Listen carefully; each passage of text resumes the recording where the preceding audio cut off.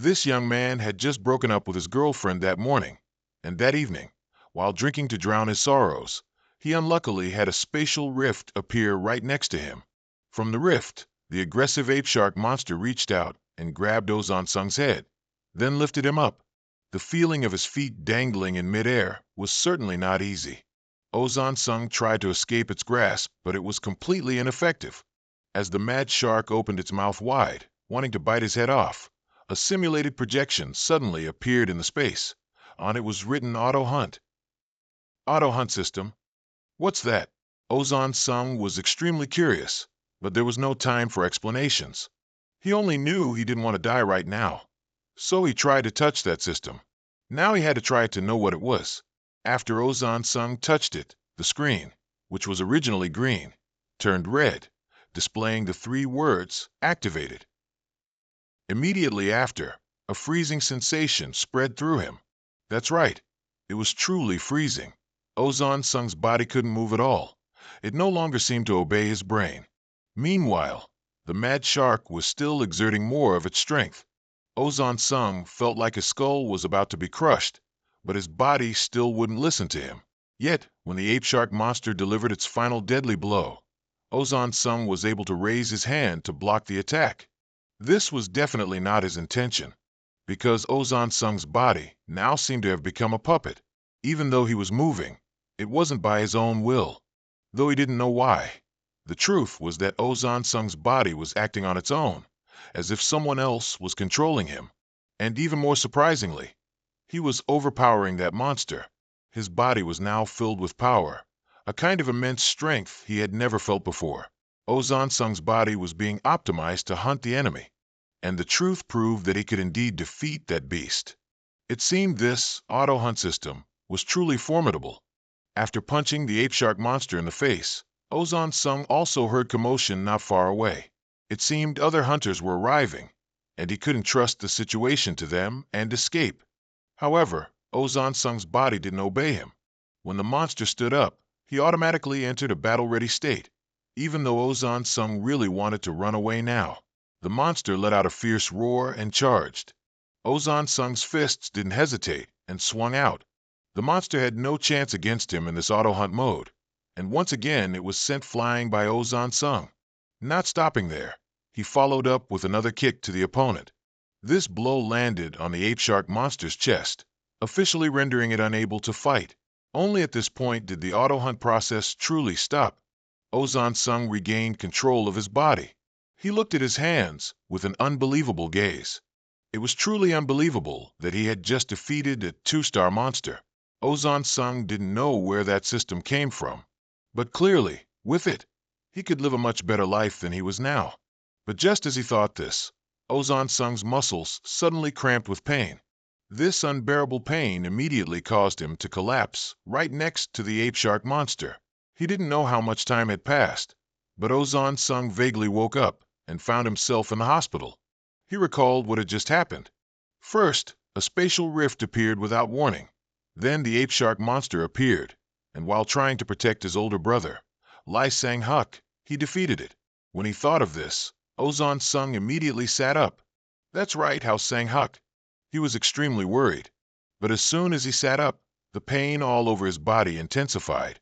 Your pain is still very severe, so it's best not to move vigorously, Mr. Ozan Sung. An unfamiliar voice rang out. Ozan Sung looked over and discovered another unfamiliar face in the room. The other party introduced herself as Chae Sin-jan, the head of Welfare Administration Department 2 of the Special Defense Bureau. Due to the unexpected crack causing damage to Ozan Sung and Lai Sang-huk, she came to convey information regarding compensation and handling, as well as receiving a reward for defeating the monster. Afterward, the other party handed Ozan Sung a business card. If it's the Special Defense Bureau, isn't it an agency related to the Hunters Association? He took the business card, then asked. That's right. It seems he knew about it when he was active in the military, didn't he? The government will be fully responsible for the damages to victims when unexpected cracks appear. Hospital fees, income loss, and renovation costs for Mr. Lai Sang-huk's store will all be covered by the government. Chae Sin-jan replied, and also handed him a stack of documents. Those were documents related to compensation. Once Ozan Sung signed them to confirm everything, he would quickly receive a sum of money. But this wasn't the most important matter at the moment. So he asked Chase and John about Lai Sang-hook's condition again. Fortunately, due to the sudden shock, he only fainted, and all test results showed nothing unusual. Only then did Ozan Sung dare to breathe a sigh of relief and begin reading the documents. The Shark-8 beast he defeated was equivalent to a 500,000 reward. Although Ozan Sung found this price a bit meager, it was the compensation based on the Hunters Association standards. In return, Chase and John said that the monster would become his property, and if he wanted, Ozan Sung could sell it on the Hunters market.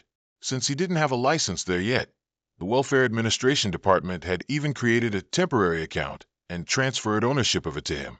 After relaying everything she had to say, Chase and John stood up, preparing to leave. Before that, Ozan Sung had one more question. How much is the corpse of that monster worth? I'm not sure, but the corpse of a normal 2-star monster isn't worth much. As you said earlier, it really is too cheap compared to the danger hunters face. That's usually true, but compared to what I've said, shouldn't you check for yourself? Chase and John just left those ambiguous words and then departed. Ozan Sung lay in the hospital bed, thinking endlessly, feeling that those words had some deeper meaning. But why should he go to the hunter's market if he wasn't a hunter? Lost in thought, Ozan Sung seemed to have forgotten something important. That was the auto-hunting system. As soon as he thought of it, the simulated image automatically appeared before him. It seemed it was still there and would always appear whenever he thought of it. And what happened earlier was not his imagination at all. It's just that now, the image was gray and didn't react even when he touched it. It seems it cannot be activated without enemies. Ozan Sung was too lazy to think much, muttering to himself that he would figure out later, then lay back down on the bed. He went online to look up the value of that monster's corpse. Chase and John had said earlier that the value of a 2-star monster was quite low, so he didn't expect much.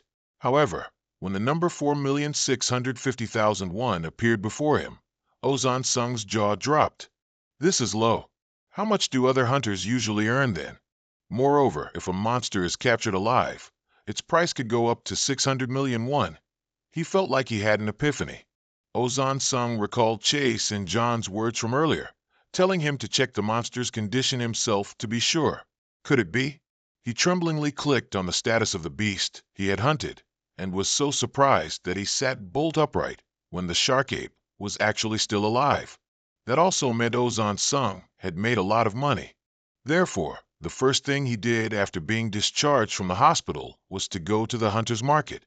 The buyer kept thanking Ozan Sung because this monster was too aggressive and very difficult to capture alive.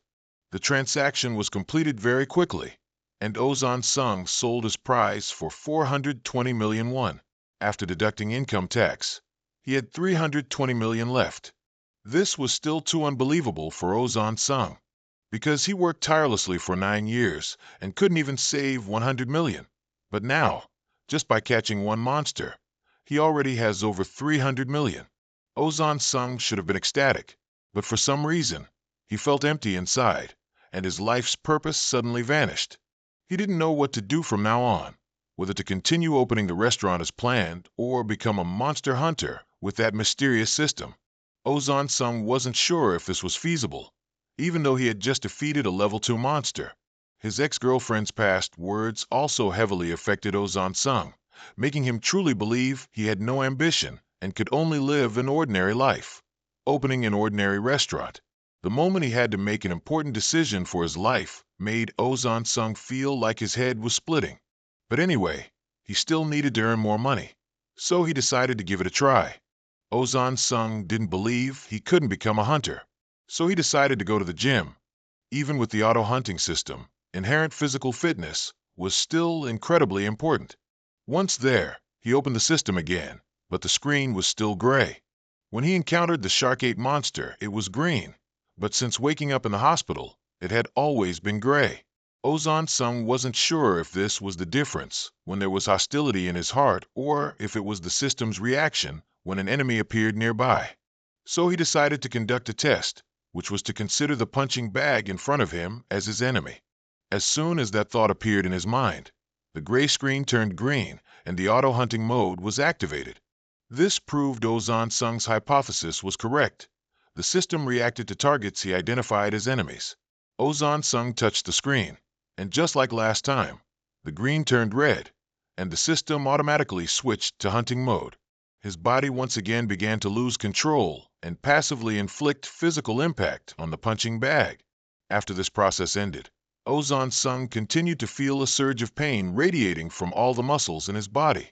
This pain was even more overwhelming than last time. It seemed this was a side effect of the auto-hunting mode. It was always ready when it sensed danger nearby, and he could activate it by pressing a button.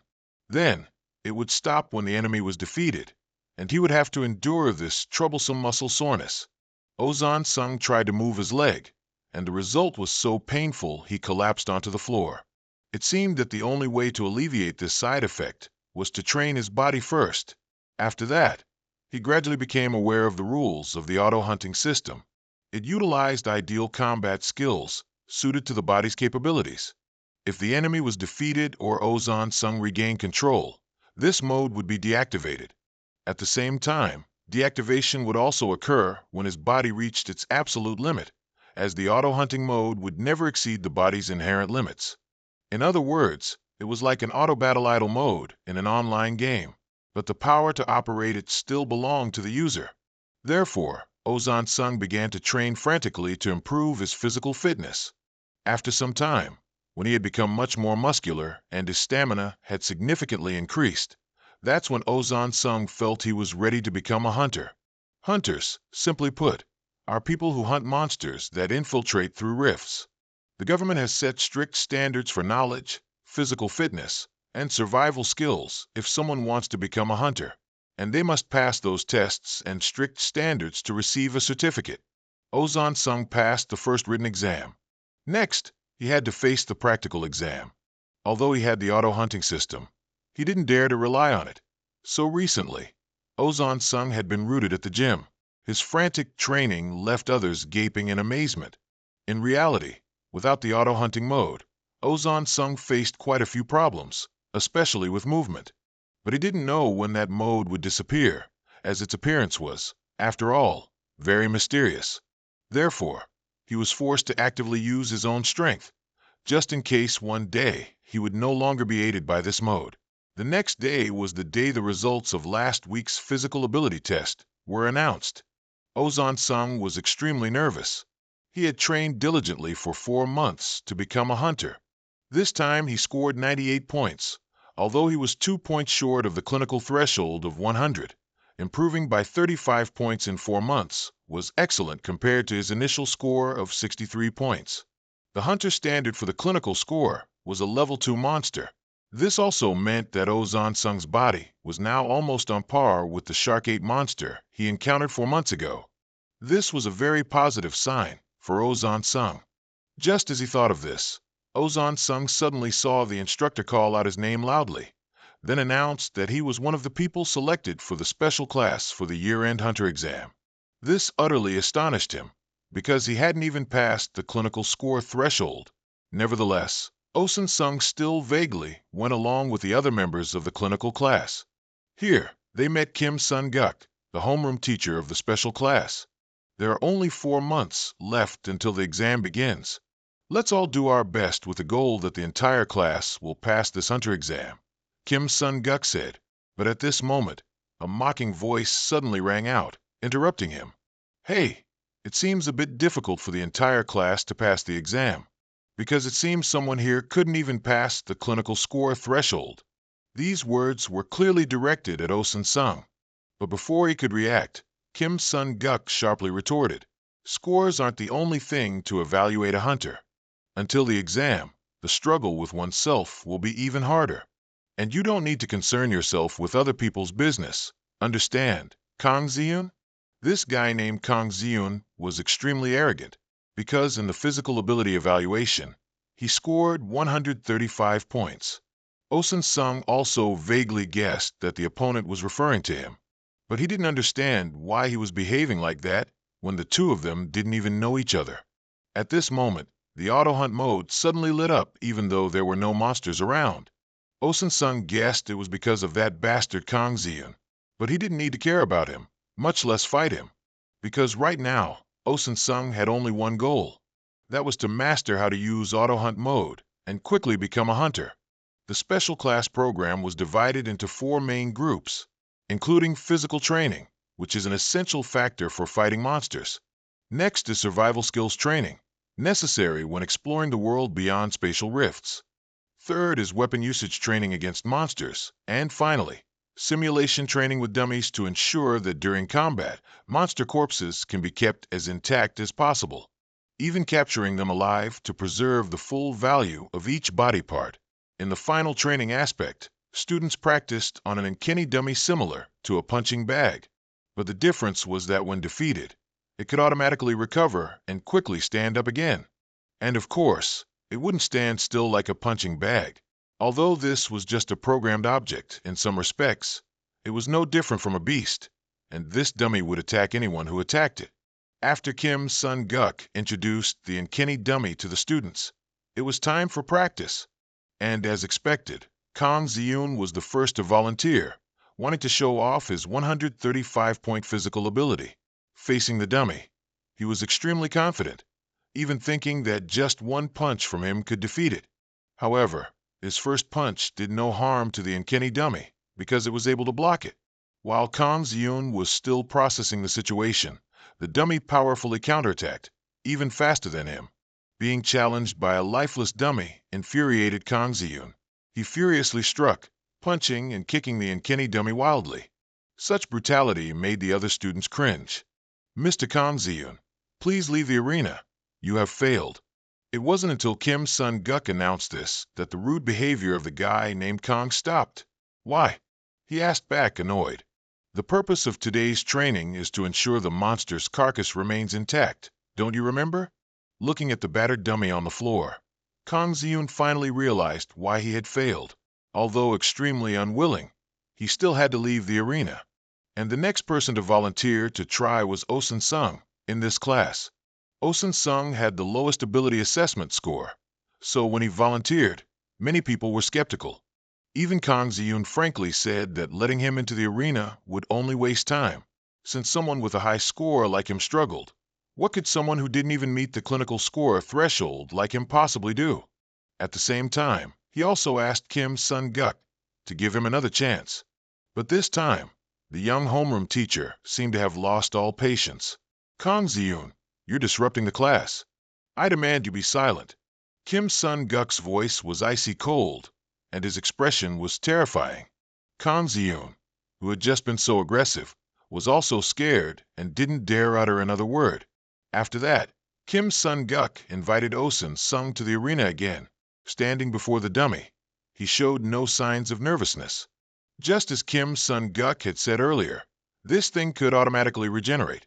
Just a few minutes ago, Kang Ziyun had almost completely destroyed it. But now, not even a trace remained. After preparing, Osun Sung followed the homeroom teacher's command and plunged into battle with the dummy. Unlike Kang Ziyun, he didn't aggressively attack first. Instead, Osun Sung waited for his prey to charge towards him. The dummy lunged like a gust of wind, then threw a clean, elegant punch. But Osun Sung subtly shifted his body to the side, both dodging the punch and simultaneously getting close to the opponent's weak point, the back of its neck. Then, he struck the back of the dummy's neck hard with his right hand. Immediately, it collapsed, completely intact. Osun Sung's series of movements was so quick and decisive that it utterly astonished the remaining students. What happened? It was defeated that easily. They started buzzing. Osun Sung looked at the dummy, lying flat on the floor, unable to hide his disappointment. He had originally intended to use it to observe how it moved, but it seemed this level was too easy and not suitable for reference. "Excellent. That's what I want to teach everyone." Kim Sun-guk clapped, praising Osun Sung, and said, "Do you all see?" He calmly found the opponent's weakness and attacked immediately. If you're lucky, you might even be able to capture a beast alive. As I said, monsters are money. If you want to become rich like other hunters, try to do as Osun Sung does. Below, Someone said that the process happened too fast for them to see clearly and asked Osun Sung to do it again. He immediately agreed, but on one condition. He wanted to increase the difficulty. Kim Sun-guk pondered. Just now, it was 1-star difficulty, so it seemed a bit too easy. But the difference between 2 stars and 1 star is very significant. He asked again if Osun Sung was sure he wanted to increase the difficulty, and the reply was a resolute answer. Yes, even if I fail, I still want to try. Excellent. If you're that determined, then you can give it a try. Saying that, Kim Sun-guk adjusted the settings. The dummy slowly got back up. Now, its difficulty was equivalent to a 2-star beast, like the Shark 8 monster from before. From months ago, when Osun Sung's body was still a pathetic mess of muscles, he could still defeat it using the auto-hunt mechanism. So this time there shouldn't be any problem. So Osun Sung activated the mode, with the aim of observing and memorizing how it fought monsters to transform it into his own active ability. This time, the dummy's attack speed was indeed significantly faster, equivalent to the Shark Ape from last time. It seems all level 2 beasts are terrifyingly strong like this. But with auto hunt mode, Osun Sung could still keep up with the opponent's attacks and counterattack with ease. This time, he still effortlessly defeated the level 2 dummy, ensuring its body remained intact. The students below, witnessing this scene, were once again left wide-mouthed in astonishment. Who is he?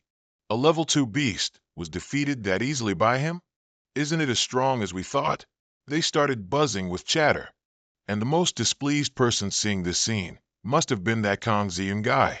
He truly couldn't accept that someone who hadn't even passed the physical ability clinical score could defeat a level 2 monster. In fact, this failure even thought Osun Sung pulled strings, and that the homeroom teacher was covering for him. On the arena floor, Kim Sun-guk was sincerely praising Osun Sung, because ever since he started working as an instructor here, this was the first time he'd seen someone defeat a level 2 dummy so easily.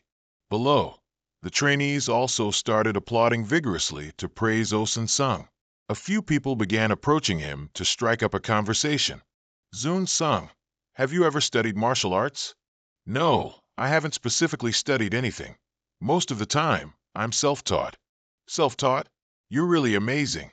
Can I call you bro?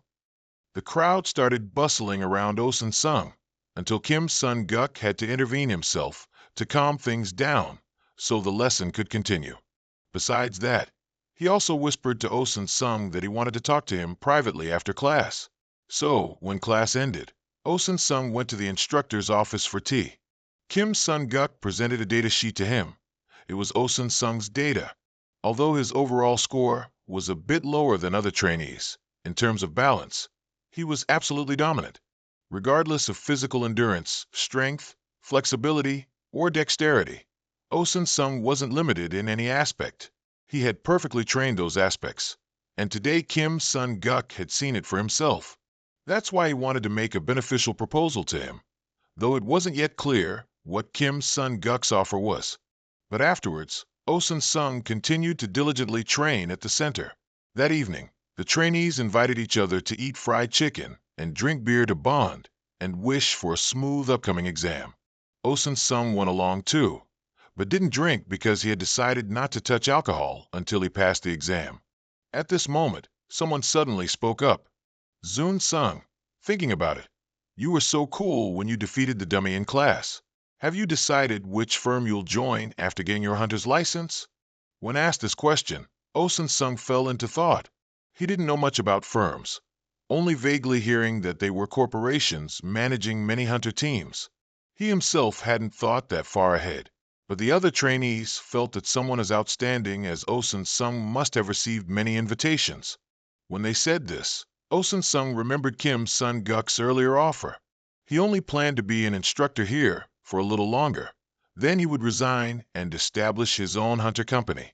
Kim Sun-guk was looking for good hunters to sign contracts with to lay the foundation for his company. But promising individuals were often already affiliated with other companies. And then Osun Sung caught Kim Sun-guk's eye. So, his proposal was that he wanted Osun Sung to join him as one of the company's first members. Osun Sung was extremely surprised, not understanding why the other person had chosen him. given that he hadn't even obtained his hunter's license, and his scores weren't particularly outstanding. Of course, scores aren't what caught my eye, Kim Sun-guk slowly explained, because if it were about scores, he should have paid attention to Kang Zeun with 135 points. However, what impressed Kim Sun-guk was the evenness of Oh Sun-sung's strength across all aspects. His body balance was utterly perfect. All his body parts were ideally trained, even comparable to members of the world team. Furthermore, he officially made the offer after seeing Oh Sun-sung's movements in class during the fight with the dummy. It was perfect movement, utilizing skills that yielded the highest power suitable for his body's limits. That's why I made this offer to you. In short, it was like love at first sight. Haha, Kim Sun-guk laughed loudly. Although it's true that Oh-sung hasn't officially become a hunter yet, and is only a potential trainee, as he still hasn't passed the final exam. But Kim Sun-guk said that as long as he accepted his offer, this issue would be resolved immediately. And the solution he was talking about was contained in a file. What's this? Oh Sun-sung looked at the file, unable to suppress his curiosity, and asked. This is the file containing the items for this final exam. Kim Sun-guk replied, and that answer left Oh-sung unable to hide his astonishment. The final hunter exam always receives a large investment from the government. Therefore, its content will be sealed until the day of the exam. It's so confidential that even the examiners don't know it beforehand. Oh-sung knew that, of course, which is why he was astonished and also curious how Kim Sun-guk had found it. But he told Oh-sung not to worry about it, just to know that the content inside the document was 100% accurate and so thorough that it even explained how he should take the exam. In short, if he read it, Oh-sung could certainly pass the final exam easily. So, Oh-sung, if you accept my proposal, you can easily become a hunter who stands above thousands of others. So, will you cooperate with me? Oh-sung's wandering thoughts were cut short here. His friend's calls pulled him back to reality. They were talking about their training methods and also wanted Oh-sung to share his. I just train with basic exercises on my own, he replied truthfully. Really? He said the same thing when he took down that dummy. So it must be true, right? As everyone was talking, with a bang, Kang Jiun slammed his beer glass onto the table, then aggressively yelled, "What the hell are you talking about? You shouldn't lie to everyone like that, Oh-sung. It seems your family is rich, and you went to study elsewhere. But when you come back here, you want to show off that you're a genius who's exceptionally talented without needing to study." Huh. Kang Jiun's attitude ruined everyone's fun. Oh-sung also knew the other person didn't like him, and with alcohol making him bolder, he didn't want to argue. So he excused himself to leave first. But as he walked past where Kang Jiun was sitting, the latter seemed to go mad, stood up, grabbed Oh-sung's collar, and forcefully pushed him against the wall. "Don't look down on me, you bastard." Kang Jiun's voice reeked of alcohol. Under the influence of alcohol, he became even more aggressive. Kang Jiun knew Oh-sung had better movement skills than him, but he was still very confident that he was stronger. Having been annoyed by Oh-sung for a long time, today, that Kang guy wanted to use this opportunity to take Oh-sung down and make him lose face in front of their friends. But he didn't expect that this foolish action of his would truly anger someone as gentle as Oh-sung had always been. "Kang Jiun, I really don't understand, and I don't want to know why you're doing this. But you're looking for trouble with me, aren't you?" As he spoke, Oh-sung grabbed Kang Jiun's wrist, then continued to threaten him. "You and I are the same age, so I somewhat understand your mentality. Therefore, before you have to face consequences you can't handle, I advise you to think again. Let go of my hand. It's true that if a tiger doesn't roar, it's mistaken for a Hello Kitty." Oh-sung's intimidating aura now was so overwhelming that Kang Jiun was so scared he not only immediately let go, but also fell backward. At this moment, Oh-sung retracted his scary demeanor, then turned back to all the other trainees with his usual gentle appearance. "Sorry for causing trouble, and thank you for inviting me." With that, he quickly left the chicken restaurant. Standing outside the restaurant, Oh-sung continued to think about the memory that had been interrupted earlier. At that time, after careful consideration, he had rejected Kim Sun-guk's offer. Of course, as he was about to leave, Kim Sun-guk still advised him to reconsider, because once he stepped through that door, he would no longer have such an easy opportunity to become a hunter. He didn't expect Oh-sung to reply with such conviction. "I never thought I could become a hunter so easily. But I've decided I will become a hunter by my own abilities, without being controlled by others." Afterward, Oh-sung decisively left. Kim Sung-guk watched his retreating figure, then smiled with satisfaction. Next, he pulled out his phone and called someone named Chang-hun, announcing that he had found a qualified person. "Who is it?" the person on the other end of the line asked. "Who is it?" "A newly hatched chick, who hasn't become a hunter yet, but I'm sure in the future, he will become the #1 hunter." Time flew by quickly, with only 1 month left until the final test. Oh-sung wanted to prepare well so he could cope with it, no matter what the exam question was. Therefore, he trained even harder to improve his weaknesses. Currently, Oh-sung's biggest weakness was his overall physical condition, especially his stamina, so he needed to focus all his efforts on it. Today, while training, Oh-sung saw something strange again on the hunting mode interface. That spot looked exactly like an item slot in a game, which is where items are stored, but currently he had no items. So why did this thing appear? The more Oh-sung thought about it, the more curious he became. Then an idea flashed through his mind. Oh-sung then brought the water bottle in his hand close to that item slot, and to his surprise, the water bottle was immediately sucked inside. "Wow, that's amazing. It can go into the slot. So how do I use it?" Oh-sung mumbled. The system read his thoughts and immediately provided an answer to this question. "Use slot 1 by blinking once while looking at it." Oh-sung secretly marveled at how smart this system was. Then he followed the instructions, looked at the slot, and blinked. As a result, in an instant, Oh-sung's throat was immediately filled with the taste of mineral water. This sudden event caught him off guard, causing him to choke. "Damn, it should have warned me first. Just putting it in someone's throat like that." Oh-sung coughed continuously and kept cursing, but he couldn't deny that this thing was pretty cool. No action was needed, just a blink, and the water flowed into his throat automatically, and the amount of water displayed in the item slot subsequently decreased. Oh-sung wanted to study this thing more closely, so he began testing it with various items. Afterward, he deduced a few rules for this thing. First, each slot can only contain one item. Second, items in the slot can be taken out. Third, items stored in the slot must be consumable. Fourth, the item can be consumed automatically. And finally, even when Oh-sung is using auto hunt mode, items can still be consumed automatically. To put it simply, it's like carrying a bag of items with you without feeling any weight or hindrance. With this feature, he could save time preparing and eating, thereby increasing his strength and the duration of auto hunt mode. Therefore, Oh-sung was extremely satisfied with this new discovery. A month quickly passed, and finally, the final test of the hunter selection competition arrived. Kim Sung-guk led the trainees to the examination venue, and Oh-sung was the last one to get off the bus. Among the group, a sharp-eyed girl noticed that his physique had significantly improved lately.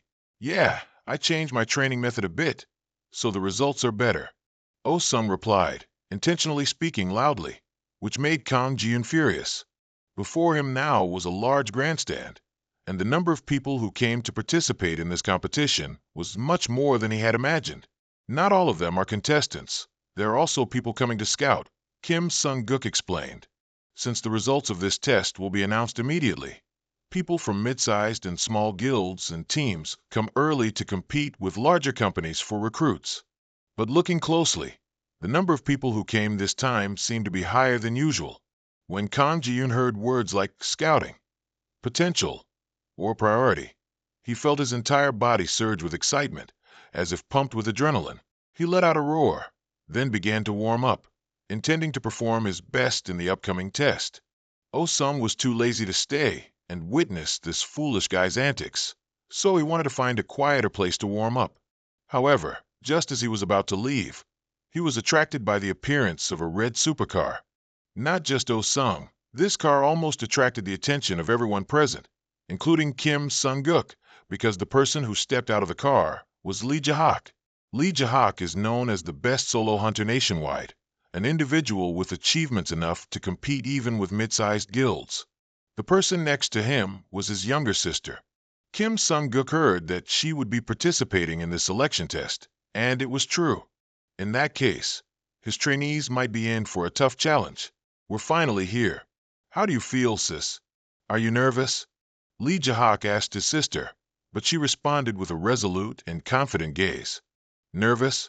No way. Just you wait and see. The results are already decided. I'll be first in this test. We don't know how talented this girl is, but when it comes to arrogance and looking down on others, she's definitely number one. In Lee Jahak's sister's eyes, all the other candidates this time were low-skilled failures. She even didn't hesitate to voice these thoughts of hers. This made Kim Sung-guk's group of trainees furious. What did you say? Low-skilled. Don't go too far. Seeing that the situation wasn't good, Lee Jahak quickly stepped in to mediate. I'm sorry, my sister's words can be a bit harsh. I apologize on her behalf. In contrast to his arrogant sister, Lee Jahak seemed to know very well how to treat others. While apologizing to everyone, he suddenly noticed Oh Sung stretching alone in the distance. And just then, Oh Sung also turned his head, and their eyes met. Lee Jahak was originally quite far from where Oh Sung was standing, but in just a moment, he disappeared, then reappeared eerily right behind Oh Sung, making the boy unable to suppress his shock. Wow, that's really amazing. Lee Jahak intently observed Oh Sung as if he was looking at a limited edition item, then marveled. What's going on? What is it? Oh Sung unconsciously stepped back 2 paces, his eyes filled with wariness. The opponent moved so fast that his eyes couldn't keep up. He was truly a formidable person. Wow, the more I look, the more amazing it gets. Lee Jahak continued to praise. Hey buddy, how did you get a physique like that? What do you mean? Oh Sung said in a wary tone. He didn't know why a top-tier solo hunter like Lee Jahak was approaching him, but his intuition told him it wasn't for anything good. Actually, I know it might be a bit strange, but could I touch your body for a bit? Lee Jahak proposed, and his proposal made everyone freeze. Lee Jahak quickly explained that he didn't mean anything bad. He was just excited to see a beautiful physique like Oh Sung's for the first time, and was curious how he trained. Though still half believing, Oh Sung eventually agreed to let the other party touch him. With Oh Sung's permission, Lee Jahak couldn't hide his excitement, then thoroughly felt Oh Sung's chest muscles, biceps, abdominal muscles, and even his calves, marveling nonstop as he did. I can't believe it. How do you balance your muscles like this? Seeing this scene, those present couldn't help but frown because no one thought that the superstar Lee Jahak would have such a bizarre hobby. After satisfying himself with Oh Sung, Lee Jahak turned back to Kim Sung-guk and asked him about the method to train his trainees to be as perfect as this. Facing that question, Kim Sung-guk paused for a few seconds. It wasn't that he didn't want to share, but in reality, he also didn't know how Oh Sung did it. Oh, I'm sorry. That must be something I can't talk about here, right? Lai Hak understood the issue, then handed Kim Sung a business card. This is my contact information. If there's a chance, instructor, please contact me. Kim Sung fumbled and stammered as he took the business card from the superstar. After that, Lai Hak turned back to Oh Sung and gave him 2 thumbs up, praising once again that his muscles were truly too perfect. He kept rambling like that until his younger sister couldn't take it anymore, and then the 2 of them pulled each other away. Instructor Kim, is his personality always like that? Oh Sung couldn't help but ask. I'm not sure either, but he's known to be quite eccentric. Let's go inside first. The competition is about to start, Kim Sung urged. As for Lai Hak, after leaving the crowd, he quickly regained his usual calm demeanor. Lee's younger sister couldn't contain her curiosity and asked why he had suddenly behaved like that earlier. Lai Hak didn't answer directly, but said, Lai, it seems you're going to have a hard time. You should be careful if you want to claim the top spot. The final competition quickly began. Contestants donned special attire and proceeded to the briefing round. The person standing on the podium explaining the competition rules was the main operator for this final test. Accordingly, the test will be conducted in the arena inside this stadium. Contestants will engage in combat with randomly selected monsters. The arena is designed with diverse environments, and the monsters are also varied. It's like a real-life hunt. Therefore, contestants will have to sign a waiver accepting responsibility for any injuries they may sustain during the test. Of course, there are medical staff waiting outside for assistance, but generally, contestants must be thoroughly prepared. Upon hearing this, many people started to break out in a cold sweat from fear. Only Ozan Sung and Lai Xian remained completely calm. Before the official test began, the operator continued to provide a few more pieces of information. Since the previous 28 tests, the success rate has been steadily increasing. However, the rifts are becoming increasingly dangerous, and casualties are rising. The organizers have collected data and found that the number of intelligent beasts has sharply increased. There have been many requests to change the exam format, but it's very difficult to simulate intelligent monsters. Therefore, the exam board decided to include the strongest and most intelligent monsters possible in the test. The arena chosen this time is a jungle, where contestants will have to hunt monsters for 72 hours without any external assistance, and the monsters are the contestants themselves. When the operator said this, the crowd below collectively gasped in astonishment. That's right, this time the contestants' task is to capture other contestants alive. What the heck? Many people couldn't help but yell. The operator seemed to have anticipated this reaction from the contestants and calmly continued to explain. That's right, as I said. Everyone will enter the arena and hunt each other. The armor you are wearing is the basic equipment for hunters and has been redesigned to suit this test. Accordingly, this armor is both a minimal protective measure and a restrictive device. It will absorb a certain amount of impact, but once it exceeds the absorbable level, the armor will automatically paralyze the wearer by electrocuting them. That is the mechanism for contestants to hunt each other. Wait, I've never heard of a test like this before, another person chimed in. That's right, this is the first time. But facing unexpected situations is also part of a hunter's skill. The operator responded casually. The contestants began to complain loudly, not thinking that the organizers would set such a difficult task this year. If so, everything they had prepared before was now useless. Ozan Sung knew that the competition was now no different from a survival battle. Contestants must hunt each other, and the last survivors will meet the criteria to pass this test. Just then, the automatic hunting mode switched to ready state. This also meant that Ozan Sung had sensed hostility from the opponent. While he was still wondering where that hostility came from, he met Lai Xian's icy gaze.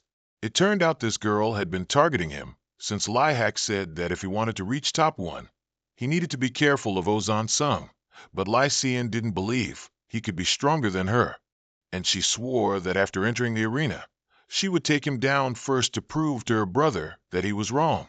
After the competition rules were announced, the contestants successively exited the prearranged tunnels and entered the arena. The anonymous armor would be activated, and contestants could no longer see each other's faces. Each contestant would correspond to 1 point, but by defeating someone, you would also receive all the points they had earned previously. Therefore, Ozan Sung decided not to attack randomly, but to target those with high scores, because only the 10 people with the highest scores within 72 hours would pass this test. After exiting the tunnel, Ozan Sung gaped in astonishment at the sight before him. The blue sky, golden sunlight, even the blowing wind, everything was incredibly real. This arena was just like a real forest. After all the contestants had entered the arena, the test officially began. Ozan Sung took a deep breath, ready to enjoy this hunt. He leaped high, then began to glide. Rushing into a fight immediately was clearly a foolish waste of energy. First, he needed to get familiar with the terrain, and then find something useful to help him maintain his stamina. While scouting the path, Ozan Sung quickly encountered another contestant. It seemed the opponent was intimidated by his incredible speed, and thus showed no intention of resisting at all. Using automatic hunting mode, Ozan Sung defeated the opponent with just 1 punch. Even he was quite surprised that defeating an opponent was so easy. It seemed he was too panicked because this was his first real combat experience. Ozan Sung secretly felt lucky that his previous real combat experience with the Shark 8 monster had helped him stabilize his mentality much better than other rookies. Plus, this armor was also much more effective than fighting barehanded. He had earned his first point. And this truly had a very positive effect on Ozan Sung's mentality for this 72-hour hunt. And of course, through the surveillance cameras, every move of the contestants could be seen from outside. Among them, a few outstanding individuals received more attention, such as Lai Hak's younger sister, Lai Xian. Not long after the match began, Lai Xian was surrounded by two other contestants. But two-on-one causing any trouble was impossible for this young monster. Lai Xian remained extremely calm, moving flexibly, striking decisively. It took only a few seconds to defeat both her opponents. Wow, is that her pure state? What a talented girl. The evaluators observing the contestants outside couldn't help but exclaim in admiration. I'm not sure. According to some rumors, she collaborated with a company to awaken her abilities. But honestly, I don't believe that. There are other rumors saying that the genius Lai Hak took 3 months off work just to coach his sister. That's why she can defeat a level 3 beast even in her pure state. That's also why everyone else didn't even bother looking at other contestants, only focusing on Lai Xian's camera. Who wouldn't want such a super rookie? Of course, there were also those who were not part of that crowd. For example, Kim Sung, because he was intently observing his number 1 seed, Ozan Sung. Besides him, another pair of eyes was also fixed on Ozan Sung's camera, Lai Hak. He's a good hunter, isn't he? He's doing exactly as he was taught. When he gains enough experience, that solid foundation will become a great asset for him. Lai Hak proactively spoke to Kim Sung. Actually, these two had known each other before, and Kim Sung was Lai Hak Sr. But earlier, they pretended not to know each other in front of the trainees because Lai Hak didn't want to make Kim Sung feel awkward. It's fine. It's been a while, hasn't it? I've heard about your coaching. After observing the camera, I can see that your sister's skills are indeed very good. Kim Sung politely responded. Lai Hak chuckled, not denying that his sister possessed innate talent, which is why he had trained her a bit. But this test won't be easy for Lai Xian, as Ozan Sung is her biggest threat. Lai Hak seemed very interested in him and kept asking about Ozan Sung, but the other person just replied, "No comment, Hak." Knowing he couldn't extract any more information from this senior, Lai Hak obediently turned back to observe his sister via the surveillance camera. But in his heart, he was eagerly awaiting Ozan Sung's performance and was curious who would take first place. Kim Sung wasn't in a hurry because the test had only just begun. To know which contestants were the strongest remaining, they would have to wait until at least the final 24 hours. Ozan Sung, I'll be watching you. Show me your talent. Kim Sung thought to himself. For those inside the arena, time stretched on endlessly. But for those observing from the outside, 72 hours flew by in a flash.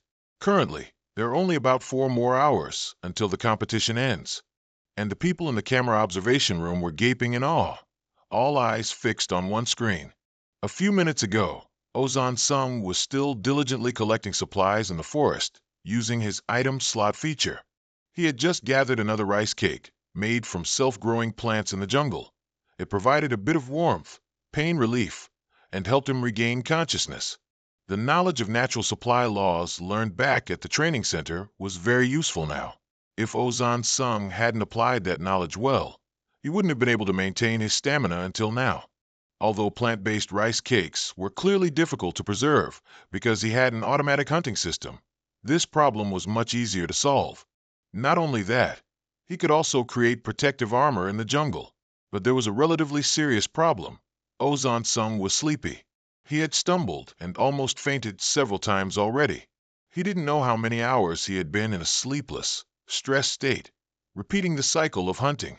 Because it never got dark in the arena, Ozan Sung had completely lost track of time. He didn't know how many hours were left until the test ended. He only knew that right now, he just wanted to go home and sleep. When sleepiness overwhelmed him once more, Ozan Sung had to bite his own lip to stay awake. He had to calm down, otherwise he would become prey for other hunters. Ozan Sung also estimated that there wasn't much time left, and he just needed to concentrate a little longer to pass the test. Just then, the automatic hunting mode was activated. Ozan Sung's mind immediately tensed up like a drawn bowstring. He was utterly startled because he hadn't been able to sense the enemy's presence at all until the automatic hunting mode turned on. This also meant that the opponent had prepared thoroughly to hunt him. Good reaction. It seems you have a bit more ability than I thought, the opponent said arrogantly. But can you block the next strike, Ozan-sung? A bunch of question marks appeared above Ozan-sung's head at this moment. He didn't know who this person was, or why they knew his name, only vaguely guessing that it was the person who had switched the automatic hunting mode to ready in the training room. Although he didn't know the opponent's identity, he could feel their strong competitive spirit and also guessed that the opponent seemed very annoyed with him. If that was the case, Ozan-sung wasn't afraid to fight to the end. He raised his hand, wiggling his fingers a few times to provoke his opponent. This infuriated Lai Xian on the other side. "Don't be insolent!" she yelled loudly as she fiercely swung her weapon. Undeniably, both this girl's speed and her attacking technique were close to perfection. It seemed Lai Hak had trained his sister very well. Ojin-sung could only continuously dodge and parry. It seemed the opponent's skill level was completely above his, so even before the automatic hunting mode could help him counterattack, the opponent could continue their assault. "It looks like you only have this one parrying move, don't you? Fine, then I'll speed up. Let's see how much you can block." His armor covered Ojin-sung's now pale face. This is already so fast. Can she really go even faster? Then this isn't good. The battle between the two of them was incredibly intense. That's why the supervisors outside were glued to their screens. All of them were utterly astonished. Only Lai Hak and Kim Sun-Ji-UC, as the parents of these two contestants, were the calmest of all. But in reality, the two of them were also holding their breath, waiting for the outcome of this life-or-death battle. Run-sung braced his hands on his thighs, panting. Across from him, Unseen, holding her sword, curled her lips into a smile and said, "You're quite resilient, to the point of being tiresome. But now it seems like it's over. Don't struggle anymore. Let's just finish it gently." Run-sung didn't answer. He was silently thinking. This was the third hour since the one-on-one confrontation began between the two best, Run-sung and Unseen, with 1 hour remaining before the hunter competition ended. Run-sung narrowed his eyes at the person in front of him, secretly sighing to himself. Terrifying power and speed. Fully armored with good stamina, there was no weakness to exploit. It seemed he wanted to try something, but his body couldn't continue, so he could only block attacks. While Run-sung was thinking, Unseen suddenly spoke up. "All right, I have to admit, Hak was right. I actually didn't know you could be this good. You have the potential to be a leader. That is, if you hadn't met me." As soon as she finished speaking, she raised her sword again, her eyes fixed on Run-sung with determination.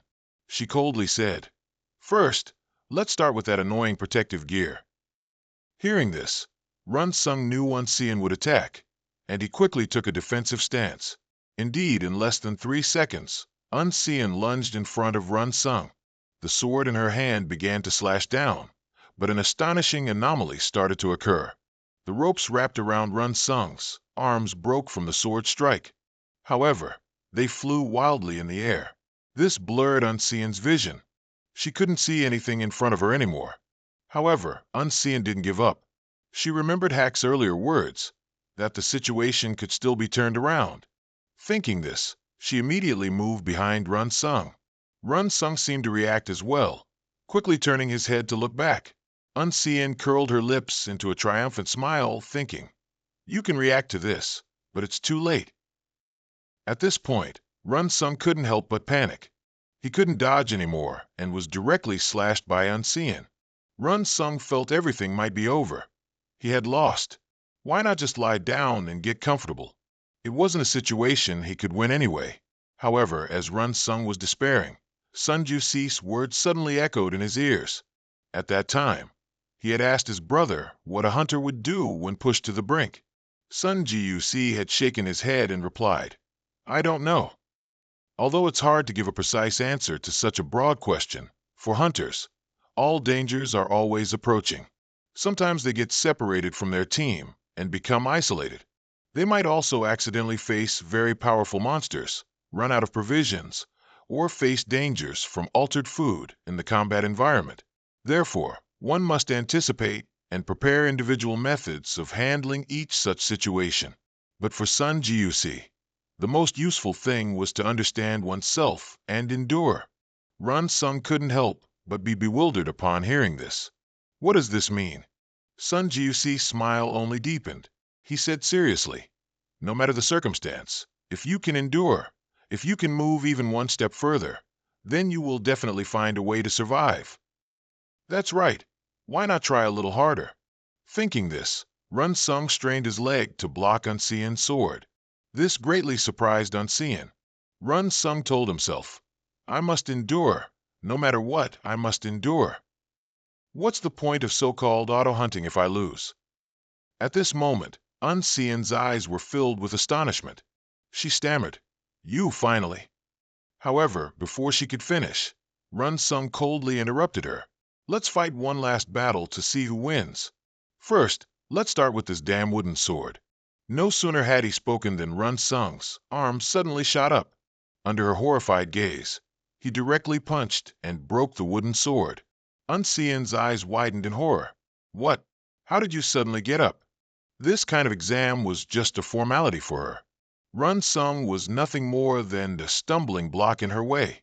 Unseen is Lee Hack's younger sister, after all. Does Run Sung think he can get past her here? Thinking this, Unseen immediately shouted, Do you think you can walk out of here unharmed? But as soon as she finished speaking, Unseen's legs suddenly trembled. She couldn't help but panic. What's wrong with the strength in my legs? Is this all the stamina she has? While Unseen was in a daze, Run Sung charged forward. He grabbed her hand tightly. He snorted coldly and said, Let's end this. Then he swung his fist. Unseen felt like she was done for. She couldn't block this blow. At the same time, Hack, who was outside, couldn't help but sigh at this scene. The others were a bit confused. No one expected the situation to change so quickly. Sun Jiuxi, on the other hand, was not, because he clearly knew Run Sung's skills. At the same time, inside the competition, Unseen was sent flying by Run Sung. Run Sung, at this moment, was also very confused. He wondered, if things ended like this, could she still endure it? Conversely, Unseen was also very surprised. Run Sung hadn't been electrocuted yet, and she couldn't hurt him enough to make him fail. Even though he had lost all his strength, his willpower was extraordinary. It had to end. Just then, an announcement suddenly sounded. 72 hours have concluded. The match is over. Run Sung was startled upon hearing it. Unseen, meanwhile, let out a sigh of relief. Good thing I haven't lost too disgracefully. Because the match had ended, all participants stopped all actions. They then moved out according to the instructions. Run Sung looked up at the sky and couldn't help but sigh. He missed it again. Thinking this, Run Sung released Unseen's hand. Then he ran off. In this competition, it was no surprise that Run Sung and Unseen achieved the highest scores. Outside, everyone heard the announcement and began to talk. A man exclaimed in disbelief, Wait, so Ojin Sung got the highest score? Another person shook their head and countered, No, that will be decided by the accumulated scores that are about to be announced, as it includes survival points and hunting points too. The other person nodded slightly and replied, Then if the accumulated score is overwhelming, Lion Cian still has a chance to be first. Just then, an announcement sounded. We will now announce the final scores of the participants. Immediately after, the scoreboard appeared before everyone. The one in first place was Run Sung. Seeing this name, everyone started murmuring. How can someone with no prior information suddenly appear and take first place in the exam? Even Unseen was defeated. No one understood where participant Ojin Sung came from. In another part, at the contestants' lounge, the quiet room was suddenly broken by someone pushing the door open and rushing in. They relentlessly rushed forward, continuously praising Run Sung. However, because they were jostling, some people started to get annoyed. Thus, shouts of cursing erupted, leaving the participants in the room somewhat speechless. Even more exaggerated, they started fighting, making more noise than a market in the afternoon with just a few fish stalls. Just then, someone hesitantly walked over. He spoke awkwardly. The person you're looking for, Ojin Sung, isn't here. As soon as these words were uttered, The atmosphere immediately fell silent. A moment later, someone angrily gritted their teeth. What? If one person spoke, there would certainly be a second. They began to question, one after another, who had gotten ahead of them. Which team lacked manners? If it's now, he couldn't have gone far. Chase him immediately. They absolutely had to catch Run Sung. They couldn't lose this opportunity to make a living. After everyone left, the lounge became quiet again. A participant couldn't help but sigh. As soon as he got first place, he already has so many followers, huh? Everyone then started chatting, not noticing Unseen's face, which was as black as a pot, behind them. She remembered her earlier disparaging remarks towards Run Sung. The more she thought about it, the uglier her expression became. At the same time, inside the restroom, one stall remained closed. That was because Run Sung had fallen asleep inside. He slept like a log, no matter how noisy it was outside. He didn't wake up.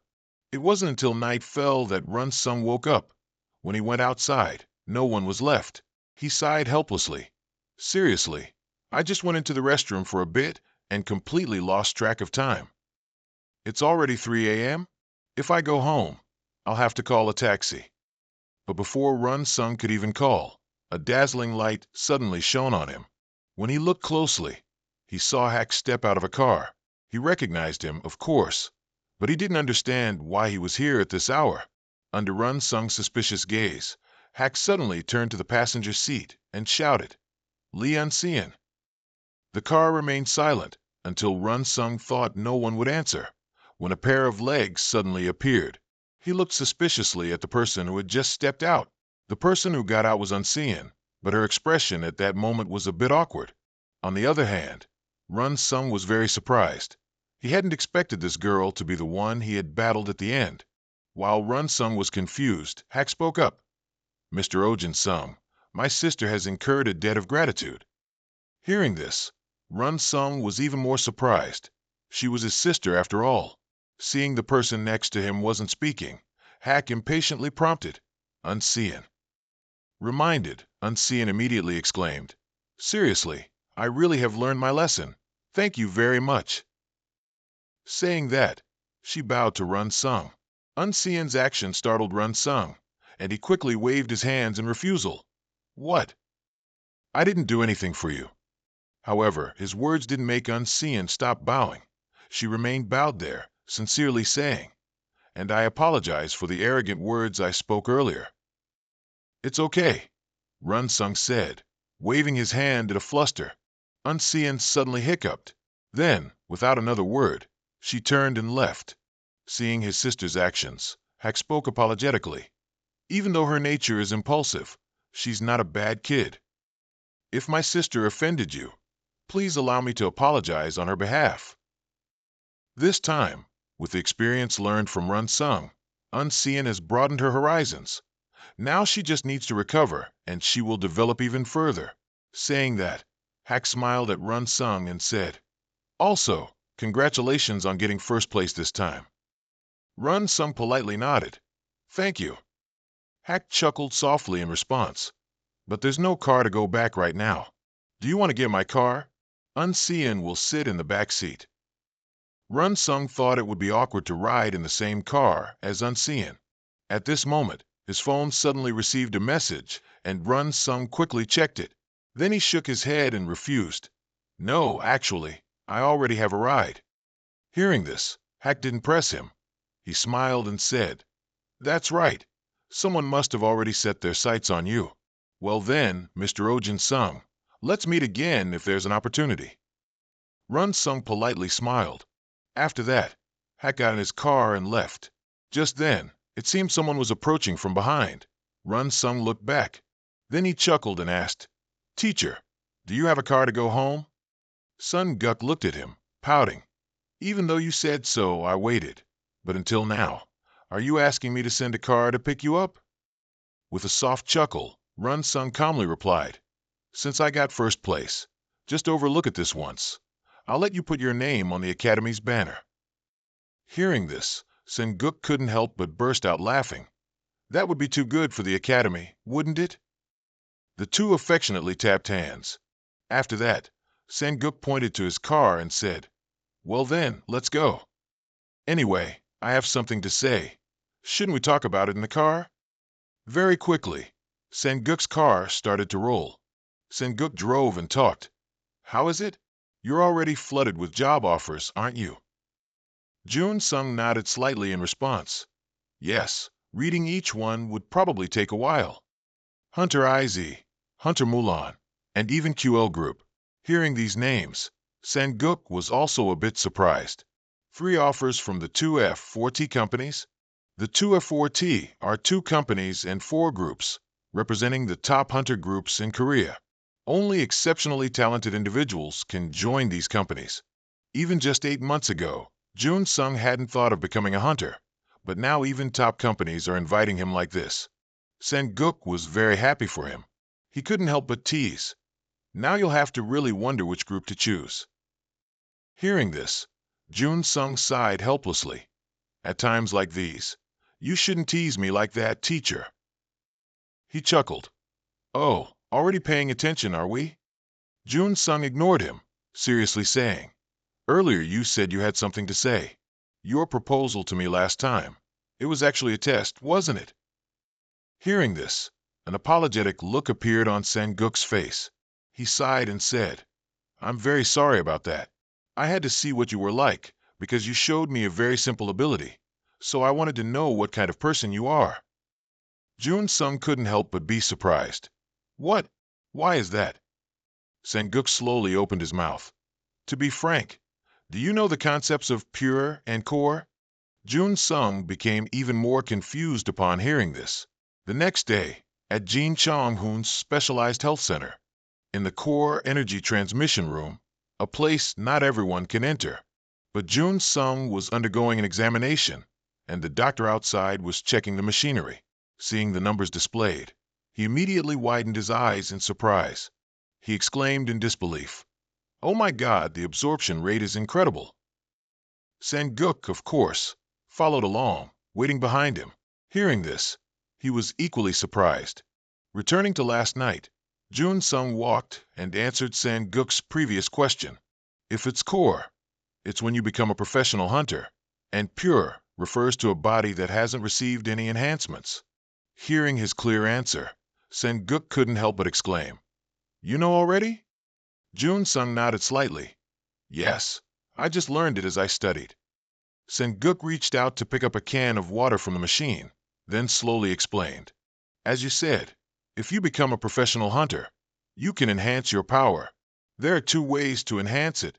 Saying that, he handed the can of water to Jun Sung, then continued to explain. The first way is to find the missing materials for enhancement, pay for it. That's the popular method of infusing core energy into the body. The second way is for a hunter who already possesses core energy to transfer energy, similar to how martial arts masters in wuxia transfer internal energy to another hunter. To enhance power, the selection criteria will probably have common points, which are related to enhancement surgery. The first common enhancement method requires a lot of materials and is very expensive. That amount of money is very difficult for new hunters to obtain, up to 150 million won. So usually, instead of receiving proposals and choosing enhancements, they sign contracts with groups for a few years. Jun Sung frowned upon hearing this and asked, But that's unavoidable, isn't it? He nodded calmly. Sanguk casually replied, That's right. But isn't there another way? Jun Sung asked skeptically but before he could finish speaking, Sanguk sighed and said, It's been exactly 13 years since then. At that time, I was like you, ranked first in the hunter exam. Of course, he also experienced fame, holding his position for 9 years, but then in an instant, everything shattered. During a monster hunt, Sanguk was careless, like an idiot. He got poisoned. Because the treatment was delayed, apart from his core and energy, Sanguk's body was completely ruined. Although he resumed activity a year later, he failed to return to work. He had used up all the materials, but the engine was broken. Even though Sanguk tried to grit his teeth and endure, he couldn't, and he ended up retiring like that. Fortunately, Sanguk had earned quite a lot of money, so even though he didn't face any difficulties in daily life, he still wanted to do something, especially guide those aspiring to become hunters. Jun Sung asked him what it was like. He slowly explained, I don't know. Maybe it's because those are what's left. The battles I couldn't participate in, the position I couldn't wait for. He had once wanted to find someone who could do it in his place. And at this moment, Sang-guk thought he had found the person to whom he could transfer his core. Jun Sung cried out in confusion upon hearing this. Teacher, wait a minute. But without waiting for him to finish, Sang-guk interrupted. Oh, Jun Sung, can you take my core? Take the dream I couldn't fulfill? Sang-guk was deep in thought, the doctor's voice constantly ringing in his ears. A moment later, he suddenly came to. He said apologetically, sorry. I was just thinking about something else. Is the core transfer already done? He nodded plainly. The doctor replied casually, It's almost done. But where exactly did you find him? Take a look for yourself. Sang-guk heard this and walked over suspiciously. What's wrong? The doctor hurriedly explained. The absorption rate is around 64%. This is an absurd rate. Core transfers are usually only around 60%. Perhaps it already flowed into him and was optimized. This is the second transfer. The doctor bypassed the standard procedure and directly transferred concentrated core energy. Hearing this, Sang-guk immediately exclaimed in confusion. What? Why is this happening? The doctor said apologetically, I'm sorry. Even though you clearly stated Oh Jun Sung is the best hunter, I doubted it. And I thought it wouldn't be easy to transfer core energy to just anyone. Because he knew how much effort Sang-guk put into accumulating it, he decided to test it. If the initial transfer is done without going through a human body, the absorption rate is only 20%. The lower the initial absorption rate, the more useless it is. So the doctor intended to use a low rate to convince Sang-guk otherwise, but an absorption rate of 64% made him very doubtful. Sang-guk was astonished to hear this. So, is Jun Sung now in a state of having undergone 2 initial transfers? Judging by Jun Sung's expression, his vital energy still seemed safe. Just then, the doctor suddenly exclaimed, The second absorption rate is here. Oh my goodness, it's 100%. Sang-guk was delighted to see this, and he quickly asked, Jun Sung, how do you feel? Do you feel any pain or anything strange? Jun Sung shook his head and replied, It's not particularly strange, but I feel a bit restless. The doctor heard this and explained, Once that feeling completely disappears, you'll move on to the next step. Your absorption rate is extremely high, so there's no need to rush. Just calmly transition to the next stage. Sang-guk also nodded in agreement. Jun Sung, don't feel burdened even now. Jun Sung gently shook his head and replied, No, teacher, you've already helped me improve my physique and transferred energy to me. That's too kind. Receiving it for free like this is already a debt of gratitude. Hearing these words from him, Sang-guk could only force a smile. Then he advised, I understand. Even if it's still insufficient, I will try my best to turn you into a skilled hunter. Although it was unexpected, he could only rely on Jun Sung. Jun Sung nodded with a smile and replied, Yes, teacher, I'll be counting on you in the future too. Just then, the ground suddenly shook, startling all 3 of them. A red alert instantly blared throughout the city. It was a crack accident warning. A moment later, on the bus heading to deal with the crack, Jun Sung also participated in this incident.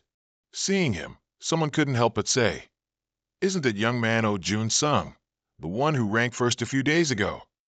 But one thing that surprised them was that he didn't have any team badge. Was he just an apprentice who couldn't join a team, only allowed to be a reserve? Some also speculated that Jun Sung wasn't merely an apprentice. Hearing this, the middle-aged man couldn't help but sneer. Even if he ranked first and is full of pride, that's all he is. If that's true, then later, as a senior, I'll have to give him some advice. Jun Sung heard their entire conversation, but he didn't care much. He was listening to the announcement about the crack accident. This time, the monsters are colony gray ants, acting under the command of the queen ant. Jun Sung fell silent after hearing this. In the control center, Information about the monsters escaping from the crack area had been sent, and there were still a few hours before. At the hospital, after Jun Sung left the examination room, Sang-guk went to ask, "How's your condition?" He shook his head and replied, "I'm not sure. I still feel a bit restless somehow."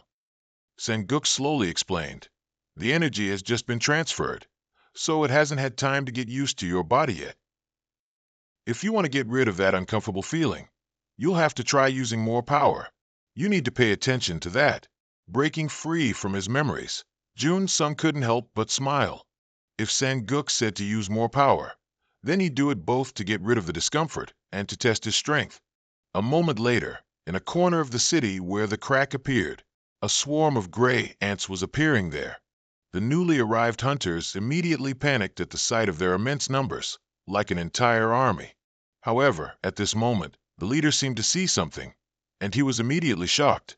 Everyone had entered a state of readiness for battle, but Jun Sung was still standing there doing nothing. The leader immediately yelled in dissatisfaction, "Hey, oh Jun Sung, gear up. You just passed the exam a few days ago. Are you still clueless?" He questioned if he had received his yet, and if he knew how to activate it if he had. Jun Sung stood there bewildered, only replying after a long time, "I haven't tried using it yet." These words made the man even more annoyed. He loudly criticized, "I knew it. If you can't do it, don't stand here being arrogant. Do you not even know how to use a weapon?" Hearing these words, Jun Sung was bewildered. After a long time, he finally reacted, "Is that so? Perhaps I was mistaken." The man snorted coldly again. "An intern who doesn't even have a team shouldn't be careless. If you step out, it'll be a big problem. Just stand there and watch us today." However, before he could finish speaking, Jun Sung interrupted, "Perhaps I don't even need a weapon." These words startled the leader. He asked back in disbelief, "What? What are you doing?" Jun Sung paid him no mind, slowly lowered his center of gravity, placed both hands on the ground, and got into a sprinting stance. San automatically reminded him that facing those ants wouldn't require a weapon. Thinking this, he immediately charged forward. Jun Sung's speed was so fast it was invisible to the naked eye. He rushed into the swarm of gray ants in front of him. Seeing this scene, the hunters behind immediately panicked, thinking he had gone mad. But Jun Sung didn't care. He was now beginning to attack the gray ants. Seeing him, they also raised their pincers and lunged at him. Jun Sung subtly dodged, avoiding the gray ant's attack.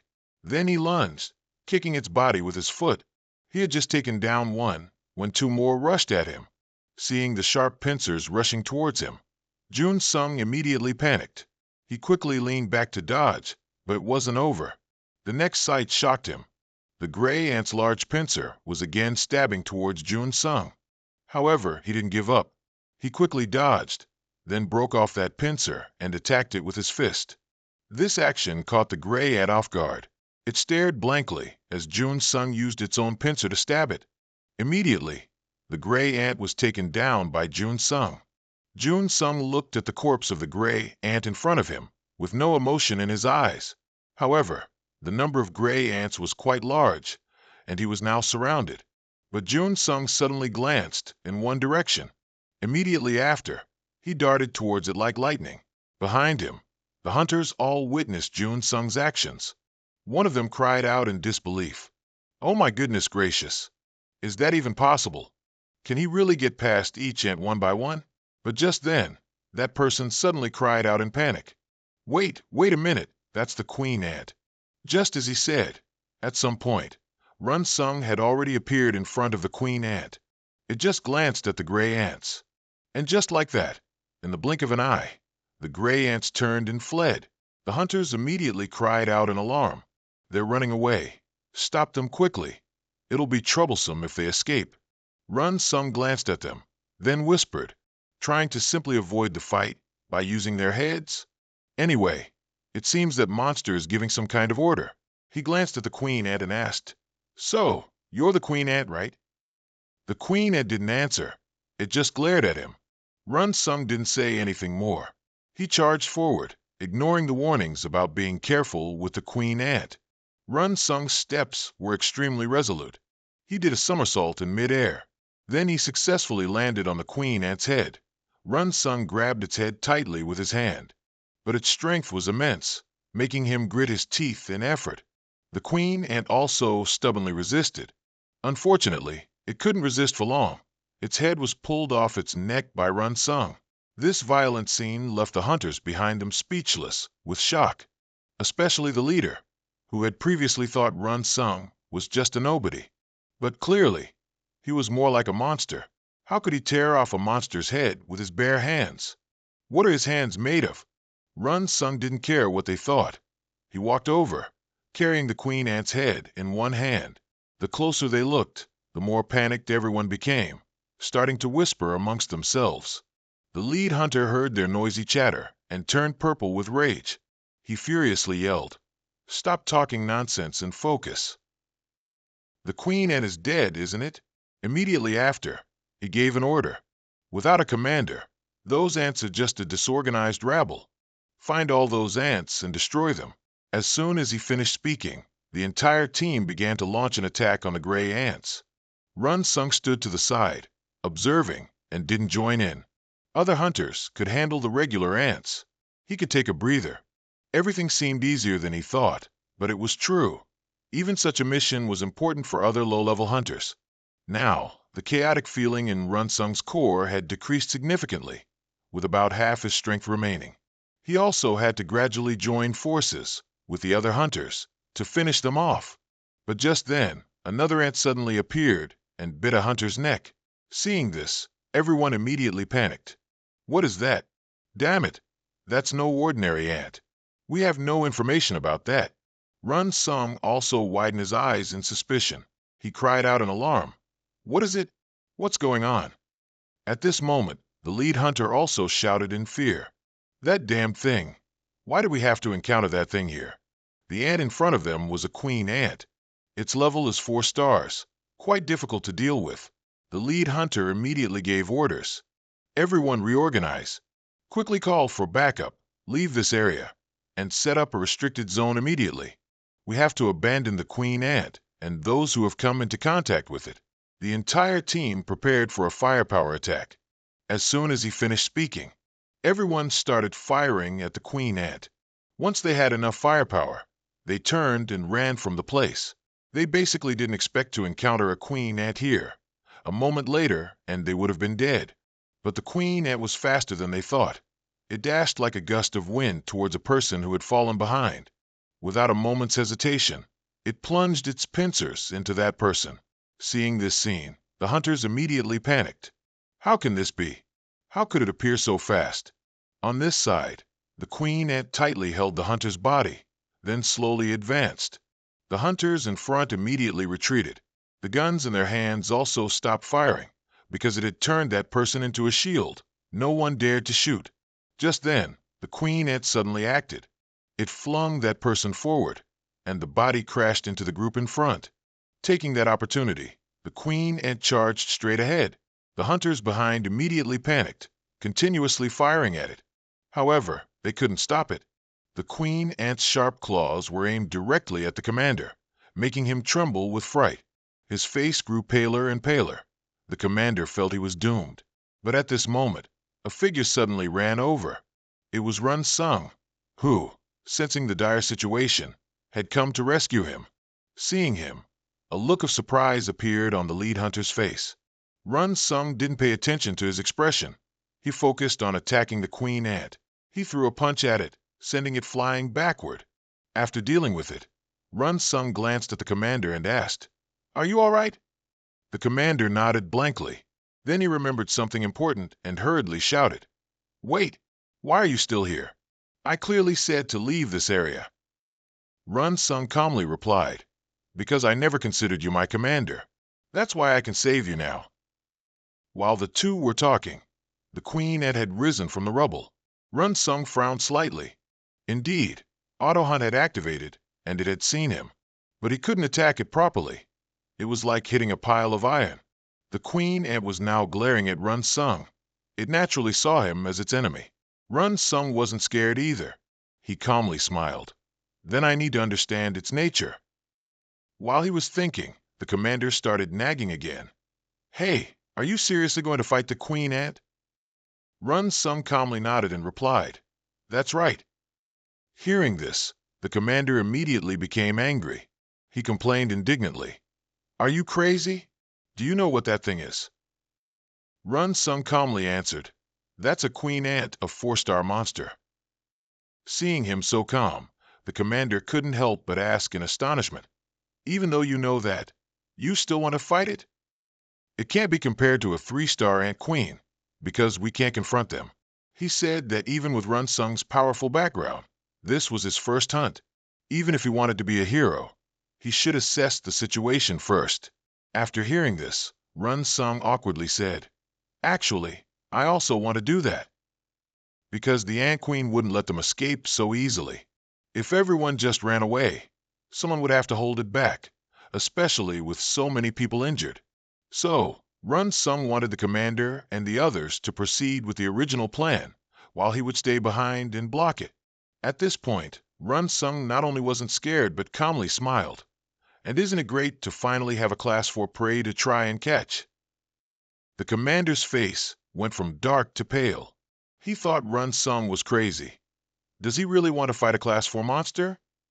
It's obvious everyone needs to buy time, but choosing a class 4 prey, isn't that crazy? Thinking this, the commander couldn't help but bite his lip. There's no other option anyway. Do as you wish. Let the devil fight the devil.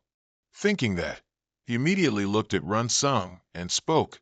Then you hold off the monster, and we'll call for reinforcements. Run Sung didn't reply after hearing that, just calmly nodded. Immediately after, the commander turned to look at the others and ordered, Everyone leave the scene. Divers, take care of the injured.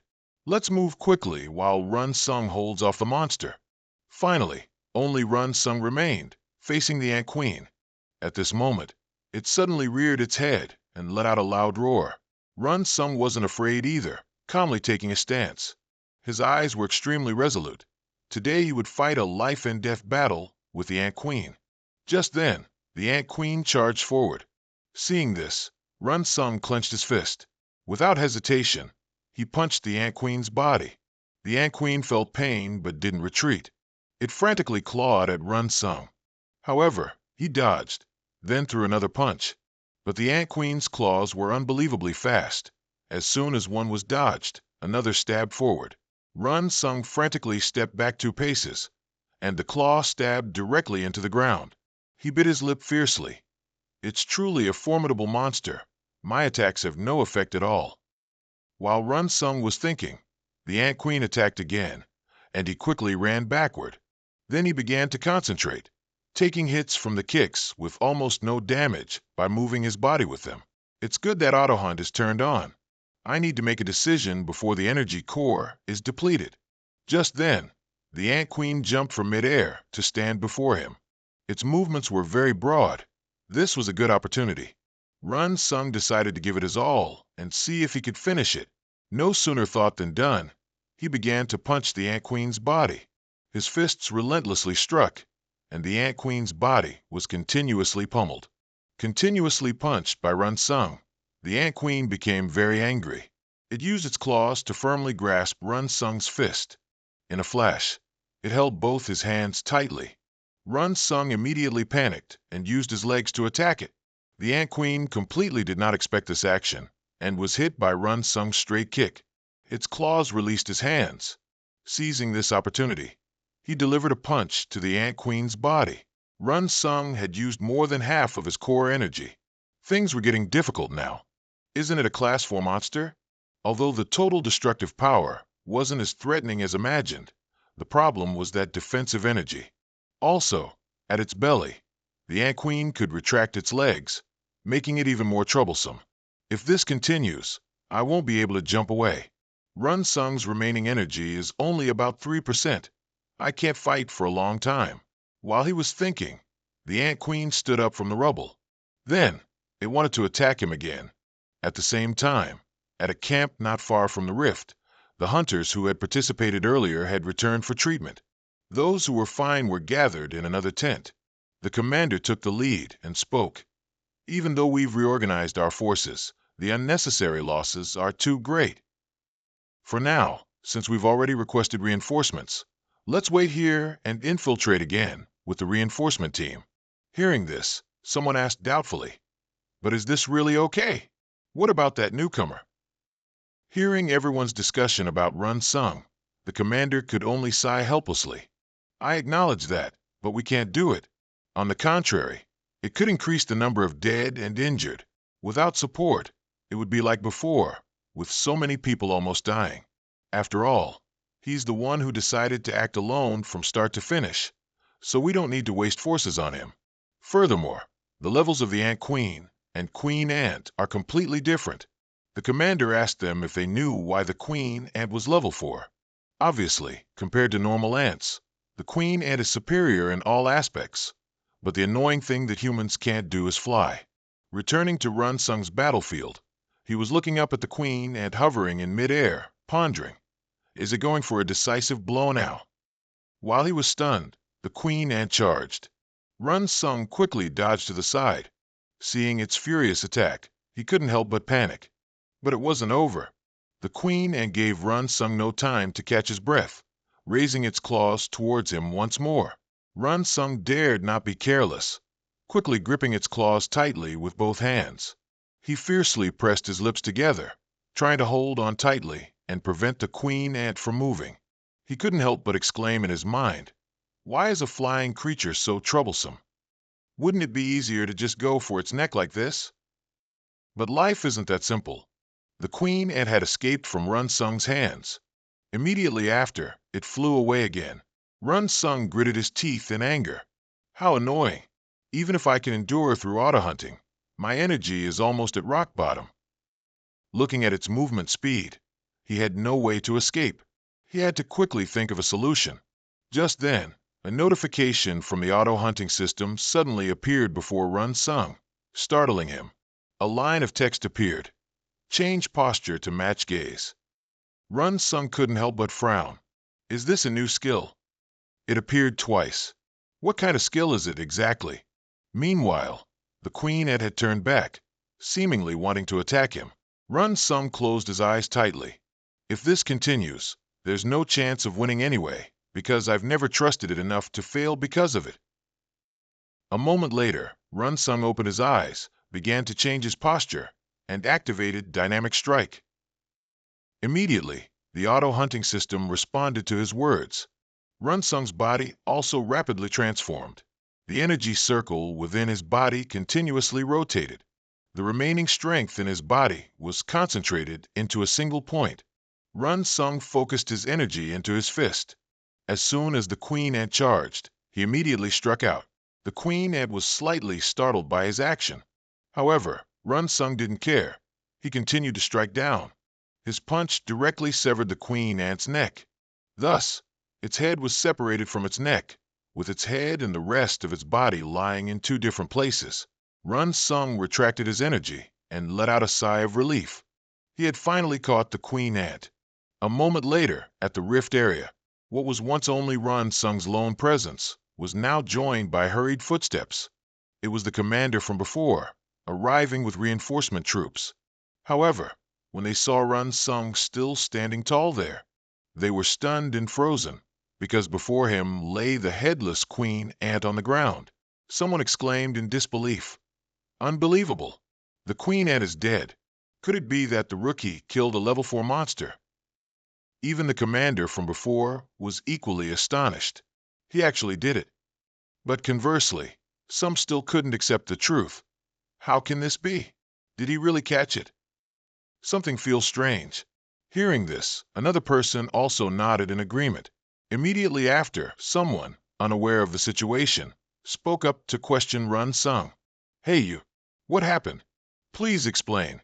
Upon hearing this, the commander's face immediately turned pale. "What's this? Why did the atmosphere suddenly shift like this? Is it because they didn't witness the rookie's power with their own eyes?" Thinking this, he hurriedly ran over to reassure Run Sung. "Hey, you first, be honest." But before he could finish his sentence, another voice cut in from behind. "That's right. The one who hunted the Queen Ant is Run Sung. If it's that hard to believe, You can request to see the camera footage. Hearing the voice, everyone immediately turned to look. What's this? Who are you guys? But as soon as they finished speaking, they saw the emblem on the uniforms of that group of people. They immediately cried out in surprise. Could it be that you are the QL group? Hearing that name, Run Sung also reflexively turned his head. A few days later, at Cian Hunter Academy, Run Sung returned and came here to train. He was trying to lift weights to improve his stamina. After a while of training, he finally put the weights down. Senguk saw it and immediately went over to speak. The pulse is so faint, and you're draining its energy like that?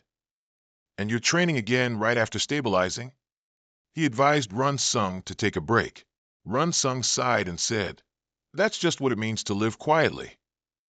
The energy used when fighting the queen ant. It's called ashiform, an impulse used for momentary amplification. It's a level far beyond Run Sung's current ability, a technique that can only be used when the veins of the world are exhausted. So, I must train it, hone it many times, and expand the range of my automatic hunting ability. The potential of automatic hunting is limitless. To develop it, I can only rely on my own efforts. While Run Sung was deep in thought, Senguk spoke up seriously. All right, you manage your composure very well. Now, I need to talk about your achievements from your first hunt. Saying this, he began to pull out documents for him to see. Run Sung stood there looking at him, feeling a surge of emotion. Senguk not only gave him this ability, but also acted as his manager. With someone like him, should he talk about the capabilities of automatic hunting? After a moment of hesitation, Run Sung finally spoke. Mr. Senguk, I have something to tell you, actually. But before he could finish, Senguk interrupted. How were you able to fight like that? Run Sung flinched in surprise upon hearing this. Seeing his expression, Senguk couldn't help but smile. I'm not sure if that needs to be said right now. Run Sung looked at him blankly, opening his mouth in confusion. I don't understand what you mean. He calmly replied. There could be many reasons. A hidden past, a secret technique, or perhaps a genius rarely seen in this world. But those aren't the reasons Senguk chose Run Sung. Ability and talent are greatly influenced by what's called luck. He was once such a person. That's why he knows what's important here. As he spoke, Senguk pointed at Run Sung's chest. He smiled genuinely and continued. If there's nothing in here, then no matter how much luck you have, you'll end up at the bottom. Hearing these words, Run Sung was a little stunned. Then he smiled and said, I might not be like you, Mr. Senguk. Shrugging indifferently, Senguk pouted and said, Is that so? Well, then I'm at a loss. I chose you, so I have to take responsibility. When there's enough trust between Run Sung and him, he'll personally ask him. Of course, he also has the right to refuse to say. Run Sung smiled at this, nodded slightly, and replied, Yes, I understand. Immediately after, Senguk took out the documents. He read aloud clearly. So, let's calculate this time. The total number of monsters captured is 67. None were captured alive. There are 65 Grade 2 monsters, 1 Grade 3 monster, 1 Grade 4 monster. The total bounty is 53,550,000 won. Specifically, 1 Grade 2 monster is 550,000 won, 1 Grade 3 monster is 4,100,000 won, and 1 Grade 4 monster is 13,700,000 won. Pollen powder was collected from 66 soldier ants and queen ants, along with 1,400 kilograms of outer shells, all of which have been listed for auction on the hunter's market. At this point, Senguk handed Run Sung a piece of paper and said, You have to look at this. Run Sung confusedly took it, not knowing what it was. Senguk slowly explained, This hasn't been ordered yet. If you want it, I'll just sell it. If you like it, I'll do exactly as it's written. What do you think? Run Sung looked at the paper in his hand, silent for a long moment. Finally, he spoke. Please make it for me. Senguk seemed to have anticipated this. He calmly smiled and replied, I knew you'd say that. Oh, your appointment time is approaching, right? Your meeting today. Run Sung nodded indifferently and replied in a low voice, Yes, It's the time mentioned by the people I met on the day the Queen Ant was captured. Just then, Sang-guk's phone in his pocket suddenly rang. He quickly reached out to answer. Trang-hun, what's wrong? The other side quickly replied, making Sang-guk's expression somewhat grim. He hurriedly told Run-sung, "This seems quite urgent." Trang-hun said that person has come directly to the hospital. It's the representative of QL Group, Ian Kang-cheon. 12 years ago, in the southernmost part of the territory, a fearsome grade 6 monster named Kakadon appeared there. It was a threat to the entire country, but only one hunter formed a raid team from a group of hunters and then miraculously defeated it. He's ranked 2nd in Asia and 5th in the world. He received the highest level platinum certification for that achievement and now works at a top company in Korea. He is the CEO of QL Group and also the head of the Combat Enforcement Department. That person is Ian Kang-cheon, and he's currently at the hospital where Run-sung just finished his procedure. Trang-hun looked at the person sitting opposite him, sweating coldly in fear. Kang-cheon sat in the center, silently observing Run-sung. A moment later, he smiled. He slowly opened his mouth. Indeed, even more than expected. It's a pleasure to meet you. I'm Ian Kang-cheon. Hearing him speak, Run-sung politely greeted him. It's a pleasure to meet you. I'm Run-sung. Kang-cheon nodded slightly and said, Good, then let's chat for a bit. However, Run-sung refused without hesitation. No, before that, it would be better to change places. Hearing these words, Kang-cheon's eyes slightly widened as he intently looked at Run-sung. He slowly explained, If we talk while sitting here, it might affect the director's work. Trang-hun waved his hand upon hearing this, but before he could speak, Kang-cheon had already started. Is that so? I was short-sighted. My apologies, sir. Saying that, he stood up from his chair and sincerely said, You are the one who helped Mr. Run-sung here. I almost offended you. Run-sung also stood up and said, He's just my attending physician. The two of them, ignoring Trang-hun, walked straight towards the door, conversing as they went, leaving Trang-hun standing there dumbfounded. After a long moment, he let out a sigh of relief. Finally, I'm alive. At the same time, inside the hospital elevator, Kang-cheon slowly began. If you don't mind, can we discuss now? Because I don't like to waste time. Run-sung calmly nodded and replied, It's fine, go ahead. With your approval, Kang-cheon's face relaxed. Immediately after, he glanced at Run-sung and suggested, If that's the case, then you should join QL Group. Run-sung was astonished upon hearing this. He asked in confusion, An apprentice like me at QL? He nodded calmly. Kang-cheon calmly replied, The people who saw you hunt are those whose judgment I trust deeply. And now that he has met Run-sung, he is certain that he can become a capable hunter like him within the next 10 years.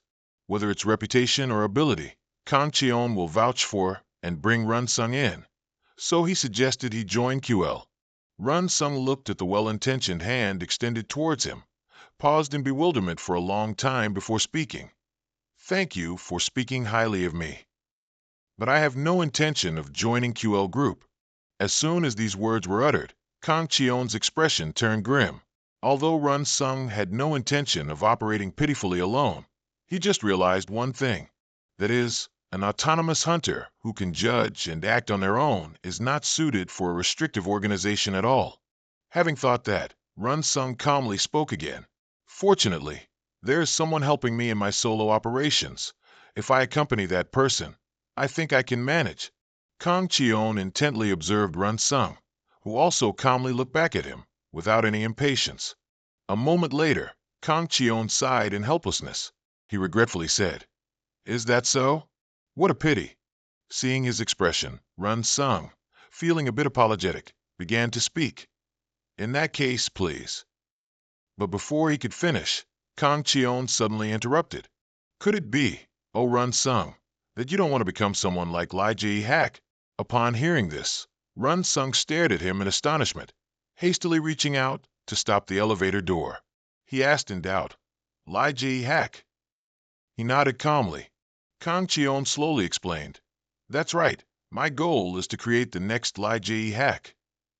You also know that the best hunter organization in the country, 2F4T, doesn't only have positive aspects, right? The 10 regions of the Chinese Federation, your glorious 7, even with such elite teams and companies in the world. But what people often discuss is individual heroism rather than organizations, or, in other words, a star. Kang Cheon said he could immediately give an example from Korea. More than 2F4T. There's someone everyone knows. Do you know who that person is? Run Sung was stunned for a moment. After a long while, he replied, It's Li Jie hack. He nodded calmly. Kang Cheon calmly said, Indeed, it's Li Jie hack. He is, one might say, an outstanding genius. A genius born like a miracle, isn't he? He is a star with the title of solo raider of typhoon-sized rifts, an unprecedented achievement. Kang Cheon wants to train a genius like Jie hack and create the best stars and teams. Hearing this, Run Sung couldn't help but be astonished. The best stars and teams. While he was dazed, Kang Cheon handed him a piece of paper. He slowly explained, This is my contact information, as I mentioned the plan to train the best geniuses. Therefore, I will gather promising individuals and assign them the experiences you need to acquire. Even if the plan is already set, there's always a place for qualified individuals. Kang Cheon said that if a larger-than-expected rift appears 2 months later, he will invest in a dedicated rift processing unit, including promising members, as just mentioned. Although there was a variable like the Queen at last time, he is talking about rifts with population scales like the army ants arranged previously. Run Sung was stunned upon hearing this.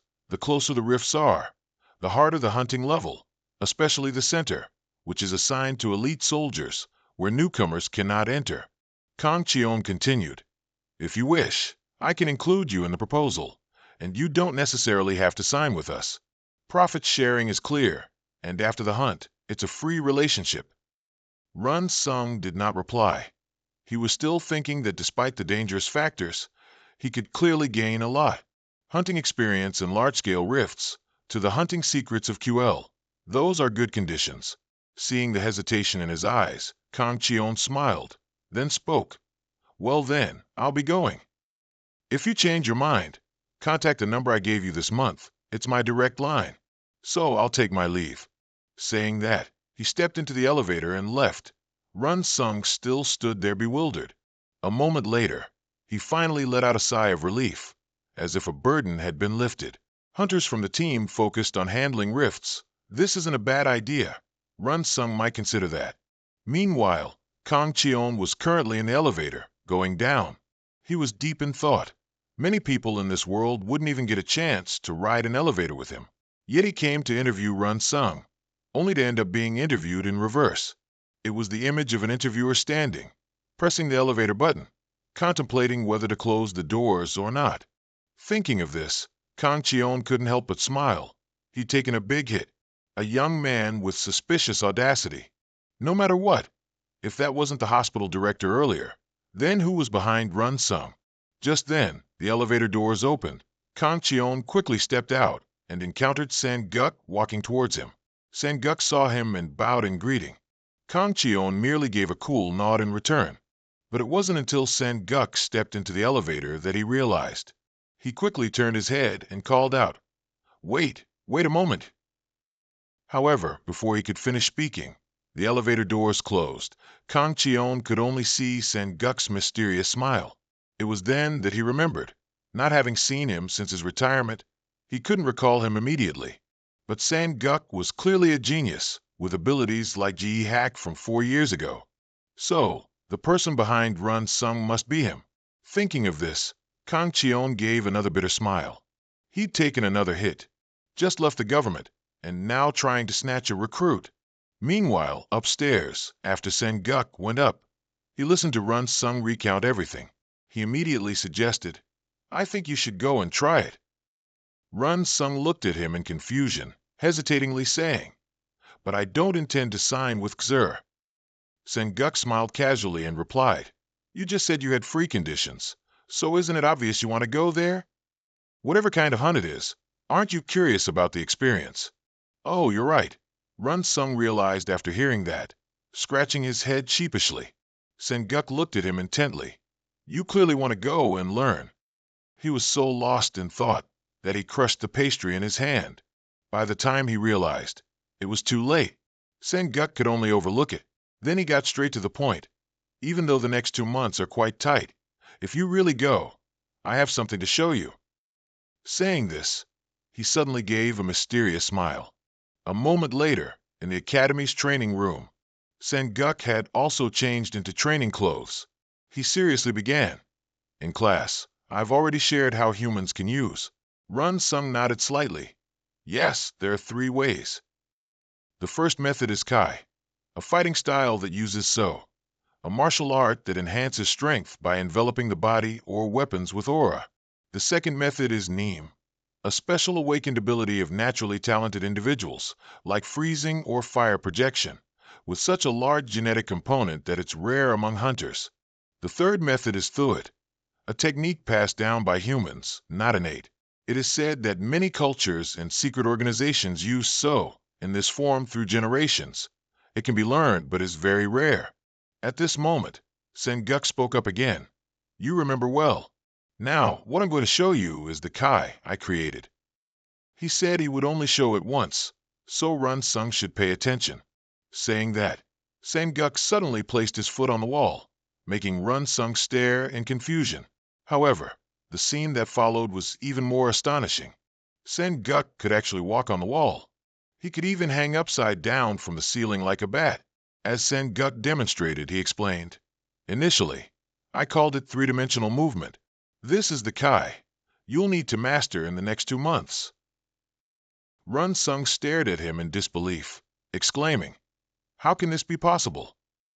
Sen-guk jumped down from the ceiling and asked, Well, did you see it clearly? Run Sung nodded slightly. Yes, it was very cool. With a slight chuckle, Sen-guk continued, If you go out into the world, the name will have to change, but... Just as he said this, he suddenly paused, coughed twice, and then spat out a mouthful of fresh blood. Seeing this, Run Sung immediately panicked. He was shocked to realize that Sen-guk's pulse was overly concentrated. In his confusion, Sen-guk spoke up. I overdid it a bit. I have my medicine with me. Saying that, he took out the medicine bottle and poured it all into his mouth. Run Sung was even more astonished. How could it be this excessive? Someone who damages their own energy pathways and uses their body so thoughtlessly. Before he could finish, Sen-guk cut him off. If I don't show you a technique like this, how can I teach it to you? The place Run Sung would go to later was a transcendent hunting organization, and he would also have to compete with many promising individuals at the Xur Corporation. If Run Sung wanted to be able to operate there, he needed to master that technique. Hearing these words, Run Sung couldn't help but feel confused. Sen-guk calmly said, Before I can no longer demonstrate it for you, you must practice. What do you think of my gait? Run Sung looked at his resolute expression, sighing somewhat helplessly. It's very miraculous. It seems to defy gravity when you stand like that. It doesn't look like a normal human gait at all. Sen-guk chuckled and said, It's not standing still.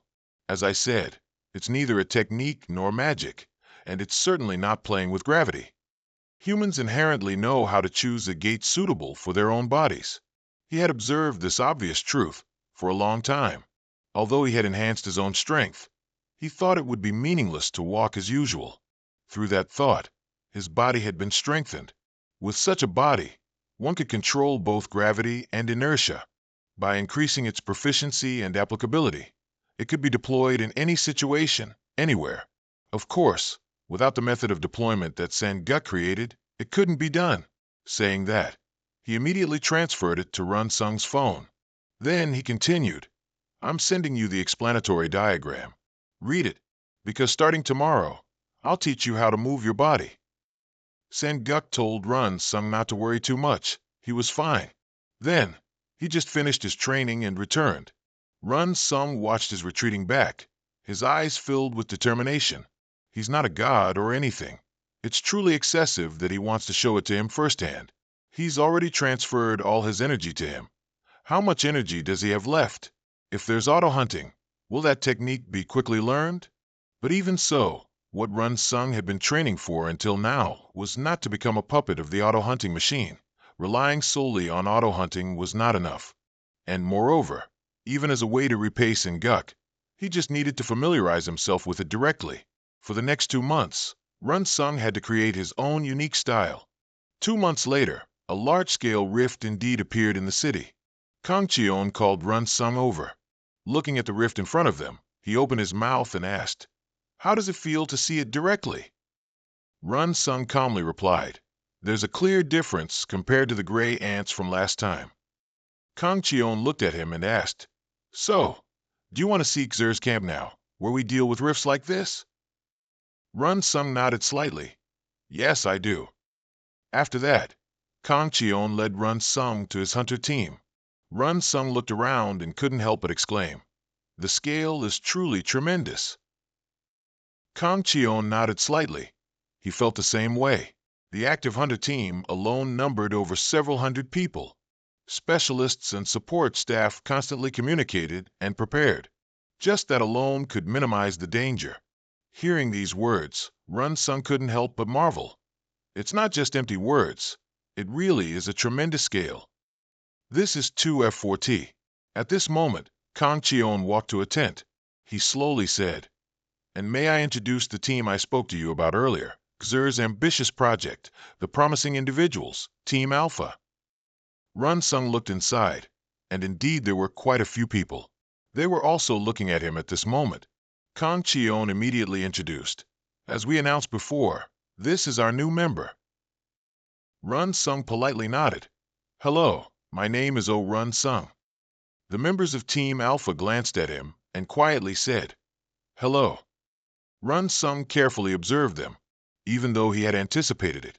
Those were indeed gazes of displeasure towards someone like him who arrived later. Kang Cheon felt they needed to talk, so he excused himself and left.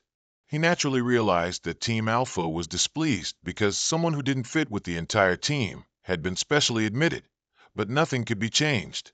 To get Run Sung to join, they had to appeal to Xer's potential. Once he saw the smooth teamwork, the techniques, and the systems, he would change his mind. After being with Team Alpha, Run Sung would become the leader of the soon-to-be formed Team Beta, which is why he had to be introduced to them now. Because if both Team Alpha and Team Beta had an awareness of each other as rivals, the synergy would be greater than imagined. However, at this moment, inside the tent was an awkward scene. Run Sung was completely ignored by them, which he had fully expected. At this moment, a young man with blonde hair approached, smiling. "Hello, I'm Team Alpha leader, Jang John Cheon." Saying this, his gaze swept up and down. Then he suspiciously spoke up. "But you only have equipment like this? It seems like it's just initial protective gear." Hearing this, Run Sung asked, puzzled, "Is this kind of attire not allowed?" With a slight laugh, John Cheon casually replied, "It's not that it's not allowed, but still, aren't you and the Central Department the ones who deal with rifts? Normally, weapons and gear are what's prepared, but even so, basic equipment is a bit." At this point, John Cheon paused, and after a long while, he continued with a smile. "Everyone has at least Tier 3 protective gear. At the very least, you should borrow some from your seniors." As soon as he said this, a scornful laugh immediately erupted in the tent. Then, John Cheon's mocking tone was heard again. "Otherwise, why don't you go ask at the supply room?" However, Run Sung shook his head and refused. "I'm fine. My equipment is about to be delivered." As soon as these words were out, John Cheon's face immediately darkened. Just then, a loud shout came from outside. "Mr. Run Sung, your delivery has arrived." Run Sung looked outside and saw a delivery driver carrying a large box approaching. The man spoke up. "Sorry for the delay. My father-in-law said it's been a long time since he's worked on the outer shell of a queen ant, so the manufacturing took a bit of time." Run Sung paid no mind, calmly saying, "Good thing I received it before the battle begins." The delivery driver smiled warmly and replied, The procedures at the checkpoint were also very complicated, so I almost arrived late. At the same time, the Alpha team members, seeing the name printed on the delivery driver's shirt, couldn't help but be astonished. Isn't this the leading company for hunter equipment? Is that the outer shell of a Tier 4 queen ant monster? At this moment, the delivery driver smiled again and said, "You should take a look with your own eyes." The longer the crafting time, the higher the quality. Run Sung nodded slightly, responding that even if it's a bit late, if the quality is as perfect as a custom-made item, then it's fine. Actually, I could have bought a ready-made one, but he still wanted to wear equipment from the first thing he hunted, and the queen ant armor in front of him truly made him absolutely satisfied. Of course, the Alpha team members were also stunned when they saw that armor. In an instant, discussions erupted everywhere. However, it wasn't long before the murmuring immediately ceased, because Run Sung had walked out wearing the queen ant armor. From head to toe, Run Sung was now fully equipped, looking extremely majestic. Someone couldn't help but speak up. "He looks pretty good, doesn't he? The first piece of equipment, and it fits so well." Seeing everyone gather around Run Sung, Xian Cho immediately became displeased. He had deliberately tried to deal with him from the start, but now it all seemed useless. He bit his lip fiercely. "Fine, we'll see. This time, Run Sung's role is just to observe." Meanwhile, Run Sung was completely unaware that someone was targeting him. He was very happy with this first set of equipment. It's quite comfortable, as if he'd worn it many times before. Didn't they say they'd even put the special product's name on it? Thinking of this, Run Sung couldn't help but look down at his wrist, and indeed, he saw a line of Latin text there. Its meaning was the Queen's embrace. Run Sung couldn't help but smile. This person with a talent for naming things must be Sanjiusi. Even so, he still felt very satisfied. Today, he would try his best to act. A moment later, the Alpha team's vehicle departed. Xiancho stood in the center, solemnly announcing, "We will now begin the strategy briefing. Everyone, please confirm the information you've received." Run Sung took out his phone to check, too. The monster they needed to hunt was 3 Genpers. The combat zone was a level 4 monster area. Xiancho gave them time to read, then spoke again. "We'll hunt them one by one. You'll move in pairs, and when hunting, you'll use large-caliber monster harpoons." Saying this, Xiancho glanced at Run Sung, whether intentionally or not. Excluding him, the Alpha team originally had 10 members, forming 5 pairs. Therefore, there would be no place for a lone wolf like him. As instructed, the baiters would lure the monster first. If the monster is successfully lured to the ambush site, it will be bound with the prepared harpoons, then prepared for a final blow. Xiancho warned them not to be careless. As it was a level 4 monster, they needed to catch it quickly and efficiently. Immediately after, they got out of the car to prepare for combat, including Run Sung. However, as soon as he stepped out, Xiancho called him back. "Mr. Run Sung, operations have begun, so I'm telling you this beforehand. Now that operations have begun, you're an outsider to our team, so you just need to observe, understand?" Saying that, he cast a malicious gaze at Run Sung. He knew exactly what Xiancho wanted, and just smirked, replying, "I understand." A moment later, at the rift, the monster had destroyed the area, turning it into ruins. The level 4 monster continuously attacked everything around it. However, at this moment, its eyes noticed something below. It was a member of the Alpha team, and before the person could do anything, it began to attack. Its long vines shot forward like lightning. The person quickly ran, and the vines plunged into the ground. However, the monster didn't give up, relentlessly pursuing them. At the same time, Xiancho observed from afar, and seeing this scene, he smiled triumphantly. Indeed, the team's top speed. Running at an incredible speed while luring the monster into the trap, Alpha Team truly is the best. Leader Run really worried for nothing. Thinking this, he immediately gave the order. The lure was successful. It will soon reach the ambush point. Everyone get ready. A moment later, the monster indeed ran to the ambush site. The Alpha Team quickly took cover from above, simultaneously preparing their harpoon guns. Waiting for the opportune moment, Xian Cho immediately shouted, "Now, fire the harpoons." As soon as he finished speaking, the Alpha team immediately fired their harpoons. Two long harpoons shot out like the wind, sticking directly into both sides of the monster's face. The pain enraged it, and it thrashed nonstop to escape. At this moment, Xian Cho spoke again. "Now attack its legs." "I'll finish it," a member of the Alpha team immediately responded. Immediately after, he sliced one of the monster's legs with a blade. Its body trembled uncontrollably from the pain. Then it fell to the ground. Seizing this opportunity, Xian Cho dashed over like an arrow. He plunged his blade into the monster's head. He then smiled triumphantly. "Excellent. I definitely hit its weak point, so it only took one strike to finish it. That's how a team leader should be." But at this moment, a shout suddenly rang out from the radio. "Hey, Xian Cho, get out of the way." Unfortunately, Xian Cho couldn't react in time and was struck by the monster's vine. He was sent flying by the blow, painfully spitting out a large mouthful of blood. And in front of him, another monster had appeared. Xian Cho was stunned by this sight. How could this be? The brief clearly stated there was only one in the combat zone. The Alpha team members on this side were equally panicked. "Damn it, what do we do? Quickly go save him." But before they could act, another commotion nearby caught their attention. When they looked over, yet another monster had appeared. Seeing it, they exclaimed in shock.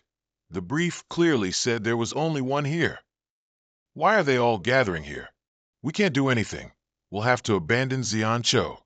At the same time, Run Sung, who was behind, couldn't help but sigh. "And they told you to just observe." Thinking this, he immediately activated the mechanism on his head. Then he covered his face with his helmet. He was ready to deploy. At the same time, on the ground, the monster had tightly wrapped its vine around Xian Cho's leg. It lifted him into the air. Suddenly hanging upside down, Xian Cho couldn't help but be afraid. "No, I can't die like this. What are his team members doing? Quickly, call for help." No matter how much Xian Cho trembled, the monster was preparing to put him in its mouth. Looking at the sharp teeth in front of him, Xian Cho turned purple with fear. It can't end like this. He hates dying by being eaten by a monster. Just as it was a critical moment, Run Sung arrived and cut off the monster's vine. Because of the pain, it also released Xian Cho. But from that height, he would die even if he fell. However, Xian Cho closed his eyes, waiting, but didn't feel any pain. When he opened his eyes, he saw a hand gripping his leg. Run Sung clung to the iron bar of a sign with one hand, while the other hand held Xian Cho, who was hanging upside down. Although looking up from below, Xian Cho recognized Run Sung by his armor. He just hadn't expected him to come and save him. But how could they escape when facing two monsters? While Xian Cho was panicking, Run Sung suddenly spoke. "Mr. Zhang Xian Cho, it's going to be a bit dizzy." These words made him confused. Before he could understand what was happening, his head was spinning. Then, Xian Cho flew backward like an arrow, and in front of him, the monster blocked his path. On this side, Run Sung was clinging to the sign in the air. Before the monster's vine could strike down, he quickly dodged it. Immediately after, he rushed towards Xian Cho. Run Sung reached out and pulled him towards himself. He kicked the monster's vine, using the momentum to run away. But anyway, he couldn't carry Xian Cho and fight them at the same time. So Run Sung decided to jump to the opposite building. He immediately put his thought into action, carrying Xian Cho and leaping towards that building. However, at this very moment, a scene that astonished him unfolded. He saw a monster rushing towards him with astonishing speed. Run Sung, startled, increased his speed and jumped into the building. The glass shattered completely from his impact. Debris flew everywhere, hitting both Run Sung and Xian Cho. However, there was still danger behind them. Run Sung immediately got up and ran, glancing at Xian Cho and asking, "We need to go deeper inside, can you move?" Xian Cho nodded slightly, and then both of them hurriedly ran inside. At the same time, the monster had also caught up, standing next to the building. The two of them quickly hid in a hidden corner. Only then did Xianqiu dare to sigh in relief, asking, "We're alive. I thought there was no way out." Runsung glanced at him and asked, "Are you okay?" He nodded slightly and replied, "Yes, thanks to you. How are you?" Runsung replied casually, "I only have minor scrapes. I'll be fine once I catch my breath. You didn't handle it cleanly at the end, so it almost got dangerous." Xianqiu knew he had done something wrong and didn't argue. He asked suspiciously, "How exactly could you run like that among its tentacles?" Runsung replied casually, "I learned it somewhere." Hearing this, Xianqiu immediately panicked, saying, "Easy to say, huh? You're just saying you learned it somewhere." While he was still thinking, the walkie-talkie suddenly crackled. "This is Alpha Team A, Captain. Are you okay?" Xianqiu immediately replied, "I'm alive. How are you all?" A panicked voice came from the other side. "The team members have gathered first. Sorry we can't come to rescue you, Captain, because another monster has appeared, increasing the danger." Hearing this, Xianqiu couldn't help but bite his lip. "Damn it, this isn't the time to fight." After a long pause, he said, "Yes, I understand. The capture plan failed, so the entire team is to retreat." Runsung, who was listening to their conversation from the side, couldn't help but ask, "So, the hunt will end like this?" Xianqiu sighed and replied, "That's right, with two more Gupper outside. How can we handle it?" At this point, he scratched his head in frustration. "Damn it, how could it fail like this? How am I going to explain this to the director?" No sooner had he finished speaking than Xianqiu noticed Runsung had stood up. He asked suspiciously, "Where are you going now?" He replied casually, "I'm going outside." As soon as these words left his mouth, Xianqiu exclaimed in alarm, "What did you say? I told you we're retreating." Runsung smiled casually and said, "You said it when we got out of the car, didn't you? I'm an outsider." Xianqiu's expression turned grim upon hearing this. Runsung didn't care, his smile deepening. "Therefore, whether your team retreats or not is none of my business. There are also injured people there, so before you can retreat, hide well. Understand what I mean?" With that, Runsung lifted his foot and left. He hadn't used auto hunt earlier and moved with his own ability, which still had many shortcomings, almost putting him in danger. His ability only reached that far. The training test ends here. From now on, it won't be a simple win or lose test. If so, there's no need to hold back. This is a hunting ground, a battlefield. Hunt or be hunted. And if there's a strategy for that, he must use as much as he can. His ability only reached that far. The training test ends here. From now on, it won't be a simple win or lose test. If so, there's no need to hold back. This is a hunting ground, a battlefield. Hunt or be hunted. And if there's a strategy for that, he must use as much as he can." Thinking this, Runsung immediately activated the auto-hunting system. The hunting time had begun. On another front, at the QL Group's main command center, Kang Cheon had received a report about Alpha Team's battle at the Rift. After listening, he fell silent. It was a movement he hadn't seen when catching the gray ants. It was clearly the techniques Jiusi had used in the past. Although not yet at his level, with practice, he could reach that skill in just 2 months. Impressive. It's definitely a good idea to bring Runsung to the QL Group's team. While Kang Cheon was thinking, the walkie-talkie at his ear buzzed. "Director, this is Zhang Xianqiu. I apologize for the first mission." Kang Cheon sternly cut him off. "It's good that you're safe. What about reorganizing your attitude?" But before he could finish, Xianqiu spoke first. "Even if I were to reorganize my attitude, I judged that it couldn't be done. I've requested that the operation failed, and we need to retreat." These words angered Kang Cheon. He furiously questioned, "Retreat? Even though it feels like a burden.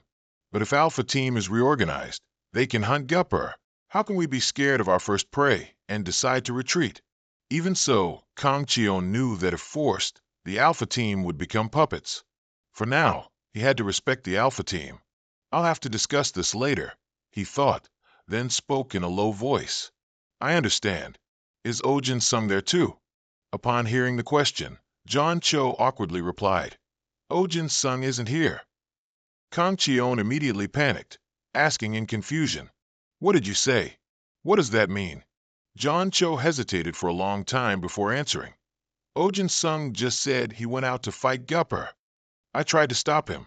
But what can I do, Director? Kang Cheon's face immediately fell upon hearing that. After a long silence, he seemed to growl, Rooftop. John Cho on the other end heard him and asked in confusion, Excuse me?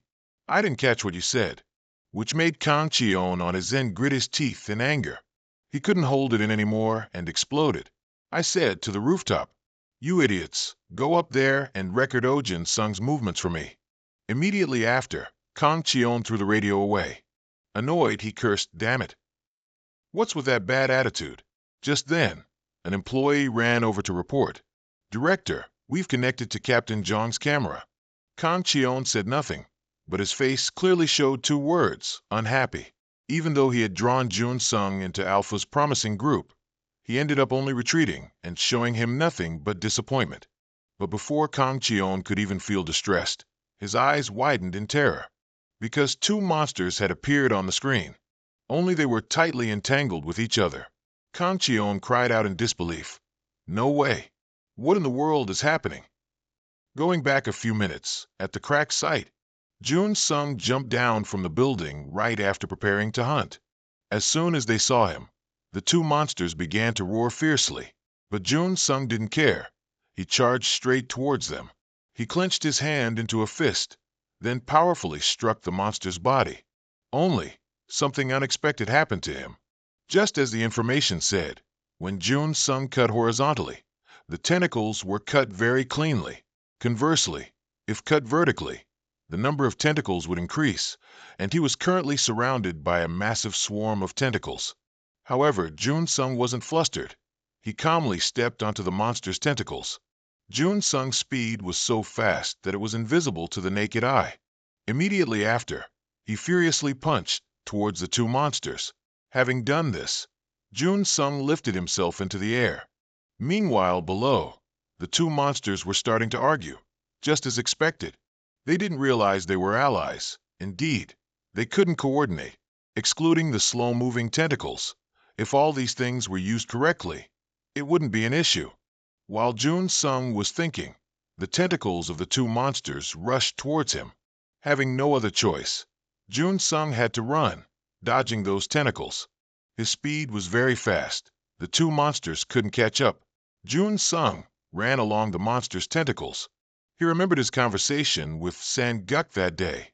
He had asked him, The technique is 3D manipulation, right? Sang-guk had replied, Not anymore. Anyway, it felt like an old cooperation, so he changed it to look better. Sang-guk had thought a lot about this, but this time he decided. The name of the technique from now on is rotating slit, also known as the footsteps of heat. And at this moment, Jun Sung was moving exactly like the technique's name. He circled around the beast's tentacles, causing the two beasts to continuously crash into each other. Seeing his movements at the control center, everyone started exclaiming, Oh my God, that move! A newcomer has arrived. It seems the rumors are true. Why is he just avoiding it? At the same time, Kang Cheon also took in all of Jun Sung's movements. Although not spectacular, he was subtly using what he had learned from Sang-guk. It's just that he didn't understand why Jun Sung was prolonging the fight. Clearly, Jun Sung had many opportunities. However, he only avoided the tentacles or cut them vertically to increase their number. Although it seemed intentional, his intention was completely unknown. But at this moment, Kang Cheon suddenly thought of a bold idea. Could it be that Jun Sung wants to capture the beasts alive? While he was thinking, the roars of the two beasts echoed again. They were now entangled with each other and could no longer move. It was at this point that Kang Cheon realized what Jun Sung wanted to do with those beasts. He cut off their momentum, increased their numbers, entangled the tentacles, and combined them. In addition, he used the surrounding terrain's water to hit or entangle them in ruins, thus blocking their movement. The Alpha team members, standing not far from the battlefield, also witnessed this entire scene, looking on dumbfounded, not knowing what to say. Just then, Jun Sung's voice suddenly came through the radio. Mr. Jang John Cho, this is Ojin Sung. I've captured the tentacled beasts. Please report it to Xur Command. John Cho was a bit stunned by these words and took a while to react. He nodded and replied, "Yes, good work." Jun Sung also calmly said, "Good work to the Alpha team members as well." With that, he hung up. He still felt a bit unsettled. Is this the hunt at the center of the rift? It's not as grand as I imagined. At this moment, Kang Cheon's voice rang out in his radio. "Mr. Ojin Sung, this is Kang Cheon. You've truly done well." He praised him for doing an excellent job. From saving John Cho to capturing the tentacled beasts, he had seen it all. Then he asked if Jun Sung had sustained any injuries. Jun Sung calmly replied, "I'm fine." Kang Cheon detected his unhappy tone and began to ponder. Could it be that he's disappointed by the Alpha team's arrival? No matter what excuse I use, I have to keep him here. Thinking this, Kang Cheon spoke seriously again.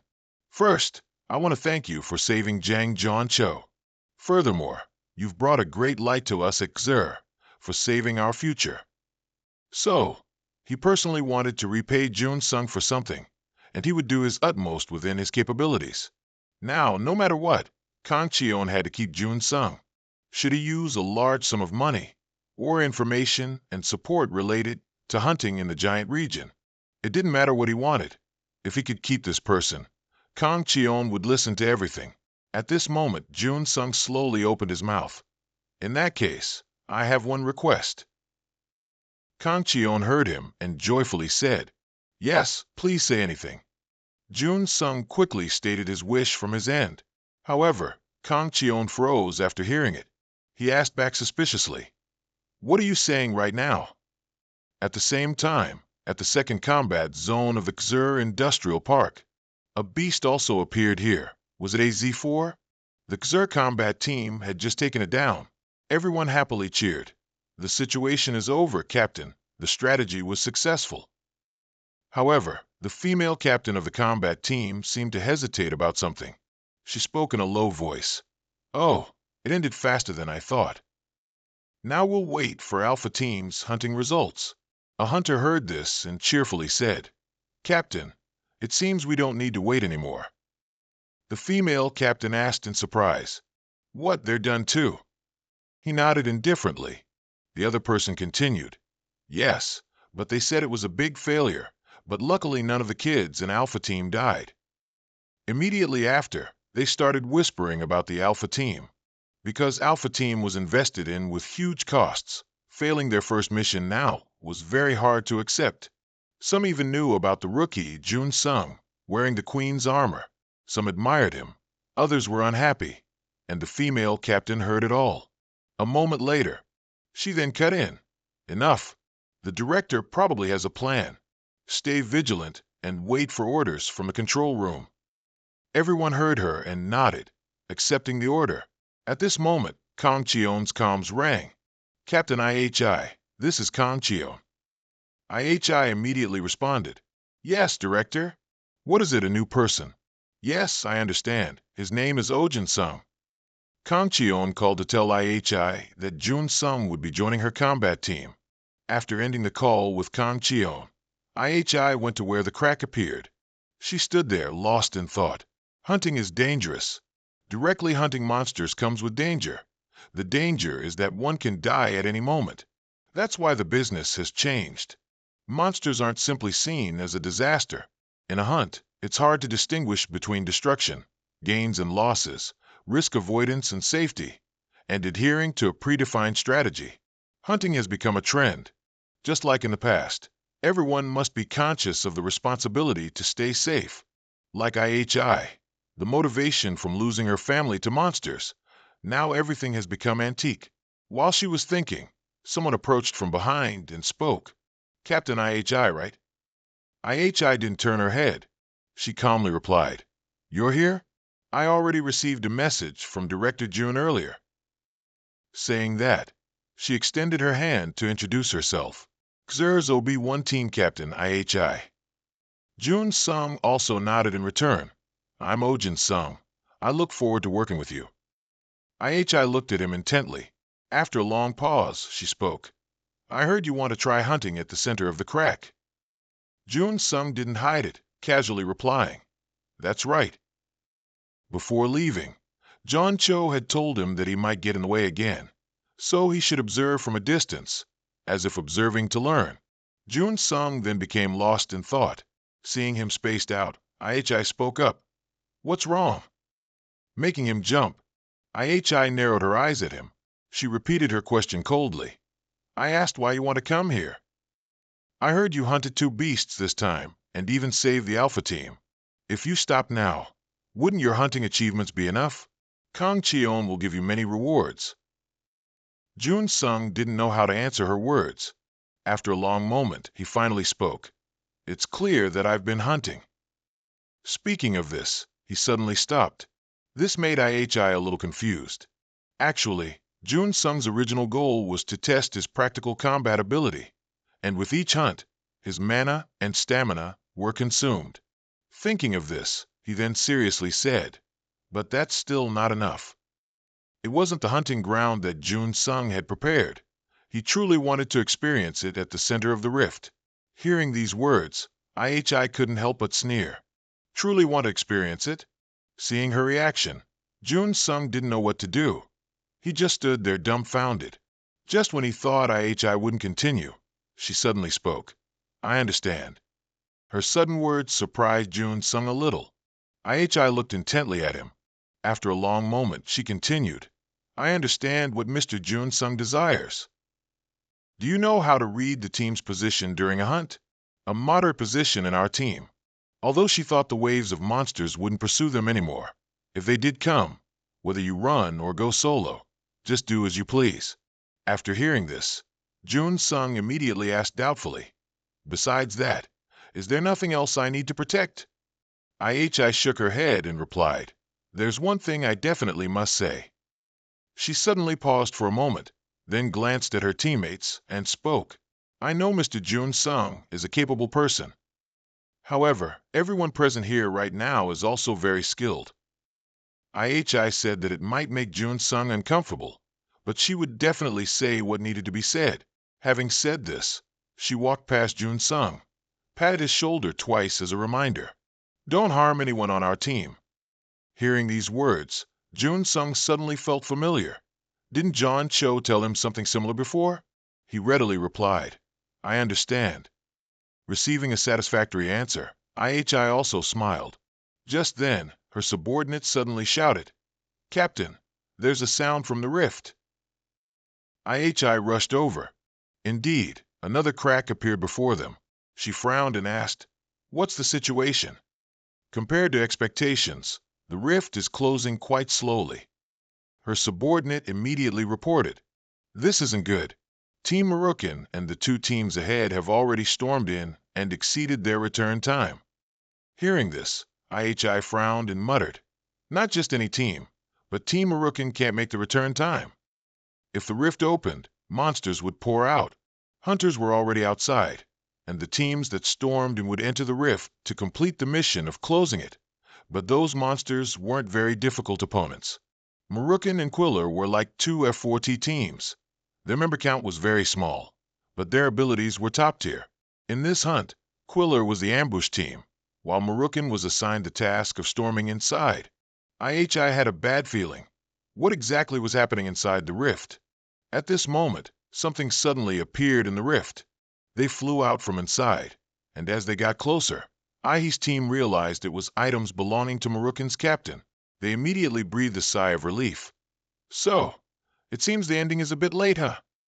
However, their joy didn't last long. The strange items crashed into the ground.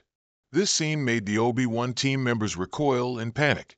When they finally got a clear look at what was on the ground, their expressions turned even worse. Even IHI's face turned pale, because what fell on the ground was not an object, but a human corpse. The person had lost an arm, and blood stained their entire body. IHI's group, of course, recognized him. It was the captain of Team Marukan. Realizing the situation was not good, IHI immediately shouted orders. Whole team, prepare for special attack. Hearing these words, everyone in Team OB1 immediately acknowledged the order, grabbing their weapons and preparing for combat. IHI glanced behind her and spoke. Mr. Jun-sung, anyway, I don't think we can ignore this operation. However, before she could finish speaking, she realized there was no one behind her. She didn't think much of it, even feeling lucky because it was more dangerous here. Right now, something else is escaping from inside the rift. It's a swarm of 4-star monsters rushing out. Seeing them, the OB1 team's expressions immediately turned grim. Aren't those Santaiga monsters? Things only seen in books, rarely even appearing in the North American mountains. Why are they here? As they were panicking, Ayuhai spoke up. Team, maintain your original positions and approach the rift as quickly as possible. Hearing this, they were confused. They didn't understand why she gave such an order, intending to confront monsters they'd never seen before. But there was no time for them to think. Ayuhai had already taken the lead and charged forward. They had no other choice but to follow. But they couldn't help but wonder. Just 2 steps in, someone spotted something in the sky and yelled in panic. Look at the sky, oh my God! By the time the whole team looked up, the sky was already filled with hundreds of monsters. Ayuhai felt the situation was critical and quickly called Kanchion. Director, this is Shin Ayuhai. Kanchion quickly replied, I'm watching, go ahead. Ayuhai urgently reported, our OB1 team will take on the first operation mission. Kanchion listened silently to her report, and only after she finished did he reply, I understand. Good luck.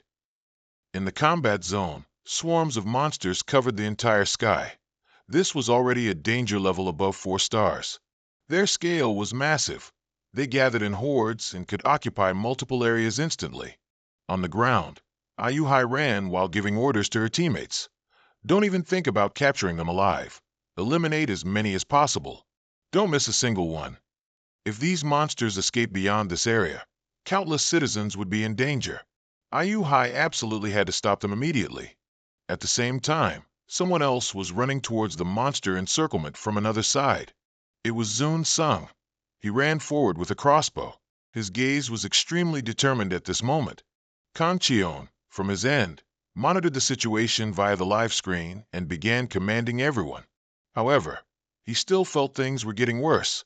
He had to come up with a solution immediately. If Ayuhai's team's mission failed, the terrorist corps would bomb the entire region. At that point, no one knew how serious it would be. But they absolutely couldn't let the monsters escape and harm the citizens. While he was thinking, someone behind him came up and said that several suburban protection teams had contacted them. He thought they would report on the situation. But what he heard was the other party suggesting a retreat. His subordinate reported in a panic. Because the number of personnel from other support teams has been continuously increasing. They've made such a request, haven't they? With such a dangerous situation, they're retracting their contracts, aren't they? Hearing these words, Kang Cheon's face alternated between green and pale. Immediately after, he erupted in anger on the spot. These crazy bastards! This shout startled his subordinate. Kang Cheon continued to scold. Do these idiots think they're office workers? Don't they know how this job makes money? This isn't a normal money-making job. It's a job specifically to suppress the danger of monsters. It's precisely because this job is so dangerous that hunters exist, isn't it? If they do something so foolish, who will be responsible for their lives? The important thing right now is to do what a hunter can do. You can't not do it because it's dangerous. That's the only thing that must be done. Kang Cheon was furious, but he had no other choice. He suppressed his anger, pursed his lips, and said, I understand. If they want to retreat, let them retreat. Then he ordered again, get ready. We'll go support them ourselves directly. As soon as these words came out, the people around immediately panicked and tried to stop him. Director, this is a bit too hasty. If the director goes out personally, the command center will be empty. But before they could finish speaking, Kang Cheon angrily interjected. What do you mean hasty? Do my words sound agitated? If we consider this issue, I'm the one responsible. From now on, they must do what they can. Support personnel have to go out. At the same time, on the monster battlefield, Ayu Hai was using her gun to attack the monsters, but their numbers were too overwhelming. As soon as she took one down, another charged at her. Their roars seemed capable of shaking the very sky. Ayu Hai squinted at them. She didn't intend to back down. And of course, the monsters wouldn't either. They charged wildly towards her. Ayu Hai snorted coldly, then shot her gun. In an instant, two large holes appeared on the bodies of two monsters. Immediately after, they turned into fragments and fell to the ground. As soon as Ayu Hai took down two monsters, she looked into the distance again. Monsters as numerous as an army were running this way. Ayu Hai frowned slightly. How long could she face them? If she wanted to salvage the current situation, she couldn't ambush them. She had to quickly close the rift. With such large numbers, reaching the rift was impossible. If there was no other way to advance, she would have to quickly approach the rift. If she were proficient in energy and strength to move agilely like this, she hadn't even finished thinking when a shout cut off her thoughts. Captain, the Alpha. Ayu Hai was startled by the shout. She looked up and saw a monster flying towards her. But when she raised her gun to attack, it flew away. Just then, another one charged from behind. Ayu Hai had no choice but to take down the one rushing towards her first. She raised her gun and shot the monster dead. By the time she killed it, the Alpha had flown far away. However, at this moment, an arrow, seemingly out of nowhere, flew directly into the Alpha monster. Seeing this, Ayu Hai's eyes widened in surprise. When she looked closer, she saw the arrow came from Zun Sung, who was hovering in the air. The Alpha fell helplessly from above. A monster seeing this immediately charged to attack Zun Sung. But he didn't panic. He calmly held onto the arrow string. Then, using the momentum from afar, he kicked the monster's head. Just like that, the monster was crushed to the ground by Zun Sung. Ayu Hai ran over from a distance and asked curiously, "You didn't run away?" Shaking his head calmly, Zun Sung replied, "No, I haven't found everything I need, so I came back here." Hearing this, Ayu Hai muttered with even more doubt, "If it's necessary items, then that would be." She hadn't finished speaking when Zun Sung affirmed what she was about to say. "That's right. I've acquired this gun. I hope it will be useful in this situation." She didn't know where he got this gun from, but what Ayu Hai cared about wasn't that. She asked doubtfully, "What? You're going to join this mission? For a beginner like you, it's extremely dangerous." Zun Sung spoke indifferently. "I came here because there's something I need to do now." Ayu Hai frowned and asked suspiciously, "What needs to be done?" Smiling inadvertently, Zun Sung casually said, "This situation requires more than one person. Since I'm already here, helping you is something I must do." Ayu Hai was stunned to hear his words. After a long moment, she chuckled softly. "So that's it. Now, I guess we can't talk anymore." At this moment, Zun Sung spoke up again, suggesting, "To close that rift, we have to quickly get to it.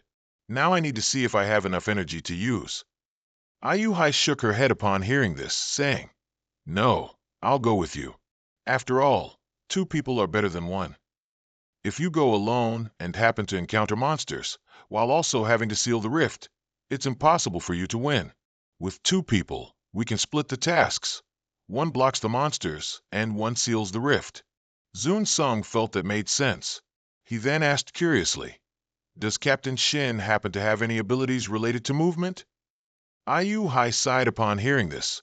"Unfortunately, it has nothing to do with my team. But if you go alone, it won't solve anything."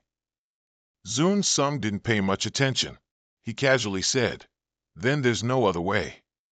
With that, Zun Sung suddenly knelt on one knee. He wanted Ayu Hai to ride on his back. Seeing this scene, Ayu Hai was a little bewildered, but then she burst out laughing. She said apologetically, "Sorry, this image was quite unexpected." Ayu Hai hadn't expected this either, but it's fine. She'll trust him. With that, Ayu Hai turned her head and shouted behind her, "Vice Captain Lee Jin-guk." Immediately, someone ran over. She ordered in a low voice, "From now on, you'll be in charge of overseeing the scene." Hearing this, Jean Guck asked doubtfully. What? What did Captain say? Ayu Hai didn't hesitate and jumped onto Zun Sung's back, casually saying, Now, Mr. Zun Sung, and I will advance to close the rift. Jean Guck was even more confused upon hearing this and urgently pleaded, What? The two of you are going there? Wait a moment. Captain, going with a beginner? However, before he could finish speaking, Zun Sung took Ayu Hai and flew into the sky. As soon as he saw the monsters, Zun Sung's bow and arrow immediately shot out. Ayu Hai's gun also started attacking, and the two worked in perfect sync, eliminating the monsters blocking their path. Just then, Ayu Hai suddenly yelled, Zun Sung, the entrance to the crack is right ahead. Let's go in. Zun Sung immediately nodded, taking Ayu Hai with him and running into the crack. A moment later, Zun Sung had set foot on the land inside the crack. He set Ayu Hai down on the ground and looked around. All around was dry, barren land and rocks, hot and quite humid, very similar to a tropical climate. The air seemed thin, making Zun Sung a little short of breath. At the same time, Ayu Hai was also observing, when she suddenly saw something in the distance. Lying among the rocks were the bodies of the Marukan team and monsters too. Ayu Hai's expression immediately darkened. Sure enough, Marukan had done their best to close the crack, but they had failed to prevent the monsters from pouring in. If so, there must be an electrical switch nearby. Thinking of this, Ayu Hai looked around and indeed saw a machine in the distance, which was the crack's electrical switch. If enough energy is supplied and an electrical pulse is sent, the switch will close the crack. Marukan's team had nearly fully charged it. The remaining amount of electricity only needs one person. If a little more is added, it will activate. I realized this and was about to go power up the circuit breaker, but before she could do anything, a monster appeared behind her. This is a 6-star Santaiga monster. I stared at it in confusion. This was the leader of Santaiga, the one who wiped out the infiltration team. She had to take it down. But facing it, could I even save enough energy to power up the circuit breaker? However, there was no other way. As she was thinking, an arm suddenly blocked her. Run Sung calmly said, I'll take care of that guy. Team leader I, please charge the power. Hearing this, a hint of hesitation flashed in Ai's eyes. I understand your intention, but actually, she had used almost all her energy getting here. It seemed she didn't have much power left to charge the circuit breaker now, so it would be better for her to deal with the monster instead. But Run Sung firmly said, I'll handle it. That's my job right now. Having no other choice, I agreed. She ran to the circuit breaker and said, The time needed to charge is 5 minutes. Try your best to endure. She will definitely handle it with her life. Run Sung nodded in agreement, shielding her while she charged the power switch. At the same time, the monster had also arrived in front of them. It bared its sharp teeth at Run Sung. However, he wasn't afraid. He stood there calmly, as if it were a joke. After all, there's nowhere left to hide, isn't there? Run Sung didn't have much soul left. He had to minimize its attacks using auto hunt. Just then, the beast began to attack. Seeing this, Run Sung immediately panicked. The beast's body rushed forward like a gust of wind. Run Sung quickly used the auto hunt system, but it was useless. Its gigantic body slammed directly into him. Run Sung tremblingly got up from the ground. His eyes were filled with disbelief. Not even auto hunt could evade it. If not for the Queen's bracelet, Run Sung's entire body would have been shattered. It felt like being hit by a dump truck. The moment the monster's skin glowed, its power was enhanced by increasing the hardness of its skin. This monster is a bit difficult to deal with. But Run Sung couldn't lose like this. Behind him, I was still charging the circuit breaker. Biting his lip fiercely, Run Sung looked at the monster with full determination. He had to change his approach. Dealing with it using hit-and-run tactics was wrong. The monster was startled to see Run Sung's actions. It didn't understand what he was planning to do. Run Sung didn't care. He once again activated the auto hunt system. He had to break its charge and do whatever he could. And finally, he decided to use a form, gather all remaining so, and blast everything away. By doing this, Run Sung would attack the monster's weak point. Perhaps he would die. using up all his soul and finishing it. Even if he couldn't stop it, it would still be over because I couldn't defeat it either. If he fell, everything would fail. He had to try his best to hold it off to buy time for I. More than that, Run Sung would definitely complete the task. At this moment, the monster let out a roar, then charged at Run Sung again. Of course, he wasn't flustered. He stood there calmly. The monster's body once again emitted a glow, and in Run Sung's hand, a surge of energy appeared. He clenched his hand into a fist and punched. In just a flash, one person and one monster had passed each other. The energy in Run Sung's hand began to weaken, and immediately after, he collapsed. It seemed that at the same moment, the monster also felt something was wrong. Its body had been slashed, and fresh blood began to pour out like rain. The monster's pained roar immediately echoed across the empty ground. Run Sung smiled victoriously. Good, I got it. But his joy didn't last long, as his eyes involuntarily narrowed. Run Sung's body was trembling uncontrollably at this moment. He had reached his limit. His body couldn't take it anymore. But the sand taiga still hadn't fallen. It was still roaring. And right then, it suddenly flapped its wings, lifting itself into the air. Run Sung looked up at it. He knew it was trying to escape, biting his lip fiercely. He couldn't let it have its way. Thinking that, Run Sung immediately pulled out his arrow gun and fired without hesitation. The arrow instantly embedded itself firmly into the sand taiga's body. Run Sung didn't dare to loosen his grip. He tried to hold it tightly with his last bit of strength. Because of the bleeding wound, the monster kept screaming loudly in pain. On this side, Run Sung was still pulling it tight, but the rope was getting tenser and tenser. He couldn't hold on any longer and was pulled forward by it. Run Sung's eyes widened. If this continued, he would miss it. Just then, Ai's shout suddenly rang out, startling him. Run Sung, it's all done. I had finished charging the rift's power switch, and right now, it was operational again. As soon as the energy from the power switch was released, the rift gradually closed. Seeing this, I immediately shouted, "The rift is closing. We need to get out quickly." Run Sung was still trying to pull the arrow rope tight. He couldn't let this one escape. Run Sung's eyes darted around. He seemed to have thought of something. The monster was desperately trying to escape, so he could use that against it. Thinking of this, Run Sung's hand holding the arrow rope suddenly trembled. Immediately after, he let go, and the monster, regaining its freedom, charged madly forward. Run Sung went along with it, lifting his feet to jump, and was thus pulled along by it. Seeing this, I was startled and panicked. Just then, Run Sung suddenly reached out and said, "Captain, please, take my hand." I was very obedient.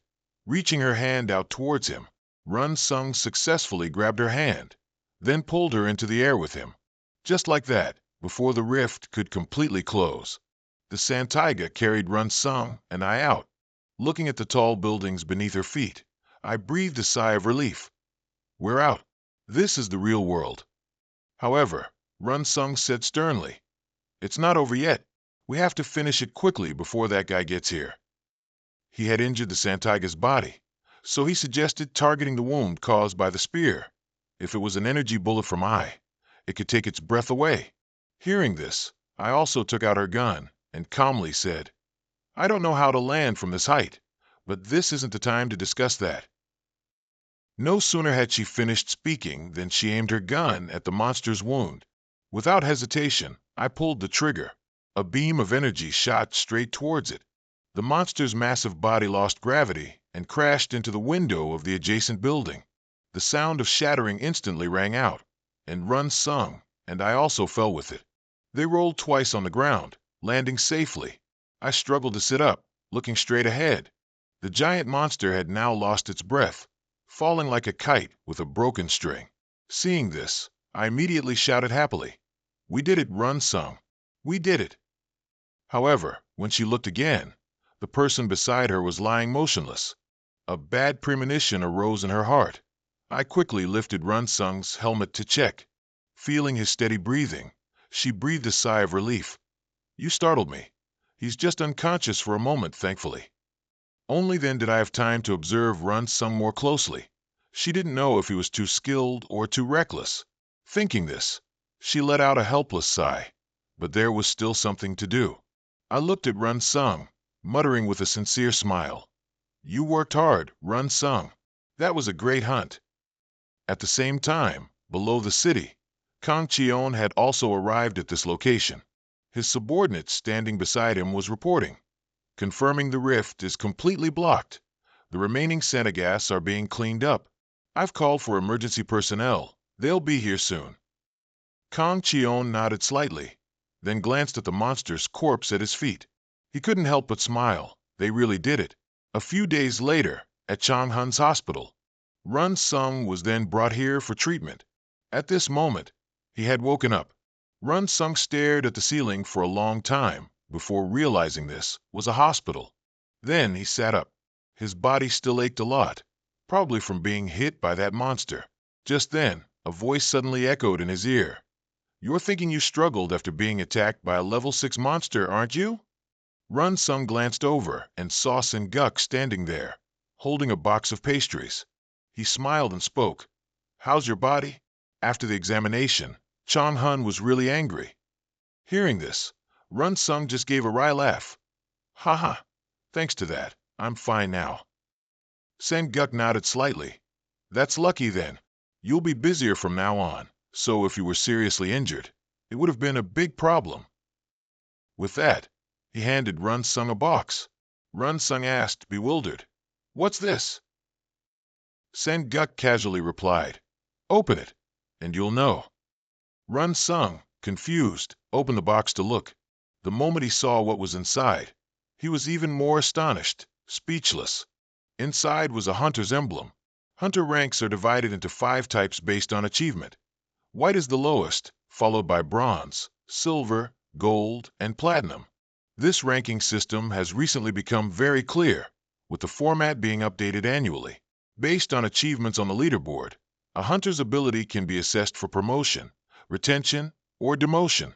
The emblem Run Sung received was a silver emblem. He mumbled in surprise, This is a silver emblem. Sen-guk chuckled and said, That's right, it was given to you. I was planning to give it to you right after the hunt ended. At this point, he suddenly paused, then glanced at the trash can in the distance. Then Sen-guk, without hesitation, threw the silver emblem into the trash can, under Run Sung's horrified gaze. He casually smiled and said, That's trash now. Don't worry about it. How much is this kind of gold plating worth anyway? Run Sung looked at him, confused, and asked, What? Sen-guk slowly explained, That seal didn't one appear after you hunted John last time? It's useless now. With that, he took out another box, raised his eyebrows, and said, You know this, right? Hunter seals from silver rank downwards are gold-plated, but gold and platinum ranks are made of real gold. The core of the platinum rank also doesn't seem to be made of platinum, but that's just a bonus. The association handled this quite quickly, less than a day. Run Sung suspiciously opened the box to look. Inside were an emblem and a hunter's card. Among the ranks, this platinum rank is the highest, and this leaderboard only goes up to rank 20. Run Sung went from one surprise to another, now unable to speak. Seeing his expression, Sen-guk winked and smiled. How do you feel about this? Congratulations. From today onwards, you're officially on the leaderboard. That evening, Run Sung sat on the subway, heading somewhere. Standing next to him was a person engrossed in their iPad, and the video he was watching was Kang Cheon's interview with a reporter. Run Sung had already watched this interview before. At that time, he was very curious and asked, You've been talking about Park Kang-han this whole time. So, who is Park Kang-han? Guess, Sen-guk said with a mysterious smile, making Run Sung choke on his pastry. But he didn't care, talking with great satisfaction. This tone doesn't sound quite right, does it?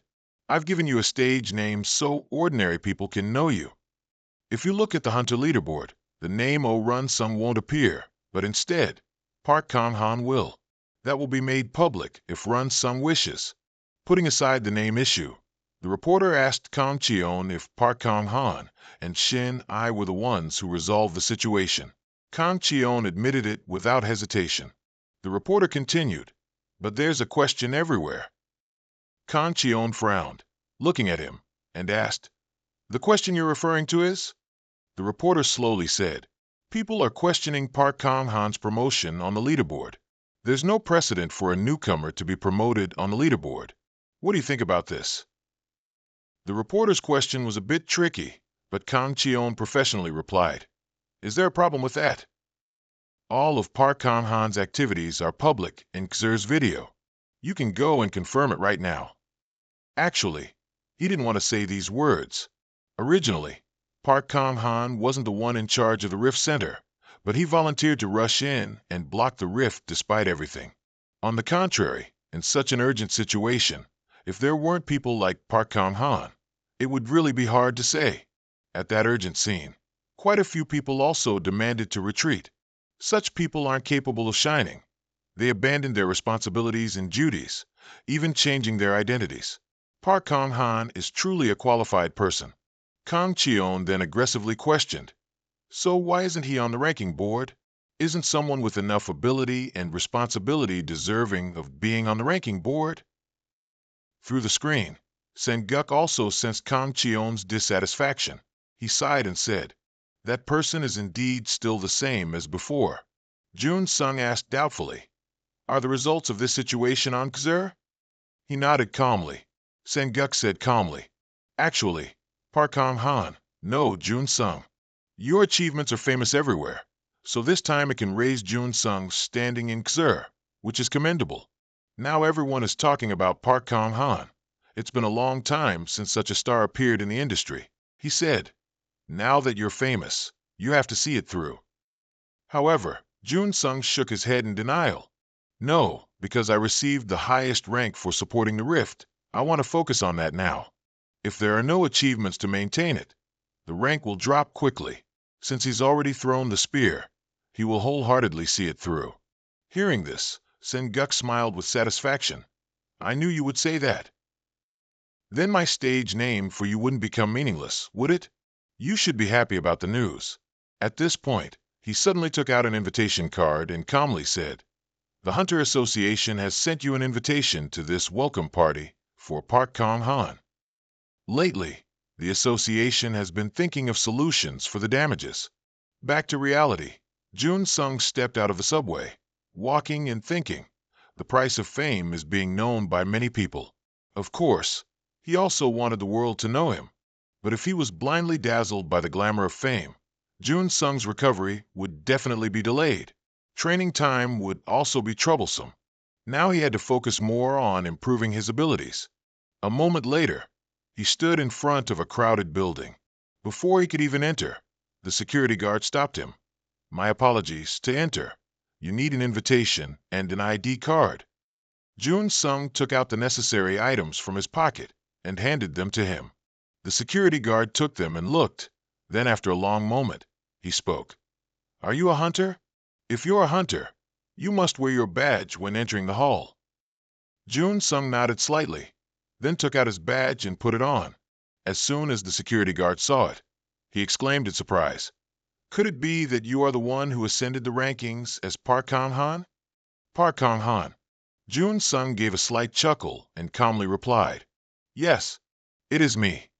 Hearing this confirmation, the security guard couldn't help but shout, "Oh my goodness, it really is Park Kang-han." This sound immediately drew everyone's attention to their side. Jun Sung's face immediately showed alarm. This is troublesome. Indeed, immediately after, someone came over to greet him. "Excuse me, you are Park Kang-han, right? It's a pleasure to meet you. I am B.G. Han." Jun Sung hesitated, unsure how to introduce himself. Ji Hun still smiled cheerfully and said, "I didn't expect to meet you at this party. If you came alone, can we sit together? What do you think?" While Jun Sung was in a difficult position, a shout rang out from behind. "Oh, Jun Sung came too." Jun Sung turned his head at the sound and saw Jae Hack approaching. He smiled happily and said, "Hey, it's been a while, hasn't it?" "About half a year." Without waiting for Jun Sung's reply, he enthusiastically continued, "What a relief! I suddenly had to come here and didn't know anyone. It looks like Jun Sung also came alone, right? Then, Jae-Hak put his arm around Jun Sung's shoulder, intimately pulling him along. That's great. Let's sit together. Coming alone like this must be awkward, right? Like an actor playing both roles. He then turned to Ji-hyun and said, "Excuse me, I need to borrow this person for a bit. Is that okay?" Ji-hyun didn't dare to hold him back and waved his hand, replying, "No problem at all." So Jae-Hak successfully pulled Jun Sung away from the surrounding crowd. A moment later, in a secluded spot, Jae-Hak finally let go of Jun Sung. He said gratefully, "Thanks for helping me out of that awkward situation." Jae-Hak pouted and chuckled in response. "Thanks for what? I was also a bit rude, so please forgive me. Sometimes I also encounter awkward situations. With so many people surrounding you like that, it won't feel comfortable at all. It's really nothing special. For example, if an animal is surrounded by a pack of wild dogs, if a lion suddenly appears, will those wild dogs run away frantically? That's the question. Until the lion silently appears, what will those wild dogs surrounding it eventually do?" Jae-Hak glanced at Jun Sung and chuckled. "The lion has arrived, and they still haven't scurried away? The lion and that animal are just an illustration, okay?" Smiling unconsciously, Jun Sung shook his head and said, "This praise is a bit much. How can you compare me to a lion? If I were truly a lion, I wouldn't need other people's help like that." Hearing this, Jae-Hak suddenly said something mysterious. "About that, then it's an immature lion. Perhaps it will mature quickly soon." Jun Sung was stunned by his words. What did he mean by that? A moment later, at the conference building, a person stood on the high podium, representing and giving a speech. This person was Jang Chang-guk, the chairman of the Special Defense Agency. He solemnly announced that the conference would begin immediately. As you know, the places where monsters appear perfectly match their corresponding habitats. Recently, it was discovered that monsters worldwide are appearing in places completely different from their habitats. It's like monsters that only appear in North America are now appearing in Korea. Therefore, the Defense Agency believes that an association-level response is needed, which is why everyone has been invited here. Currently, the Defense Agency is working and cooperating internationally to confirm the situation and clarify the cause. At the same time, Jun Sung below was also listening attentively. It's just that at this moment, he unconsciously looked at the person sitting next to him. Earlier, Jae-Hak had left a rather perplexing remark. Before Jun Sung could understand what he meant, he suddenly sighed. Then he laughed and said, "Haha, we'll talk about this later. Actually, I want to thank you. His younger sister, Unseen, is currently in China. When she left, her eyes sparkled thanks to Jun Sung, and he is truly grateful." Hearing these words, Jun Sung felt quite embarrassed. He scratched his head and said, "It's nothing, no need for thanks." Jae-Hak didn't mind and continued, "Regarding China, I know that Chinese businessmen are also participating in this event. Because of global development, those people are also very interested in it." Jae-Hak felt it would be great if Jun Sung tried it out once.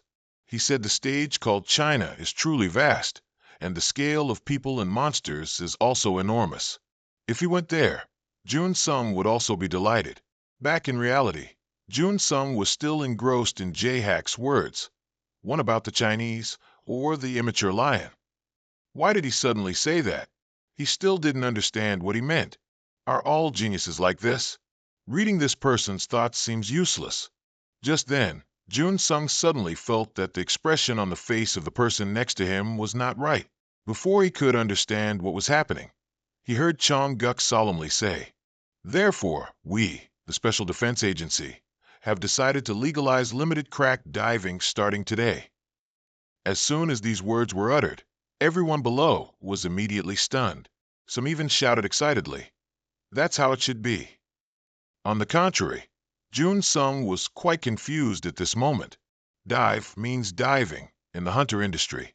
After a crack closes, hunters who wish to do so will remain in the crack to continue exploring and operating. As the number of hunters and their strength increased, the war against monsters gradually tilted towards humanity's overwhelming victory. humanity began to grow curious about the monsters outside the cracks. They thought that perhaps a new world could be pioneered and explored. Everyone looked forward to it, and the exploration of the remaining cracks and dive began. But the price of arrogance was devastating destruction. Not only hunters, but even the military with special equipment were destroyed. The only one who barely survived left behind an incomprehensible remark, then fell into chaos and became a wreck. Since then, dive has been banned by the industry. At this moment, Chang'e continued, "Of course, unlimited dive will not be allowed. Therefore, cautiously, we will proceed to select hunters who are definitely qualified in terms of ability according to the defense agency." Everyone below fell into contemplation once again. Of course, it's about ability. Which hunter would refuse this? Dive is a hunter's dream. If successful, one can gain unparalleled honor and wealth. Kang Cheon looked around at everyone, couldn't help but chuckle to himself. The atmosphere was completely different now. At the same time, another man also wore a mysterious smile. He seemed to have thought of something. Ignoring everyone's reactions, Chang'e continued, "Furthermore, dive does not involve any special coercive actions. If hunters only record their earnings until they return, you are free to take any action there. All those byproducts are also considered the hunter's property." And now he will announce the list. The first list is comprised of the entire ranking. The first person was naturally rank 1 Lee Jae-hak. Jun Sung congratulated him as soon as he heard his name. Surprisingly, the last name on the list was Jun Sung, which caused him no small amount of confusion. Immediately after the announcement, the room was filled with criticism. Seeing the chaotic scene, Chang'e had to calm everyone down. "Please be silent, as the announcement is still ongoing. In a moment, there will be time for questions and answers." However, the people below continued talking. Moreover, someone stood up to protest. It was the director of Kangon, Cha Jae-ju. He boldly countered, "I want to say that Oh Jun Sung is a newcomer who obtained his license less than half a year ago. Is it appropriate for an important mission like dive to overlook other experienced veterans and assign it to a newcomer?" Hearing this, Chang'e was a bit awkward but still tried to give the most logical answer possible. Unfortunately, that Jae-ju held on tight, refusing to let go. "We cannot view those individual action cameras." I heard that, according to public opinion, in addition to some published edits, there are also private videos that have not been made public. Jae-hak, from behind, was intently watching him. This Jae-ju is the director of Kangon. He has great influence and is a well-known hunter. If he pretends to represent others not on the list, the defense agency's position will also be in trouble. Does biting like this and prolonging the time mean he doesn't want to be inferior to the newcomer Jun Sung? As a newcomer, there must be many things he wants to say. Jae-ju, of course, didn't know someone was evaluating him. He continued to boldly question. "I raised doubts about the defense agency's selection. There must be an endorsement from another reputable agency besides the defense agency." As soon as these words ended, someone stood up and said, "Let me do that." Jae-ju was startled and turned his head to look. The person who spoke was Ayu Hai from the Xer Corporation. She stood up from her seat and declared loudly, "I'll be direct. There's nothing to say about Oh Jun Sung's capabilities. I trust and vouch for that." Kang Cheon, beside her, also smiled and began, "Cha Jae-ju, my friend, you must be in a great hurry, aren't you?" Jae-hak was not surprised by this either. After all, Kang Cheon had already spoken eloquently when Jun Sung was broadcast. Here, even the rank 2 person, Ayu Hai, has stepped forward. In fact, this is Xer's endorsement. Jae-ju's expression instantly turned grim. Ayu Hai is a person with full capabilities, experience, and renown. So if it's her endorsement, other ranks can be overlooked. What other excuse is there to object? However, he still clung on like a leech, refusing to let go. He pursed his lips and spoke, "I'm not doing this to deny O's ability. But what is the most important ability for a hunter? Isn't it about dealing with attacks and defense according to the situation?" Ayu Hai frowned upon hearing this. She didn't immediately refute him. Seizing this opportunity, he continued, However, if you watch the released video, O's attack method is only close-range attacks. A hunter can't do everything well. Isn't he still lacking? As soon as these words came out, everyone was speechless. How despicable. Is this just being a sore loser? The atmosphere had already turned bitter. They didn't even realize. Just as he thought, everyone was now cursing O's ancestors for 18 generations. O felt that way. He couldn't listen anymore. He had to say something at this moment. But before he could do anything, O stood up. To his astonishment, he declared loudly, "I am O, and I fully understand the opposition from my seniors and apologize for it. I also thank the person who stood up to vouch for me. I ask permission to clearly state my position." Seeing him speak up, O was immediately happy. On the contrary, that scoundrel was not happy at all. Ignoring everyone's reactions, he still declared grandly, "I have no intention of refusing this opportunity. Instead, as a hunter, I will do my best to meet the expectations of the association and the National Defense Agency." Of course, he understands their concerns, so if possible, he wants to demonstrate his long-range skills here. He asked Director Trang if it was okay. Trang didn't hesitate and nodded in agreement. "That's a good idea. If you do that, we can spectacularly conclude this matter here." "I agree. The skill you mentioned, go ahead and show it." These words also caused a stir among the crowd below. Everyone wanted to show off their skills to the arrogant one. At the same time, a man standing in a corner, hearing the sounds of the crowd, couldn't help but smile. "How boring. But it's been a long time since we've had such an interesting scene, hasn't it?" As he spoke, he glanced at the person standing next to him, seemingly asking for their opinion. A moment later, at the exhibition hall, he had arrived. He glanced at the 2 guns placed on the table. These are all guns used to attack large monsters, with readily available energy to increase damage. This is one of the most basic weapons for hunters, except for those with special abilities like Manhua and U. Thinking this, he picked up a gun and began to aim. I, standing behind, saw this scene and couldn't help but wonder. He's certainly not someone with Ru or Muay abilities, so he can use it. But why hasn't he fired yet? At the same time, he was secretly contemptuous. "Show everyone your technique. Is this just an exhibition hall? Are you trying to show off your beauty with this?" He, of course, didn't know their thoughts. He was still focused on aiming. Recalling earlier, he had also participated in shooting practice with him. He taught him many things. He said that anyone could speak carelessly, so if they didn't practice thoroughly, they would quickly fall behind. Moreover, their country doesn't have a long historical bridge like China and Japan. He thought, "I'll make one too." He systematically organized the whole country, and this was part of the result. He did so and used it for hunting. At that time, after listening, he was bewildered, but he didn't care much. He put on his protective gear, then spoke up again. "Put on your safety gear. It's the second lesson now." Immediately after, he began to aim at the target in front of him. And now, imitating his movements, he fired a bullet. In just a flash, the target in front of him was shot flying out. It sat grandly on the table, beginning to deflate. Seeing this scene, everyone was immediately stunned. Even I was no exception. He, on the contrary, was very smug.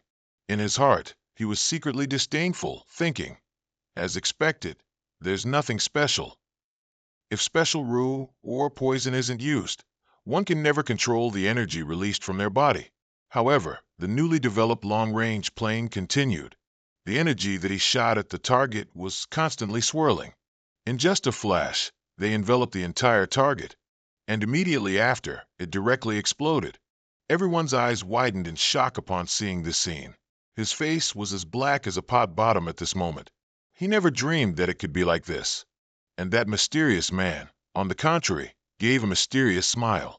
He was clearly just enjoying the show. Ignoring everyone's chatter, he still stood calmly there.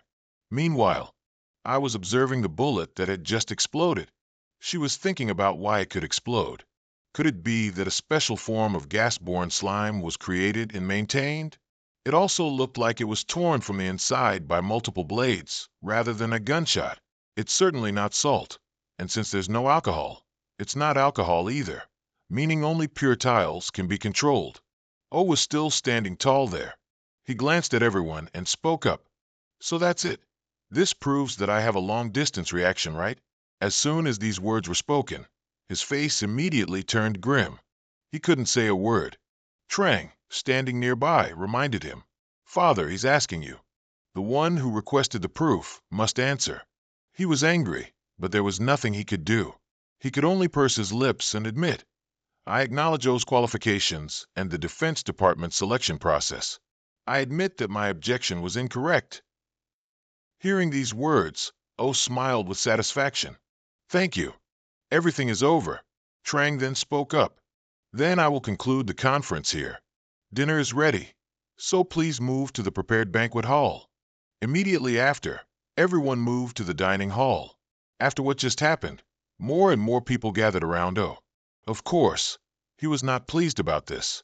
He stood in a corner, taking everyone in with his eyes. He gritted his teeth and cursed inwardly. Damn, how humiliating. The clock stopped earlier, didn't it? While he was thinking, someone called out to him, startling him. He looked at the two newcomers and exclaimed in surprise, Isn't that the director? I didn't know you were coming. The director chuckled and replied, Haha, I also received an invitation this time. It's a pleasure to meet you.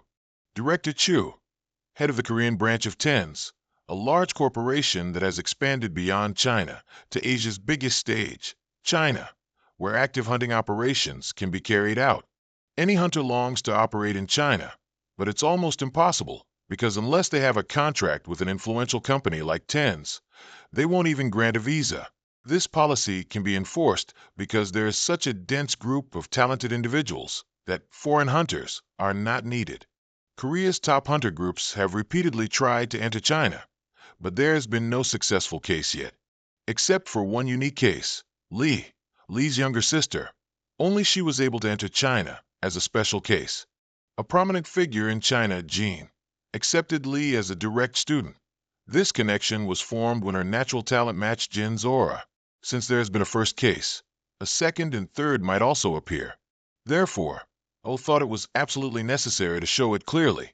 At this moment, Director Chu laughed loudly again and said, I had a wonderful sightseeing trip today. I think it was good to come here.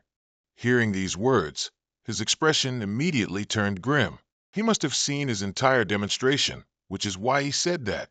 But he still smiled and opened his mouth. Are you talking about O? That's quite an excellent aura. However, Director Chu waved his hand and said with a laugh, No. People are more interesting than techniques. Then he asked suspiciously again, The friend named O. It hasn't even been half a year since he received his license, has it? He nodded slightly and replied, Yes, that's right. Hearing the affirmation, Director Chu became even happier and laughed loudly. Good. That's a ridiculous story, but it clearly has a feeling to it. I learned that technique neatly in a short amount of time. Frowning in silence. No matter how China reports on techniques and hunting, that's still quite an arrogant assessment, isn't it? That technique is a useless technique. Didn't know what he was thinking. He continued to laugh, saying, Haha, it's been a long time since I met a friend with such good potential. You think so too, don't you? ROP. But as soon as he finished speaking, the person next to him was nowhere to be seen. Turned his head in confusion, searching. Immediately after, an expression of pleasant surprise appeared on his face. ROP. That brat, could it be that he went to look for O? At the same time, outside in the cool courtyard, sat on a chair, letting out a sigh of relief. Was it a bit too much? Because the technique hasn't reached perfection yet. But how else could I demonstrate the technique without making mistakes? Saying that, he couldn't help but look at his own hand. His hand was still trembling, then used his other hand to steady it. He sighed, muttering, It seems I still haven't relieved the tension. Anyway, I've successfully completed the technique demonstration, so I guess the name of this technique will be announced soon, won't it? While he was thinking, someone approached where he was sitting. Startled, turned his head and asked suspiciously, Is anyone here? But surprisingly, the other person instantly appeared beside him, his eyes wide with surprise. When did this person get here? Ignoring his confusion, Chun spoke first. Euro, want to fight a match with me? After saying these words, his eyes were full of anticipation as he looked at him. Conversely, was extremely bewildered. Did this person just take drugs? He didn't understand a thing, because Chun was speaking in Chinese. Naturally didn't understand. He just stared at him blankly. Just then ran over. He aggressively questioned, "Hey, brat, so you really are here? I told you not to cause trouble." Then he bowed his head and apologized to. "I've bothered you, I'm sorry."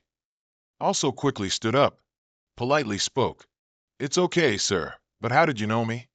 Let out a soft chuckle and said, "I recognized you when you demonstrated earlier." Saying that, he took out a business card and handed it to, introducing himself. "Director Chu of Korea. Actually, I have something to discuss with you." Hearing these words, was immediately flustered. This is China's largest hunter corporation. Then introduced, "This brat is my nephew. He's a bodyguard who became a hunter thanks to his decent strength. As you've seen, his personality is a bit impulsive, so he's caused you some trouble." Anyway, he didn't understand what he was saying. He declined to comment. He shook his head and replied, "It's no problem at all. But what can I do for you, sir?" He chuckled. He said sincerely, "Although I'm the director of Korea, today I'm not looking for you for business. I want to establish a personal relationship." These words made him a little bewildered. What does this mean? Seeing that he didn't say anything, he then spoke up. "Since you're a hunter, you must know about Korea Company, right? But perhaps you don't know this, as it's not widely spread. In fact, all of Korea's owners are hunters. Any heir is proud of this long-standing tradition. Furthermore, and Chun are both disciples of that individual. Earlier, while watching the demonstration, a thought occurred to me. You are fully qualified to inherit their tradition." He just stood by and listened, because this information was quite hard to digest.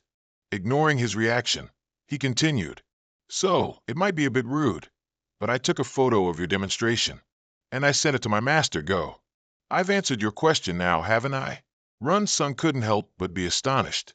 He suspiciously asked back, "That matter, you mean?" Dan Mac nodded. Sejin calmly said, "That's right.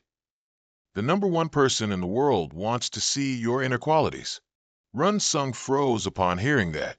He asked in alarm, "If it's the number one in the world, then you're talking about that mean, right?"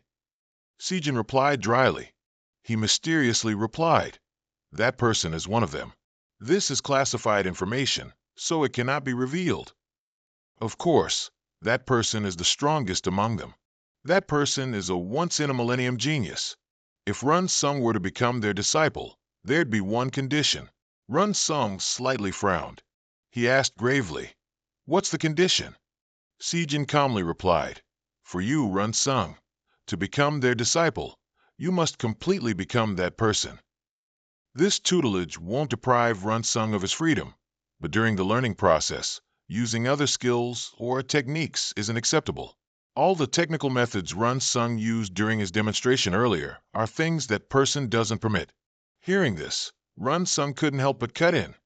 "I know what you're going to say next." His words surprised Sejin. He asked confusedly, "What?" Run Sung ignored him and calmly said, "By now, my master and I have already cut ties, right?" Sejin raised an eyebrow in surprise, mumbling suspiciously, "That's right. I've never told anyone that before. Could it be?" But before he could finish, Run Sung coldly cut him off. "Thank you for your proposal, but I decline." Sejin was surprised and exclaimed, "Have you thought it through? Why, after all, you know this is a precious opportunity, a once-in-a-lifetime chance." At this moment, Chun Jup, who didn't understand what they were saying, mumbled suspiciously, "Uncle, what's with this atmosphere?" Sejin frowned slightly. "In that case, it's better this way." Thinking this, he then spoke in Chinese. "He's refused the proposal." These words made Chun Jup's expression turn ugly. He gnashed his teeth and cursed. "What? That idiot!" Sejin didn't mind fanning the flames, continuing. He said the techniques he's learned so far are more than enough. No need for foreign techniques. These words angered Chun Jup even more. Immediately after, He shouted loudly, making Run Sung turn his head in surprise. Chun Jup cursed loudly, but to Run Sung's ears, it sounded just like a dog barking in the field. Sejin, standing nearby, kindly asked, "Do you need a translation?" Run Sung nodded slightly. Sejin began to translate Chun Jup's curses. "You're being a bit too self-important. You have a few trivial skills, and you're already showing off and throwing away this golden opportunity."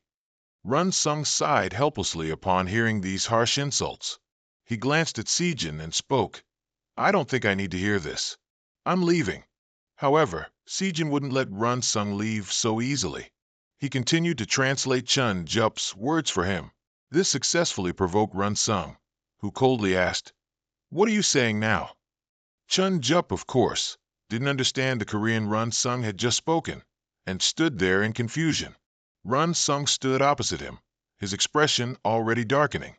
He gnashed his teeth and cursed, "You dare say such things right in front of me?" Sejin translated his words for Chun Jup. He scoffed dismissively. "If you're so confident in your techniques, do you dare to challenge me to a fight?" Sejin was a bit confused, not knowing why Run Sung was angry. He quietly advised, "I apologize, but if you met that person just once, perhaps you'd change your mind." However, before he could finish, Run Sung coldly stated, "Fight then, let's fight." With that, he stepped forward to stand opposite Chun Jup. He spoke with a voice full of contempt, "Let's see how skilled you are, you bastard." So right after that, the three of them went to the training room. Both Run Sung and Chun Jup were fully equipped. At this moment, Chun Jup was extremely confident. He quietly asked Sejin, "What should I do, uncle? Finish it quickly, or slowly toy with him to clearly show the difference in skill level? What do you think?" Run Sung fundamentally didn't understand what he was saying. He was just preparing his equipment. Sejin heard Chun Jup's words, and a bit displeased. He reminded him, "Don't insult others." Chun Jup was a bit confused and coldly snorted, "But that guy underestimated us first." Well, that's true. Sejin was a bit awkward. For this fight to be fair, they need to translate. But martial arts techniques, most of the living hunters in history didn't make many moves. This has existed in China for a very long time, even thousands of years. Given this opportunity, Run Sung still refused, despite all the persuasion. What kind of person was this young man, really? Thinking of this, Sejin said in a low voice, "Regardless, he's still a talented young man." Chun Jup unhappily asked, "Are you still trying to enlighten him?" He pouted and said, "You don't like it." He shrugged indifferently. Chun Jup said casually, "No, but I won't bow down to him. You can tell at a glance." With a slight chuckle, Sejin gently reminded him, "It'll be fine. Once he's subdued, things will be different." It's not easy for someone to shine alone. Run Sung is clearly a genius. Therefore, if he wants to break through this wall, he absolutely must challenge him to a fight. After a while of preparation, Run Sung and Chun Jup stepped onto the arena. Chun Jup confidently announced, "I'll specially give you 3 chances." Seeing Run Sung's bewildered look, Chun Jup remembered that he didn't understand Chinese. So then he rephrased in English. Run Sung understood these words, but he remained silent. Just then, the sound to start the match rang out. Run Sung immediately went on the offensive. Chun Jup was still extremely confident, standing there with a calm smile.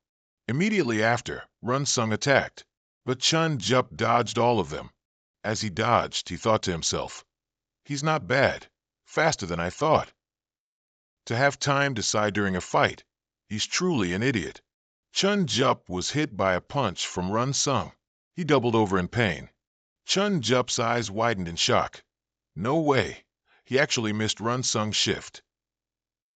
While Chun Jup was deep in thought, Run Sung threw another punch. This time, he didn't dare to be careless and quickly dodged. And now 3 moves had passed. So after that, Chun Jup began to make his move. He threw a palm strike towards Run Sung. However, something that shocked him happened. Run Sung actually blocked his palm strike. However, he was still pushed back a few steps. Run Sung, of course, wouldn't give up like that. He took another step back. Then he gathered momentum and charged forward. Run Sung's hands clenched into fists, his speed quite fast. Seeing this, Chun Jup was a bit unhappy. He angrily shouted, "Come on, don't let me see the difference in levels. I'm not like you." As soon as he finished speaking, he also lowered his center of gravity, then took an attacking stance, and the two once again rushed into a fight, making Sijin below the arena watch in a daze. He even used his phone to record the entire fighting process of the two. On the arena, Run Sung attacked Chun Jup like a storm. The more Sijin watched, the more amazed he felt. This was unbelievable. Run Sung's power far exceeded his expectations. No matter what he expected, the fight between the two on the arena was still ongoing. At this moment, Chun Jup was attacking Run Sung. However, he leaned back to dodge, conveniently kicking his right calf with his foot. Chun Jup snorted coldly, cursing, "That little trick!" Then he leaned back to dodge a kick that Run Sung was delivering. Without a second's pause, Chun Jup raised his knee, wanting to eliminate Run Sung. Run Sung was startled to see this scene. He quickly leaned back, successfully dodging this move. This made Chun Jup extremely angry.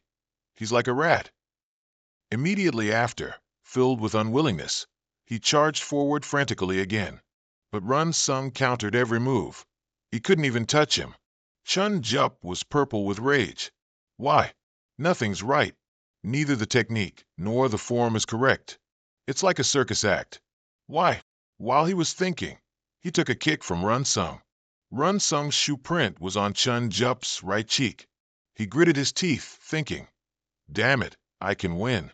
I'll show that madman." On the opposite side, in contrast to Chun Jup's youthful rashness, Run Sung was extremely calm.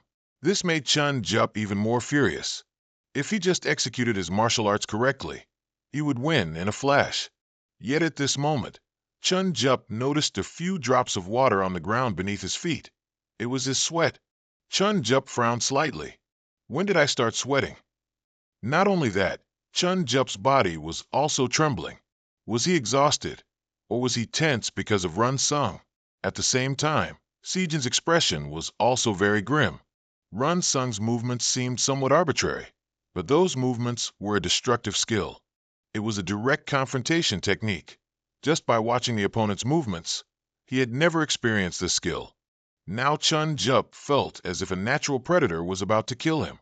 He refused to lose, frantically attacking Run Sung. But Run Sung anticipated his every move, easily parrying his attacks. Seeing this scene, an incredulous look appeared in Chun Jup's eyes. "How can this be?" he unwillingly shouted. "Why isn't it working?" Damn it! Run Sung paid no attention to his tantrum. He just focused on blocking the attacks. Chun Jup was now at the peak of his rage. He shifted his weight onto his feet. He formed a palm strike, furiously shouting, "Come on, no matter where, try this once." As soon as he finished speaking, Chun Jup unleashed a palm strike towards Run Sung. The moment he attacked, Run Sung clamped his hands over his temples for protection. Immediately after, he swiftly grabbed Chun Jup's head. Without any hesitation, he kneed him in the head. The sudden turn of events caught Sijin off guard. Chun Jup had now collapsed to the ground, kneeling before Run Sung. Blood began to flow from his nose like rain, and Chun Jup covered it with his hand. He didn't understand. Even though he was kneed in the face, he was still conscious. Thinking of this, Chun Jup's body suddenly trembled. He looked up and questioned, "Are you fighting me without using your energy?" Sijin helplessly pressed his hand to his forehead.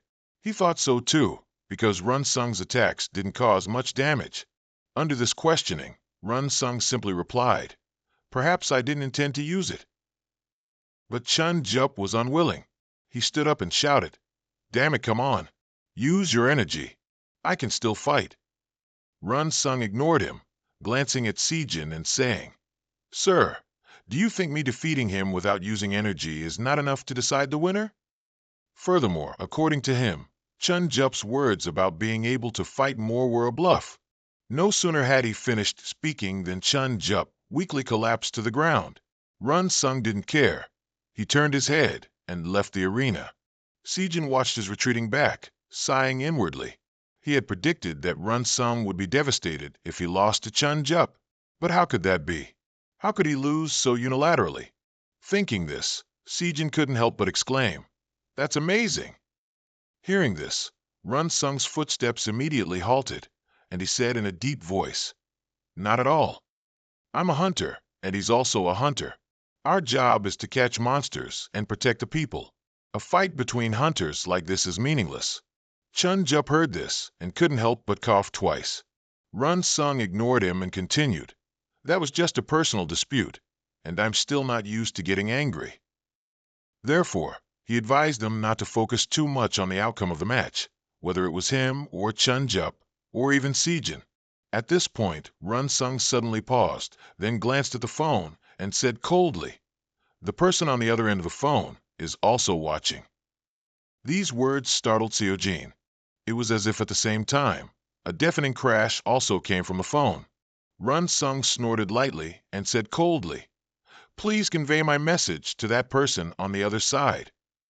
If you have something you want to do with me, contact me through the company or come see me directly. Or at least, ask them to avoid quarrels and hurting other people's feelings." After speaking, he bid farewell to the two and left. Seojin hastily tried to call after him, but at this moment a low voice came from the phone. "From what I just heard, I was cursed at to an unbelievable extent." Seojin couldn't help but shiver. Quickly turning his head to look, he said in a low voice, "I'm sorry, it's all because I misjudged. What should I say?" He hadn't even finished speaking when the other person cut him off. "All right, no need to say any more. I'm not angry. I found it amusing, so that's enough." Seojin was startled to hear this. His master found it amusing? He had been taught for 30 years, but this was the first time he'd heard such a thing. At this moment, Seojin's master chuckled softly and said, "Now, I'll talk about the next matter." Then he began to ramble on about his plans. Hearing this, Chun Jup on the ground also sprang up like a fresh shrimp. Meanwhile, Seojin was extremely flustered, asking in disbelief, "What?" A few days later, Run Sung continuously appeared in the media. For example, Hunter Park Kong Han successfully hunts an 11-star monster. For instance, Park Kong Han appears during a hunt, a surprise broadcast, or a surprise interview, a powerful declaration of claiming the #1 spot. Kang Cheon naturally saw Run Sung's news. He couldn't help but exclaim, "Seriously? Still so spirited, huh?" What was it he said? In summary, "So don't bother or touch me anymore." Saying this, Kang Cheon looked up at the person opposite him, winked, and smiled. "He's quite an interesting friend, isn't he? The industry needs friends like that to have vitality." He said, "I wish there were more friends who could perform like this in the industry. Wouldn't you agree, Director Joe Ki-suk?" The person sitting opposite him was Joe Ki-suk, ranked 3rd on the leaderboard. Hearing Kang Cheon's words, Ki-suk coldly snorted, "If you've finished watching, put your phone away. Anyway, there are other issues to focus on right now." Shrugging indifferently, Kang Cheon pouted and said, "Oh, sorry.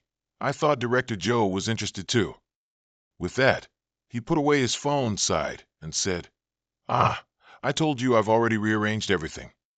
Kang Cheon suddenly paused for a moment, then stared at Ki-suk, questioning, "Representative Joe, I'd have to be crazy to sell QWER to China." Hearing this, Ki-suk unhappily corrected him, "Not China, but tens. Moreover, I've explained countless times that we're not selling." Snorting lightly, Kang Cheon said coldly, "Did you really say that? If you're talking about building a large system between South Korea and China, I don't know what's different from selling off the company." Ki-suk narrowed his eyes at him, not replying. Kang Cheon held up 2 fingers and declared, "Therefore, you only need to know 2 things. First, Kang Cheon is not a guardian deity. Second, Tens and Nabin. He has no intention of selling the company he's dedicated his life to and becoming a petty boss." Ki-suk couldn't help but sigh, saying helplessly, "Do you know what kind of opportunity you're looking for?" Kang Cheon coldly snorted, So you're not denying my words after all. Are you saying this is an opportunity? Ki-suk ignored his criticism and said in a deep voice, "We've fallen behind long ago. If we could catch up, we could only optimistically hope. But what's the current situation?" Kang Cheon just listened in silence, not saying a word. Ki-suk continued, "The next generation of hunters in our country will, of course, lead the field in rudimentary engines. Now they've integrated their inherent power into it and are developing at a very fast pace. Our predictions were wrong." Hearing this, Zun Sung raised his eyebrows again and spoke. "Anyone who hears it knows it's not true. So is that the choice you've thought of?" Ki-suk clenched his hands into fists, his eyes filled with determination, saying, "Yes, the true warrior's eye version. That's it." Besides the Decade Chronicles, there were no successors in China, so it only remained as documents or diagrams. 10 decades later, TENS proposed that businesses would provide cooperative partnership results with them. After hearing this, Kang Cheon scratched his head and said, "TENS isn't being used, but an unverified copy. It means they'll voluntarily become guinea pigs." Ki-suk still tried to persuade him. There's a possibility of acquiring open technology in exchange for transferring some rights, but Kang Cheon didn't care. His stance remained unchanged. Hearing this, Ki-suk had nothing more to say. He slowly stood up. "So that's how it is. Well, actually, I only came to persuade you at Ten's request, but for me, it's better without QWER." With that, he slowly walked out, but still left a remark. "I have a piece of advice. There's an absolute wall that cannot be overcome. The new team is betting their lives on that side. Their performance isn't good, right? Perhaps it won't be good later either, definitely." These words startled Kang Cheon, but immediately after, he clicked his tongue and replied, "Seriously, an insurmountable wall? I've never thought about such a thing." The restored momentum was clearly something worth looking forward to, but did Ki-suk truly not know the downside of that proposal? The company would surely be interfered with by TENS, knowing the danger yet accepting it. The reason was already obvious. Thinking this, Kang Cheon nodded again and said, "An insurmountable wall, for example, like Lee Jae-hyuk, whom Representative Zun has never once overcome." These words left Ki-suk stiff with shock. Seeing his reaction, Kang Cheon smirked with satisfaction. He was aware that no one didn't know about finance, but to ignite those accumulated emotions, it was indeed Zun Sung. Kang Cheon had grown tired of the unbridgeable gap with Jae-hyuk, but Zun Sung, who appeared as a newcomer, ignited that anxiety. Thinking back, Kang Cheon could understand Jeju's bitter sigh. It was probably proof that the gold's interior was hastily affected by the evidence.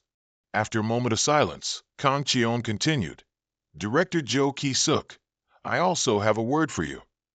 He said he didn't know if he had 18 dragons or Energia hybrids or what, but Ki-suk couldn't surpass Ji-hyuk. Ki-suk's face was still frozen with anger at this moment.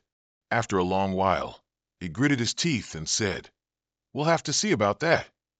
With a cold laugh, Kang Cheon pouted and thought, "What will the industry be like now? Entering TENS will succeed. Even if I object, it can't be stopped if there are big pumpers. Then the industry documents will clearly change. If so, this side also needs an opponent. Is it just Zun Sung after all? In this chaotic period, what actions will he show in the future? I'm really looking forward to it." Meanwhile, Zun Sung, unaware of the hidden struggles among capitalists, was sitting on a resting chair. Finally, tomorrow is the day to leave. He's been preparing like crazy. Now all that's left is to execute it. At this moment, a low voice suddenly echoed from behind him. "I'm casually enjoying the night view. Lately, none of my friends have been answering me." Zun Sung was startled and turned his head to look back. He immediately saw an old man standing tall beside him. He wore sunglasses, and a smile still hung on his lips. "You are Zun Sung. I'm very impressed with your interview. It was a very good interview and suitable for your position." Hearing this, Zun Sung politely nodded. "Thank you, sir. By the way, are you not Korean?" Nodding indifferently, the old man chuckled and replied, "That's right. I often come to Korea because I have a business partner." At this point, he suddenly paused, staring intently at him, and coldly opened his mouth. And this time, I want to see your face a bit. These words put Zun Sung on alert. Indeed, immediately after, the old man's aura suddenly changed. Zun Sung was instantly shocked. He coldly spoke. Now tell me, who do you think is standing before you? Zun Sung slightly frowned. This old man is really strange. First, I need to open the auto-hunt system. Thinking this, he immediately reached out to open the system. But just then, something was flying rapidly towards him. Zun Sung frantically dodged to the side to avoid it. He widened his eyes in horror. Is this an air bullet? If it weren't for auto-hunt, I'd be dead. On this side, the old man still maintained his hand gesture, thinking that with just a playful flick of his finger, an air bullet would fly out immediately. Thinking this, he chuckled and opened his mouth. You dodged that. Zun Sung didn't answer. He frowned in silence, thinking he had to retreat first, then fight using auto-hunt. Thinking it, Zun Sung quickly retreated, widening the distance from the old man. Next, he would attack with spineless. But before he could do anything, the old man instantly appeared behind him. He coldly spoke. That eagerness is indeed interesting. Zun Sung's eyes widened in shock. Since when was he behind me? If that's the case, he quickly attacked. With a bang, the ground suddenly shifted.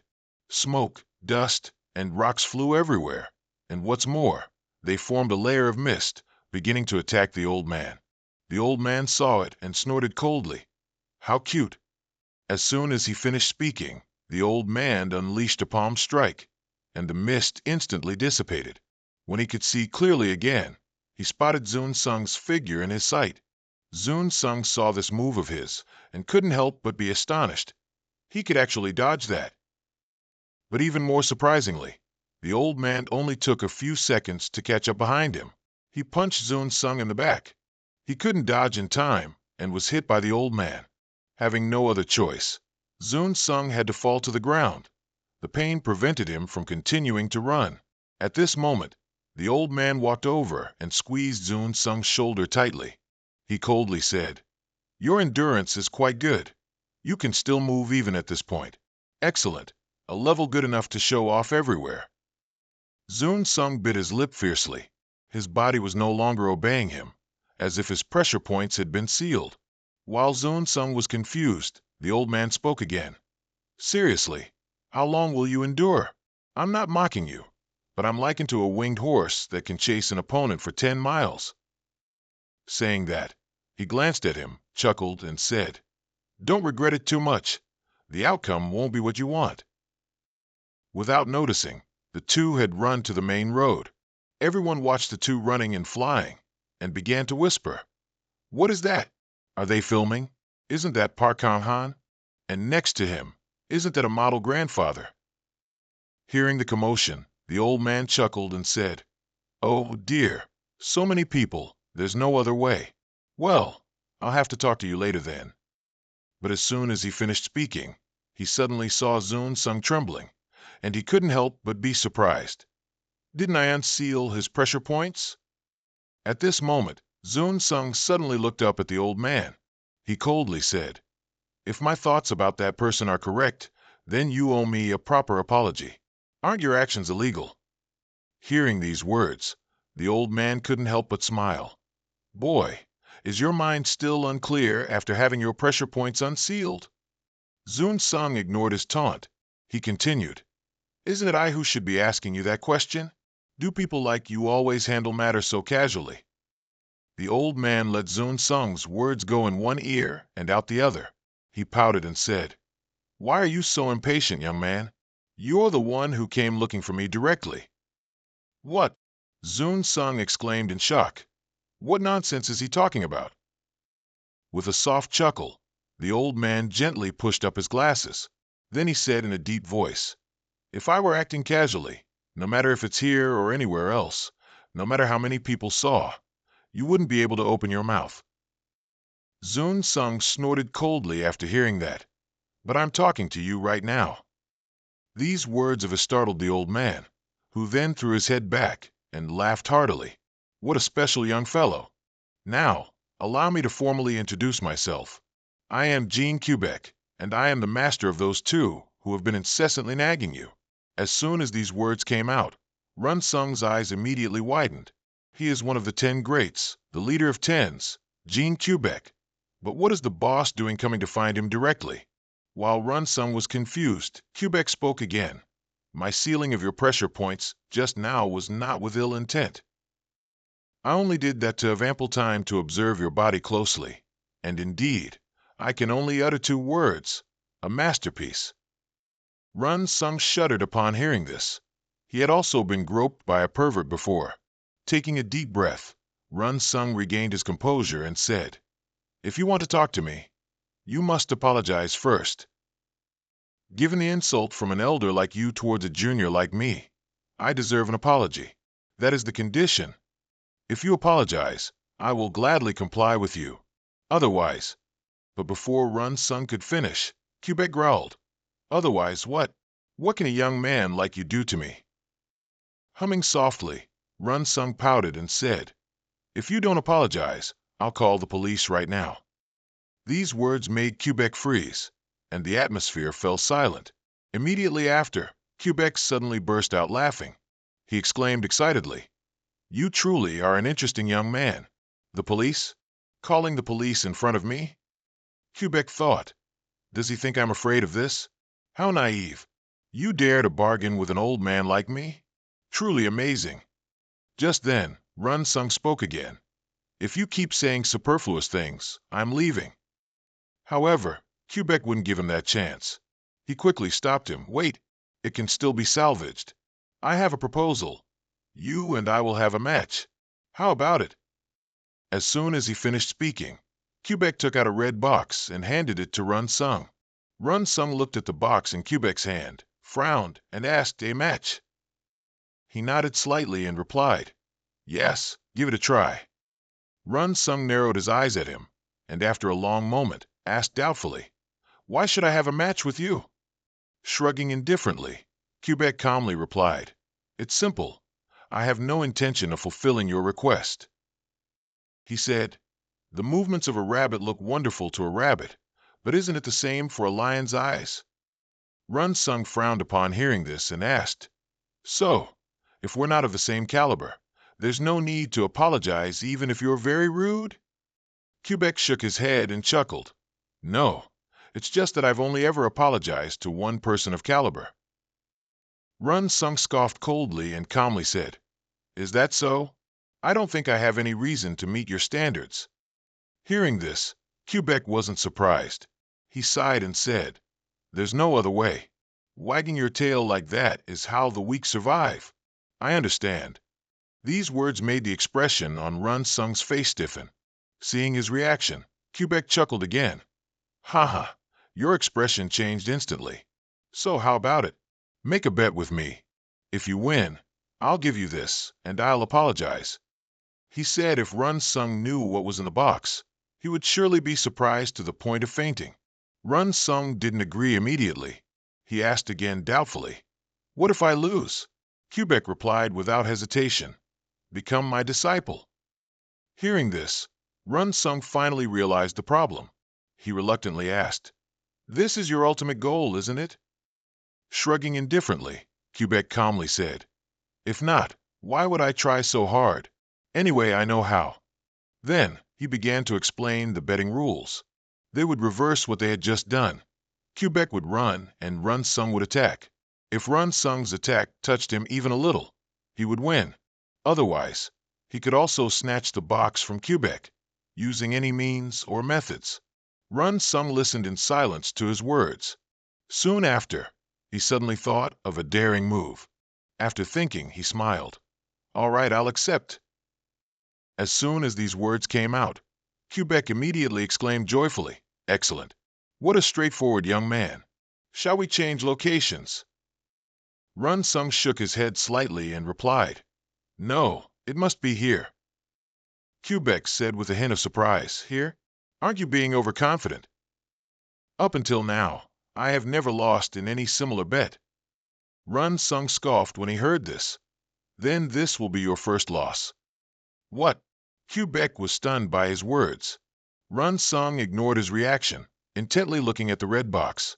After a long moment, he mumbled, "No matter how I think about it, taking the box seems easier. Let's get the box first." Hearing this, Beck scoffed disdainfully. "Will that work? There's no sound at all." Yet, as soon as he finished speaking, the box was suddenly engulfed in a yellow light. Then it disappeared from his grasp. Beck stared blankly at his empty hand. He didn't even know how Run Sung did it before he lunged towards him. Beck had no time to prepare. Run Sung's two fingers were already pointing at his forehead. Beck was stunned by his actions. Run Sung flashed a triumphant smile. Both requests were fulfilled. "I won." But as soon as he finished speaking, he suddenly felt a chill down his spine. At this moment, Beck was enveloped by an aura of killing intent, sending shivers down people's backs. Passers-by sensed this and started to murmur. Run Sung couldn't help but tremble. It was an incredibly powerful aura. It was then that Beck asked in a deep voice, "Kid, how did you do that?" With a slight chuckle, Run Sung calmly replied, "As you said, using any means and methods, I took out another card that I had." Hearing this, Beck slapped his hand away and coldly snorted, "Explain it now, unless you want to lose these impudent fingers." "An explanation, huh?" Run Sung shrugged indifferently and pouted. "If you don't agree with the outcome, let's go back to the starting point." Biting his lip fiercely, Beck growled, "Starting point? Don't you think that was just a joke? Nothing more, nothing less." Run Sung smiled faintly and casually opened his mouth. "So I've wasted my time on a trickster who won't even keep his promise?" These words made Beck's imposing aura falter. Immediately after, he threw his head back and laughed loudly. "Well, I wasn't completely tricked. There was no danger, nor was I robbed, so there's no need for a retort. I wanted 20 years of peace, but I didn't expect to lose my capital here." Saying that, he handed the box to him. "All right, I admit I lost to this old horn. You said you'd give me the box as promised, so hurry up and take it out." Run Sung took the box in his hand, furrowing his brows in thought. At this moment, Beck spoke up again. "Was that trick how you took out my box? What kind of trick was that?" Run Sung shrugged indifferently and pouted. "Do I have a reason to tell you? You cheapskate." Beck huffed coldly after hearing that, but still genuinely reminded him, "Oh, don't open the box lid as much as possible. It's best to block outside air until you use the medicine." Run Sung slightly furrowed his brows and asked doubtfully, "It's a type of medicine?" Beck suddenly felt a desire for revenge. He coldly snorted, "Do I need to tell you?" Run Sung was speechless after hearing that. Seeing his reaction, Beck became even more pleased. "Nowhere in the bet did it say I had to tell you the contents. If you want to eat it, try it and see if it's medicine or poison." Having said that, he turned his head and walked away. "Well, it's done. I'm leaving. It's been a long time since I've had such fun. Farewell, young man." However, after only 2 steps, Run Sung spoke in a deep voice. "That's it? Are you sure? Have you clearly apologized to me and my teacher?" These words made Beck tremble. He took a deep breath, turned around, and said with a laugh in Chinese, "I don't know Korean." But Run Sung didn't let up. He still insisted, "Because it's inconvenient, you're suddenly speaking Chinese? Just a brief apology, and then we're done." Beck looked at his persistence, cold sweat beading on his forehead. Would Gene Beck, the #1 in the world, apologize? His pride would be greatly shaken. Thinking this, Beck suddenly lunged to attack. Run Sung didn't expect him to do that, and was continuously struck at his pressure points. In an instant, he fell limply into Beck's arms. Without any hesitation, Beck carried Run Sung away from the crowded streets. Only the murmurs of the people remained in that place. After a noisy night, the sun began to rise again, and Run Sung also woke up at this time. Only he wasn't in a house, but on a stone bench in the park. He pushed himself up to sit, grumbling unhappily. "That old man, really. What did he do to me? Did he just disappear?" At this moment, he saw the red box placed on the bench. with a piece of paper underneath. When he picked it up to look, it was Quebec's message. Run Sung read it through and couldn't help but exclaim, "This old man's Korean is so good." Moreover, his handwriting isn't bad. That night, in a high-rise building in the city center, Ki-suk was very anxious, pacing back and forth muttering, "No way. When will he arrive already?" He kept checking his watch. Then he started questioning Seo-jin. Hasn't the time for him to arrive passed by several hours? Isn't this too much? Seo-jin said somewhat awkwardly, "He'll be here soon." This made Ki-suk even more displeased. He coldly snorted, "You've said that several times already. I also have other plans." But just as he finished speaking, the door behind him suddenly opened. A figure entered from outside, wearing a traditional Chinese costume. This person was none other than Quebec. As soon as he saw him, Ki-suk's expression immediately turned panicked. Standing before Ki-suk at this moment was the leader of the Tens. How could he remain calm? At this moment, Quebec spoke. "Looking at someone so directly, aren't we?" As soon as these words were out, Ki-suk quickly bowed and apologized. "How rude of me. It's an honor to meet you. I am Zoki Suk, director of Kangan." His words seemed calm at first glance, but in reality, Ki-suk was trembling incessantly, his forehead covered in cold sweat. To learn that thing, he first had to gain Quebec's approval. At the same time, Quebec was also secretly observing him. After a long while, the old man finally spoke. "All right, I've heard you." Upon hearing this, Ki-suk looked up and happily said, "Yes, it's truly an honor to meet you like this. Actually," before he could finish his sentence, Quebec coldly interrupted, "We've met, so that's enough, isn't it?" With that, he ordered Seo-jin to leave, which made Seo-jin awkwardly want to stop him. Of course, Quebec didn't give him the chance, complaining displeasedly, "I thought I was just going for a leisurely stroll. Why did I have to encounter such a rude young man? I'm so tired. I should probably go back and get some sleep." As soon as these words were out, Ki-suk's face turned as black as the bottom of a pot. He hastily ran to stop him. "Please wait a moment, sir. I've been waiting here for you for hours. If you just leave like this," Ki-suk said, reaching out to grab Quebec's shoulder. This successfully made Quebec's face darken. The atmosphere was instantly made cold by the old man.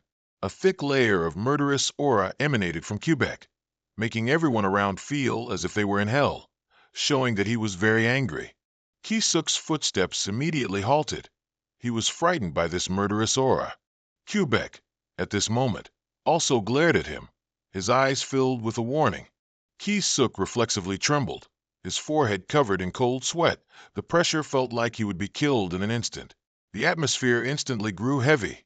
No one dared to approach Quebec. After a long wait, Quebec finally withdrew his murderous aura with satisfaction. He turned to Ki-suk and said, "I have nothing to say. I said I'm tired." These words made Ki-suk a little confused. Unfortunately, Quebec didn't care. He pointed his finger and scolded, "Raise your desire to learn, or else I only have one thing to say. You are a dog." These last three words made Ki-suk's face turn as black as dog feces, but his anger was like punching air. Quebec didn't even acknowledge it. He sternly warned, "Dogs can only obediently eat what their owner gives them. They can't just touch their owner's feet however they please." Ki-suk was enraged by these words. His body trembled as he suppressed his anger. At this moment, Quebec reached out and squeezed his face, speaking coldly, "Remember this well. I am not pleased with the impudence of the dog I raised." With that, the old man turned and left, his figure extremely dashing, as if the vulgar and contemptuous words he had just spoken were not his, leaving Ki-suk to watch his receding back, fuming with anger. A moment later, at the foot of the building, Quebec walked ahead, muttering to himself, "As expected, that kid has no resolve whatsoever." Seo-jin, walking behind, heard him and asked in confusion, "What did you say?" Quebec knew he had misspoken, quickly shook his head. "Nothing." "All right, is there something you want to say?" Seo-jin hesitated for a moment, then finally spoke. "That Zoki Suk fellow is an exceptional talent." if we push him too hard. Before he could finish, Quibich coldly cut him off. That guy has no hope. CO Jean mumbled in a bit of confusion. Then after a while, remembering something, he spoke. Also, just now you said you met someone. Nodding indifferently, Quibich casually said, That OZU fellow, I've already met him. CO Jean was a little surprised, asking doubtfully, Really? It seems you're quite satisfied. The old man scoffed. Just average. However, to CO Jin's ears, it sounded like he was very impressed. Thinking that, he continued, Before coming here, you already took care of the work sent from Mr. Hanam, right? Quibich nodded slightly, replying, Yes, though it wasn't easy to manage. I've already gotten involved. So finally, CO Jean heard this and exclaimed joyfully, but before he could finish, Quibich cut him off. It's already slipped from my grasp, but I've already given it to that guy. CO Jean frowned slightly. He hesitated, asking, If it's that guy, could it be the OZU you mentioned? Thinking of this speculation, a look of shock appeared on his face. Could he be that satisfied to have handed over the ultimate treasure to him? Quibich was a little awkward, unsure how to explain, stammering an admission. Well, something like that. A few days later, Zun Sung officially entered the Deep System. Still wearing the Queen Ant armor, he slowly entered the rift. From now on, Zun Sung would venture into the world alone. There was only one way back. 19 hours later, at the rift's origin point 52 kilometers from where he dropped, he only had to survive and reach the location before the rift closed. Until then, Zun Sung's first deep objective was to return safely. At this moment, he was running frantically across the open land. He carried exploration equipment and a camera. Zun Sung ran while checking his equipment.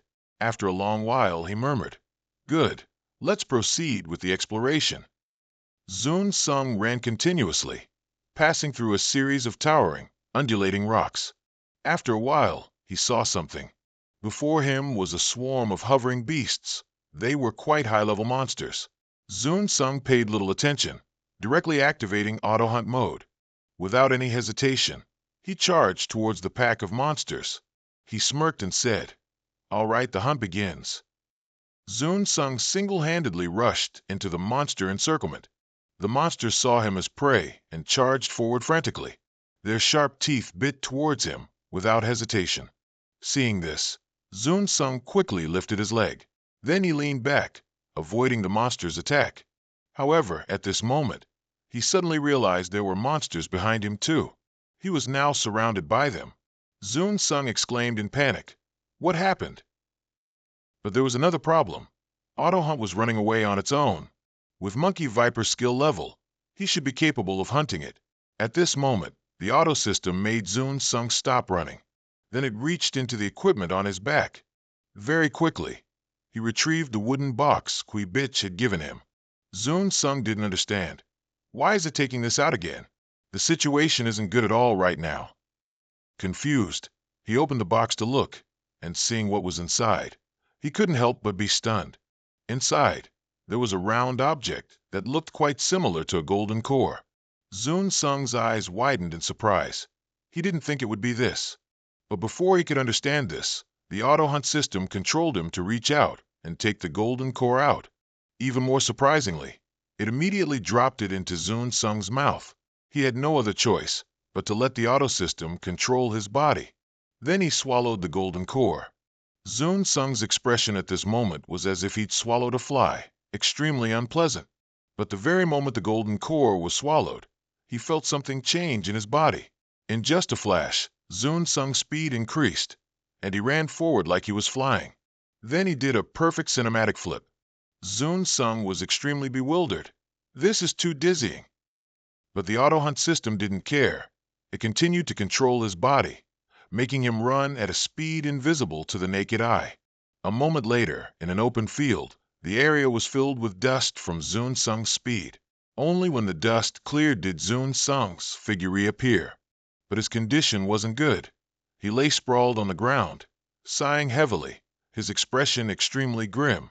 Time passed, and a moment later, In the clearing where Zun Sung was resting, the monsters had already caught up, surrounding him. Seeing Zun Sung lying on the ground, the monsters were a bit bewildered, but it wasn't long before they recoiled in horror. Just then, Zun Sung suddenly let out a loud shout. Afterward, his entire body was enveloped by a faint light. Elsewhere outside, reporters were broadcasting news about Zun Sung's entry into the rift. At the same time, Kui Bitch and Seo Jin were also watching the news. After listening, an awkward expression appeared on Seo Jin's face, as if he wanted to speak but hesitated. Kui Bitch sensed this and spoke in a deep voice. "Do you have something to say?" Seo Jin glanced at him and hesitantly said, "In this situation, what if Zun Sung can't come back? Master must have made preparations, right?" "Preparations for what?"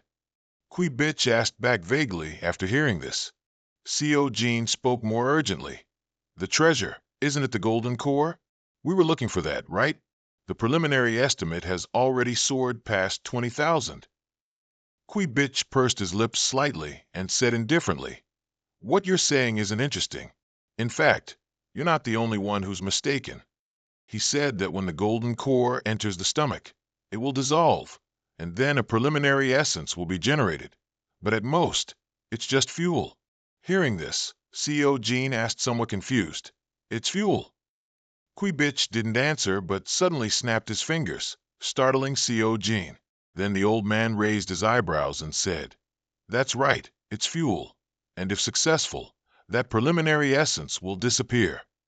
Seo Jin was stunned after hearing this, and he continued to ask, "If so, how will it transform?" He shrugged indifferently. Kui Bitch calmly replied, "Let's see. I don't really know either. The first time I ate a golden core, I was able to control the heavenly evil star. The second time he ate it, his bones and constitution began to change, completely transforming him into a different person. If golden cores are used regularly, the body parts become complete." The more Seo Jin listened, the more his face changed. "This is too unbelievable." But Kui Bitch didn't care and continued, "If you eat it, you'll probably feel so much pain you'll wish you were dead. You'll pass out, so you won't even know what's happening." These words left Seo Jin speechless on the spot, and he let Zun Sung eat it. Kui Bitch didn't think too much about it and continued, "Let's observe once and see. I've already promised him. Indeed, how much is that transformation to be anticipated?" On the other side, inside the rift, Zun Sung was still struggling with pain.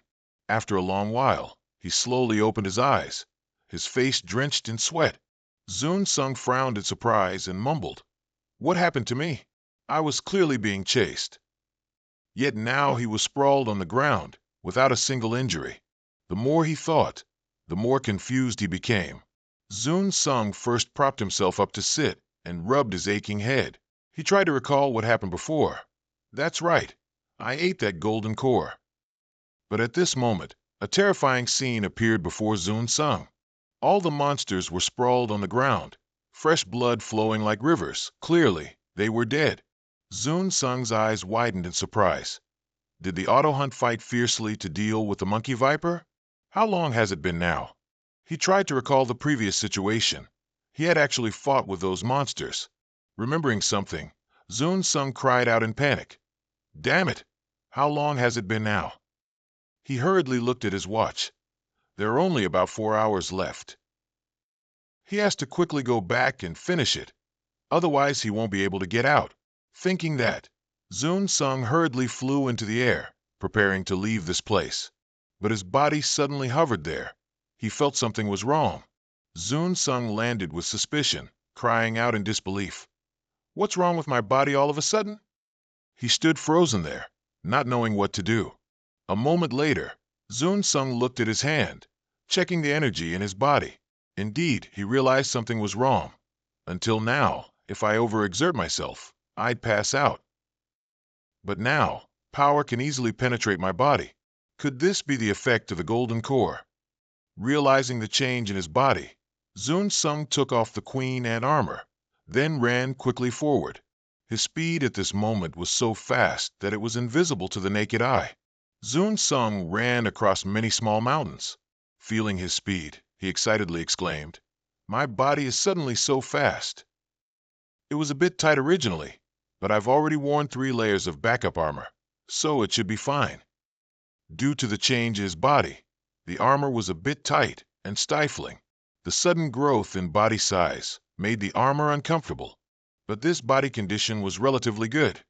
This is the effect of the golden core. The more Zun Sung thought, the happier he became. This abnormal body transformation is amazing. If this is the case, I can get out now. A moment later, Zun Sung had run to a small mountain. He looked around. There are still 4 kilometers left, enough time to complete it. Fortunately, I can get out smoothly, but the first transformation process was so painful that I lost consciousness. Zun Sung was truly miserable. He prepared so much, only for it all to turn to smoke and dust in the end. Recalling the previous situation, Zun Sung couldn't help but feel strange. Why did the system automatically urge him to eat the golden core then? With the monkey viper's level, his original strength was enough to defeat it. While thinking, Zun Sung suddenly saw a flare in the distance. He frowned slightly in doubt. This seems a bit strange. Zun Sung sped up again, running forward. Not long after, he stopped because there were people in front of him. Zun Sung recognized them. It's the Quartz team, one of the 2 F4T. Their teamwork is so solid it can be compared to a military unit. In this deep dive, they play the role of holding the key point. Zun Sung looked at them with a bit of bewilderment. It turned out that one of the 2 F4T, the Quartz team, came to greet him. However, the atmosphere of this team was a bit serious, quite eerie. Just then, the leader took off his helmet. He was Suk-Yang, the captain of the Quartz team. He looked at Zun Sung and asked, "You're Yu Sung, right?" Zun Sung nodded slightly. "Yes, that's me. Are you the Quartz team?" Suk-Yang was slightly surprised, asking doubtfully, "You know us. Wearing armor, your aura is indeed different from usual. Are you injured anywhere?" Zun Sung shook his head slightly. "There was a slight internal incident, but I'm fine now." Hearing this, the other person said with a somewhat anxious expression, "Is that so? Then let me help you. We need to get to the hospital quickly." Zun Sung waved his hand, refusing. "I'm fine. I don't need anyone to help me walk." But no sooner had he finished speaking than a sharp pain shot through his body. Zun Sung was suddenly attacked by the person in front of him. He was caught off guard, so he took the full force of the attack. His body flew backward just like that. Zun Sung crashed hard into an ancient tree, screaming in pain. Suk-Yang saw this scene and let out a cold snort of disdain.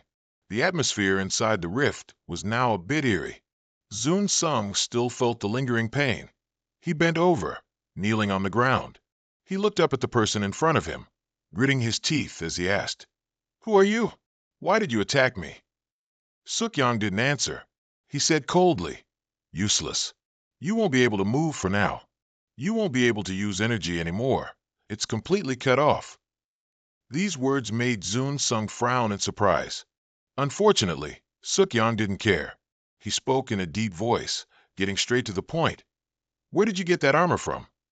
Don't try to change the subject. The clear evidence shows that you are a descendant of the heavenly horse." Hearing these words, Run Sung's hand trembled reflexively.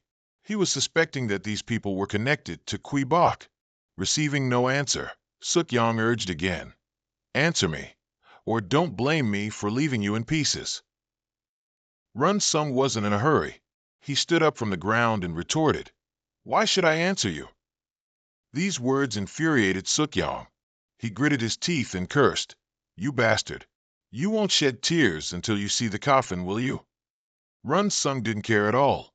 He was thinking about what this had to do with the bastards in front of him. Was it because he ate the automatic hunting elixir? Perhaps these guys knew about the existence of the elixir. Thinking of this, Run Sung couldn't help but let out a mocking laugh. "To bother me so many times for that old man. Because I have to stand here arguing meaninglessly with you. My first transformation is completely messed up, you know." Suk-Yang glared at him angrily. He questioned coldly, "What did you say?" But Run Sung didn't care either. He continued, Do you know about martial arts novels? Just blindly follow your control. As soon as he finished speaking, he activated the automatic hunting system. Then he shouted loudly, "Where is the ancient armor?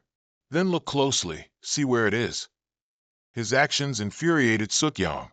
He gritted his teeth and cursed, "Fine, you've gone too far. Now suppress this guy for me. Formation activate." As soon as he finished speaking, Suk-yang's men began to charge forward. Their actions were extremely skilled. Run Sung stared at the scene, stunned. The speed of Suk-yang's team was incredibly fast, and they carried weapons in their hands. These were called suppression staffs, which they commonly used. Run Sung cautiously observed their actions. In an instant, Suk-yang's men surrounded him. This was called the Heavenly Gang Demon Slaying Formation. At this moment, Suk-yong was extremely smug. He smiled, seemingly confident of victory.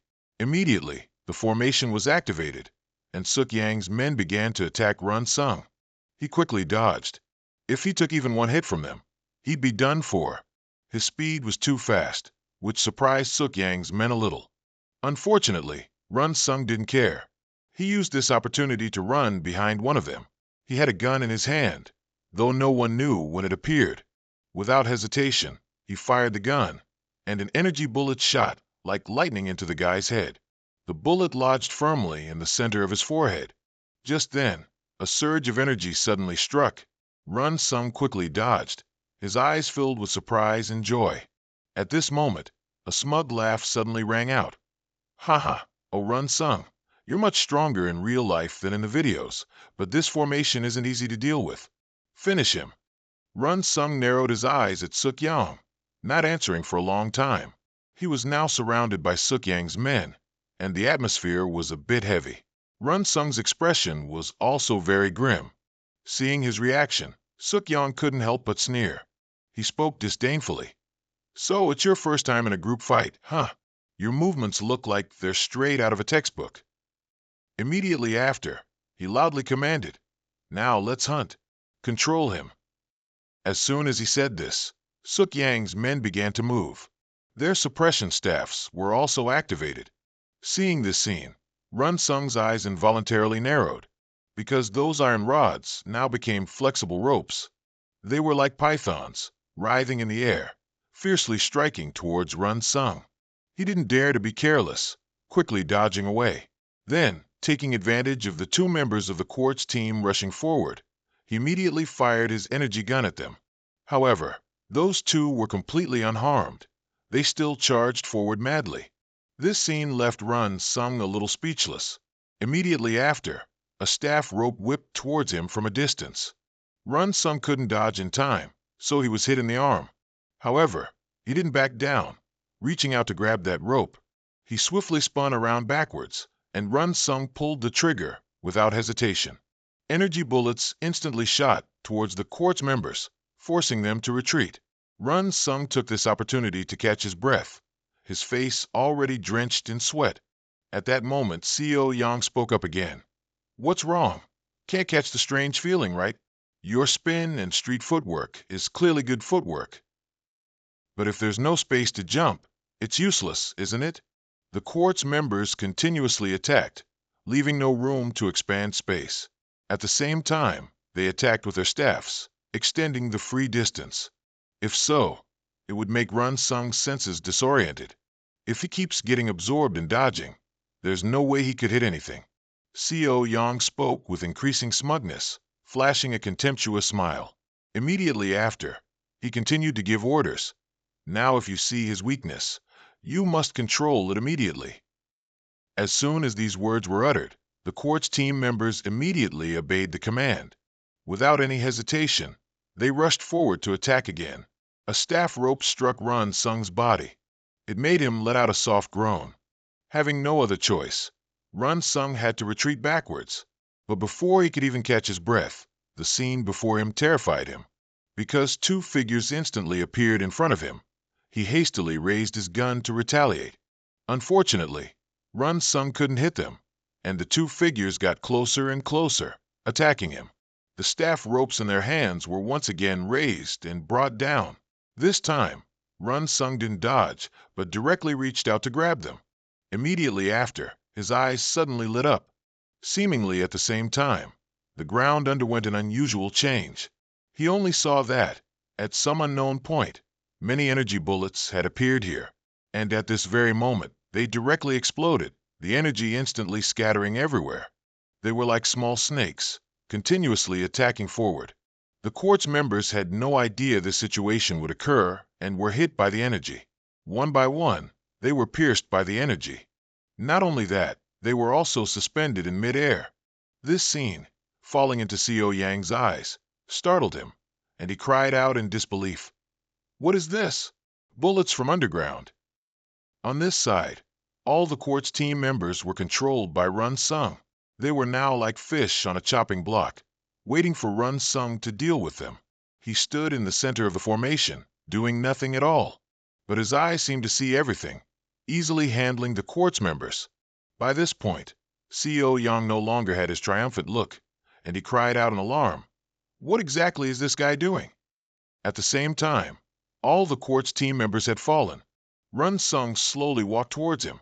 He spoke in a cold voice. This technique is called parasitic wasp, just like what you saw earlier. It can't be used, right? This is also my first time controlling so many parasitic wasps simultaneously. But you did better than me, didn't you? These words of his startled Seo Yang. His eyes were filled with disbelief. No way. Did you predict their formation movements? The bullets weren't missed shots. They were intentionally fired into the ground. Furthermore, that technique called parasitic wasp, when he saw Run Sung fire during the test performance, absolutely couldn't have had such power. What exactly was going on? Seo Yang simply couldn't understand. At the same time, Run Sung was contemplating his next move. The initial consumption of the parasitic wasp wasn't as great as he had imagined. Clearly, during the test performance, he'd only used a fraction of it and was already exhausted. Run Sung suspected that perhaps his energy had increased, but he quickly dismissed the idea. The vital energy of his ki before and after taking the elixir was completely different. It was effectively tightening. He could feel it. But now wasn't the time for too much thought. Run Sung looked up at Seo Yang and said, So, let's talk now. Seeing his aura, Seo Yang nervously stepped back. He tremblingly asked, How could someone with your abilities work for that wicked Jean Guy Beck? Run Sung snorted coldly and said, That person and I have no relation whatsoever. These words startled Seo Yang, but Run Sung didn't care. He continued coldly, I don't know what your relationship with that old man is, but for my unrelated profession, causing a scar is unforgivable. As soon as he finished speaking, he aimed his gun at Seo Yang's forehead. Seo Yang instinctively trembled, then pressed his lips together and said, just kill me then. However, Run Sung flatly shook his head. No. After all, that guy's actions were all recorded by my action camera. If I press charges, that evidence is more than enough. These words made Seo Yang's expression even uglier. But Run Sung didn't care. He spoke in a serious tone. I don't intend to kill you. As soon as he finished, he landed a blow on him. Seo Yang didn't expect Run Sung to act like that, so he took the full force of Run Sung's punch, falling awkwardly to the ground. The pain made him frown. Run Sung looked down from above, snorting coldly and muttering, I told you, didn't I? I don't think this is a wuxia game. It ends here, you idiots. All the commotion ended like that. Seo Yang and the Quartz team were arrested. He was interrogated by the Investigation Bureau. During the investigation, he was discovered to be an infiltrating Chinese hunter, but there was no answer as to why he intended to kill Run Sung. However, the investigation results showed that behind Seo Yang's team was Teacher Man Zhang, Go Rong, who ranked 4th among China's major corporations. As seen in the video, Run Sung only consulted and was investigated as a victim. He didn't give any special testimony. The investigation continuously struggled to uncover a motive, and the situation remained unresolved. Meanwhile, Run Sung was sitting in the park, waiting for someone. Not long after, Guy Beck arrived from a distance. He glanced at him and said in a low voice, You're here. Guy Beck chuckled softly and said, It's quite unexpected. If you were to speak up, no matter what I say, I wouldn't be able to stay in this country." Run Sung pressed his lips together and said, "Even if I don't speak, you won't be able to stay in this country for long." Hearing these words, Guy Beck wasn't too surprised. He just pouted and chuckled. "Probably. That's how it is. What about your matter?" Run Sung didn't answer. Seeing his silence, Guy Beck hesitated for a long time before speaking. "I've thought it through." Run Sung glanced at him and said, "Go on." Guy Beck spoke with extreme conviction. "Indeed, I cannot apologize to your teacher. That is unacceptable." These words made Run Sung fall silent for a moment. Guy Beck didn't say another word, and the atmosphere instantly became heavy. After a long while, Guy Beck broke the silence. "Since that's the case, what do you plan to do with me now?" Run Sung hesitated for a moment before speaking. "So that's it." Guy Beck looked at him confused, only to see him suddenly stand up from the chair. Then Run Sung said in a deep voice, "This doesn't seem like the place to talk. Follow me." Guy Beck grew even more confused. Where was he planning to take him? A moment later, at Sen Guk's house. He was cooking in the kitchen at this time. His cooking movements were extremely skillful. He could absolutely be a chef. And on the dining table, many eye-catching dishes were already laid out, clearly all cooked by Sen Guk. But looking at the kimchi tofu dish on the table, he mumbled a bit awkwardly. "Two men eating kimchi tofu. It feels like something isn't quite right." Just then, the doorbell suddenly rang. Sen Guk snapped out of his thoughts, happily mumbling, "Jun Sung's here." Indeed, when he went to open the door, he saw Jun Sung standing outside. But at that moment, he hesitantly asked, "Can one more person join the meal?" Sen Guk was a bit startled, but didn't overthink it, nodding and replying, "Of course, why not?" Just as he finished speaking, he saw Kui Bitch step out from behind. Sen Guk couldn't help but frown. This old man isn't quite right, is he? It wasn't surprising he thought that. Kui Bitch's face was quite stern. Moreover, an aura emanated from him that made others wary. And the fashion, it really wasn't ordinary. What was with that rustic shirt and those sunglasses? Sen Guk really couldn't stand this style. However, since he was brought by Jun Sung, he couldn't be impolite. He quickly said, "Ah, very nice to meet you. Please come in. We didn't prepare anything, but please, have a seat." After that, the three of them sat down at the dining table, but the atmosphere was a bit silent. No one spoke. Sen Guk felt quite awkward, wondering if he should say something. After a long hesitation, he finally spoke. "Jun Sung, what's your relationship with this person? Is he that old man?" "No, not at all." Jun Sung gently shook his head, denying it. He awkwardly said, "Before I introduce him, I'll just go to the restroom and be right back." With that, he went into the restroom, leaving Sen Guk sitting alone with Kui Bitch. The two, meeting for the first time and sitting together, felt even more awkward. Sen Guk sighed helplessly. He didn't know what else to say. Just then, Kui Bitch suddenly spoke. "Do you have anything to drink?" "A little tea leaves would be fine." Sen Guk was slightly startled, taking a long moment to react. "Oh yes, I do. I'll bring it out." So he got up again and went into the kitchen. The moment he left the table, Kui Bitch had been watching him. Sen Guk couldn't help but shiver. Why is he staring at me like that? He's not a pervert, is he? Just then, Kui Bitch spoke again. "Your muscles are amazing." These words made Sen Guk even more awkward. What else is he saying now? While he was still bewildered, Kui Bitch stood up and said, "More than expected. Is this why Jun Sung brought me all the way here?" With that, he walked straight into the kitchen, stood opposite Sen Guk, and said, "Give me your hand." Sen Guk was startled and stepped back, awkwardly replying, "No, what is that about?" Kui Bitch, however, was very calm, explaining casually, "Thanks to old Jun Sung, I did get involved in troublesome things, so I thought this was a repayment. It's not a bad thing, so just try giving me your hand."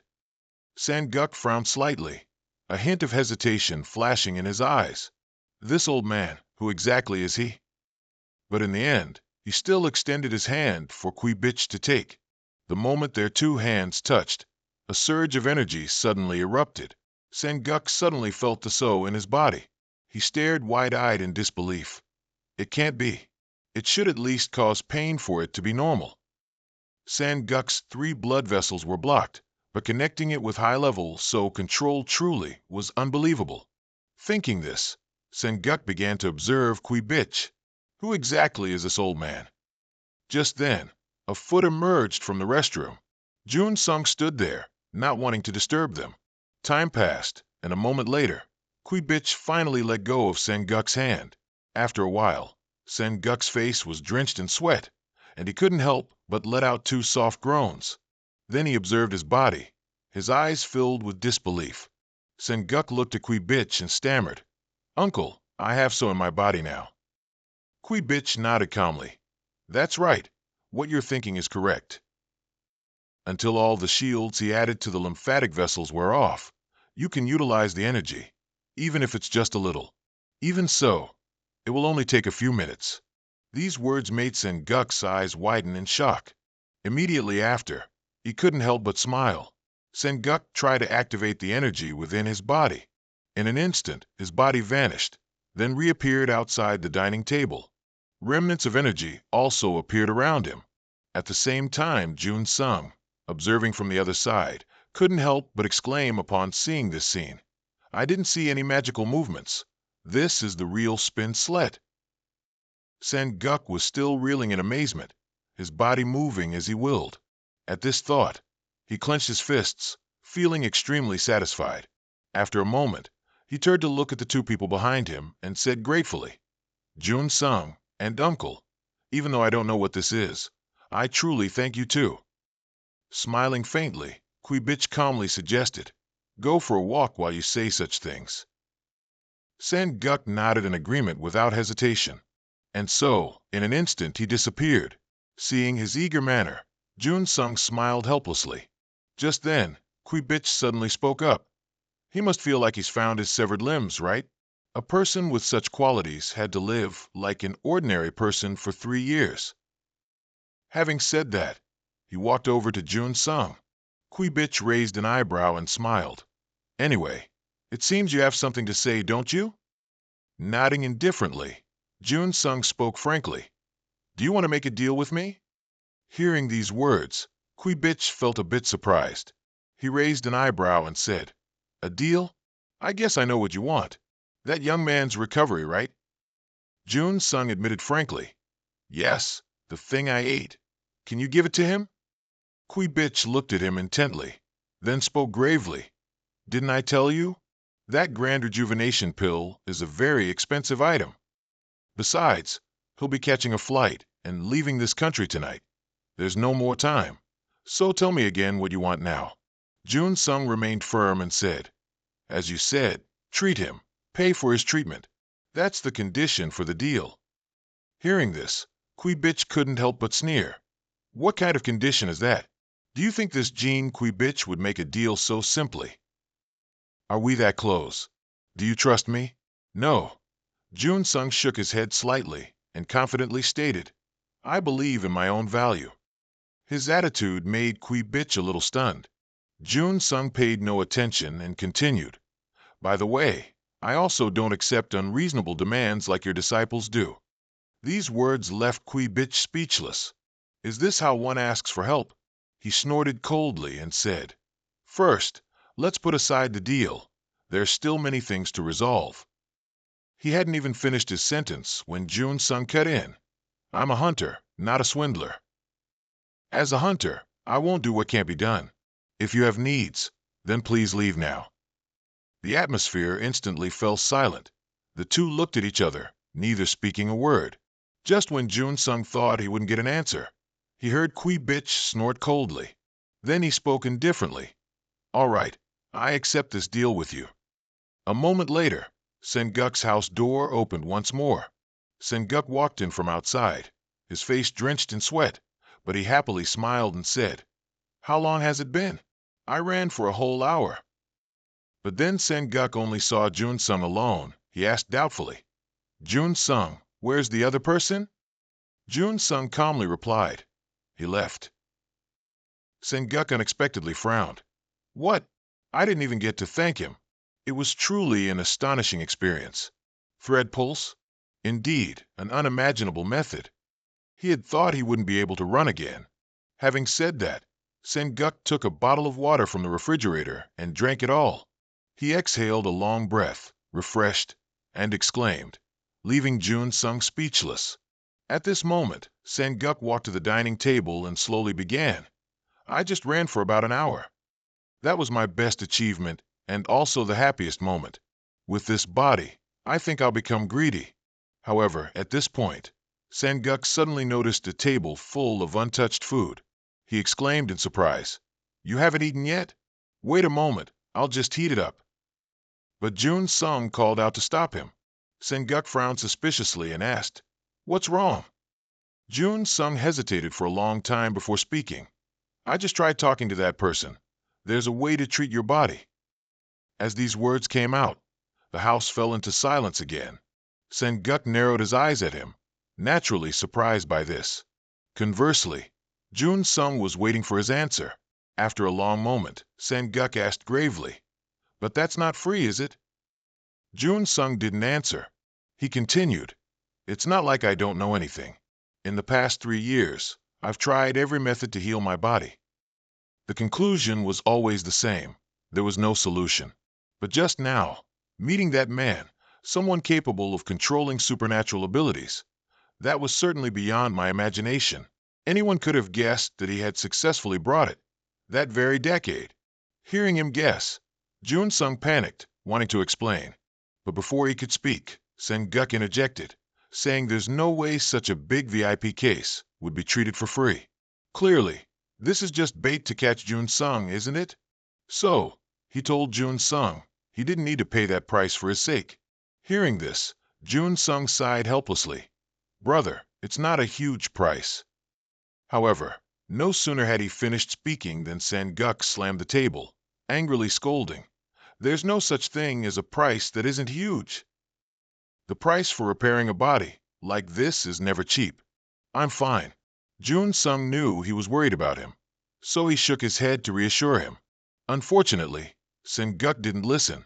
He practically screamed. I said no. Sen-guk took a deep breath, sighed, and said, I'm fine. I told you I'm fine. Seeing Sen-guk's stubbornness, Jun Sung raised his hand to signal him to stop. He slowly said, The condition is the 5th time.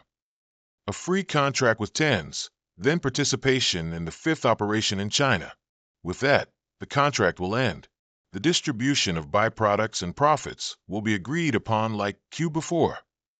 Sen-guk was astonished when he heard this and asked, Participate in the 5th operation in China? Nodding indifferently, Jun Sung calmly replied, It's the greatest strategy in history. This is a good condition to gain experience from abroad. What hunter wouldn't want an opportunity like this? Sen-guk felt the same way, but he was still worried. He sighed, saying, Then we need to carefully review the contract to see if it's a trick. Jun Sung knew what he was thinking. He shook his head and said, You don't need to do that. I've already discussed it with Jean Gwi Bitchin. I won't keep you as a manager anymore. These words startled Sen-guk. He gently waved his hand, and a surge of energy shot out directly. The chair next to him immediately toppled over. Sen-guk lunged and grabbed his collar, angrily saying, Stop joking around, kid. Jun Sung, on the other hand, was very calm. This isn't a joke. Sen-guk glared at him, questioning. Before, you always said, Please be my manager. Please help me. Now that you're getting attention, you want to do whatever you want, right, kid? Jun Sung shook his head slightly, saying helplessly, Didn't the situation change? Your body can recover. These words made Sen-guk even angrier. He gritted his teeth and said, I told you I'm fine. Who are you to make such decisions on your own? Why? Sen-guk's expression was truly unpleasant. He didn't want Jun Sung to suffer anything because of him. Jun Sung looked at him, a hint of hesitation flashing in his eyes. After a moment of thought, he spoke. When you started managing me, you said this, didn't you? Don't put me in the lion's mouth. San Guk was startled. He didn't understand what he meant. Jun Sung slowly opened his mouth. Now in my eyes, you are that lion's mouth, not knowing what you want yourself, looking so foolish. Just now, when Sen Guk came back, instead of taking a beer from the fridge, he opened a bottle of water to drink. If he wasn't managing his body, he would have drunk beer. The more Jun Sung spoke, the more stunned Sen Guk became. Taking advantage of this, he pushed Sen Guk's hand away. Then he firmly grasped Sen Guk's body, forcing him to look into his eyes. Run Sung spoke firmly. Look at me. You know what you want, don't you? You want to be able to run like before. Upon hearing this, Sen Guk lowered his head, not daring to face Run Sung. But he didn't give up, continuing. From now on, don't stay behind me anymore. From tomorrow, go back to how you were. And as soon as he returns to the country, he hopes you'll come back to him. At this, Sen Guk finally looked up at him, mumbling doubtfully. Who knows what will happen in China? Run Sung didn't answer immediately, but took his hands off him. After a long moment, he spoke. You don't need to worry about that. Don't think of this as a debt. The contract with TENS is a very good opportunity for my career. Your treatment is just a side benefit. Sen Guk remained silent upon hearing this. Run Sung knew he had his own thoughts, but continued. Where am I hunting now? No one can make my abilities falter. Whether it's China or anywhere else, I'll still be strong.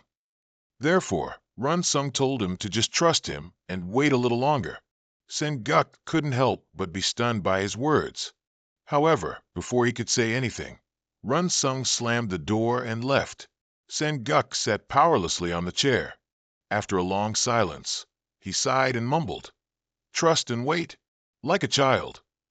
Saying that, Sen Guk couldn't help but hold his forehead. 1 week later, on the day of departure, at the international airport, after learning that Run Sung would depart for China, reporters waited at the airport, trying to interview him. However, Run Sung went straight into the plane without saying a word, leaving the reporters outside. They helplessly sighed. We missed him. He's so elusive. Does he need to make an announcement at the same time as he goes abroad? A female reporter hesitated. But is it okay? A Chinese hunter was caught by Run Sung during his last trip. Many in the industry are talking about it. Another person nodded slightly. There's been a fierce debate in China. Their country's talent was attacked by a new Korean hunter. The female reporter then suspiciously asked, So what's the reason Run Sung is going to China before this matter is forgotten? At the same time, on the plane, Run Sung was comfortably seated in his seat. He took out his phone to look at it. Then he helplessly sighed. A week has passed without Sen Guk. It's really chaotic. Speak of the devil, and he appears. Sen Guk was calling Run Sung at this moment. He quickly answered, and Sen Guk's smiling face appeared on the other end. It's not too late, is it? Are you on the plane? Run Sung was a bit unsure what to say. Knowing what he was thinking, Sen Guk laughed again and said, Why aren't you saying anything? Are you embarrassed? At this, Run Sung regained his composure. He shook his head and replied, No, the person who went missing seems to be doing fine. Hearing this, Sen Guk couldn't help but chuckle. Haha, what do you mean? See anything? As you can see, I've started exercising again, and progress is good. So much so that I can immediately return to my old self. After that, he began to ramble about his training process. It was a long while before Sen Guk was satisfied and stopped. He thought for a moment before continuing. All right, as you said, China is a bit different. What you learned popped into someone's head. Saying that, Sen Guk raised his fist at the screen. His tone was extremely serious as he said, So, those guys over there, take care of them all. These words of his surprised Run Sung a little, but very quickly, he broke into a smile. A few minutes later, Run Sung's flight to China officially departed. A few hours later, in China's most luxurious city, Shanghai. As soon as Run Sung got off the plane, he went to the hotel to rest. Then, he went straight to the VIP room on the hotel's highest floor. Run Sung looked around, couldn't help but exclaim, It's unbelievably grand and luxurious. Just then, the room door suddenly opened, and an office-style female employee walked in. She spoke in a calm tone. "Hello, Mr. O'Run-sung. Is your accommodation comfortable?" Run-sung politely nodded. "Yes, very good." Upon receiving his answer, the female employee continued. "I am CQ from TENS. I will be responsible for guiding and managing your schedule. Please let me know if you need anything." Run-sung was surprised to hear this. The girl looked younger than he expected. However, he suddenly felt he shouldn't be prejudiced, so he nodded and replied, "Thank you. I have a few questions." CQ calmly stated, "You don't need to be formal with me. As you can see, I'm just a subordinate. I'm here for Mr. O'Run-sung." Run-sung was a bit awkward with her attitude, but still stated his request. "I want to meet Gene Cubic. I haven't met him since arriving in China." He hadn't even finished speaking when CQ suddenly interrupted coldly. "What? You call him Gene Cubic?" Run-sung was a bit confused, asking back bewildered, "Is there a problem?" His attitude angered CQ, who questioned loudly, "Is the principal your friend? Calling him by his name so casually, that's truly ill-mannered." Run-sung was a bit surprised to hear this. "That old man is the principal? I can't believe it." However, putting that aside, he needed to correct CQ's words. "Gene Cubic and I have a business relationship, so I'll call him whatever I want." These words made CQ even angrier. She fiercely scolded, "This rude person."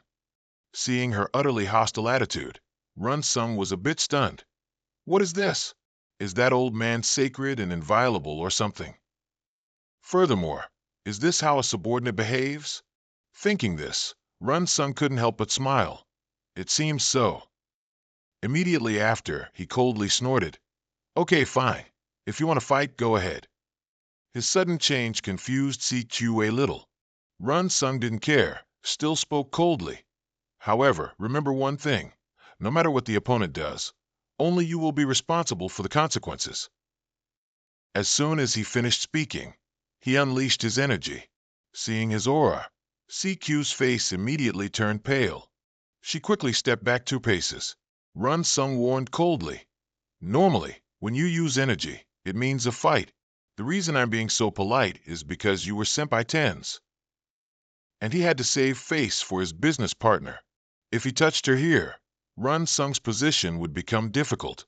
Of course, CQ's position would be even more difficult because she had caused trouble with the principal's esteemed guest. Run-sung spoke as he approached CQ.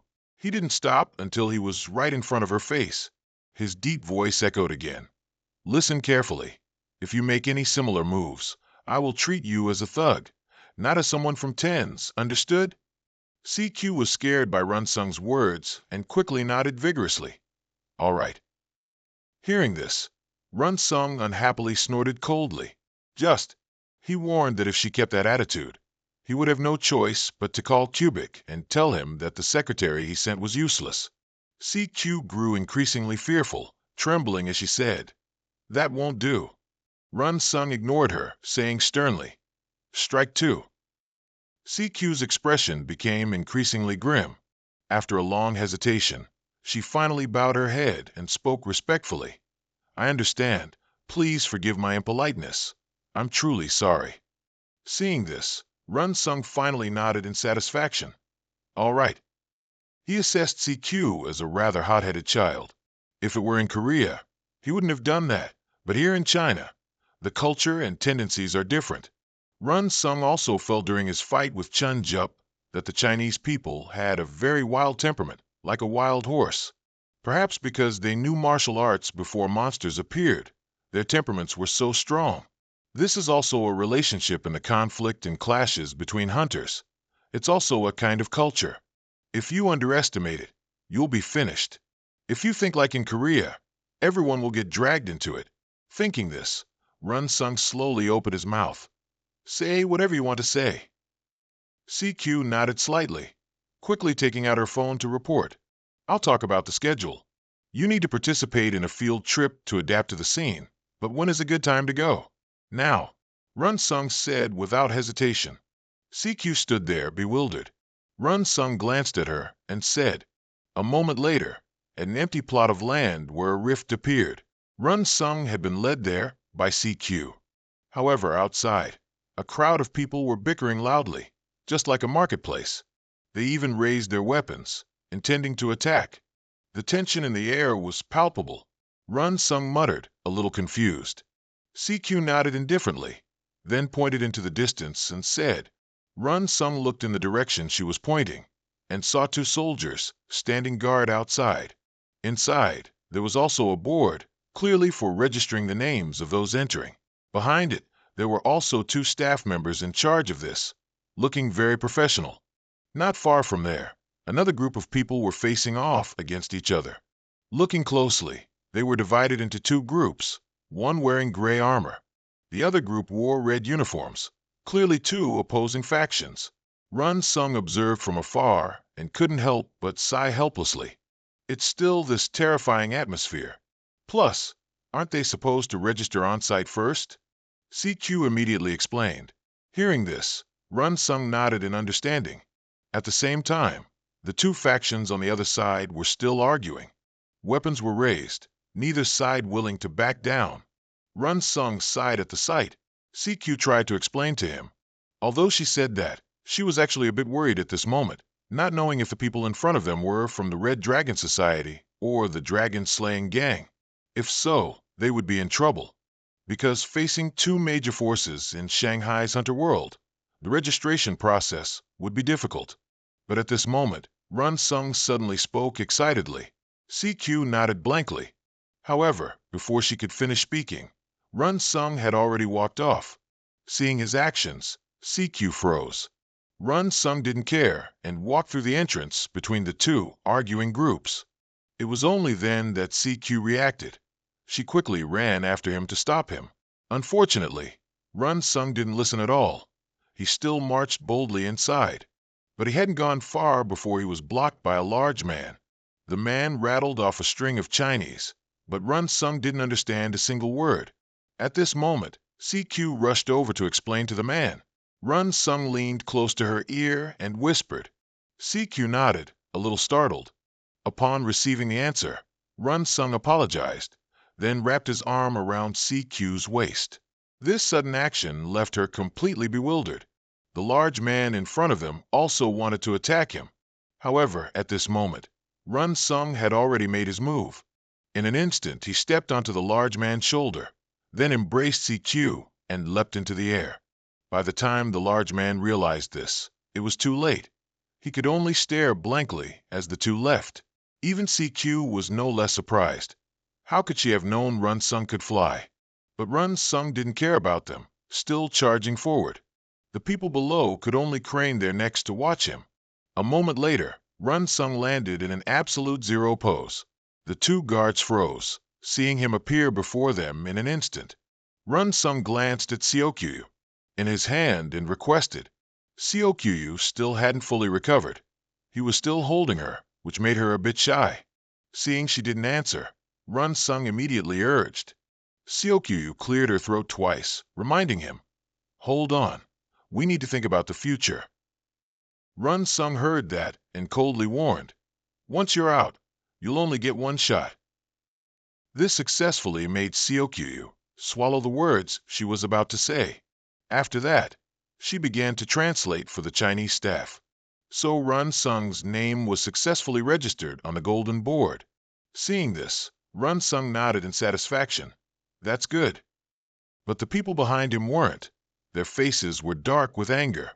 Some were even so angry they gripped their weapons tightly.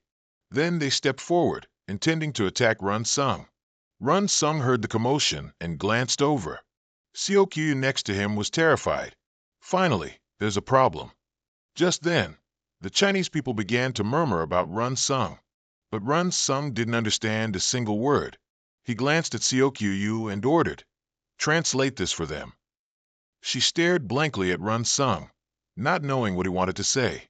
Run Sung boldly declared, "Not just these guys. Everyone come forward, one by one." These words made Seokyu turn pale. She tremblingly asked, "Hey, sir, the fact that the principal is the leader of tens is a secret, you know." Run Sung replied indifferently, "I know. I'll keep it a secret." However, Xiao grew more anxious and shouted, "Hey, sir, this is Shanghai, those people." But before she could finish, Run Sung coldly cut her off. "This isn't Ten's territory, is it? I've studied a bit. These people are the Red Dragon Society and the Dragon Hill Gang, right?" The more Xiao listened, the more she trembled. No reinforcements, just one person trying to stir up trouble with Shanghai's two major powers. He's completely insane. She felt it would be better if she just quit. At the same time, Run Sung was contemplating a problem. Had Gue been watching him since he was told to go to Shanghai, a place not under Ten's influence?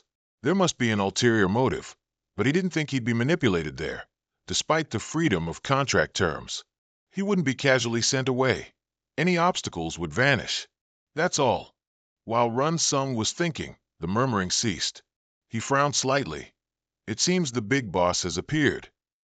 Indeed, a person was approaching from a distance. Xiao seemed to recognize that person. A look of disbelief flashed in her eyes. Could it be? That person is... And Run Sung, after seeing the person's face, was also a little stunned. The newcomer was actually a girl, wearing red armor. Her long hair cascaded past her hips, and she held a weapon in her hand. The girl's face was exquisitely beautiful, only a slightly less perfect mouth than a beauty queen. At this moment, Xiao looked at Run Sung and murmured, "That's the current combat team leader of the Red Dragon Society. She's the daughter of the executive director, Jiang Bizian." Bizian paid no attention to everyone's gazes, walking directly to Run Sung. She didn't say anything, just stood there for a long time.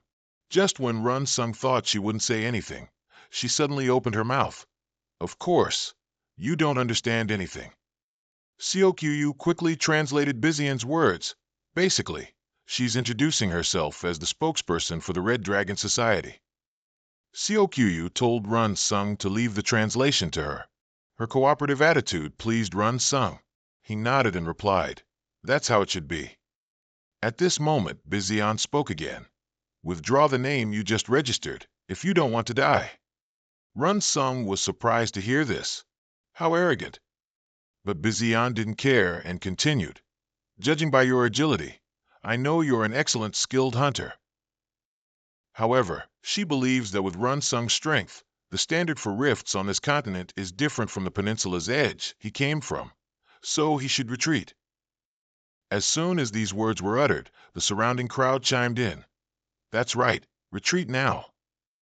Run Sung just listened in silence, not saying a word, a look of helplessness in his eyes. A moment later, he looked at Xiao and requested, "Translate what I'm about to say." Then, Run Sung began to speak his mind. "Thank you for speaking politely, honestly. I'm prepared for any level of trouble." After hearing his words, Bizian breathed a sigh of relief. "Fortunately, you seem to understand her words." However, her joy was short-lived as Run Sung continued, "But I have no intention of removing my name from the list." These words angered the person next to Bizian. He gritted his teeth and cursed, "What to this guy?" But Bizian raised her hand to stop him. She narrowed her eyes, looked at him, and asked back, "So?" Run Sung spoke clearly. "I'm confident in my abilities, so I don't intend to withdraw. Besides that friendly advice, if there's another way to expel me, then do it. Of course, it must be within the limits permitted by the law of this place." Run Sung's words made Bizian's eyes darken. The atmosphere fell silent once more. The people of the Red Dragon Guild behind them also began to look like they wanted to fight. Unfortunately, Run Sung didn't pay them any mind, remaining calm as he stood there. While they were being noisy, Bizian suddenly yelled, "Silence!" As soon as she finished speaking, the curses fell silent. Run Sung couldn't help but marvel. As the tactical captain, she certainly has authority. But he didn't say a word, quietly waiting for Bizian to continue. A moment later, Bizian looked at him and asked, "All right, you're not withdrawing your name, right?" Run Sung nodded firmly. "That's right." Hearing this, she frowned slightly and muttered, "Then there's only one way." He asked with doubt, "What is it?" After hesitating for a moment, Bizian slowly opened her mouth. You do it. And so, Run Sung reached an agreement with the Red Dragon Guild's group, allowing him to go first. They had now entered the rift area. The surrounding atmosphere was a bit somber. Everyone was focused on preparing their weapons. Those with spears used spears. Those with blades used blades. After all, they were professionals, each trying to do their own work. At the same time, Bizian glanced at Run Sung, who was warming up on the other side. Just then, someone suddenly approached and called her, "Vice Leader." She glanced at the person and asked, "What is it?" He hesitated for a long time before speaking. "Are you really going to add that Korean guy to our assault team? If the water gets muddied by an unnecessary impurity?" Bizian calmly replied, "So are you telling me I should join hands and fight that guy?" Hearing this, the person waved his hand in refusal. "Oh no, it's not like that." But as soon as he finished speaking, the tip of a blade suddenly pointed at his face, making him break out in a cold sweat. This red dragon blade is a great sword passed down through generations of the Bizan family, crafted and regarded as the weapon of hunting leaders since her father's time, an artifact recorded in the Chinese hunter community. At this moment, Bizian spoke in a low voice. "Where do you and I both dedicate ourselves?" The other person replied without hesitation, "The Red Dragon Guild." Nodding indifferently, Bizian calmly said, "Exactly. There's no reason for me to pick up a blade just because of some foreigner." Hearing this, the person immediately apologized remorsefully. Bizian refused to comment, slowly continuing, "Furthermore, didn't someone say that a newcomer left and problems arose in combat? There's no such thing. No problem should arise. Do you understand?" The person nodded hurriedly. Bizian then instructed, "So wait until the battle begins." As soon as she finished speaking, the other person returned to his spot, unable to help but marvel. As expected of the vice leader, she has intentions for everything, truly talented. Bizian dared not turn her head to look back, because she was a bit scared at this moment. Her face covered in cold sweat, the atmosphere was really uncomfortable. She had only been a team leader for 3 years. She still hadn't gotten used to such an atmosphere. Thinking of this, Bizian sighed helplessly. "Perhaps I don't have leadership ability. I'm just acting." It wasn't that Bizian hated hunting. She enjoyed hunting or quietly training alone. However, those scrutinizing, judgmental gazes always followed her, making Bizian feel very annoyed. Nevertheless, Run Sung was a bit different. If he fell into danger, she couldn't help him. And even though she knew that, what was with his indifferent attitude? That cautious expression he had when he first joined the assault team? His proud attitude just now? It all seemed like a lie. Run Sung, who was warming up on his side, seemed to feel Bizian's gaze. So he also glanced at her and smiled naturally. Bizian was a little stunned. What does that smile mean? This person is somewhat strange. After all, he's a bit different from what she imagined. Just then, a shout rang out, awakening Bizian, "Vice Leader!" The rift is opening. The beasts are about to appear. Sure enough, a pair of blue eyes opened from inside the rift. Bizian seemed to recognize it. Her expression was a little grim as she muttered, "That's a true Hawaii." Its shape is quite similar to a buffalo, but its body has many sharp spines. It's a 4-star monster. Right now, it's baring its fangs and claws at everyone. But there wasn't just one. More objects flew out from inside the rift. Bizian couldn't help but exclaim in horror, "It's not just one, there are many." A swarm of true Hawaii stood before the rift, extremely ferocious. At this moment, Bizian's red dragon blade was raised high. She shouted loudly, "From now on, the assault team begins operations. All units, attention." As soon as she finished speaking, the members of the Red Dragon Guild began to charge forward. Bizian then looked towards Run Sung on the other side, and he was also preparing to charge forward. She also wanted to see how strong he truly was. Just then, the sharp spines on the true Hawaii's body suddenly shot out. Seeing this, Run Sung's eyes immediately became wary. But before he could do anything, someone suddenly darted past him, his figure extremely valiant, and without hesitation, he swung his saber, delivering a mighty blow. At the same time, Another person wielding a long spear rushed forward. The true Hawaii continued to furiously shoot spines at them. However, the members of the Red Dragon Guild were able to dodge. Immediately after, he took a step back, lifted his entire body into the air, and charged forward, clutching the long spear in his hand. The man's eyes were extremely resolute. Without any hesitation, he plunged the spear into the true Hawaii's body. With just that one move, he defeated the monster. The true Hawaii's massive body collapsed onto the ground. Behind him, Run Sung, seeing this scene, couldn't help but be astonished. He hunted a 4-star true Hawaii with just one blow. Seeing his expression, a Red Dragon Guild member thought triumphantly, "See that, Korean? You can't do that, can you?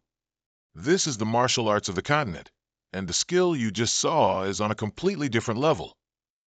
Not only on this side, but the Red Dragon Guild members on the other side were also battling the true Hawaii. Their movements were extremely skilled and their coordination precise, causing the monsters to be continuously injured. Before long, the corpses of the beasts lay scattered across the ground.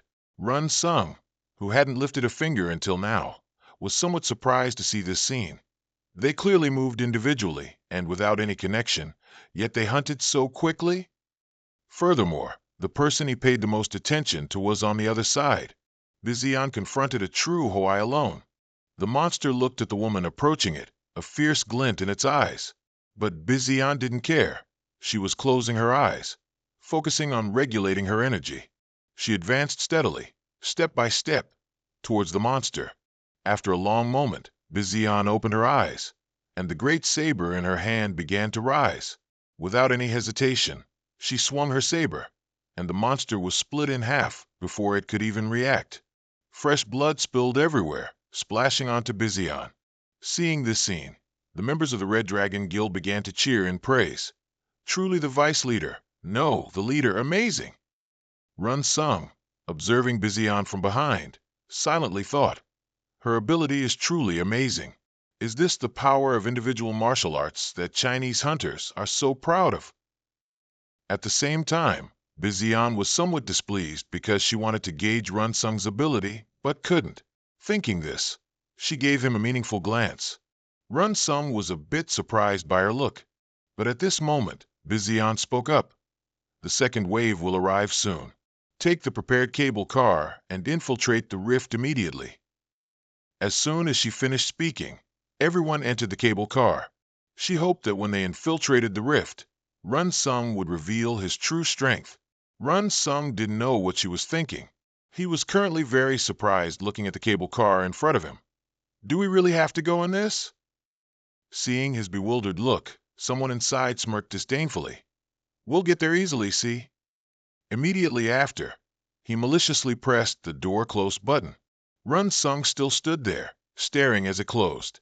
The cable also began to move, carrying it upward. Run Sung looked up at the cable car, moving like a snail upward, somewhat speechless. Up above, someone saw him still there and quickly shouted, "Isn't that Korean person getting on the cable car?" The malicious person from before heard it and sneered. "He's probably too scared to get on, isn't he?" Saying that, he looked down and shouted, "Hey, Korean guy, we're going now. Just stay there safe and watch, all right?" Bayan didn't stop her subordinate's actions. She was also very confused as to why Run Sung didn't get into the cable car. At this point, there was no reason to be scared. At this moment, Run Sung finally spoke. "My, everyone is more enthusiastic than I thought. Anyway, let's see what happens if I go in separately." As soon as he finished speaking, he took a step back to gain momentum. Bayan was startled when she saw Run Sung's action. He was seen kicking off a cable and then leaping high up.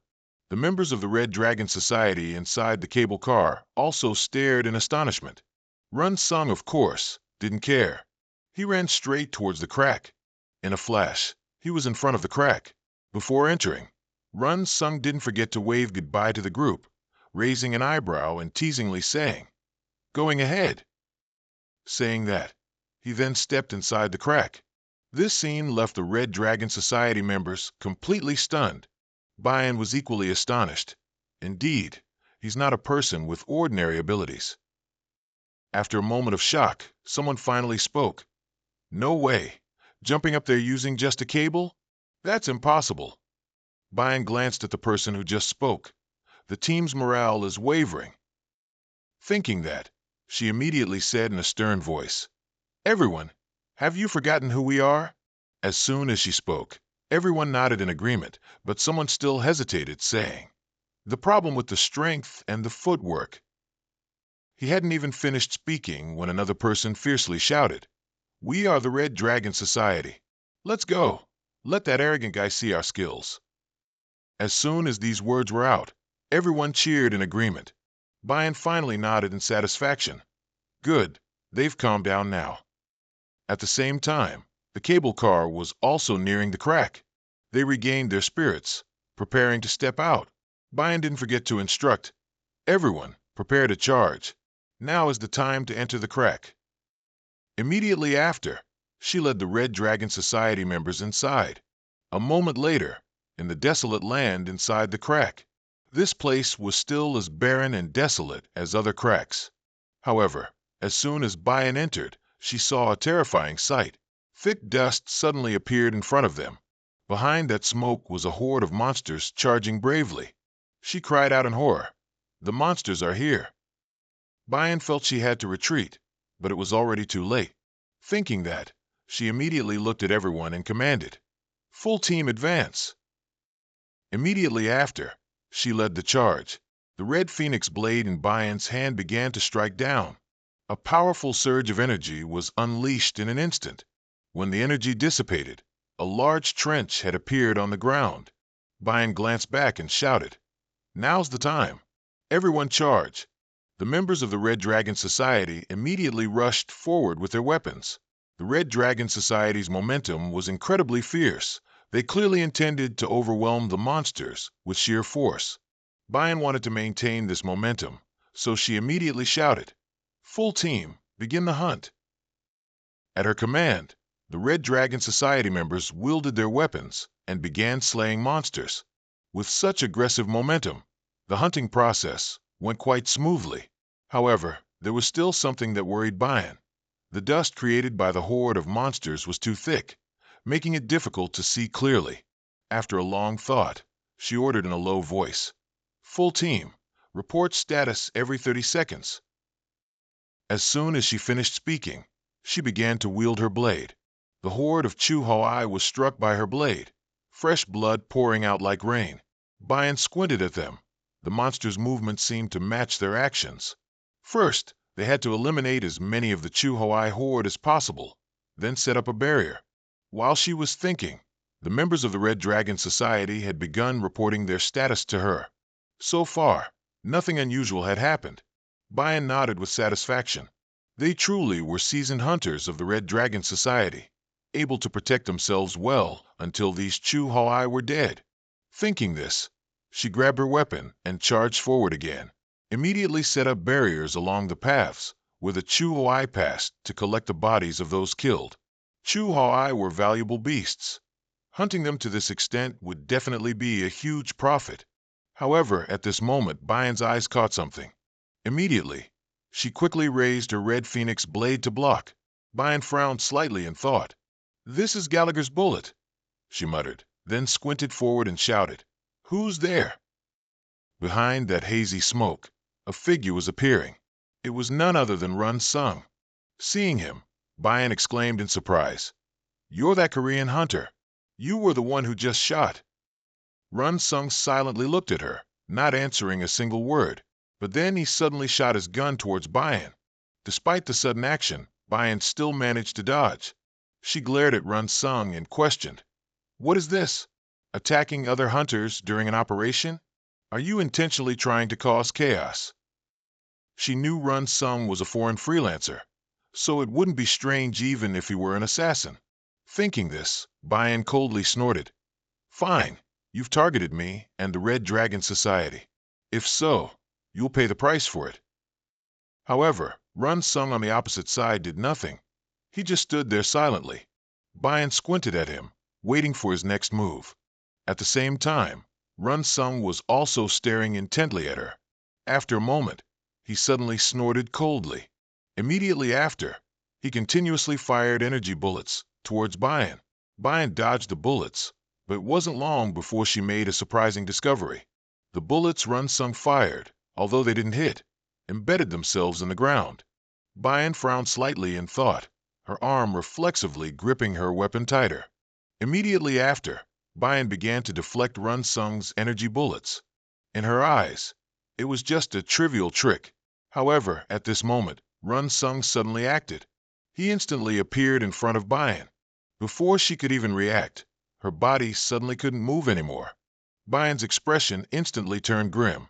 Is this a movement sealing technique through bloodlines? How does this Korean know about it? Regardless of her suspicion, Runsung picked her up and carried her.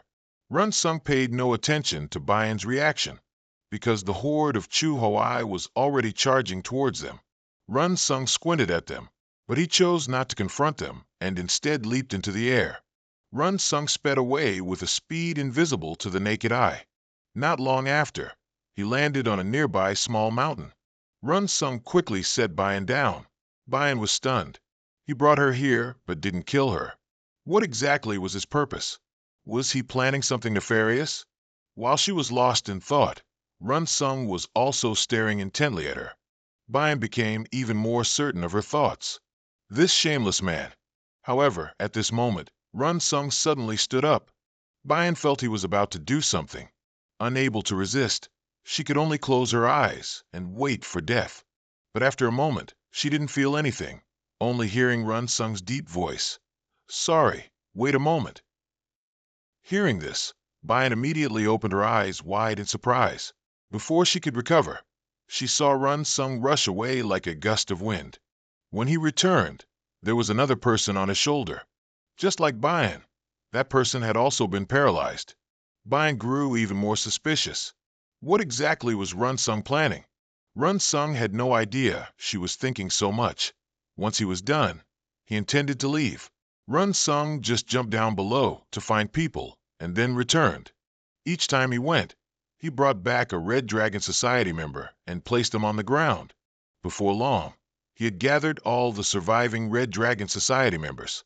Bayan lay to one side, observing everything, unable to understand what he intended to do. But the Red Dragon Society members weren't so patient. They kept shouting and cursing. Runsung chose to ignore them. He was counting the number of people. After a long while, he spoke to them in English. Do you hear me? Bayan heard it and frowned suspiciously. Is he talking to himself? Knowing they didn't understand, Runsung signaled them to be quiet. I said listen. However, the Red Dragon Society members continued to swear.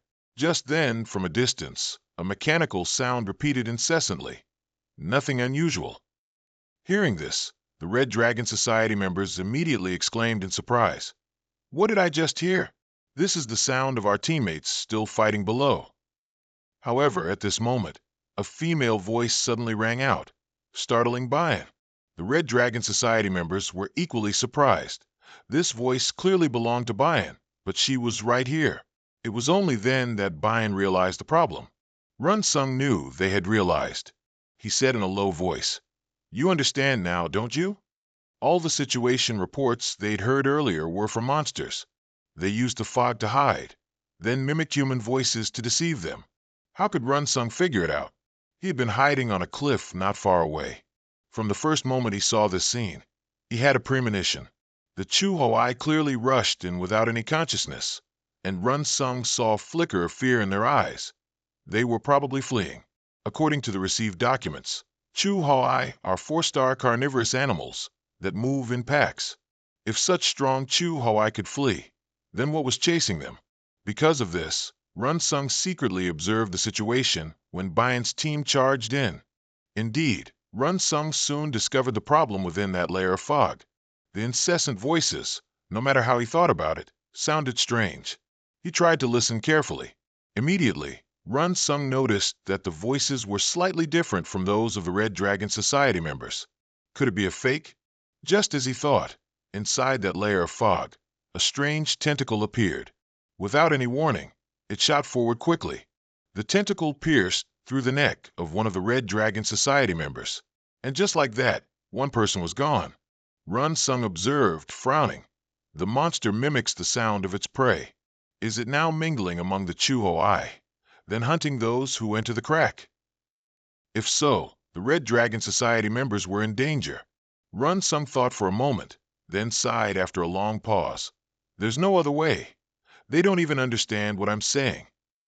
As soon as he finished speaking, he activated the automatic hunting system, then began hunting people. Back in reality, Sung looked at the people in front of him and said helplessly, aside from using this somewhat crude method, there's no other way. Bayan finally understood after hearing this. So that's it. He intended to save them from danger, which is why he acted this way. So, are the teammates who aren't here probably all dead? While Bayan was thinking, footsteps approached. She thought that now they should fight together. But then he suddenly apologized. This made Bayan's eyes widen in surprise. While she was still doubting, he reached out and picked up her weapon. Bayan was even more surprised. What was this about? Why did he just take her chain scimitar? Shouldn't he be unsealing their pressure points? What is he doing now? He, of course, ignored them, carrying the two dual blades and walking towards the cliff. He could only apologize to them. His automatic hunting mode couldn't unseal pressure points, and he also had to borrow these dual blades to fight. This also meant that thing was a monster they couldn't handle. Thinking this, he felt it was the best choice. Immediately after, he instantly rushed down below the cliff. He landed on the ground, holding the dual blades in his hands. At the same time, within the misty haze, two large tentacles were constantly writhing. Squinting his eyes at them, what kind of monster was that after all? Only when he got closer did he see many tentacles. Moreover, he also saw a gigantic body lurking in the distance. A moment later, a monster with sharp fangs and tentacles appeared. It had killed all the Chuho-ai. He frowned slightly in silence. Was that the beast? But very quickly, he realized something was wrong, and he looked up. At the same time, Bayan also saw something flying towards them. Her eyes widened in horror. No, it can't be, that thing. Just then, a sudden rumble echoed, and a section of the ground in front of them shattered. When the smoke and dust cleared, a gigantic beast appeared. On the cliff, Bayan couldn't bear it any longer and crawled away, abandoning all caution. She desperately crawled towards the cliff edge. Immediately after, Bayan's face showed shock. Indeed, she hadn't seen wrong. That beast was Cheongchi, one of the four evils. At the same time, he was also observing that beast. Bayan didn't expect to encounter Cheongchi here. The greatest failure in countless recorded instances to date. The four evils of the continent, and one of them is Cheongchi. Thinking of this, Bayan felt a bit resentful. She clenched her fists and blamed herself. It was her dereliction of duty. She should have ordered a retreat when she saw the Chuho-ai. It was a mistake. Now all of them will be annihilated. Just then, he suddenly spoke. So that's it. This is the ringleader of this bunch. This one is quite large, so it might even eat the smaller ones. With that, he aimed his two dual blades at it, scoffing. All right then, let's hunt, shall we? To this day, no accurate record has been found. When the beast appeared, they frantically dodged, but in the end, they couldn't escape the tragedy. When the attempt to eliminate the beast failed, there was only one outcome: piles of dead bodies in the city. It was called the Four Evils, also known as the most terrifying evil beast, Cheongchi. And at this very moment, he was facing it alone. Bayan on top saw his unyielding action, and a flicker of surprise appeared in her eyes. The monster is so strong. Why isn't he running away? He still advanced with his dual blades, his footsteps incredibly steady. The power absorption of the golden core is truly terrifying. The efficacy of the golden core doesn't just transform the bloodstream. Because of that transformation, I can't equip the goddess's embrace. It's a bit of a shame. But with Cheongchi right in front of him like this, he didn't have time to think much. First, he had to escape from that bastard. Thinking this, he began to channel energy into his muscles. The blood vessels in his body bulged. In just a blink of an eye, his body had become stronger. After completing his body transformation, he began to grip his dual blades tightly. Without hesitation, he charged towards the monster. His speed was incredibly fast. The monster was instantly slashed several times by him. Seeing this scene, Bayan on the cliff was startled. His attacking technique was truly unbelievable. He moved alone among the beasts, as if dancing. And at this moment, he had also activated the automatic hunting system. He continued to slash and kill like that. The corpses of the Kung Chi were scattered on the ground. Watching its comrades die one by one, a Kung Chi angrily roared and rushed towards him. He, however, didn't care. The dual blades in his hands continued to swing relentlessly. His attacks were extremely decisive. Each slash took off several layers of the Kung Chi's skin. Attacked by his fierce power, the Kung Chi became enraged, using its tentacles to attack him. Immediately, it wrapped tightly around his dual blades. Seeing this scene, Bayan cried out in alarm, "That's dangerous." He frowned slightly, trying to escape from its tentacles. However, the Kung Chi's tentacles suddenly lengthened, making it extremely difficult for him to resist. He frowned slightly, and a countermeasure began to form in his eyes. Immediately after, he suddenly lifted his leg and ran. With a bang, the cliff in front was shattered. The Kung Chi's body at this moment was like a slimy liquid, utterly disgusting. At the same time, the tentacles wrapped around his blades also released. He regained his freedom and continued to move forward. By this point, there were only two Kung Chi left in front of him. They were still baring their sharp fangs at him. At the same time, Bayan on the cliff saw everything, exclaiming in surprise, "So strong! Can he really be that strong?" The power, that strength, was by no means simple. Had some kind of transformation reversed his physique? His muscles and bones had reached their maximum in an instant. Not only was his physique and weight shattered, but the inner power was also surging to its peak. This truly made Bayan feel unbelievable. On the battlefield below, the Kung Chi was now furiously attacking with its tentacles. It wasn't the main body of the Kung Chi. Bayan felt he could actually defeat this terrifying beast. At this moment, the Kung Chi moved its two massive tentacles. Without hesitation, it lashed forward violently, sending dust flying everywhere.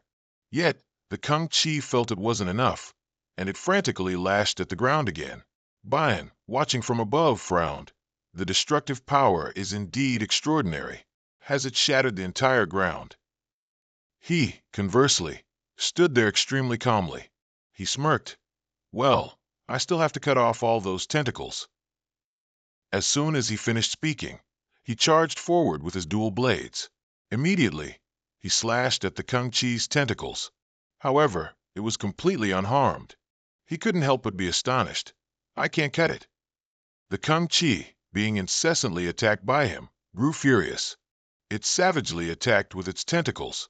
Not daring to be careless, he raised his blades to block in front of him. However, he was still pushed backward.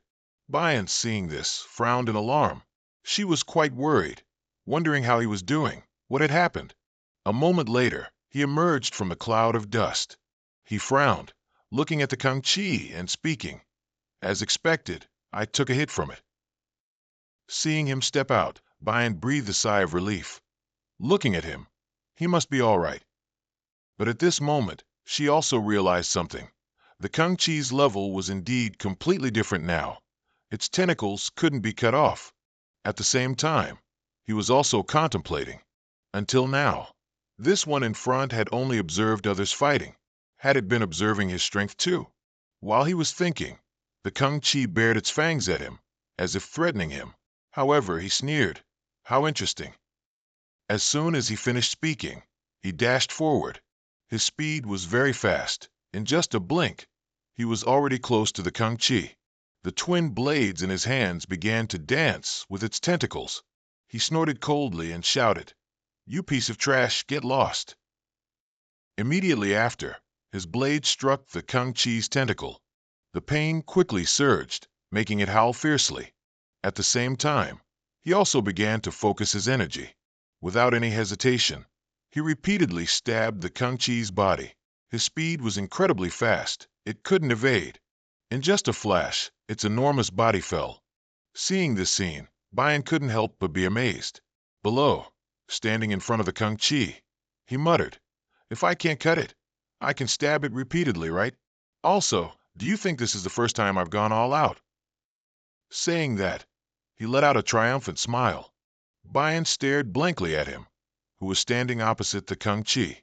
She couldn't believe it and exclaimed, "Oh my God, was that blown away by sheer power?" However, no sooner had she spoken than the ground suddenly shook violently, causing Bian's arm, which was resting on the ground, to tremble from the impact. Even he, standing below, couldn't escape it. It seemed to be at the same moment when the Kung Chi suddenly opened its mouth and roared. Bian felt this scene was somewhat familiar and cried out in alarm. That posture, could it be? He, on the other hand, seemed oblivious, coldly chuckling. Such a roar means it's really furious. Good, keep it up, come on. Saying that, he charged forward with his twin blades. The more Bian watched, the more frightened she became.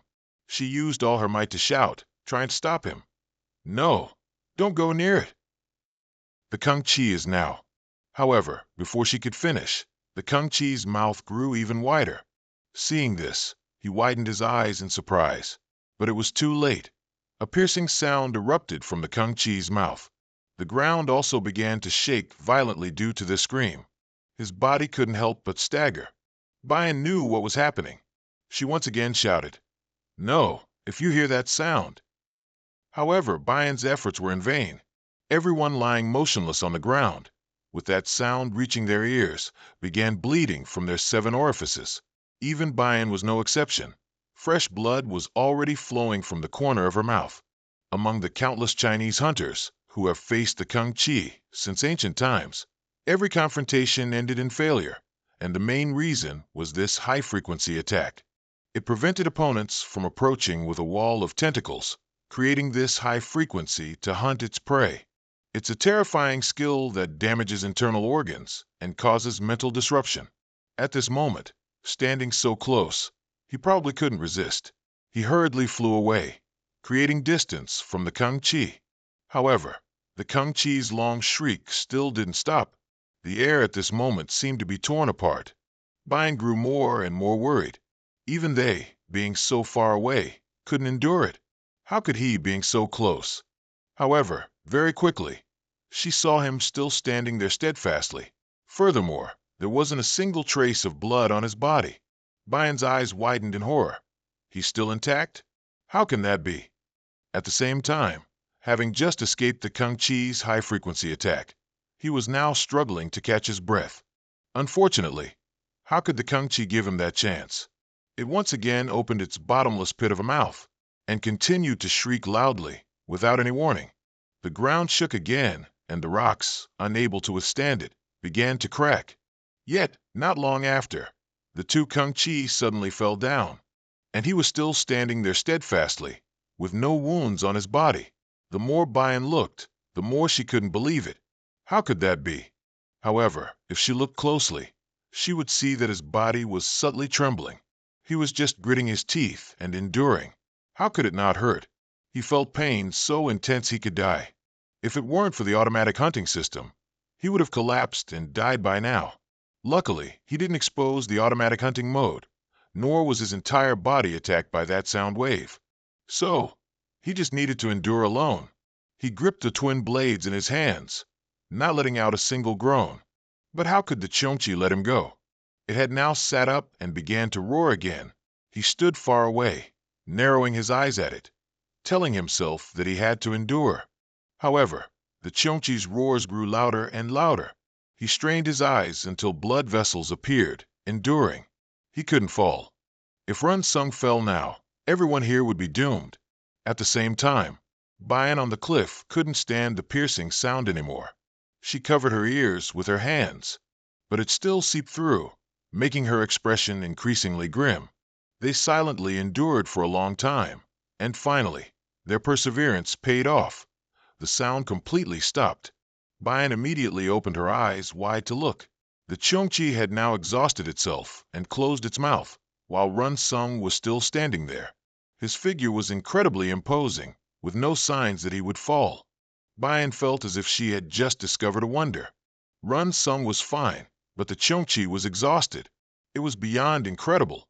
However, at this moment, the Chongqi suddenly used its tentacles to push off the ground. Its entire body then flew into the air. Bian frowned in alarm. and at the same time, Run Sung suddenly fell to his knees. A small streak of blood appeared at the corner of his mouth. He quickly wiped it away with his hand. Although the movement was tiny, Bayan, from a distance, still saw it. Only then did she realize that he was indeed not unscathed, but merely enduring. She quickly shouted. However, Run Sung ignored her and calmly stood there. And the Cheongchi was getting closer and closer to him. Just then, Run Sung suddenly murmured. As soon as he finished speaking, the twin blades in his hands were enveloped in energy. Seeing this scene, Bayan couldn't help but be stunned. Just as she thought, Run Sung had now charged forward like a gust of wind. He had been waiting for this moment for a long time. The Cheongchi didn't know it was about to meet its death. It still roared wildly at Run Sung. With a bang, a powerful stream of energy suddenly struck. The Cheongchi's body suffered intense pain, causing it to scream uncontrollably. However, the stream of energy continued to strike down. It only stopped when the Cheongchi's body lay battered on the ground. Bayan witnessed the entire process and could no longer conceal the shock on her face. Not only had Run Sung defeated it, but the twin blades in his hands were now embedded in its gigantic body. He raised his eyebrows and coldly snorted. As soon as he finished speaking, Run Sung pulled out the twin blades and struck again, but the wiggling tentacles still irritated him. Seeing this, Run Sung nodded in satisfaction. But will it still be that tough on the inside? His parasitic bees will spread throughout its body. Let's see how much it can endure. Immediately, the energy bullets he had buried underground suddenly exploded. A series of energy beams continuously bombarded it, making the Cheongchi scream in pain with its mouth agape. Bayan on the cliff stared wide-eyed at this unbelievable scene. Run Sung was also intently observing the results of his efforts. Just how long can this Cheongchi endure? Meanwhile, outside, the group confronting the Red Dragon Society was still here, waiting for a long time without any movement. Someone impatiently spoke. The Red Dragon Society is late. Another person nodded in agreement. Perhaps so. Did something happen? A swarm of Zhu Huai was rushing into the rift.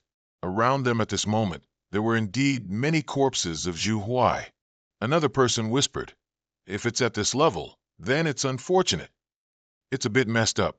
The leader also thought so. He nodded and said, "Perhaps so. The Red Dragon Society members are probably fighting like crazy inside right now." They kept discussing outside the rift, their tone somewhat like they were gloating over others' misfortunes.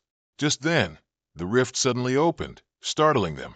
Before they could even think about what was happening, the monster burst out from inside.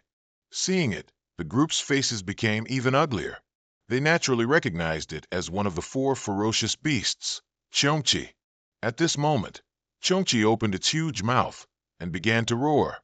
Like the Red Dragon Society members inside the rift, this group was also affected by the roar and spat out fresh blood. They knew this was Cheongchi's high-frequency attack. Immediately, the leader shouted a reminder. Everyone quickly escape. If this continues, we'll also suffer losses. However, someone pulled his shoulder and reminded him, "Hey, wait, look behind Cheongchi." Hearing this, the leader asked with some doubt, "What exactly am I supposed to see?" Though he said that, he still looked, and immediately saw someone on Cheongchi's back. Who else but Run Sung? He was trying to tighten his grip on his twin blades. The Cheongchi continuously roared in pain. The people below stared blankly at the scene, even forgetting to run. Not long after, the Cheongchi fell from above to the ground. No longer attacked by the high frequency, the people below bravely stepped forward. Someone cautiously spoke. "There doesn't seem to be any fatal wound. Let's get closer and see." Immediately after, they approached closer to the Cheongchi.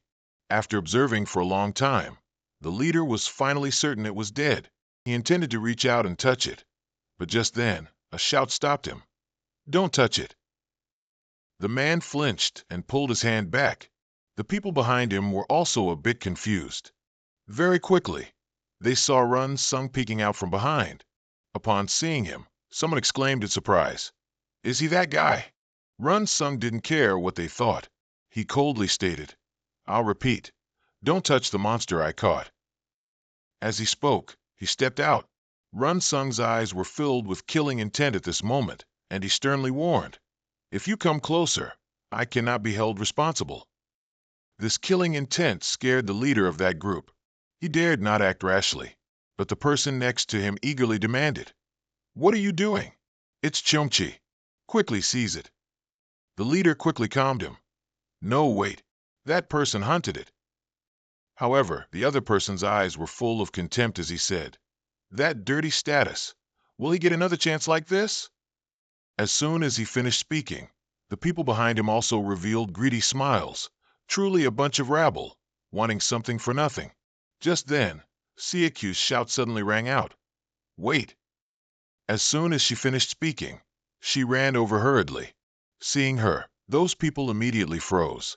Siaku blocked Run Sung's front and defiantly stated, "It's a monster hunted by a Ten's hunter." According to regulations, Chongchi belongs to Tens and Run Sung.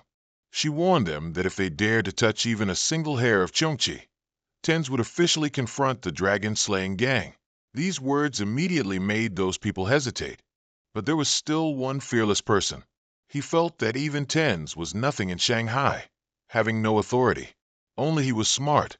He would step forward. Thinking this, he looked at the leader and spoke. Still hesitating? The leader is still the far-sighted one. He cautiously reminded, "No, don't step forward. You'll die." He was afraid of Run Sung's murderous aura, as if the moment they stepped forward, this day next year would be their death anniversary. Looking into his bloodshot eyes, they were too wild, making anyone who looked at them feel fear. The leader didn't dare to step forward, quietly reminding his subordinates that if they took even one more step, that guy would attack. "Are you going to compete against a hunter who's hunted one of the four fiends?" Hearing these words, that guy immediately cowered, and the leader also waved his hand, ordering everyone to retreat. Those behind also felt this was a good opportunity, but some were afraid Run Sung would attack, so they didn't dare to step forward. At the same time, the leader of the Dragon Slayers Guild combat team was observing Run Sung, constantly marveling in his heart. Amazing. Even with injuries all over his body, he still protected his companion and the prey to the very end. Siaku, on the opposite side, only felt at ease when she saw them retreat. She breathed a sigh of relief and muttered, "I'm alive. If I'd been careless, I would have been stabbed." Saying that, she glanced at Run Sung and asked, "Are you okay?" Run Sung didn't answer, just stood there in silence. But after just 3 seconds, his body collapsed onto Siaku. This startled her quite a bit. Siaku hurriedly shook Run Sung. "Hey, are you okay? Wake up." Just then, someone else emerged from the rift. It was the Red Dragon Society's group. Bijin was the leader, but she seemed quite unwilling, clenching her hand into a fist. Run Sung's first hunt quelled the rising tide. The fact that he hunted Cheongchi, one of the four fiends, in his first hunt left a deep impression on many people, and moreover, created a massive stir on the continent. Siaku didn't know that the person she was supporting had caused such a huge stir. She only knew he had fainted. Of course, the current Run Sung also didn't know that truth. Immediately after the hunt, Run Sung was taken to the hospital due to severe injuries. He slept very soundly, showing no signs of waking up anytime soon. Run Sung was lying in the recovery room. Just then, a person walked out from inside. This person was Co Yun, a first-generation professor in the medical department and the principal in charge of the TEN's Medical Support Research Lab. Siaku was waiting by the door. As soon as she saw him come out, she called out, "Uncle." Yun turned to look at her, then teased, "Hey, my niece, it's been a long time." Siaku didn't mind, asking in a low voice, "How is he?" Yun casually replied, "Not as bad as I thought. No, I should say. I don't understand how he could be like that." Hearing these words, Siaku frowned in confusion. She asked suspiciously, "What do you mean, uncle?" Yun slowly explained, "He's covered in injuries, which makes me curious how he could hunt monsters with that body, especially since the nerves in his ear were severely damaged." He didn't know how strong the boy's spirit was to endure with that body. Siaku was startled after hearing this. She glanced into the room, then muttered after a long while, "He's a monster." However, Hua Yun shook his head in disagreement. "No, he's a hero." Hearing these two words, Siekyu couldn't help but let out a cold snort. "What kind of hero?" Hua Yun chuckled softly, casually saying, "Anyway, he single-handedly captured one of the four fiends. Didn't he?" Siekyu didn't think so. She shook her head, denying. "It's not impossible. If the principal went, he could have hunted one of the 10. However, as she said this, she suddenly paused, as if realizing something. Hua Yun knew what she was thinking and smiled. "That's right. One person from the top 10 is enough." Compared to the top 10, if they knew the truth, the hunters in China would surely be surprised when Run Sung infiltrated Shanghai, as Gui by tribe told everyone this. Someone questioned why Gui by let a foreigner infiltrate there. He laughed and said, "Because I dropped a bomb on Shanghai."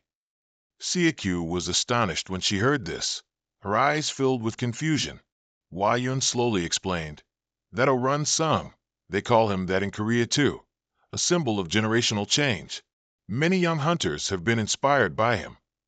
Siekyu frowned thoughtfully upon hearing these words. The strong will use their abilities, then verify those abilities alone. The continent has a commendable way of thinking. Seeing her unwilling expression, Hua Yun sighed helplessly and advised, "At this point, you should think carefully. Don't you know the reason the principal chose you as Run Sung's secretary?" Siekyu stopped in her tracks. She remained silent. Seeing her silence, Hua Yun continued, "Even though you lost in the succession battle, there's your arrhythmia." But before he could finish speaking, Siekyu coldly interrupted, "Uncle, don't say anything more." She said that if he talked about that, she would have nothing more to say. Seeing Siekyu's expression, Hua Yun immediately apologized. "I'm sorry, my dear, but I just—" Siekyu didn't want to hear it. She turned sharply and left.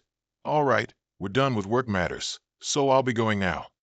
Having no other choice, Hua Yun could only bid her farewell. "All right, see you next time." Watching Siekyu's retreating figure, he could only sigh helplessly. Venus Disorder, a bestowed special ability. The advancement of her level to the point of losing all reason for Siekyu's partner. That is the ability she possesses. Siekyu could have used her physical condition to become an heir, but she refused and trained herself rigorously, participating like other reserves and failing. And then, the directive given to Siekyu was to be an assistant to a foreigner. At this point, Siekyu believed there was no reason for Quebec to give such a directive, but even if it were so, she wouldn't follow it. The more she thought about this, the uglier Siekyu's expression became. She angrily punched the wall. Siekyu believed she was a soldier, not the type of girl who enjoyed glory at the cost of her body. She suddenly thought of Junsu, the prestige and talent he possessed. It truly made her insanely jealous. 2 weeks later, at the hospital where Junsu was recovering. Junsu was currently sitting in the recovery room.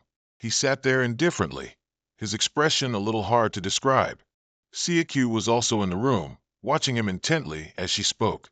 "You've had a tough time recovering. How are you feeling?" Junsu nodded slightly in response. "Much better."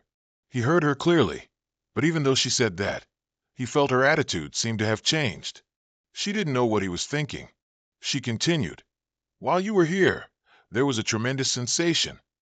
Junsu was surprised and asked after hearing that, "What sensation?" Siekyu slowly explained. "Tens reported on the monster hunt.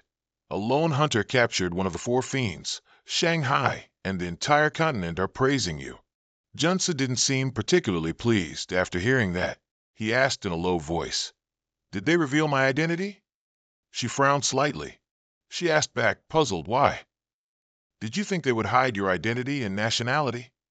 With achievements and accomplishments, everyone will value you.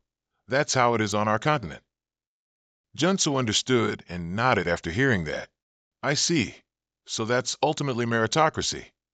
Seeing him say nothing, Siekyu spoke again. "Someone will be coming to visit you later." Junsu frowned slightly and asked, "Who is it?" Siekyu calmly replied, "Vice Chairman of the Scarlet Dragon Society, Jiang Bian. I heard you used her weapon." She said they would surely be annoyed because Junsu used their weapon without permission, which would complicate things further. Not meeting was also not an option, but refusing a visit was impolite. Siakyu instructed him to deny it if Bayan mentioned it. Junsu nodded in response upon hearing that. Understood, I'll be careful. Siakyu looked at him intently for a moment, then said indifferently, Well, I'll step out for a bit. With that, she pushed the door open and walked out. Junsu watched her retreating figure, feeling a bit confused. He felt like Siakyu's attitude was too polite, more courteous than it was initially. But Junsu thought that politeness was just her keeping her distance from him, thinking that way made him more comfortable. While Junsu was deep in thought, there was a knock on the door from outside. He snapped out of his thoughts, lifted his head, and spoke. Come in. At his words, the person outside immediately pushed the door open and stepped inside. Seeing that person, Junsu was a bit surprised. The person who arrived was indeed Bayan, but her state was a little different from 2 weeks ago. Without her armor, Bayan was just a shy young woman. Seeing her like this, Junsu felt a bit awkward. He stammered, inviting her in. Then, awkwardly, he opened his translation app, as language differences made conversation difficult. But at this moment, Bayan suddenly took out her phone and typed something. Surprisingly, it was in Korean. She said she heard his ear hurt. Junsu was a bit surprised. He then replied, Your Korean is so good. Bayan slowly typed a reply into the phone. I learned to read and write in 10 days. Junsu was even more surprised when he learned the reason. Why is that? Is it rude to use a translation app in China? Thinking this, he then spoke. First, I want to apologize for borrowing your sword without permission. Bayan couldn't help but be startled. She didn't think he would say that. Junsu also wanted to see how she would reply. Without hesitation, Bayan typed words into her phone and showed them to him. No, that's not it. I should thank you for saving me.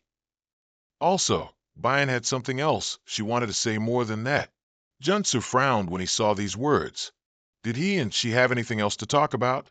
While Junsu was wondering, Bayan stated what she needed to say. Seeing those words, he froze stiff. Bayan actually wanted him to date her, on the condition of marriage. Junsu stared blankly at Bayan, a bit speechless.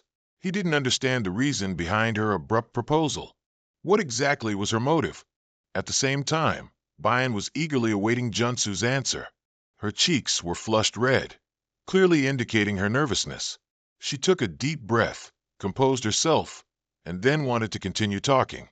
But at this moment, the phone in Bayan's hand suddenly dropped, making her eyes widen in panic.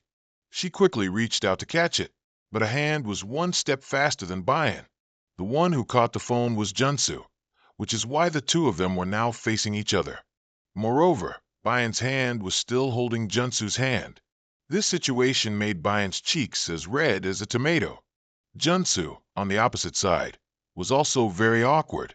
He stammered, Hey, the mobile phone is here. However, before he could finish speaking, a flame suddenly ignited between their hands. Junsu frowned in alarm. This is too hot.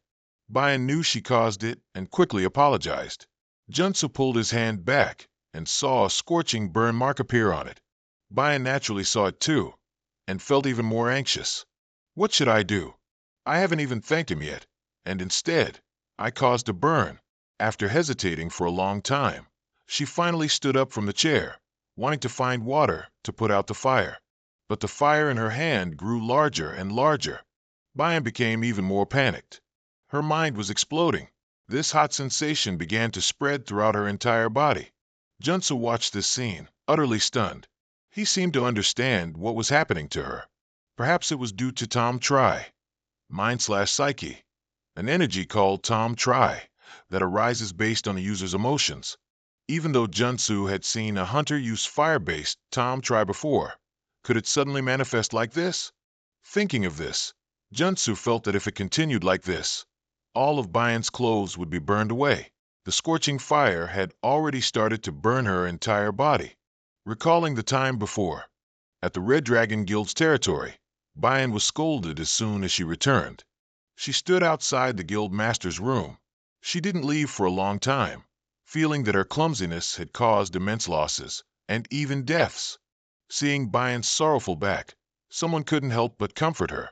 Miss No, Vice President, please don't blame yourself too much. Who knew the four fiends would appear there? Another person also agreed. That's right. A hunter's life and death ultimately depend on their strength. While regrettable, those people were too weak, which is why that happened to them. Bayan didn't feel any less self-reproach after hearing that. She sighed and said, even so, it's my responsibility. With that, she lifted her foot and left. Her two subordinates could only watch her go. They helplessly whispered, there's no need to think like that. I didn't know the vice president was so strict. The person next to him also spoke up worriedly. That's right. The young lady has been angry for 24 hours. I'm worried she'll blame herself too much. Meanwhile, Bayan was on her way back to her room. Along the way, she kept sighing, full of self-reproach. The losses were her responsibility, and she had to make up for them. But how? Thinking of this, Bayan suddenly remembered Junsu. He possessed such formidable strength, comparable to figures of influence on the continent. She thought it would be great if he joined the Red Dragon Guild. Thinking of this possibility, she smiled in satisfaction. All right, let's use that method. Bayan was determined to make Junsu marry into her guild. If she could recruit him into the guild, she could make up for this loss. Bayan felt this was the right decision, her eyes extremely firm. However, when she realized she was clenching her fists, she paused. Bayan didn't know what she was thinking, but after a long while, she sighed and murmured to herself, all right, in any aspect, this is an action for the guild. So, Bayan began to act immediately afterward. From the day she made the decision, she learned the language. Then she changed her attire to be more feminine. She continued like this for 2 weeks, then decided to pay a visit. Bayan suddenly felt that this was no different from going on a hunt. If she remained calm, she could do it. But now, Bayan isn't calm at all. Her emotions were wildly fluctuating and couldn't be restrained, and the fire burned brighter and brighter. Just then, Junsu reached out to the table near him, grabbing the flower pot that Siakyu had planted before leaving. Without a moment's hesitation, he splashed the water from the pot onto Bayan. Seeing the water, Bayan's expression immediately softened. The flames also began to die down. However, even though the fire was extinguished, the energy continued to flare up. At this moment, Junsu reached out again. Then he casually pressed a few pressure points on Bayan's body. In an instant, Bayan's eyes widened in surprise. Her mind had finally calmed down. Bayan let out a sigh of relief. Then she looked up, wanting to thank Junsu.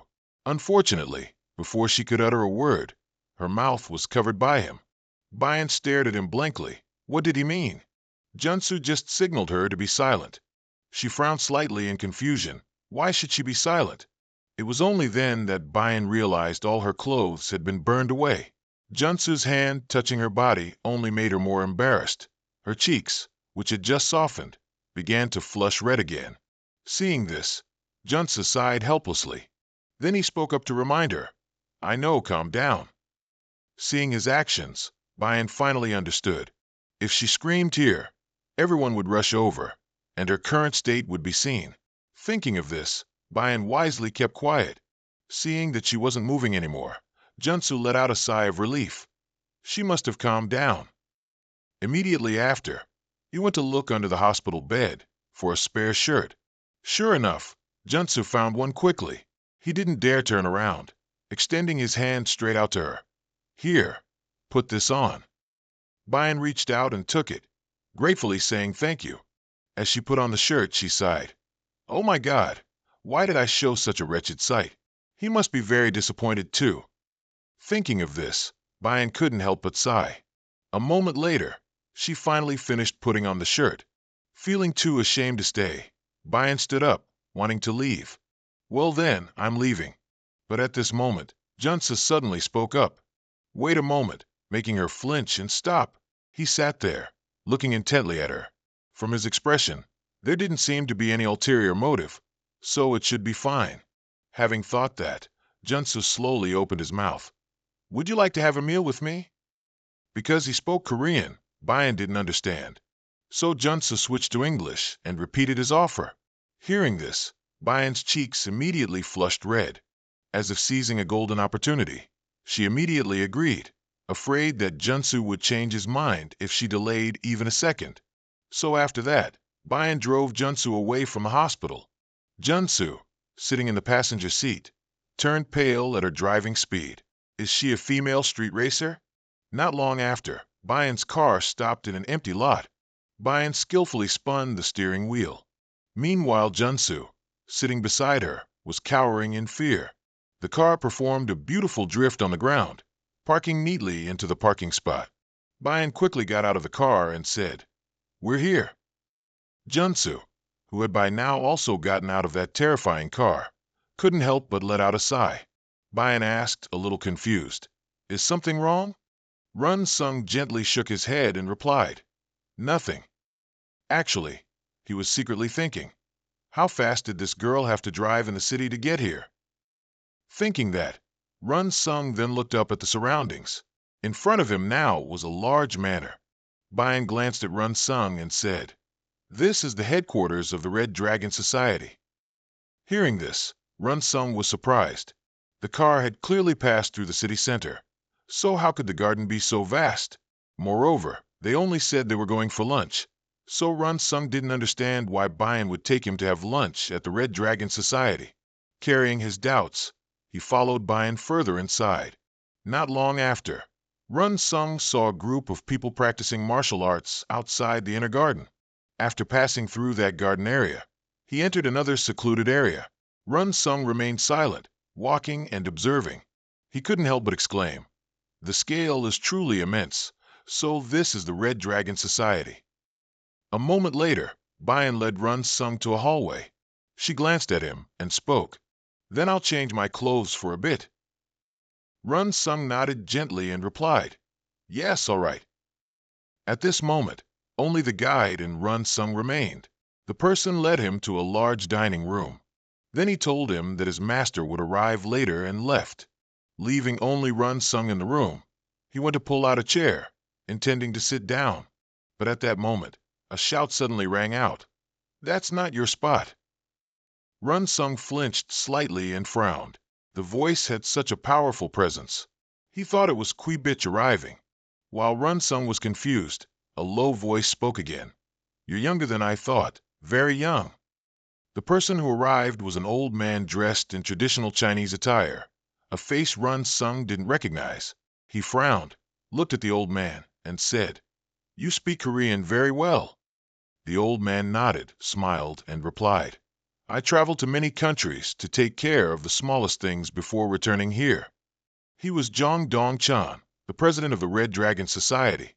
Run Sung was a bit surprised by his identity, but he still politely greeted him. "Yes, hello, I'm Ozu Run." Dong Chan observed him for a long time before speaking. "All right, you are interesting, after all." Saying that, he suddenly wanted to touch Run Sung's body. Run Sung didn't pay attention, casually looking at the hand reaching towards him. Seeing him so calm, Dong Chan was a bit surprised. At this moment, Run Sung spoke up. "Excuse me, but I'll decline." "Oh, really?" Dong Chan said indifferently, but secretly thought. Even though his hand moved so quickly, the boy still brushed it off so casually. Run Sung awkwardly replied, "Yes, many people want to touch me so." Before he could finish, Dong Chan laughed loudly. "Haha, I see. That's probably it. With such a physique, aura, and talent, everyone must be quite surprised." Run Sung narrowed his eyes at the person in front of him. Qui Bitch didn't seem like a martial artist, but this person was a genuine martial arts master. While he was thinking, Dong Chan spoke again. "Good, all right. If you don't like something, you should know how to say you don't like it. But actually, I have something I want to ask." Hearing this, Run Sung was a bit confused. Dong Chan ignored his reaction and continued, "Yes, what do you think of this place?" Run Sung answered without thinking, "It's truly wonderful, truly magnificent." Recalling what he had seen earlier, the grand scale of this mansion and the disciples here, it all made sense. Thinking that, Run Sung spoke again. I also want to see once the headquarters of continent's highest standard shooting range organization. Dong Chan listened without any change in expression, calmly asking, "And so, what are your thoughts?" Run Sung thought for a long time before speaking. "Let's see. I'm still not very clear. The hunter's capital, facilities like hospitals, all of this organization's regulations, they're all excellent. But for Run Sung, that was all there was to it. He felt there were quite a few loose elements, so the only thing one could gain here as a hunter was a history of working in a country called China. Nothing else." As soon as these words were out, Dong Chan fell silent. After a long moment, he spoke in a serious tone. "As expected. That's what you wanted to say, isn't it? It's worse than I expected. It's just an empty resolution." Run Sung gently shook his head and replied, "I didn't express it that strongly." Dong Chan snorted coldly and said, "But you didn't deny it either." As soon as he finished speaking, his demeanor instantly changed. A scorching sensation quickly enveloped the entire room. Just then, someone else entered from outside. It was Bayan. Seeing the uncomfortable atmosphere before her, she couldn't help but call out, "Father!" The atmosphere had now softened, and Dong Chan's imposing aura had receded.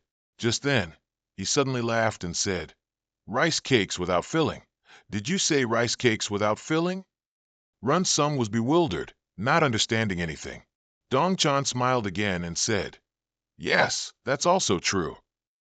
Bayan was bewildered by this sudden turn of events, wondering what "that's also true" meant. At this moment, Dong Chan glanced at her again and asked, "You're here?" Bayan was startled slightly and quickly replied, "Yes, father." Run Sung also glanced at her and couldn't help but exclaim, "This outfit is truly splendid." While he was thinking, Dong Chan suggested again, "All right, then have a meal with Mr. Oziu Run." As soon as he finished speaking, someone brought many delicacies and placed them on the dining table. The three of them sat down. Dong Chan sat opposite them, watching Run Sung and Bayan sit next to each other, nodding and commenting. They look quite good together. At the same time, Run Sung was surprised by the situation. He didn't understand why they had made such arrangements. Thinking this, he cleared his throat and said, "I only suggested a light meal with Ms. Jong Bayan. Now, I don't quite understand why I'm here." Upon hearing this, Dong Chan explained, "That's because of me. I called my daughter and told her to bring you here." Run Sung frowned slightly and asked doubtfully, "Why would that be?" Dong Chan glanced at Bayan and said in a deep voice, "My daughter said she had suggested meeting you." Bayan heard him mention her and said in a low voice, "I'm sorry, father. Just because of the association." But before she could finish, Dong Chan coldly cut her off. "Don't make excuses. However, coincidentally, you and I had the same idea, which is why I told you to bring Mr. Oziu Run here." Saying that, he glanced at Run Sung and called out, "Hey, young man." He looked up at him, awaiting the next sentence. Dong Chan hesitated for a moment, then opened his mouth and asked, "Can't you become my son-in-law?" These words made the dining room fall into silence. Bayan awkwardly looked at Run Sung. Her father had spoken too suddenly, and she hadn't told Run Sung about it yet. Just then, Run Sung spoke up. "That's surprising. How could you say such things?" Upon hearing these words, Dong Chan snorted coldly. "You didn't say anything earlier either. You're right." Run Sung was stunned upon hearing this. Dong Chan didn't wait for him to understand and continued to ask. "The explanation is simple. I'll ask one thing. What kind of person do you think I am?" Run Sung replied calmly, "I think you're not an ordinary person."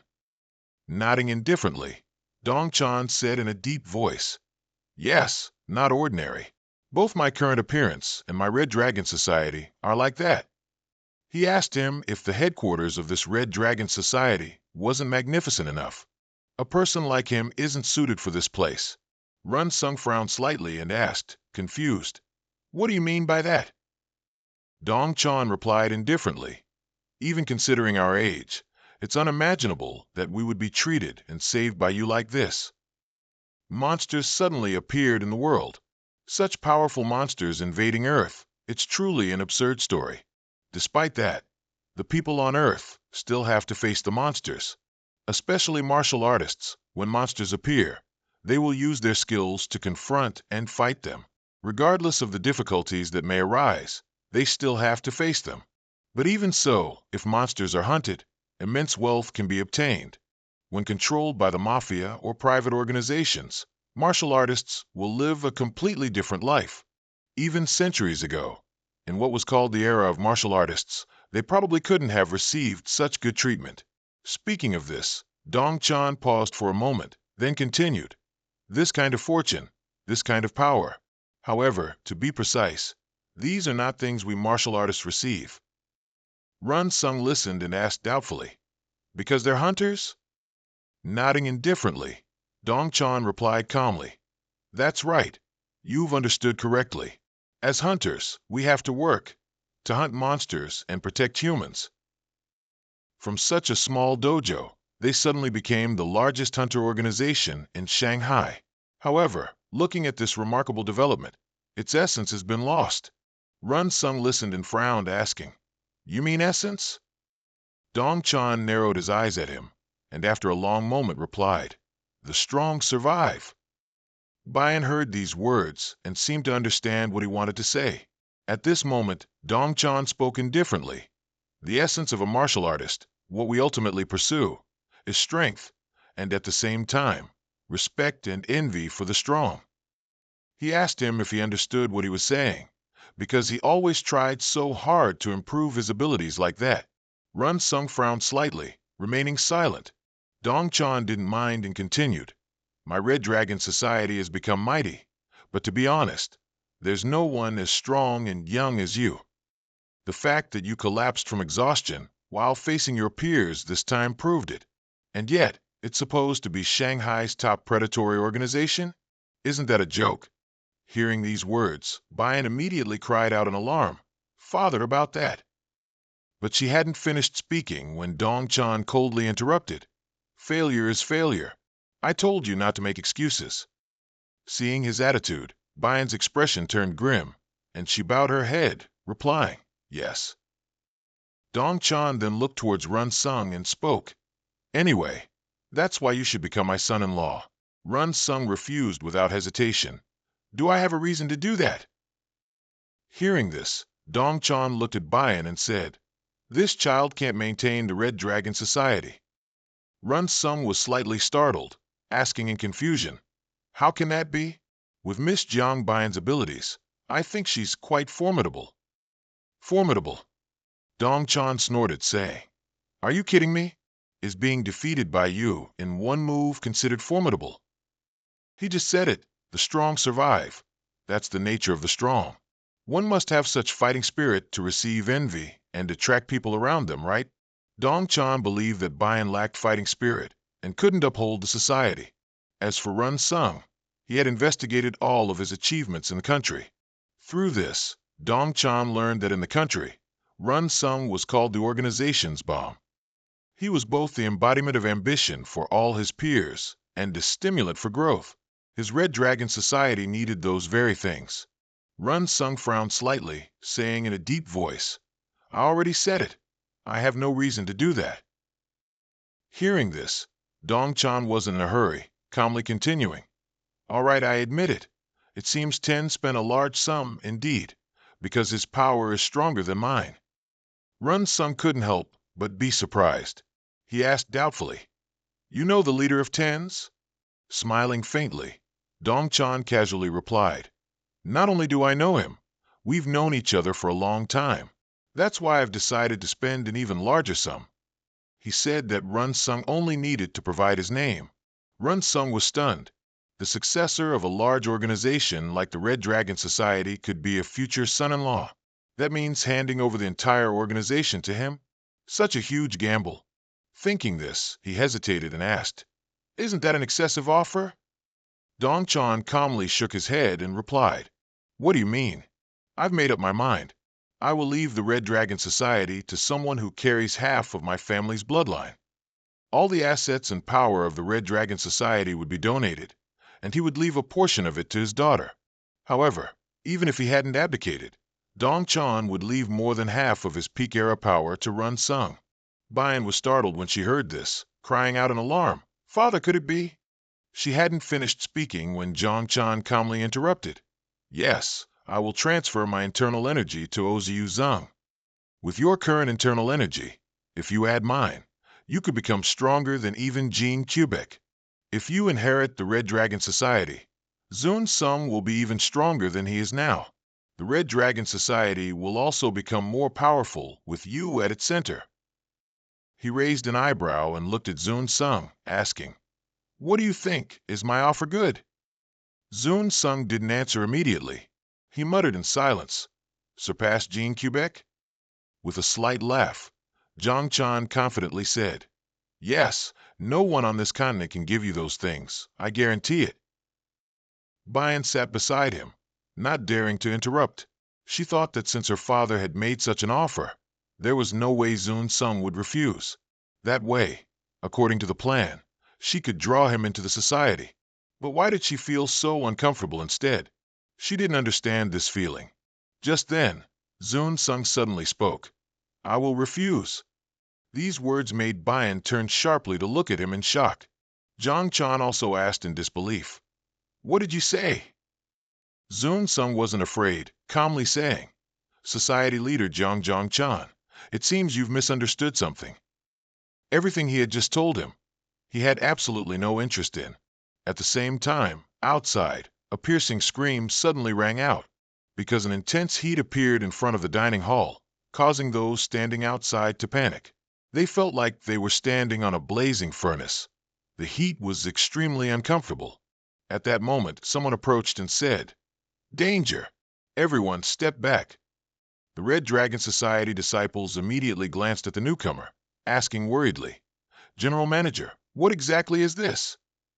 However, the general manager didn't wait for them to finish and ordered, "Those who are not martial artists, retreat immediately." Immediately after, those people quickly left the area. The general manager squinted, looking into the dining hall, a tremor rising in his heart. Indeed, this is the leader's nun. The nun of fire occasionally emitted from the leader of the Jiang family's Red Dragon Society, though powerful, was also dangerous. But why was Zhang Chan emitting such nun? What exactly was happening inside? If he was angry, then something truly big was happening. If he were to erupt, this place would turn to ashes. At the same time, inside the room, cracks had formed under Zhang Chan's feet, and Bian was standing in front of Zun Sung, shielding him. She hurriedly pleaded, "Father, please calm down, I beg you." Zun Sung, on the other hand, said nothing, just stood there silently. Just then, Zhang Chan spoke. "All right, try saying that again." His face was now filled with rage, his eyes full of murderous intent. Zhang Chan's voice seemed to be heard only by Zun Sung, making him slightly startled. Is this sound transmission? Even without opening his mouth, sound is conveyed. It's a secret technique, a secret art of China. So such a technique really exists in China. Thinking this, Zun Sung replied, "What did I say?" Zhang Chan spoke coldly.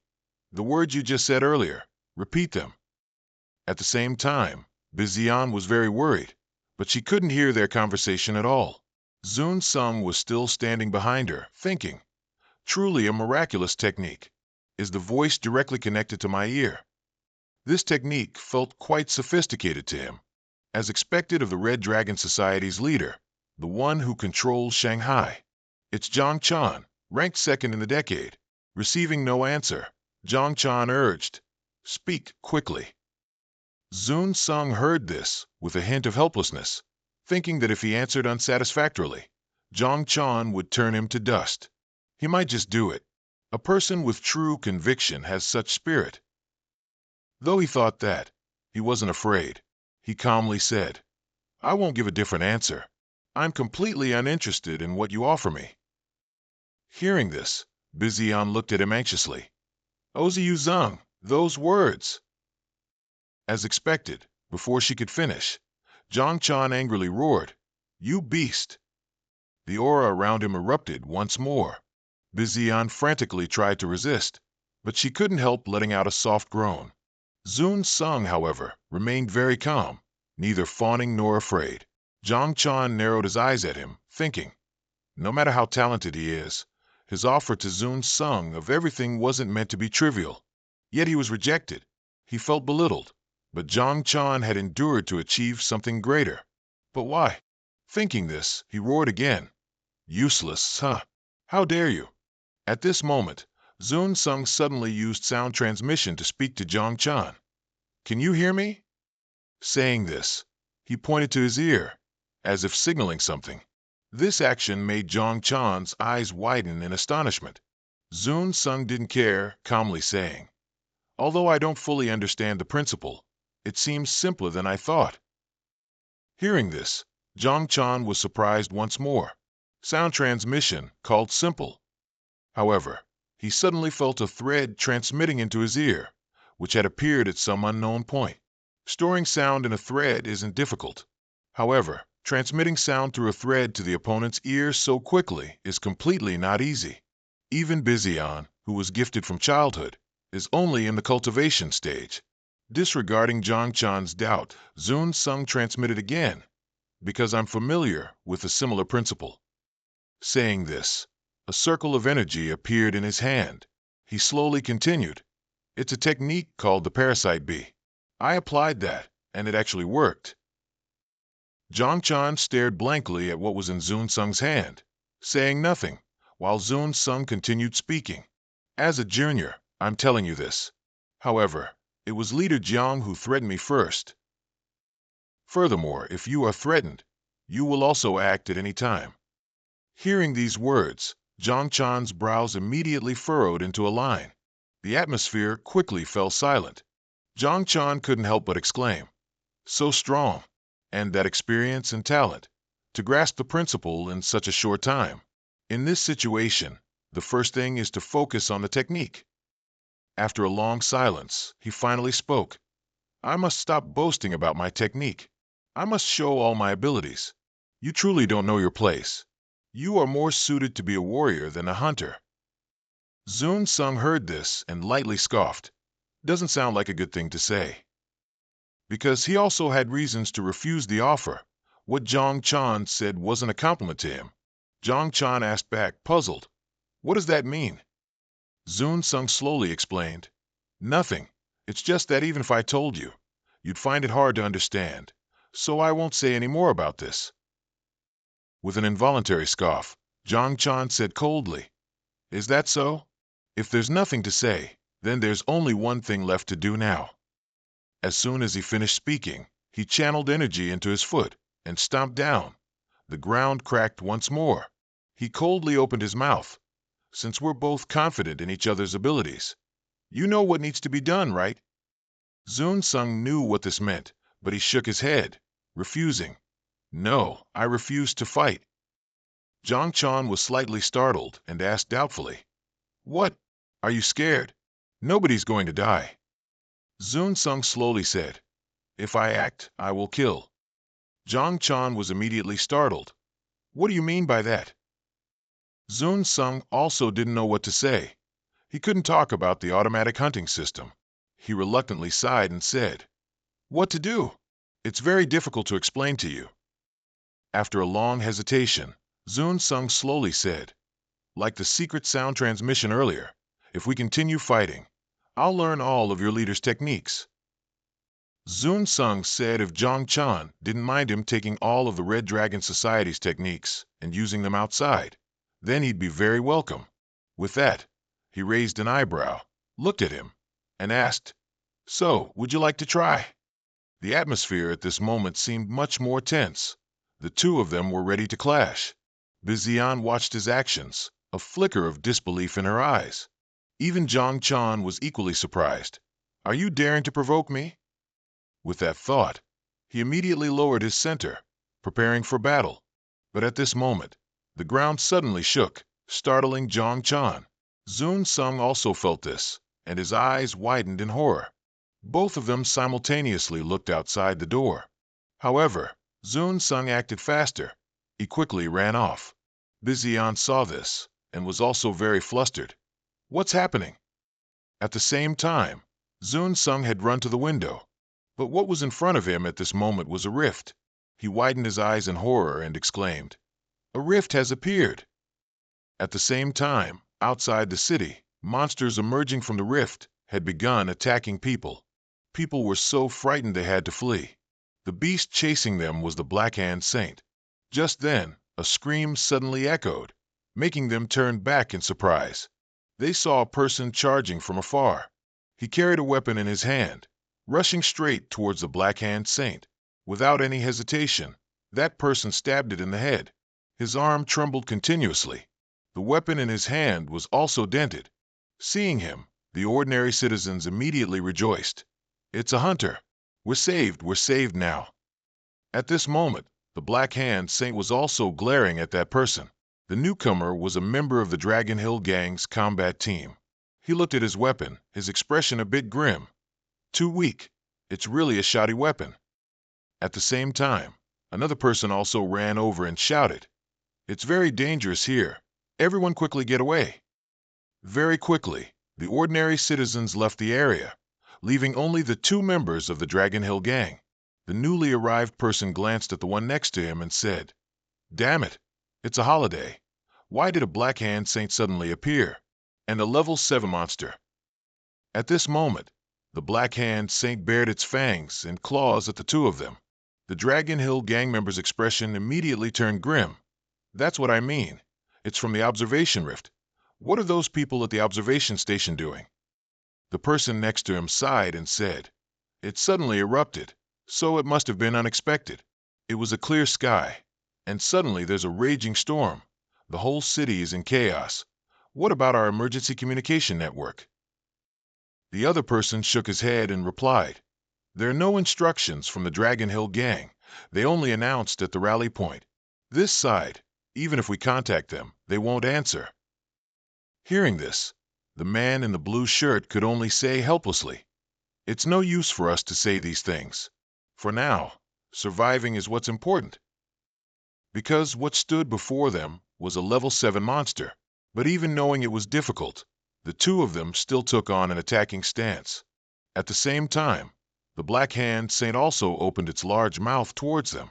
Having no other choice, the two of them charged forward.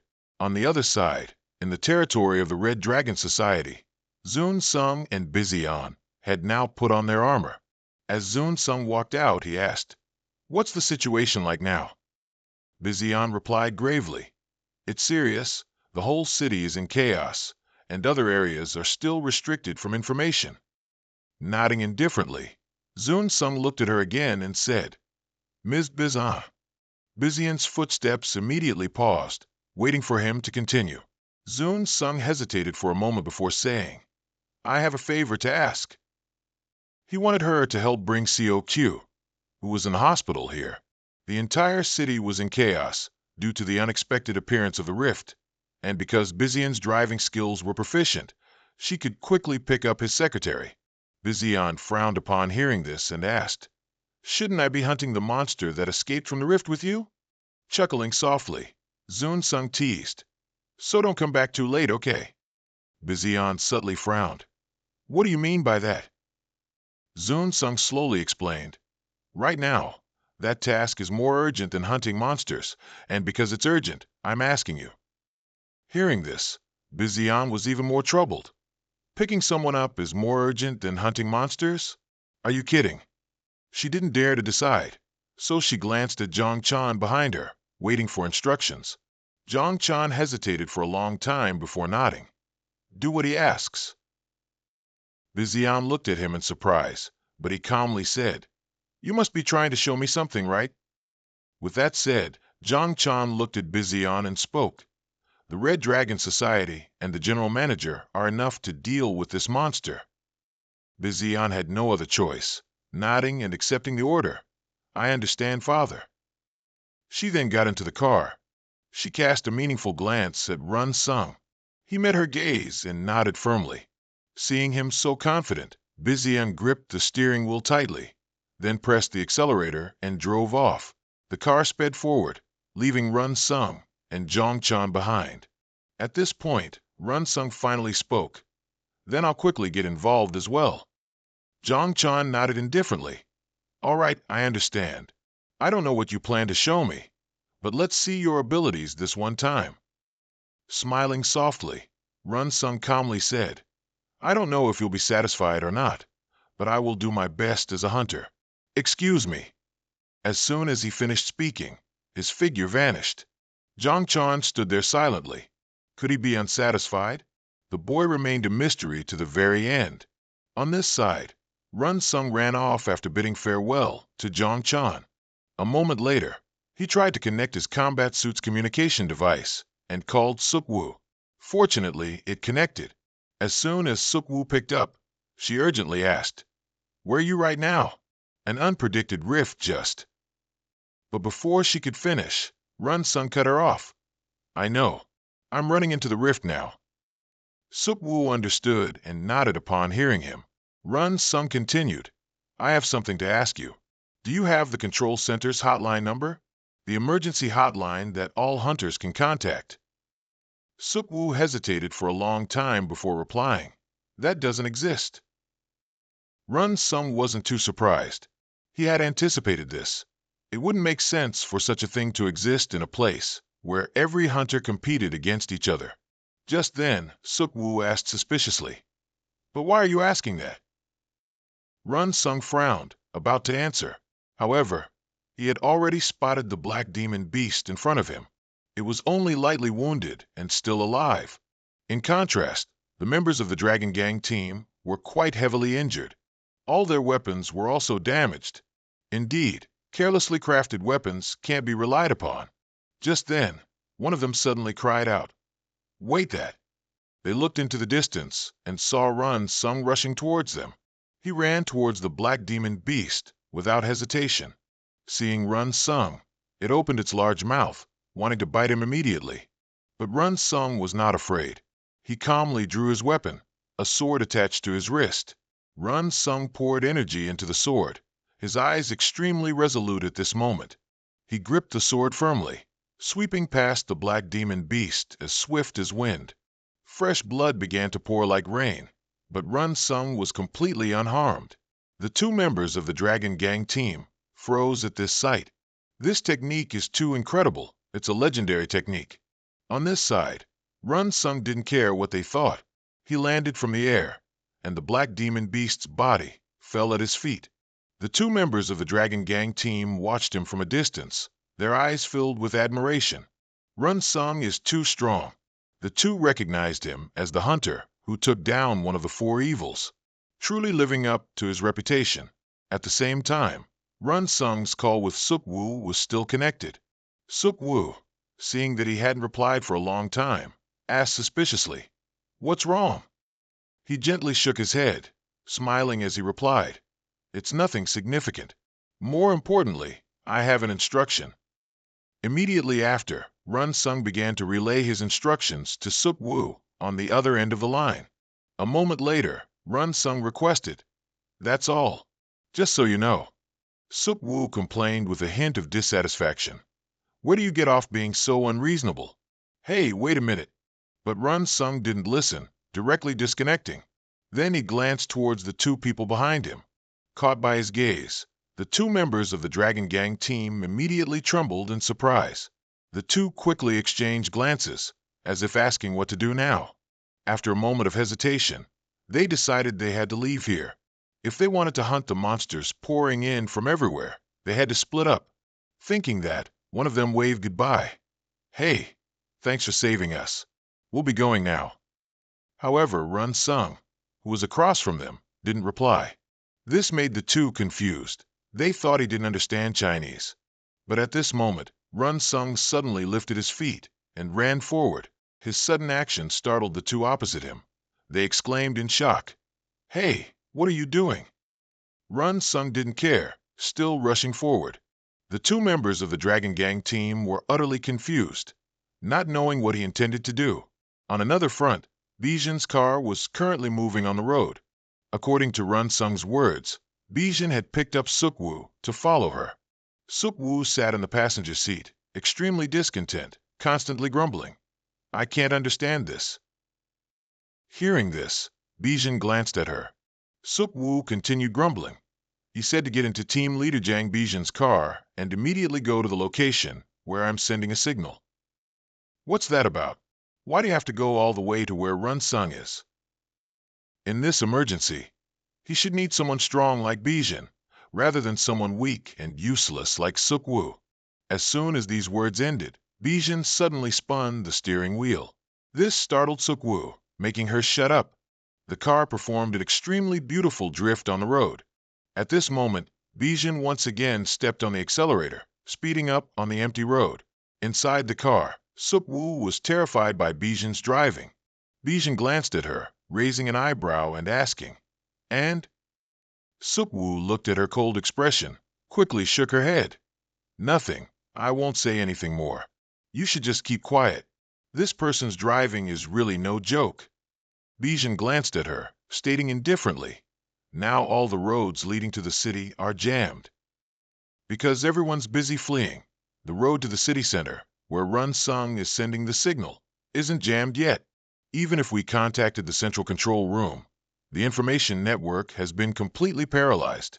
Suk Woo sighed. "The chaos in the city will only get worse. Monsters appearing from an unpredicted rift. This is unprecedented. A hotline between hunters. If only we had that. It wouldn't be this chaotic now. Even so, why did Run Sung call Suk Woo anyway? All she can do is translate." While she was thinking, Bijin suddenly exclaimed. Suk Woo turned her head in surprise and asked, "What is it?" But as soon as she finished speaking, she saw something ahead and also cried out in surprise. What surprised them were the mountain-like piles of black-hand sacred beasts' corpses, their fresh blood dyeing the entire road red. After a moment of bewilderment, Suk Woo exclaimed in shock, "Did Run Sung do that?" Bijin's eyes widened, saying, "Indeed, it's quite astonishing." Immediately after, Bijin drove the car to the base of the building. They walked, observing their surroundings, and couldn't help but marvel. He's hunted so many monsters in such a short time. At this moment, Suk Woo took out her phone to prepare to contact Run Sung. He texted her, telling her to enter the hotel in front of them. At the same time, on the hotel's rooftop, a lone figure stood there. A moment later, Bijin and her companion ascended to this spot. The moment she stepped in, Suk Woo couldn't help but be surprised, because she saw Run Sung standing tall at the rooftop railing. He didn't turn his head, calmly asking, "You're here?" Suk Woo questioned in a low voice, "What are you doing? You called me here without even giving a reason." At this moment, Run Sung turned to look at the two of them, a trace of blood appearing at the corner of his mouth. Suk Woo cried out in alarm, "Wait, why do you look like that? What exactly happened?" Run Sung didn't answer, only raising his hand to signal her to stop. He spoke in a deep voice, "Nothing. I've now memorized the city's location." Hearing this, Suk Woo frowned. "The city's location? Why? But this isn't the time to ask about that. Asking questions only wastes time." Thinking that, she immediately spoke up, "I know. So what should I do?" Seeing her cooperate like that, Run Sung was very satisfied and smiled. Then he suggested, "First, take this." Suk Woo asked blankly, "What is it?" Run Sung didn't say much. He just reached out and took her hand. Immediately, a current of energy flowed from his hand to Suk Woo. In an instant, that energy current spread into small energy threads, scattering everywhere. Suk Woo frowned slightly. She recognized it. It was aura threads. It can connect to everywhere, no matter where it goes. Currently, there are over 20 threads, meaning it has connected with 20 districts. Bijin also seemed to realize something. She exclaimed in surprise, "Mr. Run Sung, if I'm not mistaken." Before she could finish, Run Sung spoke first. "That's right. This is something I created by applying the sound transmission technique your father used." Bijin's eyes widened in surprise. "Sound transmission?" Suk Woo also hesitated, muttering, "Then this is indeed." Run Sung knew what she was about to say and calmly spoke. "I've connected all the hunters I met in the city. Now you hold the connection created by those aura threads." Hearing these words, Suk Woo was shocked. Mass sound transmission connected to over 20 people? What kind of absurdity is this? Even Bijan thought it impossible. What kind of terrifying technique is this? While the two of them were stunned, Run Sung continued, I'm not telling you to fight. You can contact other hunters through the aura threads, receive situation reports, make judgments, and issue commands. That's all. This temporary hotline probably means Sukwu will become the control center. If she's Ten's representative, she must accept all control. Talking isn't a difficult skill.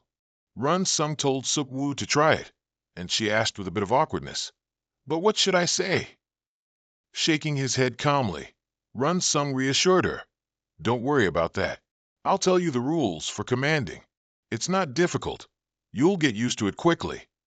The more Sukwu listened, the more terrified her expression became. He's telling her to command all the hunters in Shanghai. Is that even possible? Why does this person want her to do that? Run Sung didn't ask for Sukwu's opinion, but calmly explained what she needed to pay attention to. After a long moment, he raised an eyebrow and asked, Does that rough explanation make sense? Then, he'll now tell her how to command. At the same time, on another side of Shanghai, the black sacred beast was still relentlessly attacking the city. Hunters from the Dragon Gang team were trying to fight it. The leader of this hunter team was a middle-aged man, his expression somewhat grim. Before them, there wasn't just one, but many. Seeing this scene, someone cried out in panic, There are too many beasts, we must retreat first. However, the man scoffed coldly, Ridiculous. If this place falls, everyone's refuge will be exposed. As soon as these words were uttered, the person who had just spoken hesitated, wanting to persuade him, but the man shouted back with extreme determination, Reinforcements will arrive. I swear on the honor of the Dragon Gang team that we will fight to the death here. Understood. Just then, the black sacred beast slowly moved towards them. The leading man couldn't help but frown and curse under his breath. They really are still short on manpower.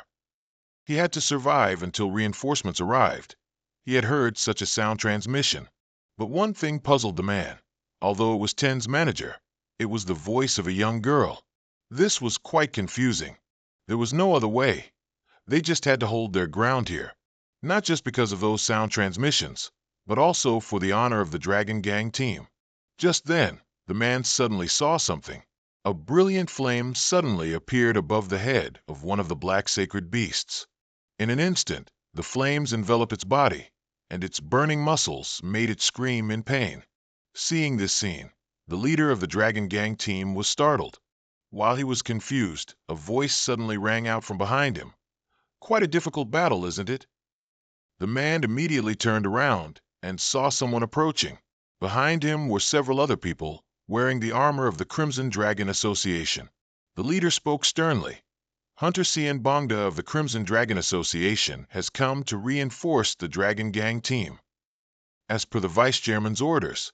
Hearing those 3 words, Red Dragon Society, the leader of the Dragon Gang team was stunned.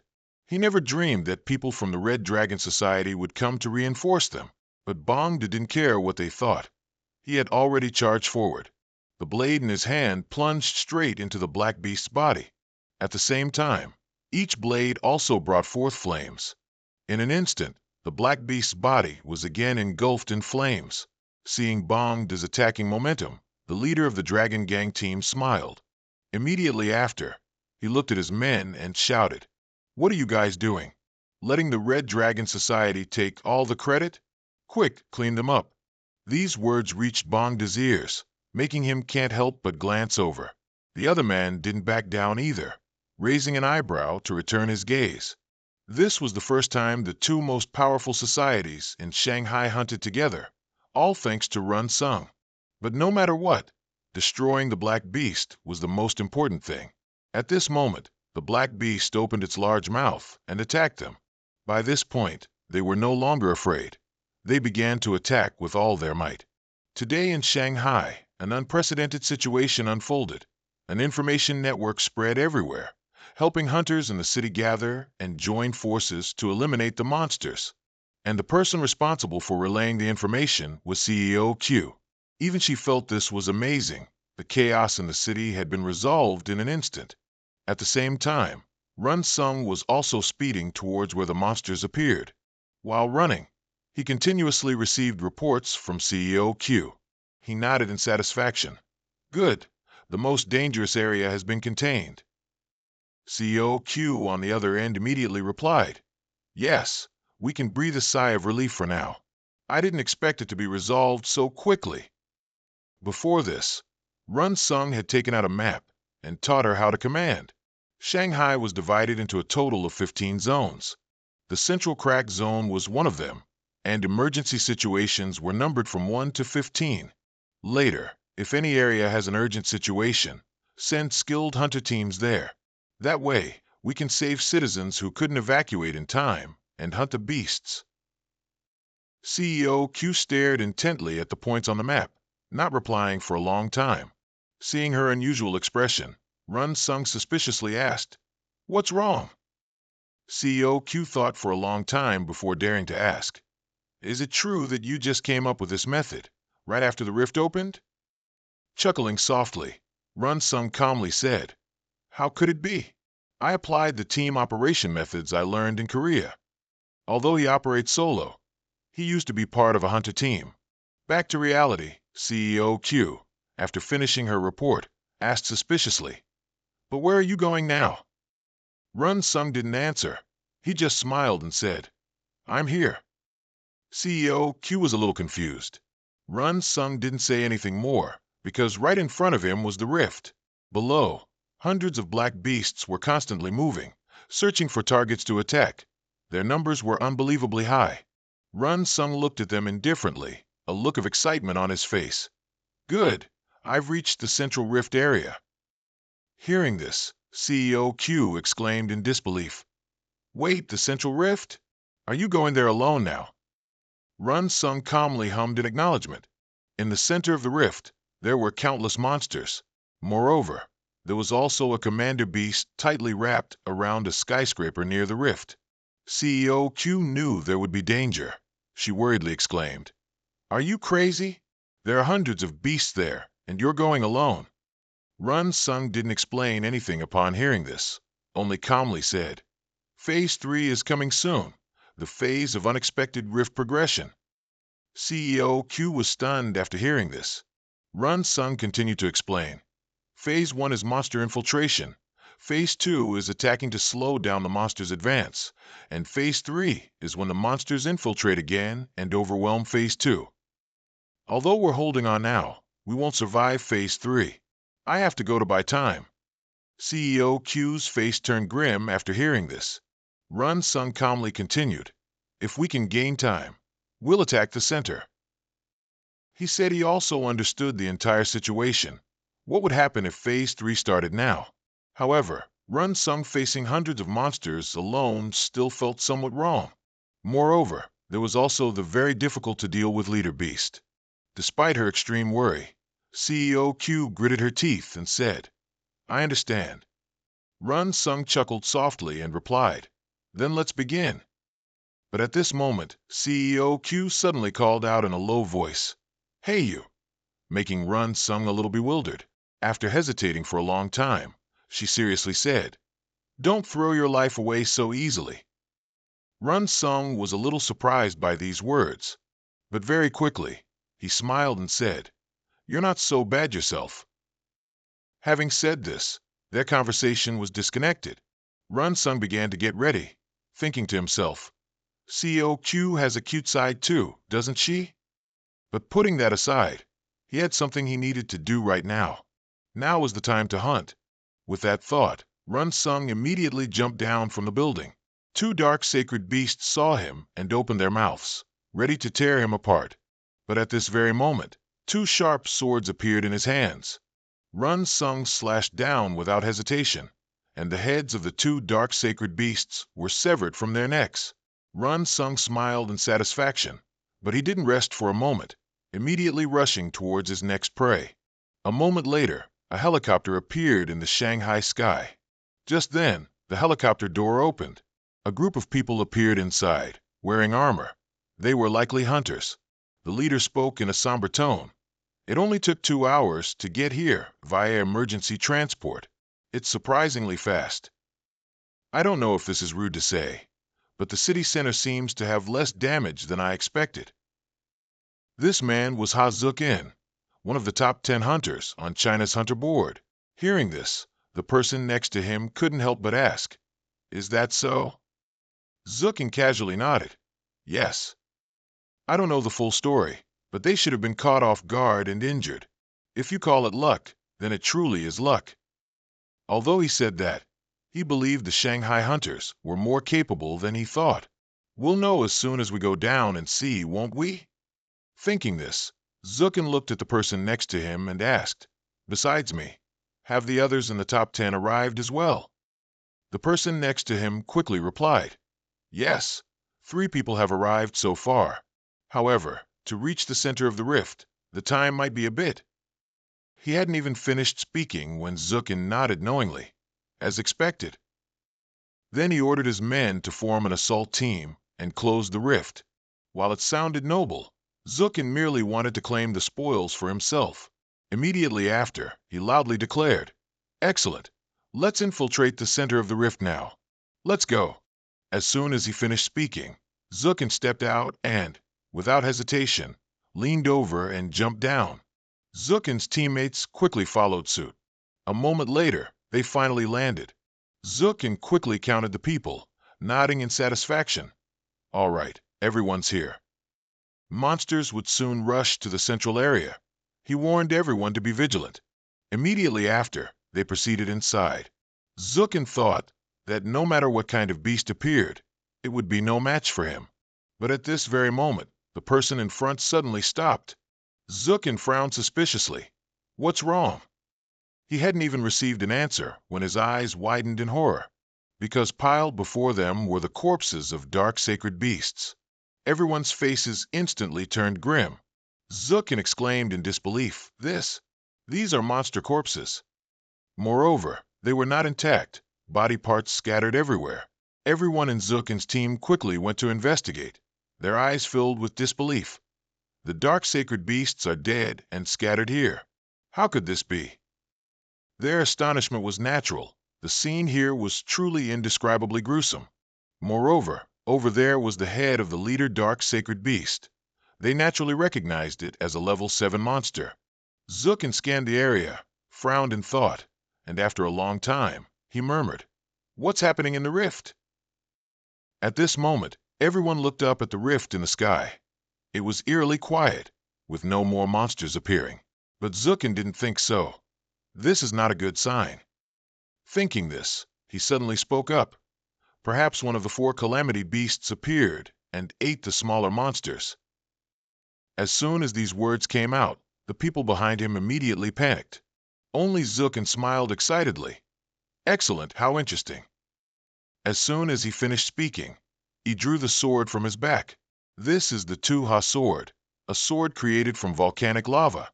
Seeing it, the people around began to exclaim. Zukin smirked. "If the opponent is the 4 evils, then this must be used. I can't let others snatch the glory." He doesn't know where it's hiding, but he believes it definitely won't be able to avoid his sword. Just then, an unusual movement suddenly appeared behind the head of the Black Saint Beast. With a loud bang, it suddenly exploded, and a figure emerged from within the smoke and mist. The moment Zukin saw it, he immediately assumed it was a monster. Without a moment's hesitation, he charged forward with his sword. Zukin's gaze was extremely resolute. He had to take it down at all costs. Very quickly, he slashed out with his sword towards the thing that had just appeared. However, that shadow seemed to have dodged it, and then disappeared without a trace. Zukin stared blankly at this scene. How did it dodge? When he looked closely again, it was a person, not a monster. Zukin frowned and fell silent, to be able to avoid the Tu-Ha sword strike. Who exactly is this person? That person was, of course, Run Sung. Since the rift appeared, he was the only one who had reached the center of the rift. Seeing Run Sung's appearance, Zukin was certain he wasn't an ordinary person. He asked in a deep voice, "Which organization are you from? What's going on here?" Unfortunately, Run Sung didn't understand a single word. Due to the language barrier, he was wondering what to do. If he couldn't speak, the only option was body language, so he pointed into the distance. Then he pointed up at the rift, and Zukin's group was immediately bewildered. Zukin thought Run Sung was telling him to quickly get the barrier and go up. Indeed, the others thought the same. The bald man angrily cursed, "Hey you, what are you arrogantly pointing at?"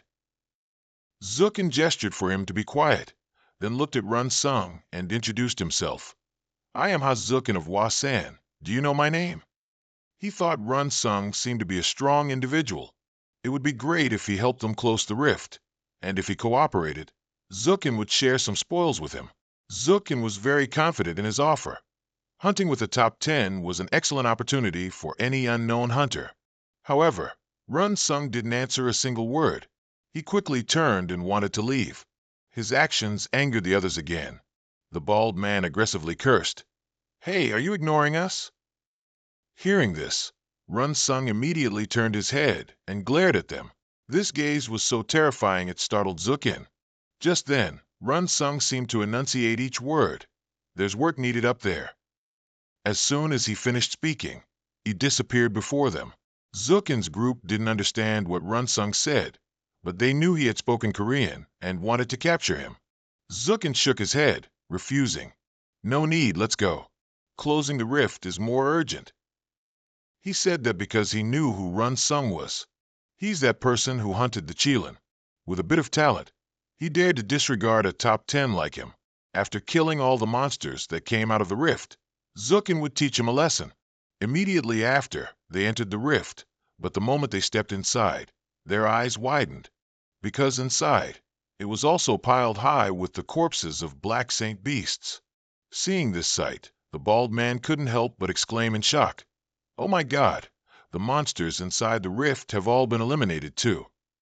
Only then did Zukin understand what Run Sung had said. He was telling them to finish quickly and go back. There was nothing left to do up there. Thinking of this possibility, he mumbled in disbelief, "Did that guy hunt all of this by himself?" It has been 4 days since the crisis in Shanghai. An unpredicted rift appeared in the center of the 20 million person city, and the pain from this tragedy affected the entire world.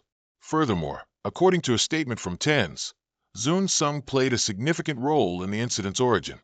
The exact details have not yet been verified. Soon, a special envoy will report in detail on his activities. Zun Sung was currently resting on the stairs when someone suddenly approached, startling him. It turned out to be Suk Woo, who walked over and quietly said, "It's time." Zun Sung glanced at her, sighed, and said, "All right, is lunch break over already?" The place Zun Sung was in was a ruined area of Shanghai, with many workers cleaning up. These workers were busy when they suddenly witnessed a strange sight. Zun Sung was actually helping them carry rocks. He didn't care about others' gazes, placing the large stone in the empty lot. Zun Sung glanced at Suk Woo, who was beside him, and seriously asked, "So, all we need to do is clear these debris?" Suk Woo nodded slightly, yes. Upon receiving the answer, Zun Sung immediately left. Suk Woo, as his assistant, also followed closely beside him. Seeing him work, the workers began to whisper again. They didn't understand why a hunter like him was here. At this moment, Suk Woo, walking behind Zun Sung, suddenly called out, "Hey." She asked why he came to the northern site. Zun Sung frowned slightly and asked in return, "Why there?" Nodding calmly, Suk Woo voiced her concerns. Clearly, when hunters needed an emergency solution, they would help the northern area. But Shanghai is still Shanghai, no matter where you are. Hearing these words, Zun Sung suddenly fell silent.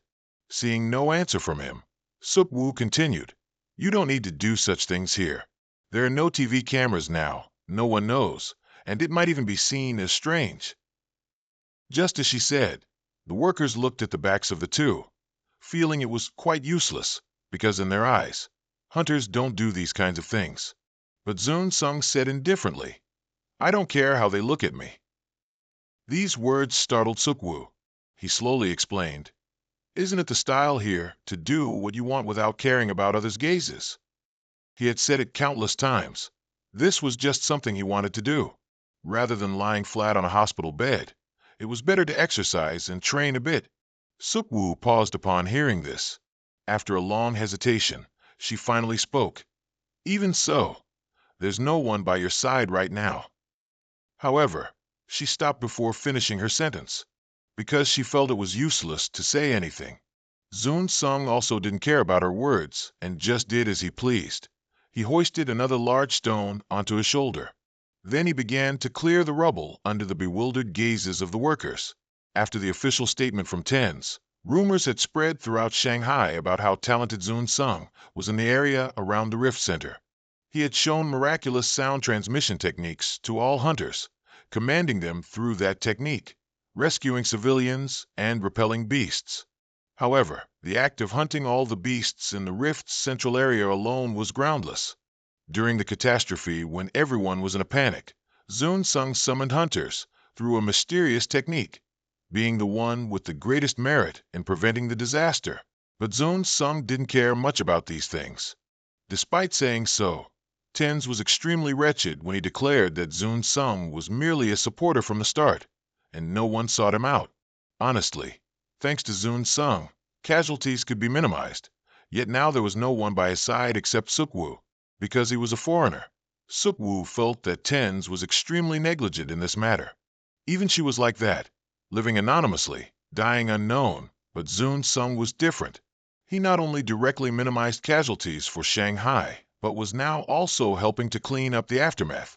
Meanwhile, Zoon Sung was still cleaning up when he suddenly felt Suk-woo still watching him. So he turned to look at her. Suk-woo hesitated for a long time before speaking. I will demand full compensation for you. I will find all documents from surveillance camera black boxes as evidence and claim your rights. Zoon Sung nodded indifferently. All right, I trust you. Just when it seemed like that was it, Suk-woo suddenly suggested, also, I will help you too. These words left Zoon Sung confused. What did she mean by this? Suk-woo awkwardly said, anyway, there's nothing else to do, and I'm a hunter too. Let's work together, boss. Zoon Sung stared blankly at her, but quickly couldn't help but chuckle. Suk-woo immediately questioned indignantly, why are you laughing? Zoon Sung scratched his nose, pouting with a smile. Such a serious expression, and calling me boss. Immediately, Suk-woo was so embarrassed she became angry, looking at him with reddened eyes. Feeling her anger, Zoon Sung turned away evasively. Did he just poke the bomb? But who told this always self-respecting girl to suddenly say such things? At this moment, footsteps suddenly appeared from behind, and both Zoon Sung and Suk-woo looked over. They saw Bijin leading people toward them. Zoon Sung waved hello. Why are you here? Bijin didn't answer. She suddenly clasped her hands into a fist. The people of the Red Dragon Society behind her did the same, bowing with clasped fists to Zoon Sung, and unanimously shouted, Greetings, great hero O Zoon Sung. He looked at them blankly, awkwardly saying, Why are you greeting me like that? Why so suddenly? Bijin respectfully explained, The great hero has bestowed a great favor upon our Shanghai. Zoon Sung became even more embarrassed after hearing that. He scratched his head and asked, What's this about? Is there a new rift? Bijin gently shook her head and replied, No, sir. The leader has ordered us to help the great hero. Zoon Sung couldn't help but be surprised. Zhang Chan said to come and help. Normally, the hunters of the Red Dragon Society don't do these kinds of things. However, seeing Zoon Sung like this, they couldn't just stand by. Although it was due to the leader's directive, many people also volunteered to come here.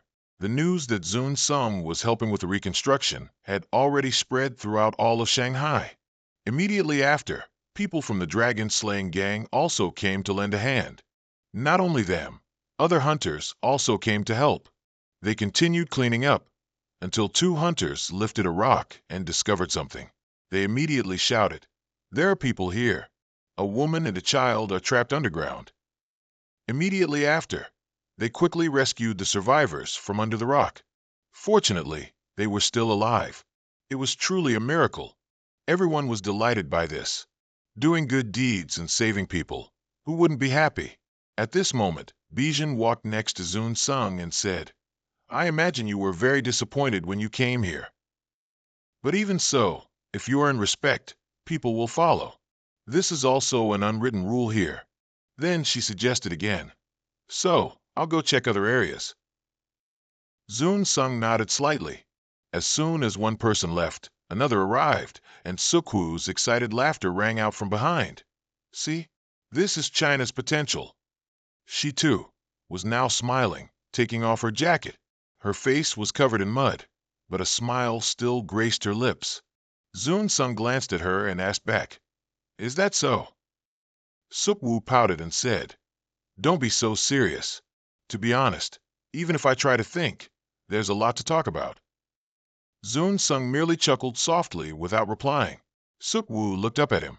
Actually, she wanted to say something else. She wanted to say that the scene now was a miracle Zun Sung had created. Work continued nonstop throughout the night. A task that should have taken 10 days was completed in just over a day. It was truly a miracle, and Zun Sung's reputation had reached a new level.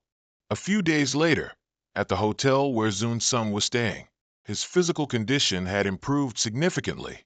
Thanks to the medicine, he was able to recover like this. Then he had to prepare for today's schedule. However, at this moment, there was a knock at the door from outside.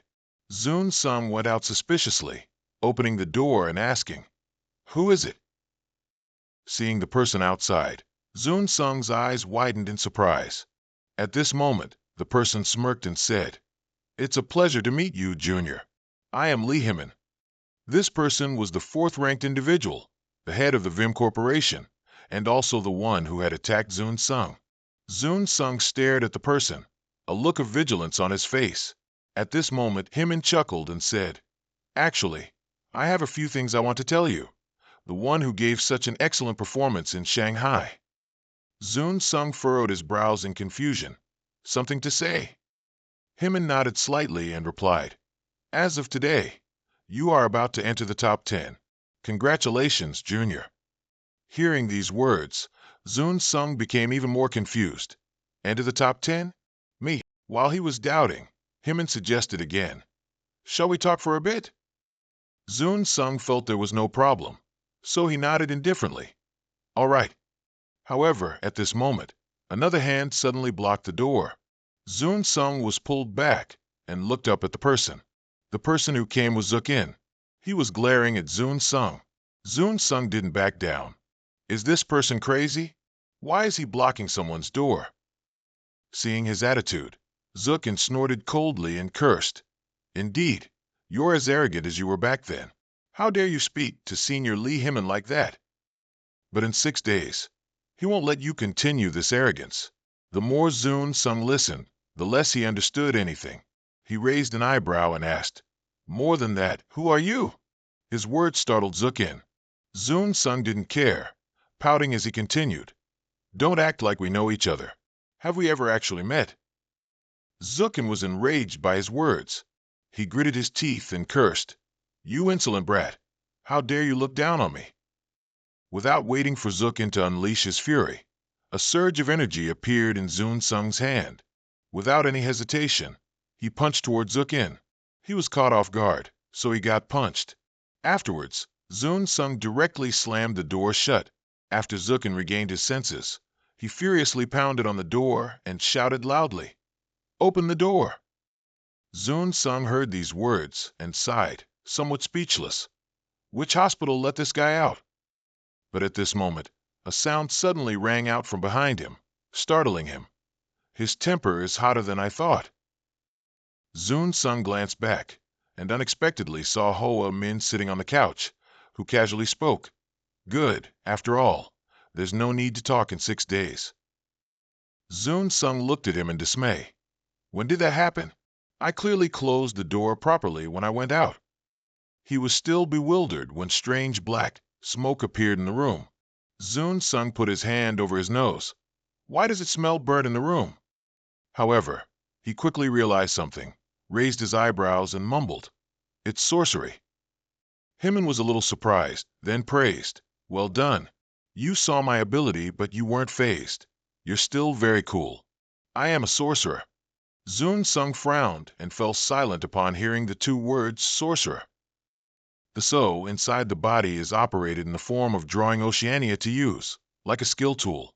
The use of so as fuel to operate machinery is called the system of sorcery. Therefore, sorcery is different from skill. It can transcend physical phenomena and use mystical power. However, only a very small number of people can use sorcery, and Hyman is one of them. At this moment, Hyman spoke again.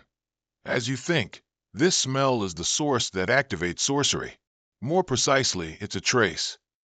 Hearing this, Zun Sung was even more surprised. He can read my thoughts, he wondered, then asked doubtfully. Is this a type of sorcery? With a slight chuckle, Hyman calmly replied, this is just inductive reasoning. Even though you appear indifferent now, your breathing has stopped, and your pupils will constrict a little next. Zun Sung's body has sent him many signals, from his pupils to his complexion, lips, hands, and feet, all indicating that he is very tense. So, reading a person's thoughts is not difficult at all. Currently, Zun Sung is in the state Hyman described. Two kinds of thoughts are in his mind. First, would breaking the hotel's security alarm security or guards? Second, did Hyman really enter before him? Zun Sung didn't answer, listening to him continue. I entered before you closed the door, or I used sorcery to deceive your vision and stepped in for a moment. That's how it is, right? The more Run Sung listened, the gloomier his expression became. Hyman continued to smile and say, humans are simple. If I'm given an advantageous path, I'll probably choose it. Reading people's minds is a necessary method for sorcerers like me to survive. Run Sung, who had been silent, finally spoke. You talk quite a lot. Hyman was a little surprised, but quickly recovered and smiled. Indeed, it's been a while since I've come across such an interesting topic. However, when I mentioned the keyword, top 10 earlier, your reaction wasn't interesting at all. With a cold laugh, Run Sung raised an eyebrow and asked, then how did I react? Hyman said in a deep voice, didn't you feel honored to hear that? Not at all. Run Sung denied without hesitation. I can't believe anything instantly. Even if it were true, changing members in just one day is very unlikely.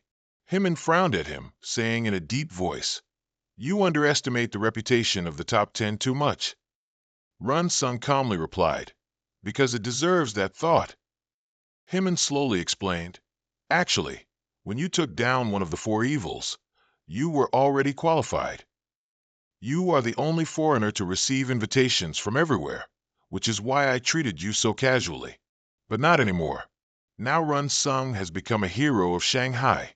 Hearing this, Run Sung couldn't help but ask in astonishment, a hero? He nodded indifferently. Hyman calmly replied, yes, a hero. Actually, 6 months ago, I recommended you to a friend of mine from outside. That's a junior whom I've raised for a very long time. He's also the one to whom I've passed down the martial arts of Huashan, a perfect young hunter to inherit Huashan, and that will be in 6 days.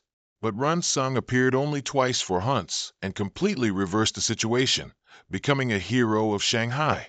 Run Sung was a little surprised by this. He calmly said, so you're here just to interrogate me about those 2 times I made you uncomfortable. Hyman stood up from the chair and said coldly, indeed. Let's count, shall we? The kin pills, so difficult to obtain, were handed over to you. My good disciple is imprisoned in Korea, and thus the potential child who could inherit Huashan was lost because of you. At the very least, Run Sung has hindered him 3 times now. While he was talking, Run Sung secretly observed his surroundings, and he noticed the black smoke around them was getting thicker and thicker. Run Sung's eyes involuntarily narrowed. Immediately, he switched to attack mode. However, Run Sung realized too late that there was something wrong with his body. Hyman, on the opposite side, wore a smug smile. In just an instant, Run Sung's body collapsed to the ground. A flicker of panic appeared on his face. His body's senses were gone. Hyman walked over and crouched in front of Run Sung and said with a cold laugh, do you understand now? You look quite miserable, don't you? Disoriented senses, wanting to move but a sluggish body, as if they're not connected at all, right? As soon as he finished speaking, he snapped his fingers. Immediately, Dukin pushed the door open from outside and burst in. Hyman reached out and grabbed Run Sung by the collar, lifting him into the air. Hyman asked with a cold laugh, "So, can we get to the main point now, the choice, oh Run Sung?" He wanted Run Sung to acquire citizenship and join his ranks. Otherwise, Hyman would crush him right now. He told him to choose one of the two. At this moment, Dukin walked over and glared at Run Sung. Hyman continued, "You're too excited this time. You've become a hero of Shanghai, haven't you?" Run Sung said nothing, just glanced at the two of them. Hyman didn't care about his expression, continuing with a laugh. "How can someone who obstructs me become a top 10? What a shameful thing. To be honest, I just want to eliminate you right now." As soon as he finished speaking, he waved his hand, and Dukin, understanding perfectly, tightened his grip on Run Sung's neck. Run Sung's eyes slightly narrowed, sweat beaded on his forehead. Hyman continued talking. "But wouldn't it be a pity to eliminate a newly famous hero, wouldn't it?" He said if Run Sung returned to his country and became one of the top 10, it wouldn't matter. The general opinion of the top 10 would also be collected, so Hyman would come directly and persuade him. Normally, that's what the old beggar man should do. That old man doesn't care about this at all. He discard you like an object. Quebec's intentions, Hyman wasn't the only one who knew. Saying that, he again offered Run Sung a choice. "Return to your country. Work under me as one of the top 10. While Hyman was speaking, he didn't notice that Run Sung had already acted. His arm was starting to tremble, which proved he could move again. Hyman didn't know this and arrogantly continued, "Or else stay here as an object for my revenge, dutifully prostrating yourself at my feet." Only this time, he hadn't even finished speaking when a scene that shocked him unfolded. Run Sung had, at some unknown point, escaped Dukin's grasp, then delivered a punch that sent him sprawling to the ground. Run Sung also regained his freedom, putting distance between himself and Hyman. Dukin was caught off guard by the punch, and his nose began to bleed. He gnashed his teeth and cursed, "How dare you?" As soon as he finished speaking, Dukin lunged, wanting to attack Run Sung. His fist quickly appeared in front of Run Sung's face. However, Run Sung's speed was much faster. He dodged it. Then he conveniently delivered a punch to Dukin's stomach. The pain immediately struck, causing Dukin to spit out a mouthful of fresh blood. His entire body slammed hard against the wall behind him. Run Sung then retracted his fist. Hyman watched this scene, completely stunned. Run Sung finished dealing with the junior and prepared to target the senior. Hyman's expression was like he had stepped in dog poop, extremely unsightly. He hadn't expected Run Sung to be able to counter his move. The air instantly fell silent. No one dared to make a move. Hyman bit his lip fiercely. How did it come to this? Clearly, he had underestimated Run Sung. Even wanting to move, his body wouldn't obey. Could it be that he had nullified that thing? If that's the case, Hyman felt he was at a disadvantage. This hotel is now under his management, and this room is completely impregnable. It's a separate world, but using such a large amount of so at that level will weaken the body's defenses. That's why Hyman brought Dukin along to protect him. Who would have thought he'd be defeated so easily? While he was deep in thought, Run Sung waved him over like a dog. His mouth also curved into a sinister smile. Run Sung's eyes were full of provocation at this moment. Indeed, upon seeing this, Hyman was furious, grinding his teeth. His aura instantly flared up, but Run Sung remained calm, standing there without a hint of fear. At this moment, Hyman realized something wasn't quite right. Thinking about it, it was strange. Was Run Sung telling him to attack first? Skill involves choosing to use the full body, so state. Conversely, Thuid only uses a part of the so energy. So is different from the body's energy. Like a machine needing oil, this is Thuid. Therefore, when using Thuid, there's a significant decline. However, during that decline, even though Dukin had fallen, Run Sung didn't attack first but provoked Hyman instead. Thinking of this, he smiled. This was the signal. He was sure of it. Run Sung couldn't move now. Even if he could, he'd still need time. He believed Run Sung hadn't nullified the Thuid yet. The technique that distracts and confounds one's senses is a person's most powerful technique. Theoretically, it can be broken if all sensory limits are understood. However, that's just theory. Run Sung couldn't possibly have that ability. Thinking this, Hyman reached into his pocket and pulled out a talisman. He smirked, saying, "All right, as you wish. I'll make my move, won't I?" Additionally, the image of Hyman that Run Sung was seeing was an illusion. The true location where he stood was invisible to him. Immediately after, Hyman flicked his finger, and the talisman instantly burst into flames. He thought he had to win quickly. In a flash, a fire suddenly appeared in the room, engulfing Hyman's body, and then a Thien Quang then appeared. Without hesitation, he lunged towards Run Sung. Hyman laughed triumphantly. "Let's end this." At the same time, the Thien Quang then also threw a punch at Run Sung. However, he still stood there, showing no signs of moving. Hyman grew even more smug. He had anticipated everything. Could Run Sung even move? While Run Sung was intently looking forward, a shadow suddenly appeared behind him. It was the Thien Quang then. It had gotten behind him without him realizing it. The Hyman that Run Sung saw in front of him and the Thien Quang then would always welcome him. He wouldn't be able to dodge. He'd just collapse. However, if he looked closely, Run Sung's eyes now showed a flicker of excitement. The moment both of them approached him, he smiled. In a flash, Run Sung turned his head to look back. This completely startled Hyman. He actually saw his true form. Indeed, Run Sung was now rushing towards his true form. The sudden turn of events caught Hyman off guard.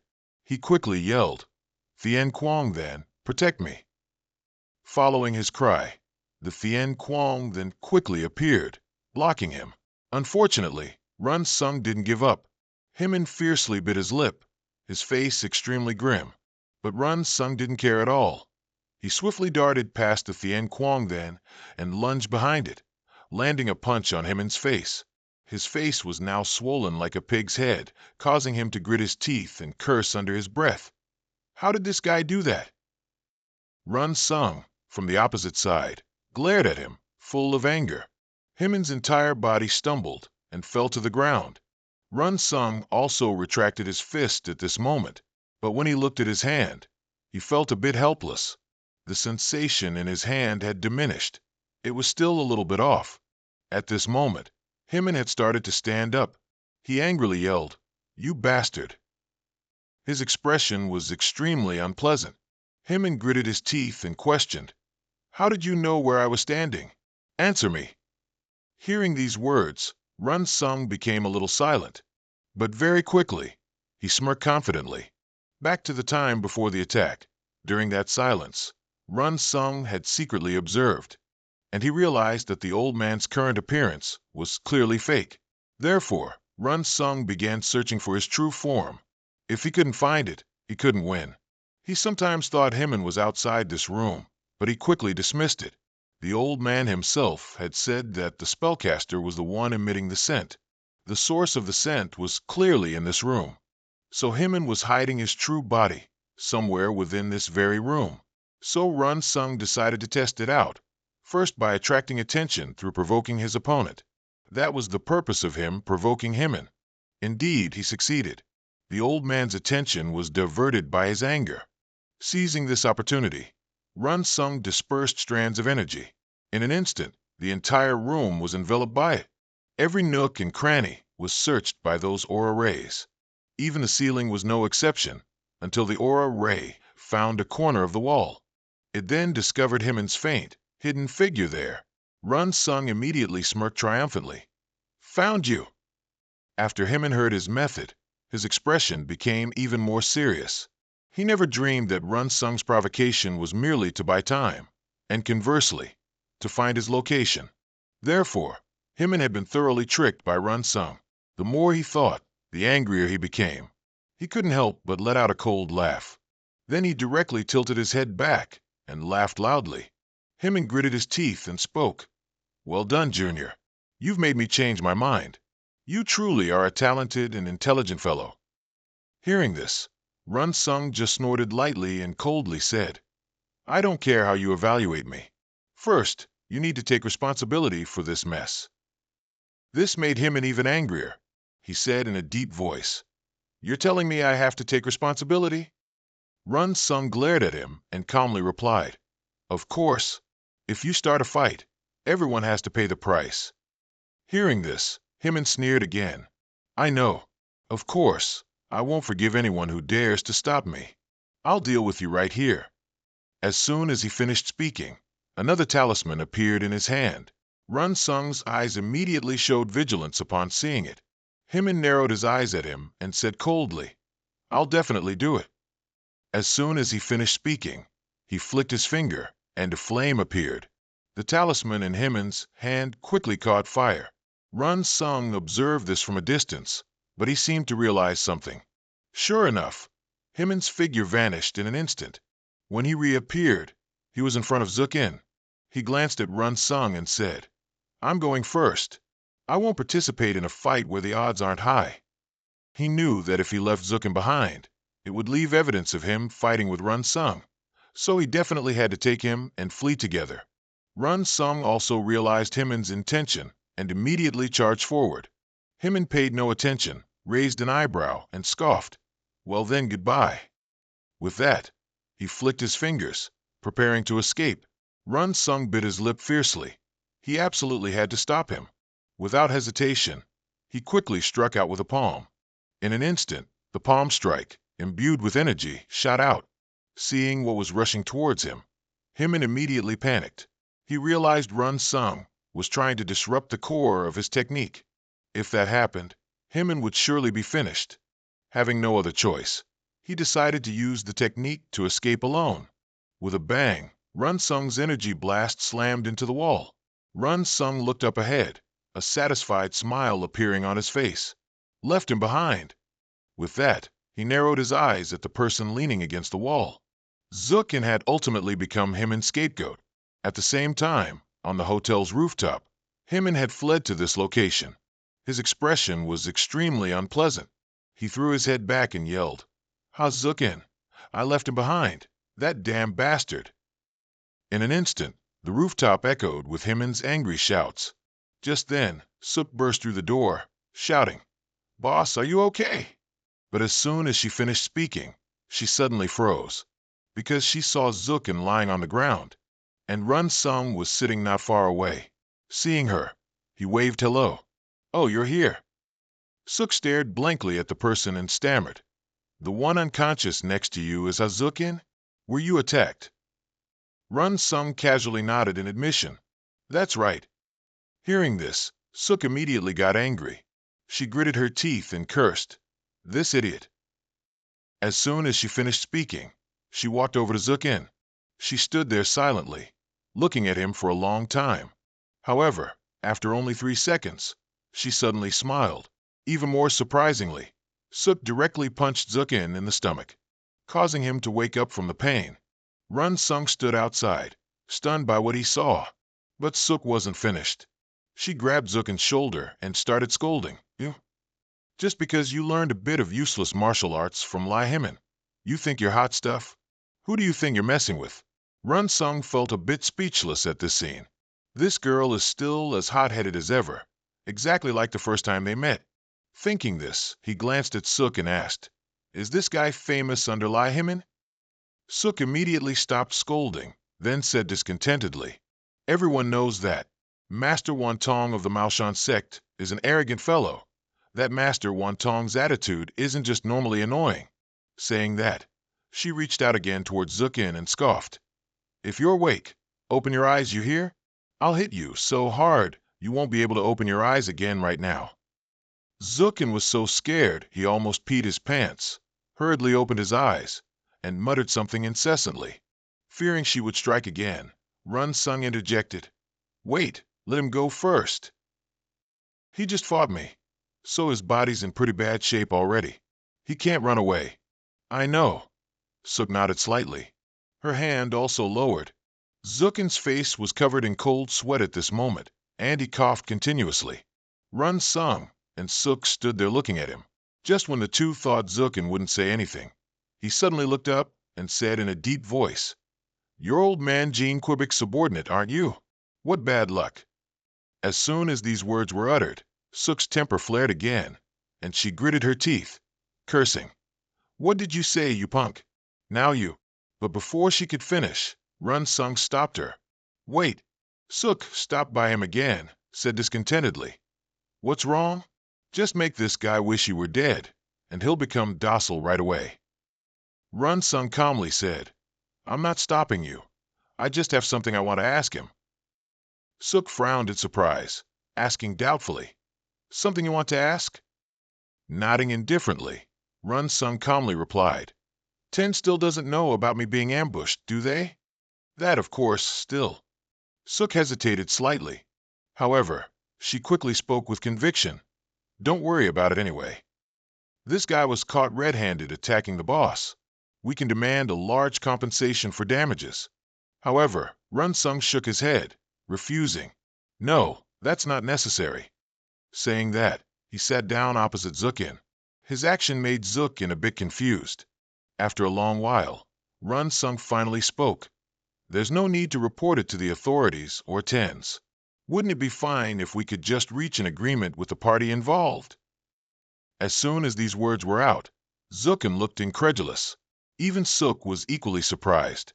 Ignoring their doubt, Run Sung spoke again.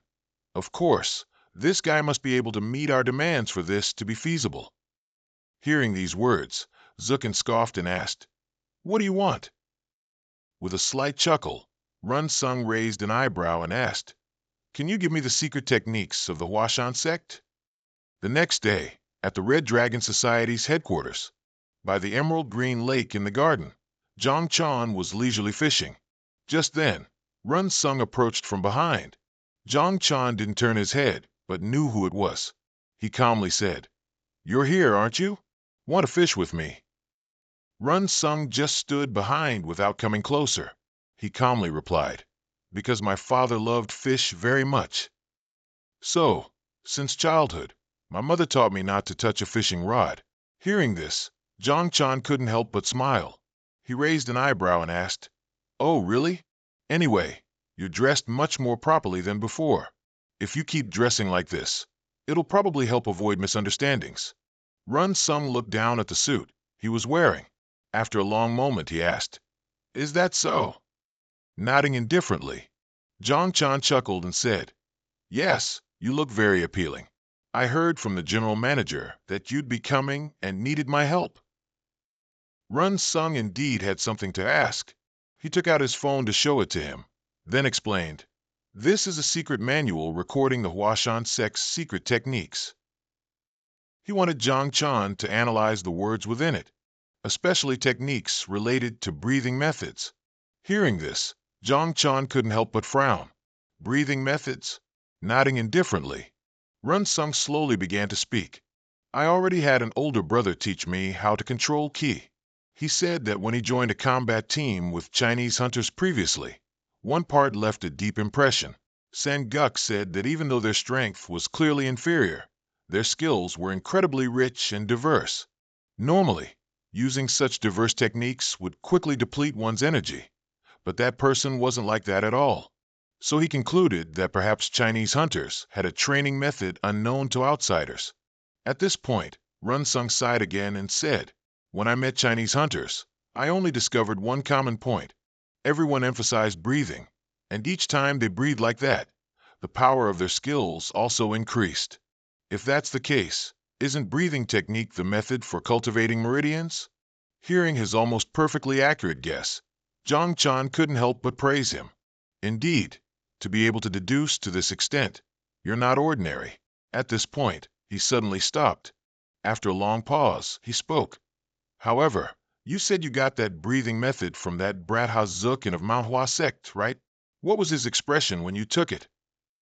Run Sung recalled the situation that day for a moment before speaking. Displeased. An expression like, You think you can learn this just by getting it? Hearing this, Zhang Chan chuckled coldly. Is that so? Indeed, what you obtained is the Purple Mist divine skill of Manhua sect. On this continent, no breathing method from any sect can compare to it. It's practically legendary. If you learn that, you'll naturally become stronger. The Purple Mist divine skill is now just a discarded mental cultivation method. Even Master Wantong failed to cultivate it. If you only analyze the secret manual, there's no way you can learn it. Furthermore, why would Zhang Chan agree to help Run Sung? Are they that close? Last time, he and you almost fought. Run Sung didn't panic. He calmly replied, "Although our relationship is like this, isn't my relationship with the Red Dragon Guild similar?" This made Zhang Chan a little taken aback. Run Sung slowly explained, "In the last battle, the Red Dragon Guild and I cooperated in combat. You know how much the Red Dragon Guild benefited from that operation. So you and the Red Dragon Guild can be considered to have a mutually supportive relationship, can't you?" This made Zhang Chan feel a bit amused. But Run Sung didn't care. He bowed his head again and earnestly continued, "In the future, I also want to become a good teammate of the Red Dragon Guild." Therefore, Run Sung hoped Zhang Chan could help him. Zhang Chan narrowed his eyes, looking at him. After a long moment, he replied, "You're quite articulate. In the end, it seems we're the ones indebted to you." These are not words a martial artist should speak. However, Run Sung saying he wanted to become a good teammate of the Red Dragon Guild made him very pleased. As a hunter, building relationships is also good. With that, Zhang Chan nodded in agreement. "All right, I'll teach you. Actually, I've already prepared since I heard you were coming." Hearing this, Run Sung looked at him gratefully. But at this very moment, Zhang Chan suddenly raised an eyebrow and chuckled. "Who said I'd teach you directly?" While Run Sung was confused, someone walked up from behind. Zhang Chan spoke in a low voice. "Finally, you've arrived." Run Sung unexpectedly turned his head to look. At this moment, Zhang Chan spoke again. "Go on, say hello. That's your master." The person who arrived was Bijin, her expression a little awkward. After a long while, she softly opened her mouth. Please help me. The Red Dragon Guild has a building called Red Dragon Tower. It was built for the purpose of martial arts research. This is also where countless martial arts research books from Red Dragon Guild leaders over hundreds of years have been collected. The Red Dragon Guild is a private place where only the guild master and heirs are allowed to enter. However, this time there was an exception. Run Sung was welcomed to the Red Dragon Guild as a client. He came here to be taught breathing techniques, and Bijin was responsible for translating it into Korean for Run Sung. He stood aside, observing, and after a long while, he couldn't help but exclaim, "It's already done?" Bijin chuckled softly, saying, "The content of this document wasn't very long to begin with. First, I'll explain what breathing technique is. In other words, I'll give you a brief overview of what the nap technique is." Run Sung stood beside, couldn't help but sigh. Experiencing the feeling of being alone in a room with a woman for the first time made him a bit flustered, but when martial arts were mentioned, that feeling disappeared. While Run Sung was dazed, Bijin spoke up. "First, I have something to tell you. Breathing technique doesn't strengthen the veins. Here, training veins is similar to Korea, where so continuously flows without stopping, making the intensity constantly increase." After hearing that, Run Sung asked in confusion, "So what role does breathing technique play?" Bijin didn't answer. She just took something out and showed it to him, then asked in a low voice, "Do you know what this is?" Run Sung observed for a moment before speaking. "This is a pendulum used during body training to release aura, isn't it?" Bijin nodded. Bijin slowly said, "That's right. This can only be used during training. The mechanism of this pendulum's movement is that the body must release some aura. But if you only release aura, it fundamentally still can't move." As she spoke, Bijin began to concentrate. After a long moment, she suddenly curved her lips. In an instant, the pendulum quickly began to move. Immediately after, the pendulum string spun in a circle, directly wrapping around Bijin's hand. Zun Sung, seeing this scene from the side, couldn't help but widen his eyes. He clearly felt an extremely small amount of aura. Just one breath like that can cause it to collide. Thinking that, Zun Sung finally nodded in understanding. So that's how it is. Breathing technique is the way to train the veins. The technique of circulating so. That's exactly it. Bijin heard him and extended her head to explain. "That's right. You've got the correct answer." Breathing technique can help you maximize the operational efficiency of so. Zun Sung said he understood. Bijin handed him another piece of paper and said, "Also, this is the translated version of the Purple Haze Divine Art I just finished. Please read through it once." Zun Sung reached out and took it, intending to look over the methods of the Purple Haze Divine Art, when he heard Bijin let out a sigh of relief. Zun Sung glanced at her, then after a long moment, looked at the paper, his eyes wide in surprise. What's in here is just too incredible. Purple Haze Divine Art. This is clearly the result of the mind technique from hundreds of years ago in the history of the Huashan sect. Zun Sung trembled and muttered, all of this is. I've recorded the necessary vein positions for circulating the divine art, but before he could finish speaking, Bijin chuckled softly. You're thinking too simply, aren't you? The so-called divine art regarding breathing technique. Bijin nodded. Zun Sung said seriously, to speak seriously, it's like a football standard. Additionally, the sound and quantity, the physical and the spiritual, it's not some kind of test. Bijin felt the same way. She calmly said, "That's how it is. All original secret manuals in the history of martial arts sects are like this. All these so-called divine arts are written in such a metaphorical way. The methods and details are expressed through a short essay or a psalm, which then people have to memorize. All the books in this library are reference materials on the Red Dragon divine art, compiled by the Red Dragon Society over hundreds of years. In other words, there are many necessary studies here." Zun Sung nodded and replied, "As expected." Bijin continued, "Honestly, I don't recommend you, Zun Sung, to cultivate the Purple Haze divine art. Even if you cultivate it according to the original, it's extremely dangerous." Hearing these words, Zun Sung couldn't help but frown. He asked doubtfully, "Dangerous?" Bijin nodded, then slowly said, "Yes. As you've seen, the cultivation methods here are quite simple. If this technique had cultivation methods similar to these, it would be easy to talk about.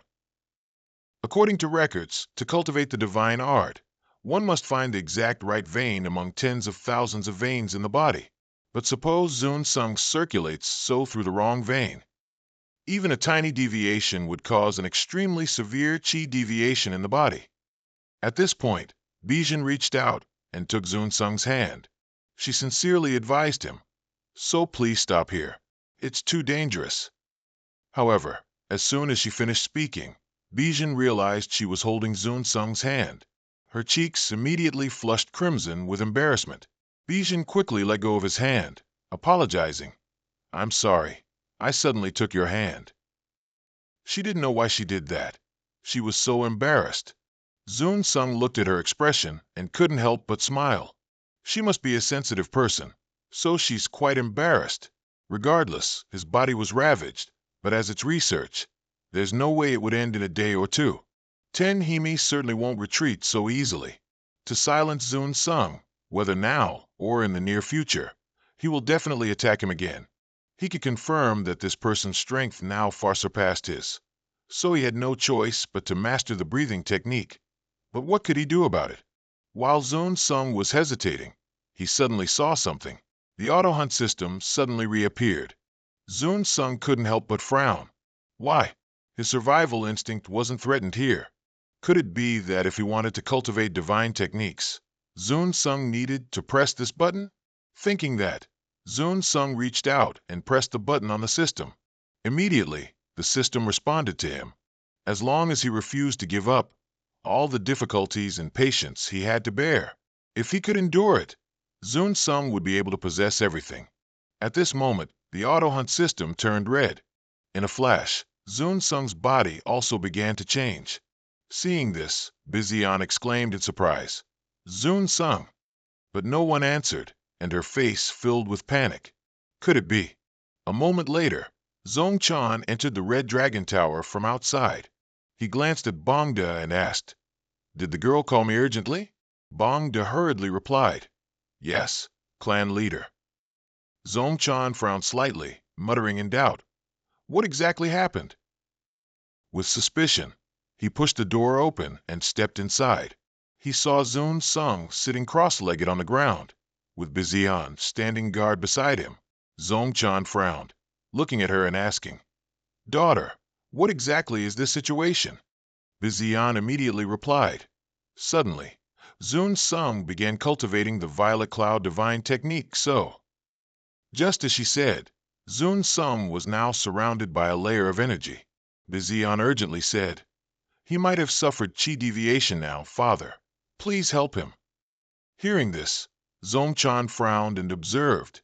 Zun Sung's face was covered in sweat at this moment. After a long while, Zongchan suddenly smiled. He snorted coldly and scolded, "That arrogant brat! He brought it on himself." Bizian grew even more anxious upon hearing this. Zongchan glanced at her and reminded, "This is nonsense. Don't you know?" As he spoke, he moved closer to Zun Sung. At this moment, the boy's expression had improved slightly, and the surrounding energy grew denser and denser. Seeing this, Bizian exclaimed in surprise, "This energy is—" Before she could finish, Zongchan beside her explained in a deep voice, "That's right. The legendary mind technique is the operation of the Violet Cloud Divine Technique. It's creating a path to open all new meridians, quite different from the original. He's truly a reckless kid." Hearing this, Bongda beside him was stunned. He exclaimed in surprise, "Oh my goodness! All new meridians? Is that really possible?" Zongchan nodded calmly and replied seriously, "Of course it is. This is not entirely apparent right now." At this point, he couldn't help but praise. Truly talented. After cultivating the Violet Cloud Divine Technique, we will witness what a new realm is like. He truly looked forward to Zun Sung. Just then, he slowly opened his eyes. The next morning, at the Red Dragon Tower, Zun Sung had cultivated for a long night. Zongchan and the other two were still observing him. Bizian, on the other hand, was a bit worried, fearing that something might happen to Zun Sung. However, a few minutes later, Zongchan suddenly smiled with emotion. "Finally, it's complete." It seemed to be at the same time. Streams of energy gathered in the air and flew towards Zun Sung. The air instantly fluctuated, affecting Zongchan and the other two as well. Bizian frowned slightly. It seemed like there was a certain scent in the air. When she sniffed carefully, she realized it was the scent of plum blossoms. After a long while, Zun Sung slowly stood up. Seeing this, Zongchan walked over from a distance. He smiled and congratulated him. "It took a whole day and night, but you succeeded. Congratulations on your achievement." In contrast to his calmness, Bizian and Bongda behind him widened their eyes in astonishment. How is that possible? He learned the Violet Cloud Divine skill in less than a day and a night. Hearing Zongchan's praise, Zun Sung simply smiled in thanks. Then he bowed to them and sincerely said, "It's all thanks to the leader, Bizian, and the Red Dragon Society brothers." Seeing his attitude, Zongchan couldn't help but smile, saying contentedly, "Thank you for thinking so, but you're too polite." However, as soon as he finished speaking, his tone suddenly changed, and he seriously asked, "Have you thought of a name for the new martial art you just learned?" These words surprised Bizian even more. What does this mean? Didn't Zun Sung just learn the Violet Cloud Divine skill? Zun Sung was a little surprised that he realized it, and he asked doubtfully, "How did you know?" He smiled unconsciously. Zongchan chuckled. "I can tell from your complexion. The characteristic color of the Violet Cloud Divine skill isn't purplish blue." Even though he only read about it in books, he knew the characteristics of the Violet Cloud Divine skill. He had guessed that Zun Sung had awakened to restore the martial art.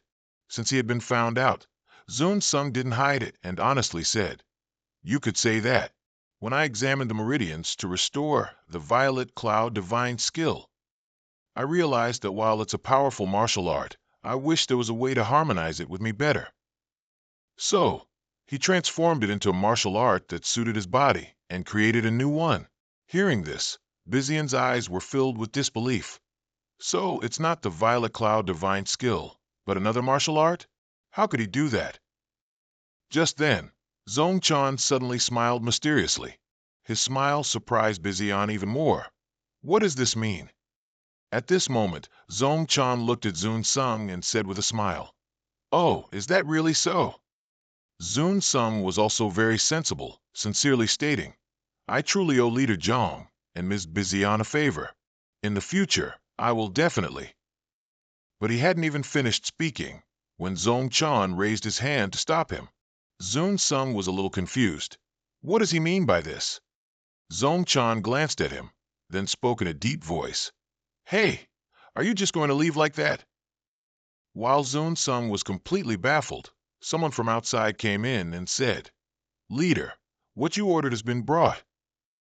Hearing this, Bizian looked outside, and upon seeing what it was, she immediately panicked.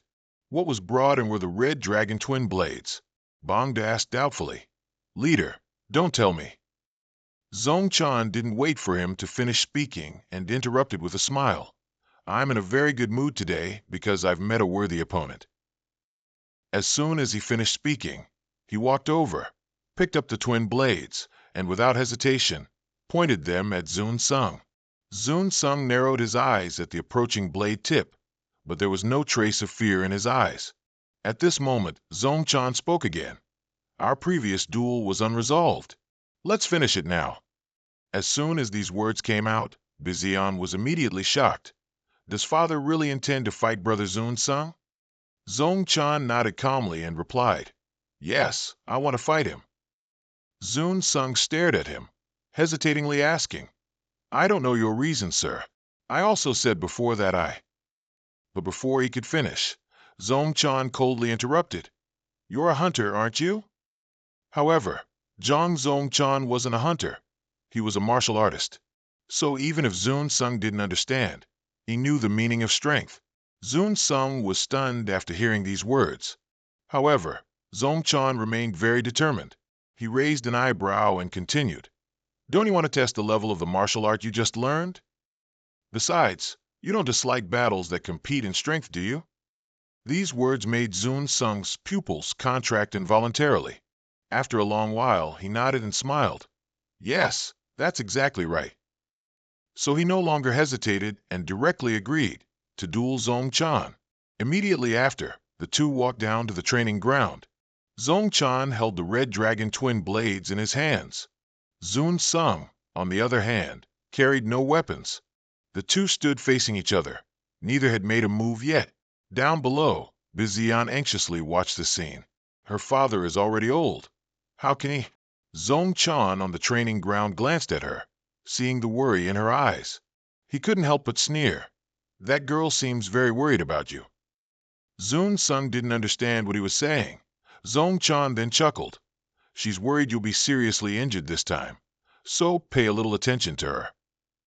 Hearing these words, Run Sung also nodded in response. "Since Miss Bayan is so worried, shouldn't I say a few words?" Zhang Chan was angered by his words. He snorted and scolded. "Heavens, are you serious?" He felt his daughter would have to suffer a bit in the future, and if it comes to getting injured, he could also get injured. Thinking this, Zhang Chan immediately spoke. "Then let's begin." But at this moment, Run Sung suddenly spoke up. "Before that, may I ask something?" Zhang Chan slightly furrowed his brows in doubt. "What?" He slowly opened his mouth. "I heard that the leader ranks second among the top 10 strongest people." Zhang Chan was a little confused, but still nodded. "Yes." With a slight chuckle, Run Sung continued to ask, "So how much stronger is Jean Kui Bitch than you?" As soon as these words were uttered, Zhang Chan's face immediately froze rigid. The members of the Red Dragon clan below also began angrily scolding Run Sung for being presumptuous. Sure enough, Zhang Chan's anger immediately erupted. He gritted his teeth and scolded, "You want to know that?" Saying so, Zhang Chan pointed the tip of his blade, imbued with energy, towards the sky. He glared at him, a sinister curve appearing on his lips. His foot also took a step back, preparing an attacking stance. Run Sung didn't dare to be careless, hastily activating the auto-hunting system. Immediately, auto-hunting was activated. At the same time, Zhang Chan's figure also began to rush forward. Run Sung couldn't help but be startled. This speed is too fast. He quickly dodged, and a large crack immediately appeared where he had just stood. Run Sung looked down from above, unable to suppress 2 words of admiration in his heart. However, Zhang Chan didn't give him time to rest, rushing forward again with his twin blades. He smirked at him triumphantly. Let's test it with strength. Run Sung also narrowed his eyes at him, then excitedly exclaimed after a long moment, "That's more like it." In a flash, the two had clashed. The ground had cracked in many places. Seeing this scene, the faces of the Red Dragon clan members began to show worry. Bayan stared intently at her father, her eyes filled with apprehension. At this moment, Xian Chan was rushing towards Run Sung. Run Sung didn't panic, calmly dodging. But not long after, he suddenly widened his eyes in shock, because Zhang Chan was stabbing down from above with his blade. Run Sung hastily dodged his move. He frowned and thought, too fast. There's almost no time to prepare between 2 attacks. Zhang Chan's face was now filled with murderous intent. Without giving Run Sung a chance to rest, he thrust another blade. His actions were quite swift, startling Run Sung. With a bang, the training ground exploded. Run Sung had quickly escaped before that. He landed on the ground from mid-air. At the same time, Zhang Chan once again prepared his attacking stance. He rushed forward like lightning again, the 2 twin blades in his hands now like death-reaping weapons. Without any hesitation, Zhang Chan stabbed towards Run Sung again. He stared wide-eyed at the scene. Not daring to let his guard down, he quickly retreated. The 2 blades almost touched Run Sung's body. He had to retreat further back, widening the distance from Zhang Chan. At this moment, Zhang Chan was smiling triumphantly, while Run Sung, on his part, also began to assume an attacking stance. Below, the members of the Red Dragon Society were still intently watching this match. It took Bongda a long time to exclaim, "Oh, how terrifying! Oziu Sung's strength is only at that level."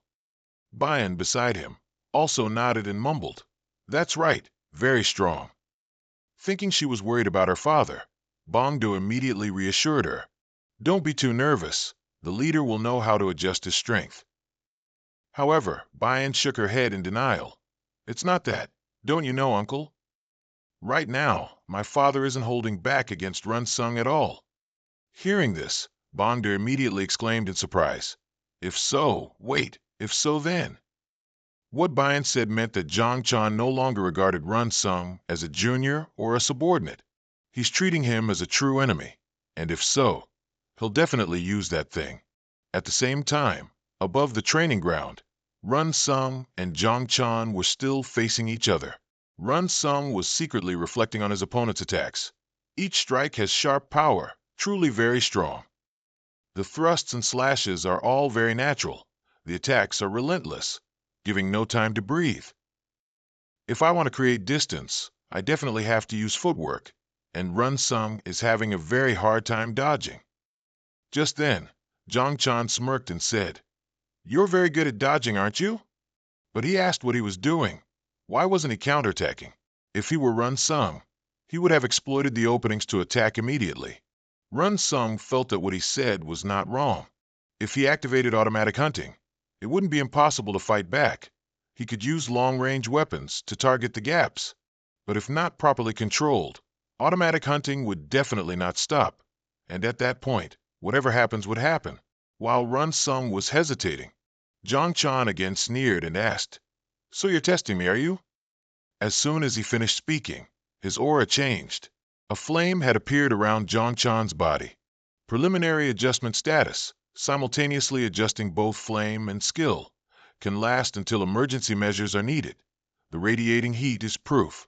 Counterattacking and confronting that strike would be foolish. So Run Sung remained motionless. At this moment, Zhang Chan coldly stated, "Even if you keep dodging, it doesn't concern me. But will you still be able to dodge?" Run Sung didn't answer immediately. He was secretly observing. Just then, he seemed to see something in the distance. Run Sung's eyes darted around. He seemed to have an idea.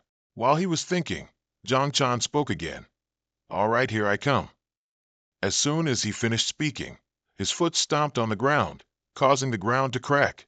Zhang Chan darted in front of Run Sung like lightning. This speed was quite fast. Run Sung was a bit surprised.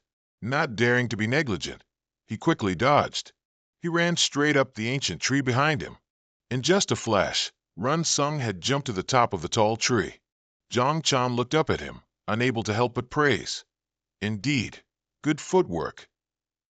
Excellent. Then let me show you what the true red dragon blade is. Immediately after, the twin blades in Zhang Chan's hands began to gather energy. Run Sung looked down, disbelief evident in his eyes. In just a blink of an eye, that ancient tree was engulfed in flames. The flames grew higher and higher, almost reaching Run Sung's spot. The ancient tree he was standing on was completely ablaze. At the same time, Run Sung landed from midair, his face showing a hint of surprise. This is truly absurd. Zhang Chan also seemed to notice Run Sung standing behind him. He turned to look at him, raised an eyebrow, and said, "This is the true Red Dragon Twin Blades." Freely using this weapon that absorbs heat energy. It's like awakening two red dragons. As the leader of the Red Dragon Association, at least this much is required to be recognized. At this point, Zhang Chan suddenly paused, and after a long while continued. Now that the heat has been absorbed, let this battle end with these twin blades. As soon as he finished speaking, he flashed a provocative smile at Run Sung. Zhang Chan's aura grew stronger and stronger, and the surrounding flames continued to burn fiercely. He glared at him, snorting coldly, "Let's end this." As soon as he finished speaking, Zhang Chan darted forward like the wind, the flames moving with him. Seeing this scene, Bong Day below couldn't help but exclaim, "How terrifying! This is the first time in 10 years I've seen Zhang Chan like this. His power is even greater than before." Bayan, standing nearby, also nodded in admiration. "Yes, Dad is much stronger than before. His power is already 1.5 times greater than hers." Thinking of this, Bayan couldn't help but look at Run Sung, who was standing on the training ground. At this moment, she only hoped that he wouldn't get hurt. At the same time, Zhang Chan spoke again. "So, I'm coming." Saying that, he flashed a triumphant smile. No sooner had he finished speaking than he lunged forward, and in a flash, Zhang Chan appeared before Run Sung. He couldn't help but be startled. This speed is too fast. Even Bong Day below was equally surprised. Bayan was also very surprised by her father's speed. That footwork can be even faster. At the same time, Zhang Chan charged with his twin blades. He wanted to see if Run Sung could withstand the Red Dragon Association's ultimate technique. Flames were now constantly blazing on the blade tips, burning all things in the world. The twin red dragons attack. Immediately, the two twin blades slashed towards Run Sung. This time, he didn't dodge but directly parried. Just then, a strange phenomenon occurred. The flames suddenly split in two and flowed backward. Bong Day even thought Run Sung had been burned, that everything was over. Bayan, on the other hand, was very worried about Run Sung, only hoping he wasn't seriously injured. But at this moment, strange plum blossoms suddenly appeared in the air. This caused Zhang Chan to frown in alarm. He tried to smell the fragrance carried by the wind.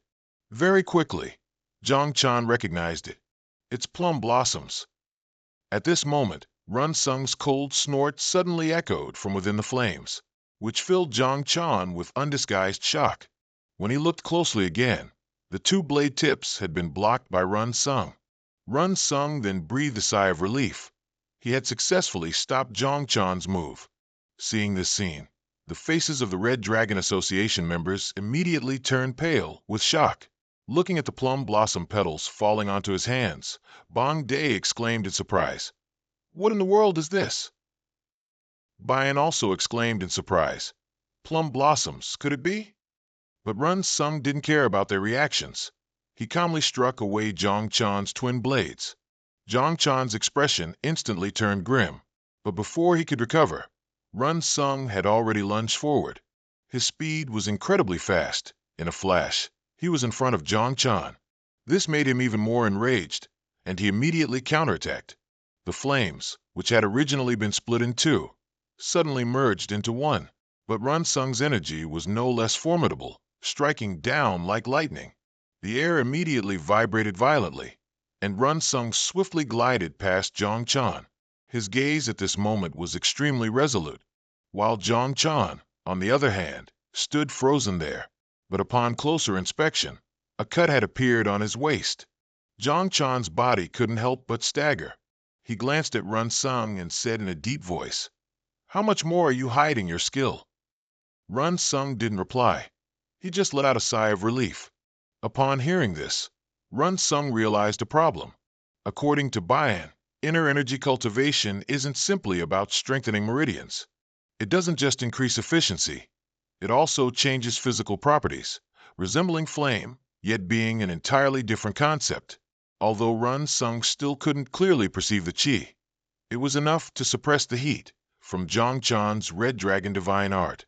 The Divine Art allowed him to transform and use primal energy.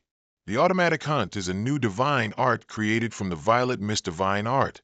Though still incomplete, but if Run Sung used this. Thinking this, Run Sung glanced towards the other side again, where Jong Chan was standing. He felt Run Sung's gaze and was a little surprised. At this very moment, Run Sung quickly charged forward. Energy also shot out from his hand, forming a sharp blade. Without hesitation, he stabbed towards Jong Chan. With this new technique, he could win. Seeing Run Sung charging, Jong Chan excitedly yelled, "Haha, well done!" In a flash, the blade and palm energy of the two clashed. At the same time, below, Bayan and Bong Dae were still observing the battle, waiting to see who would be the victor. Within the battle, Jong Chan furiously thrust his blade towards Run Sung. The blade's tip, as usual, carried a brilliant flame. He raised an eyebrow provocatively. Again, Run Sung wasn't afraid, using the energy in his hand to parry Jong Chan's blade. In a flash, both fell into a stalemate again. Below, Bong Dae couldn't help but exclaim, "How terrifying! Ozu Sung can actually contend equally with the leader." Bayan simply nodded faintly upon hearing this. Bong Dae glanced at her, asking in confusion, "Vice Leader, what are you worried about?" Bizion lightly shook her head and replied, "It's nothing." Even though she said that, she felt it was very strange. Just being exposed to the heat radiating from the Red Dragon twin blades was enough to make an opponent unbearable. Blocking that heat was impossible. There had never been an exception. So how could Zun Sung block it? Although Zong Chan attacked relentlessly, Zun Sung always managed to block him. This made Zong Chan feel very strange. How could Zun Sung block his twin blades? Even if he practiced the Purple Cloud Divine Art, this shouldn't be possible. How did he do it? Besides Zong Chan's flames, plum blossom petals also appeared in the air. They could touch the flames, but not only did they not burn, they could even push the flames back. When Zong Chan saw this, he was a little horrified. The plum blossom petals were diminishing his flames. This left him utterly bewildered. But it didn't stop Zong Chan from continuing to attack Zun Sung. Zun Sung quickly took a step back, then dodged his attack. He clenched his fist, his gaze extremely determined. In an instant, the two fell into a standoff again. Bizion watched this scene in astonishment. What was that just now? To be able to block the heat from the Red Dragon twin blades with internal energy. But Zun Sung did it, which truly surprised and delighted Zong Chan. But not only did he block it, he also dissolved his flames. Is that the power of the Purple Cloud Divine Art? Zong Chan felt he couldn't conclude yet. Thinking this, he couldn't help but sneer. How interesting. Although he said that, his hand had already tightened its grip on the twin blades. Immediately after, flames reappeared on the blade tips. As he charged forward, he asked, "What technique is that really? I'll find out after a few more tries." No sooner had he finished speaking than the twin dragon blades stabbed towards Zun Sung, an action that startled him.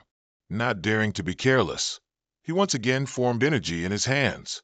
An aura blade quickly appeared in Zun Sung's hand. In a flash, fire and aura quickly clashed.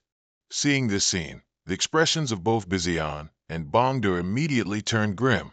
On the training ground, two powerful energies were still locked in a struggle, neither side willing to back down. The longer the struggle lasted, the more panicked Zhong Chan's expression became. Plum blossom petals once again appeared in the air. The petals seemed to have a life of their own, falling gracefully onto the flames of the red dragon blade. Sure enough, immediately after, the flames began to dissipate. Zhong Chan's eyes involuntarily narrowed. This is impossible. But while he was stunned, Zun Sung pushed Zhong Chan's red dragon blade out of his hand. The red dragon blade plunged straight into the ground, its flames completely extinguished. Zhong Chan's eyes widened in horror. That aura blade was meticulously crafted, each angle like a petal, and it could actually neutralize his heat. Then all those petals were created by Zun Sung. How careless of him! At the same time, Zun Sung was also secretly observing Zhong Chan. But right after that, he immediately rushed to attack. Only then did Zhong Chan realize he had been negligent in battle. He had only probed a little, and Zun Sung was already in front of him. Zhong Chan finally snapped awake, hastily raising his blade to defend. The aura blade in Zun Sung's hand quickly struck the blade tip. Below the training ground, the Red Dragon clan members saw this scene and cried out in alarm. What is this? Oh my God, the leader's flames! Even Bizian was equally astonished. She hadn't expected Zun Sung to be able to extinguish her father's flames. At the same time, Zun Sung was continuously attacking Zhong Chan. His momentum was incredibly fierce, forcing Zhong Chan into a defensive position. But he was no ordinary opponent. Noticing Zun Sung's opening, he counterattacked. However, Zun Sung dodged it with lightning speed. And at this moment, plum blossom petals once again fell in front of Zhong Chan. They fell more and more abundantly, and a faint fragrance spread through the air. Zhong Chan's flames quickly dissipated, and taking this opportunity, Zun Sung appeared behind him. His eyes were extremely firm at this moment, as if he wanted to take down Zhong Chan with this one move. At this moment, Zhong Chan's crimson dragon blade burst into flames once again. Zun Sung was a bit surprised. Does he still have time to conjure flames? And right after that, Zhong Chan raised his blade to block his sword chi. This scene was quite unexpected. Zun Sung immediately took 2 steps back. Zhong Chan took this opportunity to squint at Zun Sung, muttering in disbelief. This kid, could it be? Speaking of this, he suddenly stopped talking, then started yelling and charged forward. The blazing flames and the crimson dragon blade began to burn fiercely again. Zhong Chan's aura flared up once again. Zhong Chan looked at Zun Sung and said in a deep voice, I've pretty much guessed what your technique is. So from now on, he will attack harder and more fiercely. Hearing these words, Zun Sung couldn't help but frown. At this moment, Zhong Chan took another step back to gain momentum. Then he charged like the wind. Zun Sung didn't dare to be careless, first dodging the blade's tip. But Zhong Chan didn't give him time to think, attacking furiously. Under the relentless offensive, Zun Sung was forced into a defensive stance. But Zhong Chan's speed was very fast, and his stabbing and slashing techniques were extremely precise. In the end, a wound still appeared on Zun Sung's hand. A small cut also appeared on his thigh. But that wasn't all. A brilliant flame struck again.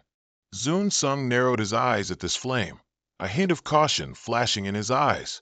Seeing this scene, the Crimson Dragon Guild members immediately rejoiced. Only their leader was attacking unilaterally. Earlier, when the flame subsided, they didn't know what would happen, but now Zhong Chan was attacking overwhelmingly, seemingly having secured victory. While they were talking, they didn't notice that the air had begun to heat up, and their faces were drenched in sweat. They began to discuss in confusion, searching for the reason. But only Bongda knew that this wasn't being emitted, but rather being dispersed. Bizian also realized this. Zhong Chan's flame energy was gradually being dispersed. She had also understood Zun Sung's intention. At the same time, Zun Sung had turned the tables, switching from defense to offense. The peach blossom petals continuously aided him, causing Zhong Chan's flames to continuously dissipate. Zhong Chan was hit repeatedly. unable to help but throw his head back and laugh loudly. He plunged his twin blades into the ground and stared intently at Zun Sung. Zongchan's action confused Zun Sung. What does he mean by this? Even Bizian was very surprised by her father's actions. While they were still bewildered, Zongchan spoke in a deep voice. That's right. If you are truly a genuine hunter, then I must fight with everything I've got, shouldn't I? The battle between the two still had no end, with both sides locked in a stalemate. Zun Sung stood opposite him, not understanding what Zongchan was trying to say. At the same time, Zongchan was silently sighing with emotion. He thought that no opponent could rival the power of the flames flowing in the Jiang family's bloodline, including the Crimson Dragon Divine Art, a technique that maximizes the body's hidden abilities. Even divine weapons like the Crimson Dragon Twin Blades can fully absorb modern techniques and beasts.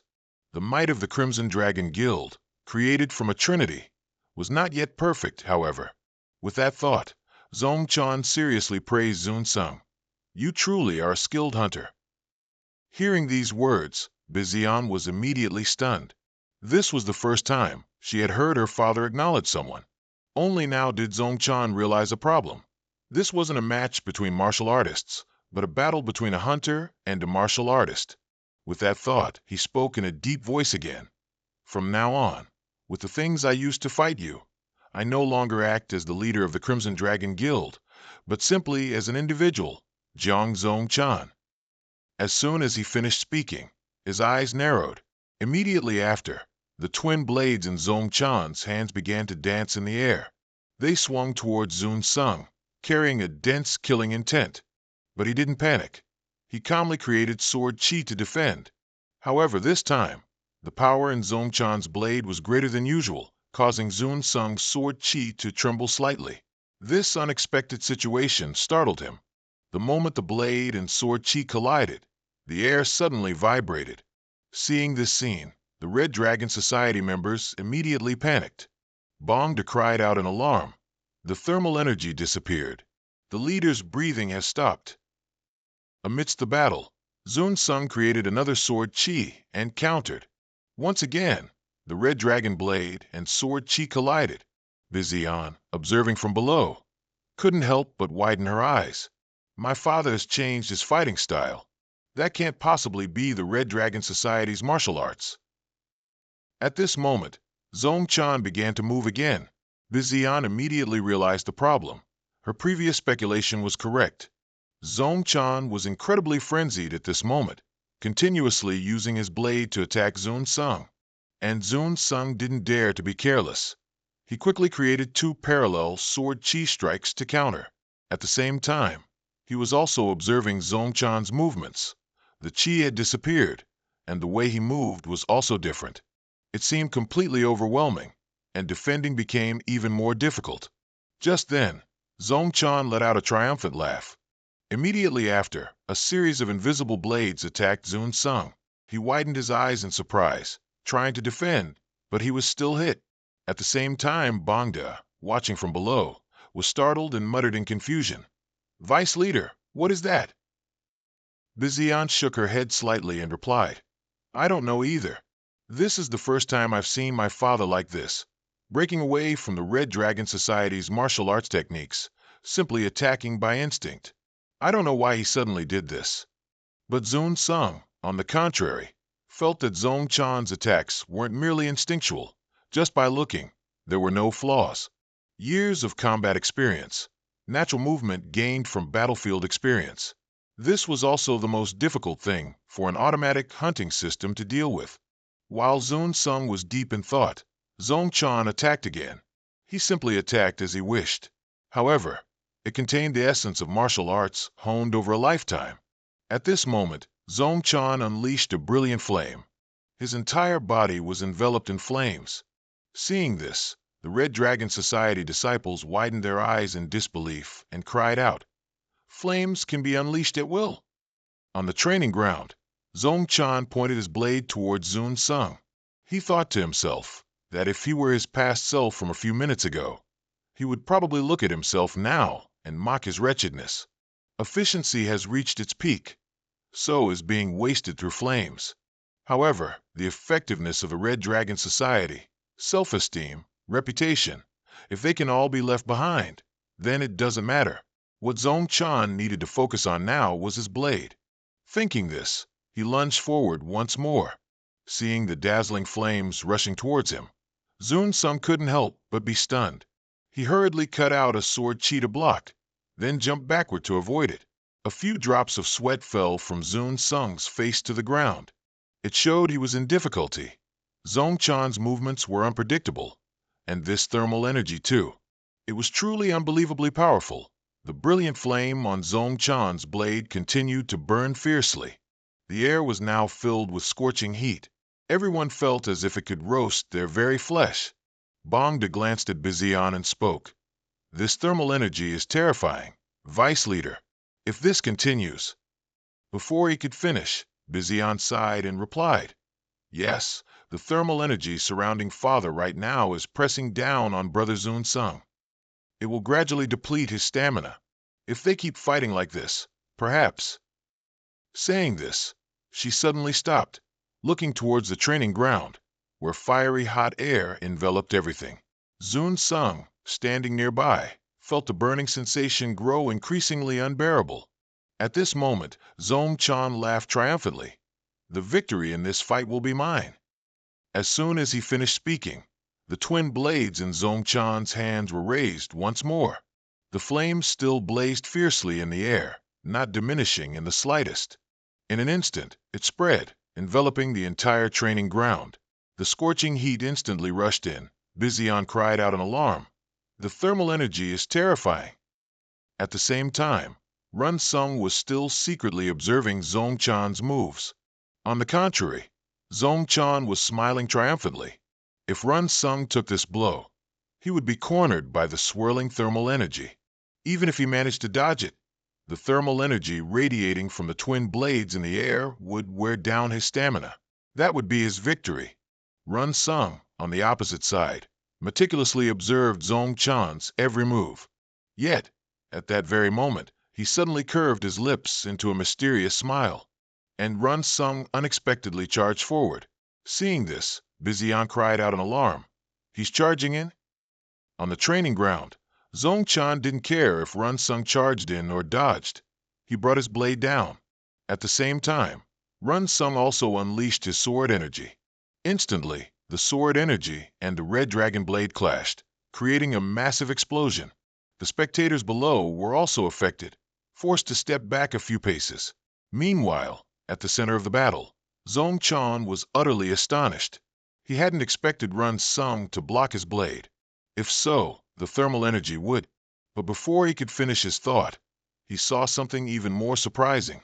Run Sung's sword energy had vanished, replaced by plum blossoms. At the same time, Run Sung flashed past him like lightning. Zong Chan's eyes widened in shock. How did it vanish? Wait. It was only then that Zong Chan belatedly realized something.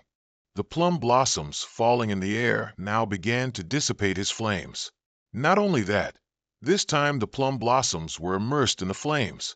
By the time the flames completely extinguished, the plum blossoms had transformed into sharp sword energy. In an instant, it charged towards Zong Chan with an uncanny intelligence. This sight made Zong Chan's eyes widen in utter astonishment. And yet, tiny flower petals were forming a phantom sword. He could never have dreamed of such a thing. At the same time, below, Bizian was equally distraught. She sensed that the thermal energy radiating from her father was gradually being eliminated. Zong Chan wouldn't admit defeat. He let out a cold snort inwardly. Very well. Even if Run Sung's phantom sword could eliminate his thermal energy, the power of his martial arts remained unchanged. Thinking this, Zong Chan charged forward wildly again. Run Sung wasn't flustered by this sight. He retracted the phantom swords, making them gather before him. His hands began to concentrate, forming sword energy. Run Sung's eyes were extremely resolute. Sword energy quickly appeared. This was the most powerful, highly concentrated blade he had created, ready to attack. Immediately after, Run Sung meticulously observed Zong Chan's every movement on the opposite side. his sword energy also taking on an offensive stance. Zhong Chan, on his side, wasn't afraid. He continued to charge forward relentlessly. Run Sung didn't back down at all. He too rushed forward quickly. On one side was the red dragon blade, with its brilliant flames. On the other was powerful sword energy. In an instant they collided. But this time, it was no longer a stalemate. Zhong Chan's red dragon blade was severed. One of Zhong Chan's arms was also slashed, blood gushing like rain. Meanwhile, Run Sung stood tall and firm. The clang of metal quickly echoed. It was the red dragon blade falling, coincidentally landing next to Zhong Chan's severed arm. Seeing this, Bizian and Bon's expressions immediately turned grim. Bon trembled, muttering, "The leader lost." Bizian also couldn't accept this truth. It was just too unbelievable. The members of the Red Dragon Society were the same. They simply hadn't expected the battle to end this way. Regardless of their disbelief, the winner and loser had been decided. Run Sung had truly won. His face was now covered in sweat, but these drops of sweat were worth it. As he was catching his breath, Zhong Chan approached from a distance.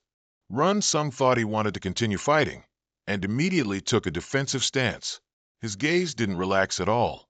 However, Trong Chan just stood there silently, looking at the hilt of the blade in his hand. After a long while, he finally opened his mouth. "All right, you're very skilled." Although Trong Chan was unwilling, he admitted that he had lost. The red dragon blade was broken, an arm was lost. He couldn't help but admit it.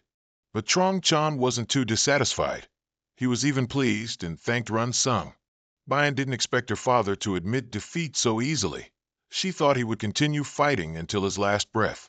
Hearing Trong Chan's words, Run Sung secretly sighed in relief. Immediately after, he reached out to turn off the automatic hunting system. Seemingly at the same time, Run Sung's body swayed and fell, so he just lay stretched out on the ground. Seeing this, Bian ran over worried. Trong Chan, however, felt a bit helpless. He sighed and muttered, "Good heavens, the winner fainted first." And so, the battle ended with Run Sung as the victor. On another front, at a high-rise building in Shanghai, on the top floor, a figure stood alone. It was Li Min. A moment later, the secretary entered from outside and reported, "Director, I've just sent the proposal letter." Hearing this, Li Min nodded with satisfaction. "All right, then let's start preparing. This will be a top-tier performance. Let's see, how will Run Sung respond? Either way, it won't affect anything. This time, let him finish you off." Thinking of this, Li Min broke into a malicious smile. 3 days after the duel, at the Red Dragon Association's training hall, Run Sung was there, seemingly looking for something. Just then, Trong Chan entered from outside and asked, puzzled, "So you're here? You're about to leave. Why are you still here?" Run Sung glanced at him and calmly replied, "There's something I need to look into a bit more." Hearing this, Trong Chan chuckled and said, "Is that so? It seems your body has recovered well. 3 days ago, you were still completely bandaged due to burns." Run Sung smiled helplessly and said, "It's all thanks to the Red Dragon Association's diligent treatment." Trong Chan didn't pay much attention, laughing twice as he replied, "All right, no need to say that." While talking, Run Sung inadvertently looked at Trong Chan's left arm. He then realized that he had cut off his arm that day. Knowing what he was thinking, Trong Chan spoke to reassure him. "Don't think too much about it." He said that if Run Sung hadn't cut off his arm then, his head would probably have been separated from his neck. They had faced each other fairly, so Trong Chan was very satisfied with the fight. He asked, "Don't you think so?" Run Sung hesitated for a long time before nodding and replying, "Yes." However, at this moment, Trong Chan said, displeased, "However, I, the father, am injured, yet my daughter only worries about you." Indeed, raising a daughter brings no benefits. Run Sung just smiled without replying. Trong Chan squinted at him, then after a long moment, spoke again. "Earlier I asked you, is there anything worth seeing here? As far as I know, you're not the type of person to be sentimental enough to just come here to look back." "No, not at all." Run-sung shook his head slightly and replied. He just felt that it was a bit hard to explain why the automatic hunting button lit up. There was something strange about it. Run-sung thought there was something here. So he turned on the automatic hunting mode and began searching. Indeed, he discovered something peculiar. On the bookshelf, when he stopped next to this particular book, the automatic hunting button lit up again. Run-sung thought for a moment, then reached out to take that book. What kind of book was it exactly? A few days later, at the hotel where Run-sung was staying, he was looking for Siakyu. Run-sung hadn't contacted her for 3 days straight, so she must be furious. Even so, this time it was his fault. He had to apologize properly. However, as soon as he pushed open the room door, Run-sung's footsteps faltered because he saw Siakyu sitting upright there, her face as dark as a pot. As soon as she saw him, she spoke in a low voice. "You're back, boss." Her eyes were now as dark as a panda's. Run-sung saw it and trembled. She didn't stay awake for 3 days and nights, did she? Thinking of this possibility, Run-sung immediately apologized. "I'm really sorry. I haven't been able to contact you for the past 3 days. I went to deal with some personal matters. There was an urgent issue I couldn't avoid. If you need me to explain, I will." But before he could finish speaking, Siakyu coldly interrupted him. "No, there's no need to explain. What the boss needs to do is definitely important." Hearing this, Run-sung breathed a sigh of relief. It was smoother than he thought. While he was thinking, Siakyu suddenly spoke hesitantly. "Actually, there's something I need to tell you." Run-sung frowned slightly and asked doubtfully, "What is it?" Siakyu slowly opened her mouth. "The deep plan for the boss is ready." Hearing this, Run-sung was immediately startled. He asked in confusion, "Deep is about infiltrating and scouting inside the rift, right?" Nodding indifferently, Siakyu calmly replied, "Yes, but the company that made the offer is Vim Company." Run-sung knew this company was the one that Guy Lamine had mentioned. Siakyu continued in a low voice. "According to the contract the boss signed with TENS, TENS will decide whether or not to collaborate with an outside company, and the boss is obligated to undertake this mission without the right to refuse." Her words were not wrong. Run-sung had indeed signed such a contract. He nodded and said, "All right, that's right. So what's Ten's intention?" At this point, Siakyu truly couldn't utter another word. Seeing her hesitation, Run-sung understood what was happening. He calmly said, "I know. You're telling me to go, right? No problem." These words made Siakyu jump up in shock. However, Run-sung didn't care.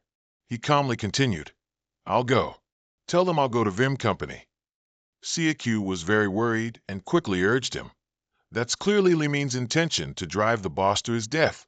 It's outrageous. This is like tying up all your limbs. Deep involves many dangerous elements. You have to infiltrate the monster world through the hideout of the minority dwarf tribe. This is a trap Himen created. You'll definitely encounter danger." Siakyu tried to persuade Run-sung to refuse, but he still decided to go. He didn't see any problem. This resolute expression astonished Siakyu. Run-sung, on the other hand, was extremely calm, a smile still on his lips. Afterward, he leaned closer to her. After a long pause, he spoke. "It's just going, that's all. I have to honor the contract. There's no reason to refuse." So Run-sung told Siakyu not to worry so much. No matter where he had to go, he had already signed a contract with TENS, and there was no reason for him to break his word halfway through. These words left Siakyu stunned on the spot. Seeing her not respond, Run-sung continued, "Let's decide it then. I'll go rest first." Seeing him about to leave, Siakyu finally reacted. She quickly shouted, "Wait! Do you understand the problem? Your life could be in danger." Smiling inadvertently, Run-sung calmly said, "I know even worse things could happen, but what can I do? To achieve what I want, I just have to go for it." Also, he was someone who hated those who attacked from behind. With that, Run-sung opened the door and left. Immediately, Siakyu's grumbling could be heard from behind, and he could only helplessly cover his ears. Ignoring Siakyu's reminders, he tried to tune her out and thought about the upcoming deep. Thinking of this, He seemed to recall something. Going back 3 days, in the Red Dragon Guild study, Run Sung held the book that the auto-hunting system reacted to. Trong Chan had asked him if he was interested in it, but he didn't answer, instead asking him what kind of book it was. Trong Chan slowly explained, "This book is more than just a martial arts manual.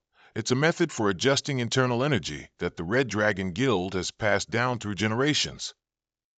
Among the previous leaders of the Red Dragon Guild, there was a pair of brothers named Yang Uliang and Yang Yujin.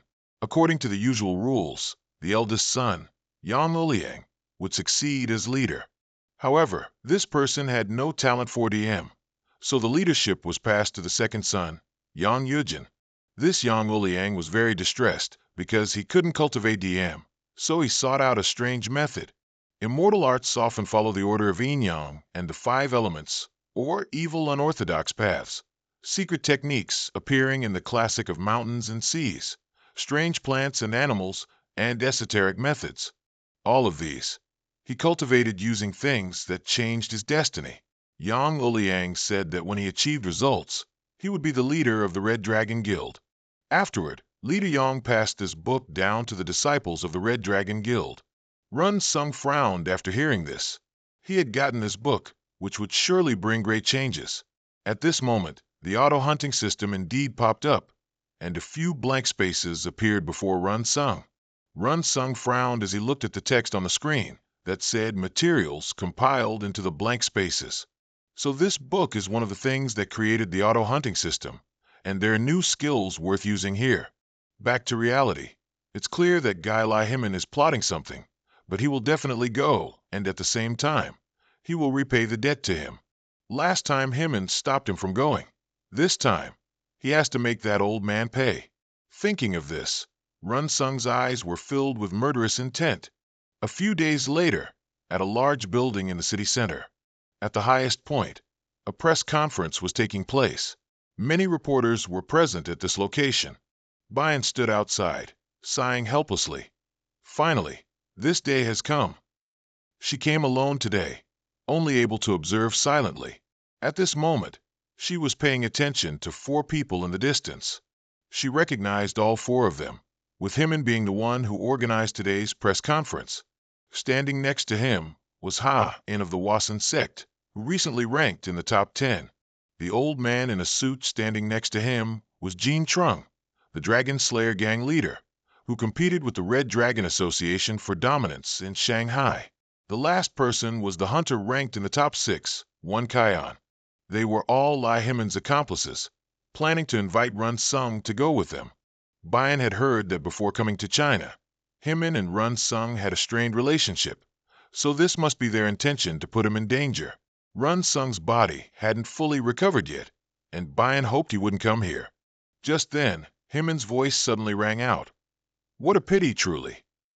Hearing the sound, Bayan immediately snapped out of her thoughts. She frowned and asked, "Are you talking about me?" Himan shook his head slightly and replied, "Excuse me, no, I'm talking about Sir Run Sung. I really wanted to fight alongside him once, but it seems heartbreaking how he doesn't seem to intend to participate." Bayan frowned, looking at him, and asked in a low voice, "Why are you telling me these things?" With a slight laugh, Himan nonchalantly replied, "Didn't Deputy Leader here once fight alongside Sir O in this city?" Thanks to that, the relationship between Sir O and the Red Dragon Association has become very close. These words made Bayan's expression darken. This guy still speaks so unpleasantly. Just then, Kion also walked over from a distance and spoke up. "I also really look forward to meeting Sir Run Sung. If he could cooperate with Bayan once, he'd be very satisfied." He asked her what she thought, if she'd like to have dinner with him after today's event. Bayan felt very annoyed, but not wanting to offend him, she merely responded blandly, "It's an honor, but I have plans tonight." Hearing this, King Chan wasn't bothered. He frowned and smiled, saying, "After all, a beautiful lady like you, Bayan, must have many admirers. I'm always free. Just say the word." "Okay." Bayan casually nodded, but she was certain she wouldn't go to dinner with him even if it killed her. He disgusted her. However, with reporters still present, Bayan could only suppress her disgust and shake Kion's hand. In less than 3 seconds, she pulled her hand back and asked suspiciously, "But why are there so many reporters today? I thought it was usually conducted secretly." With a slight laugh, Hemin nonchalantly replied, "Normally, yes, but this is a special trip." Bayan asked, even more confused, "Special what?" But Hemin didn't answer. He turned and walked away, murmuring, "It's truly a shame Suro isn't coming. Let's begin the ceremony, then." Afterward, he stepped onto the high podium. Hemin stood before the microphone and clearly announced, "I am Lai Hemin, in charge as the overall commander this time." Bayan observed him from below, thinking to herself, "This is indeed a trap. There's no way Run Sung would come. So what's their reason for putting on the show?" Hemin continued speaking, "My participation this time is my duty, and at the same time, I will proudly not concede to any mistakes." At this point, he suddenly paused, then opened his mouth in a low voice. "Why do I feel honored?" The disaster that befell Shanghai this time was truly tragic. Countless citizens sacrificed their lives. A rift suddenly appeared without warning, and the cause of that rift must be found. Hemin said that he and Vim Company would definitely investigate this to prevent such disasters from happening again. Moreover, it's worth mentioning that he asked everyone to trust him to overcome this disaster. This time, Hemin and Vim Company will do their utmost. Hearing these words, reporters below began taking photos and notes, and there was a buzzing of conversation around them. This scene greatly pleased Hemin. He boldly declared, "To prevent tragedy from happening again, we will definitely step up and stop it." Bayan below frowned, looking at the hypocritical man on the high podium. Those words aren't wrong. This is necessary for those who suffered in this incident. But is he merely doing it for that? Indeed, at this moment, Hemin leaned into the microphone and continued speaking. This time, his tone had shifted to regret. "However, I invited the 3 most talented hunters in Shanghai, and fortunately, 2 of the 3 standing here didn't hesitate to decide to participate." These words immediately put Bayan on alert. What exactly is this bastard Lai Hemin trying to say? True to her expectations, Hemin sighed and continued, "The most anticipated person didn't participate, which is truly a shame. As you all know, he was the one who led the efforts during this disaster, the foreign hunter. He said he sincerely wanted that person to participate and become a member this time, but he received news that he couldn't contact him. It's truly regrettable that he couldn't be reached for such an important event." At this moment, a reporter who knew who the old man was referring to raised their hand and asked, "The foreign hunter is Mr. O. Run Sung, right? Why isn't he participating after all?" Hemin put on a fake expression, shaking his head regretfully. "I don't know. I can't just casually guess. Perhaps he isn't aware of this important event." Although he said that, Hemin's words were all criticizing Run Sung for not fulfilling his contract and not participating in a dangerous mission for another country. Sure enough, the foolish reporters below didn't realize his intention and began discussing Run Sung. This was exactly the goal of that scoundrel Lai Hemin. He wanted to use public opinion to impose moral pressure on Run Sung. What a dirty trick! At the same time, Bayan also realized this. Her expression was extremely grim. Hemin, on the other hand, was full of smug satisfaction. In the game he set up, if Run Sung participated, Hemin would finish him. But if he refused, it was fine too. Hemin still benefited. The reporters below, who exaggerated everything, were enough to drown Run Sung in public opinion. The more Bayan listened from below, the angrier she got. So, this scoundrel Hemin was exploiting Run Sung's weakness as a foreigner to manipulate public opinion. This was also why he called the reporters. Not only would Run Sung not be Shanghai's hero, he would become the most despicable person. Hemin thought that before teaching Run Sung a lesson, he needed to brainwash public opinion first, and before finishing him, he had to completely ruin his reputation. After realizing Hemin's intentions, Bayan was extremely worried. If things continued this way, Run Sung's reputation would be ruined. However, if she stepped forward, the situation might become even worse. Just then, someone walked in from outside. Seeing that person, Hemin's expression immediately changed. Even Bayan's eyes widened in surprise. The person who arrived was none other than the target of their criticism, Run Sung. Himmin frowned slightly. Why are you showing up now? Are you deliberately late to ruin all my efforts? Run Sung didn't care what he thought and walked straight inside. Himmin, of course, wouldn't let him have that chance. He had to stop him and kick him out. Thinking this, he looked towards In, who was standing below. Immediately, In assumed an attacking stance. He rushed forward without hesitation, reaching Run Sung in an instant. This time, In was determined to repay the previous beating with interest. Unfortunately, In's punch was as slow as a crawling turtle in Run Sung's eyes. He snorted disdainfully, slow. As soon as he finished speaking, Run Sung's figure disappeared, and In punched into thin air. In stared blankly at this scene, a little speechless. At this moment, a gust of wind suddenly appeared in the room, blowing everyone around. Moreover, plum blossoms were falling profusely in the air. By the time Run Sung reappeared, he was already on the podium. Seeing this, the reporters immediately panicked. They didn't understand what was happening. Who was this person who suddenly appeared? Run Sung didn't care what they thought. He had already approached Himmin.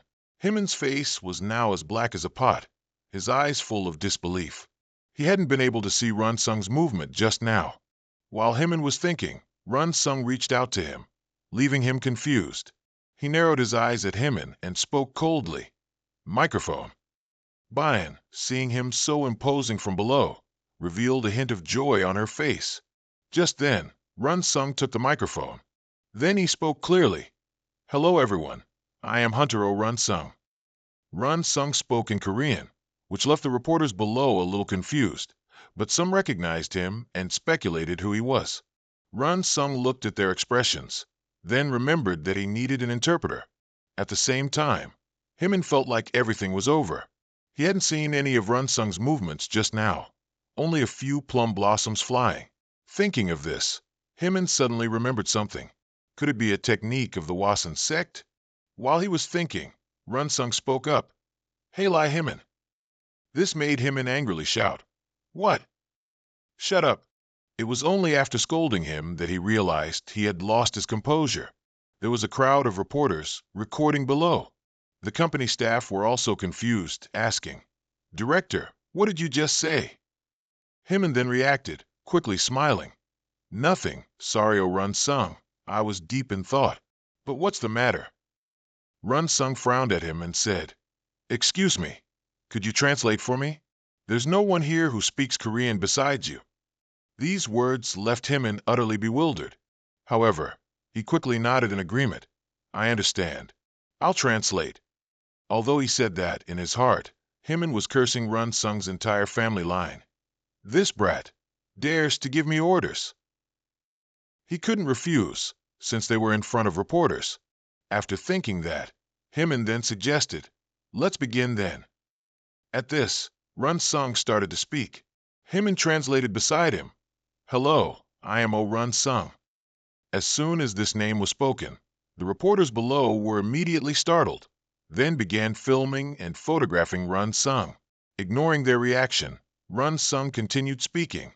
I apologize for not responding to the invitation 2 days ago due to personal reasons.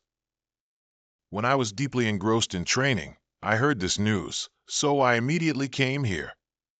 Himmin, while translating, thought to himself, You just keep spouting nonsense. During the translation, I'll cleverly twist your words. Himmin guessed that Run Sung probably intended to provoke him by asking him to translate. He would make the kid regret that decision. However, while Himmin was secretly gloating, Run Sung suddenly stopped. Then he looked at Himmin and said, Thank you for translating. This action left Himmin stiff and frozen, but Run Sung didn't care. He continued, The longest part is over, so I'll speak the rest myself. As soon as he finished speaking, Run Sung took 2 steps forward, still holding the microphone firmly in his hand. Run Sung boldly announced, To conclude, I will participate. This time he spoke in Chinese, leaving the reporters below bewildered. Himmin also hadn't expected this scene. He actually spoke in Chinese.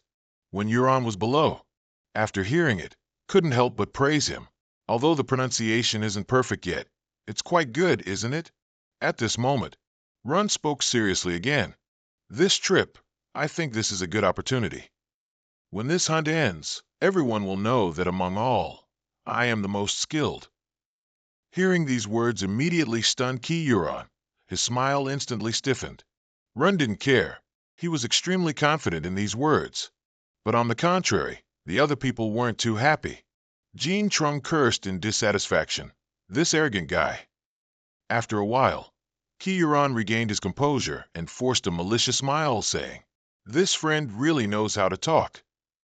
Bian was also bewildered by his words, even though she had just witnessed Run's strength a few days ago. Not only them, the reporters were also unhappy. They began to criticize Run, calling him arrogant and disrespectful. Run regarded their words as mere barking. Not listening to a single word, he smirked. Then he subtly spoke up. "I have nothing to say about that, but I'm not afraid of anyone or anything. So whether I participate or not, direct or lie, please decide." These words made Hime furious. Gritting his teeth, he cursed Run, dissatisfied, as he had intended to make him a coward, but in the end, Run ruined his plan. While Hime was thinking, urging voices from below continuously rang out. After a long while, Hime slowly spoke.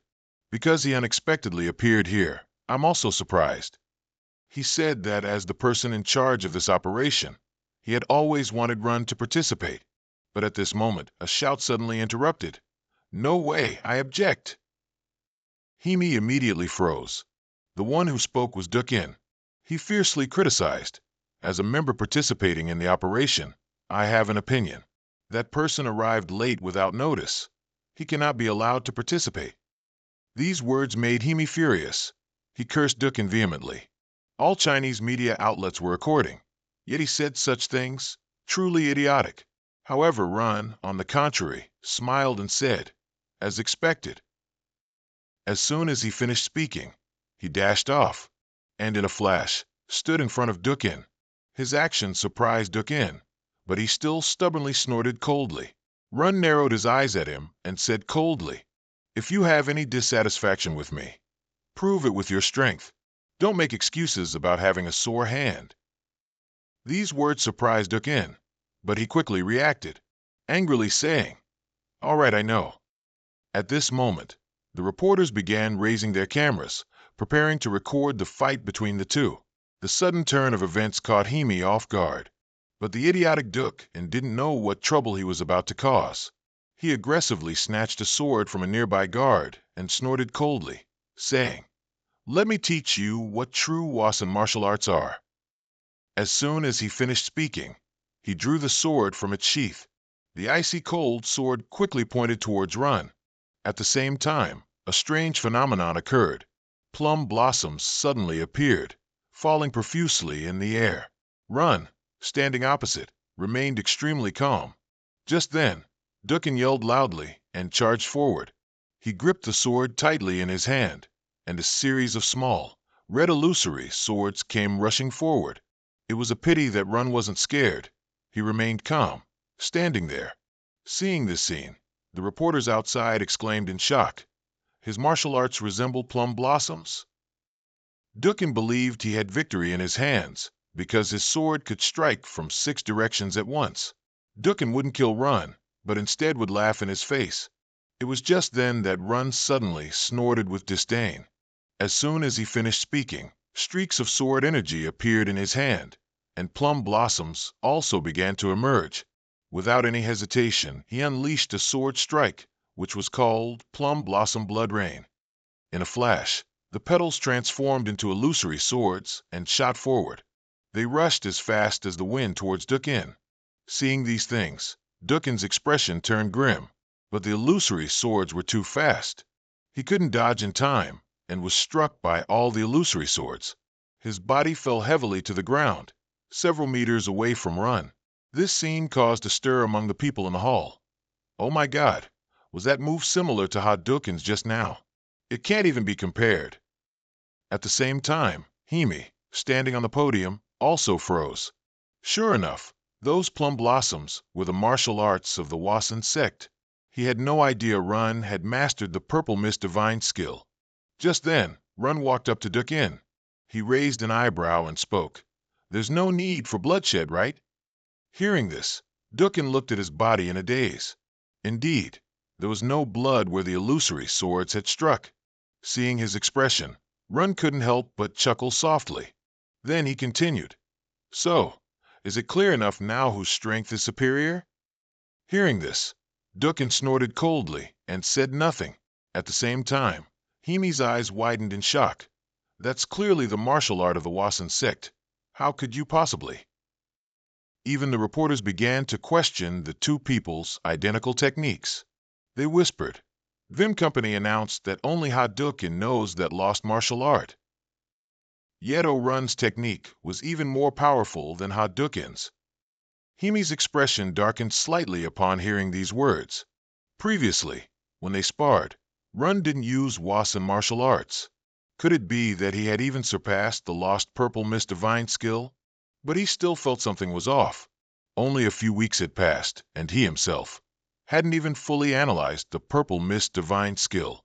While Himi was deep in thought, Run walked up beside him and said, "May I borrow the microphone?"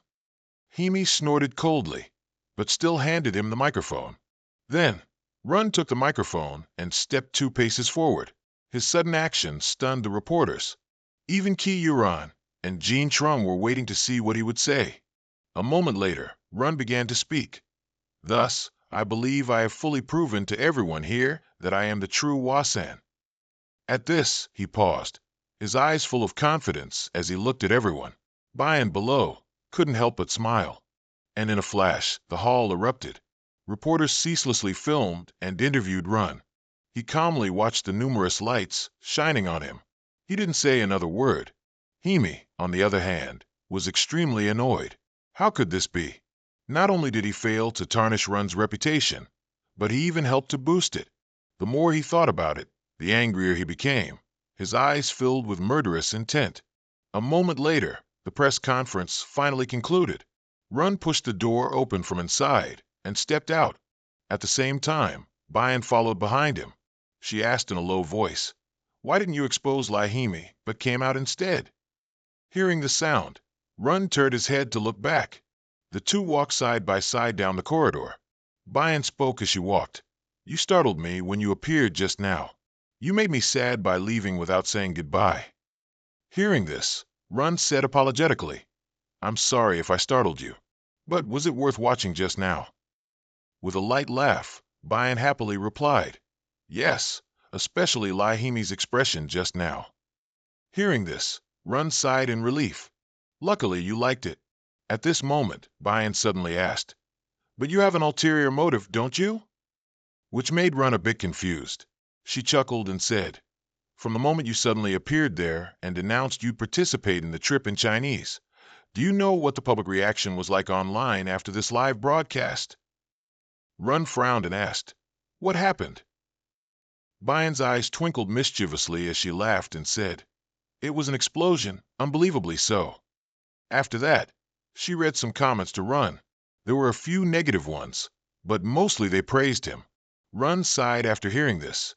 As expected, it was according to plan, but I didn't expect it to be that much. Bayan had only been guessing, but hearing him confirm it, her eyes widened in surprise.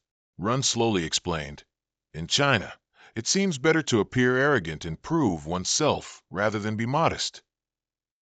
So I try to act that way. Fortunately, it seems to have worked out."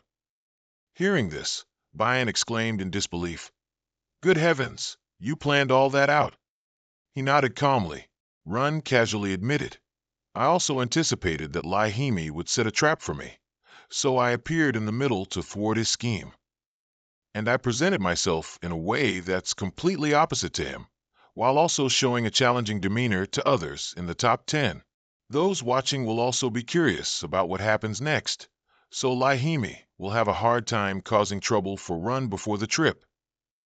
The more Bayan listened, the more she admired him, her eyes shining brightly like stars as she looked at him. Run saw her expression and explained a bit awkwardly, "Ah, It's not like I planned everything in advance. I didn't expect to provoke Haduk in. It was just luck. She nodded calmly. Bayan still admired him and said, "Even so, you're good, really. I didn't think you could plan to that extent." However, Run said seriously, it's not time to relax yet. Lai Himi clearly had a plan when he became the trip's leader, so I have something to propose to you. Bayan was bewildered after hearing this. Run quickly spoke. "I need your help for this trip. Aren't you going to team up with me?" Bayan nodded without hesitation. "Of course, we'll work together, won't we? Please help me." Run replied with satisfaction. "Thank you. If you have any conditions, just say so." "Ah, conditions." Bayan raised an eyebrow and thought for a moment. However, she suddenly blushed, not knowing what she was thinking of. After a long hesitation, she slowly opened her mouth. "My condition is, I wonder if, after this trip ends, we could go on a date." As she spoke, Bayan's eyes were full of expectation as she looked at Run.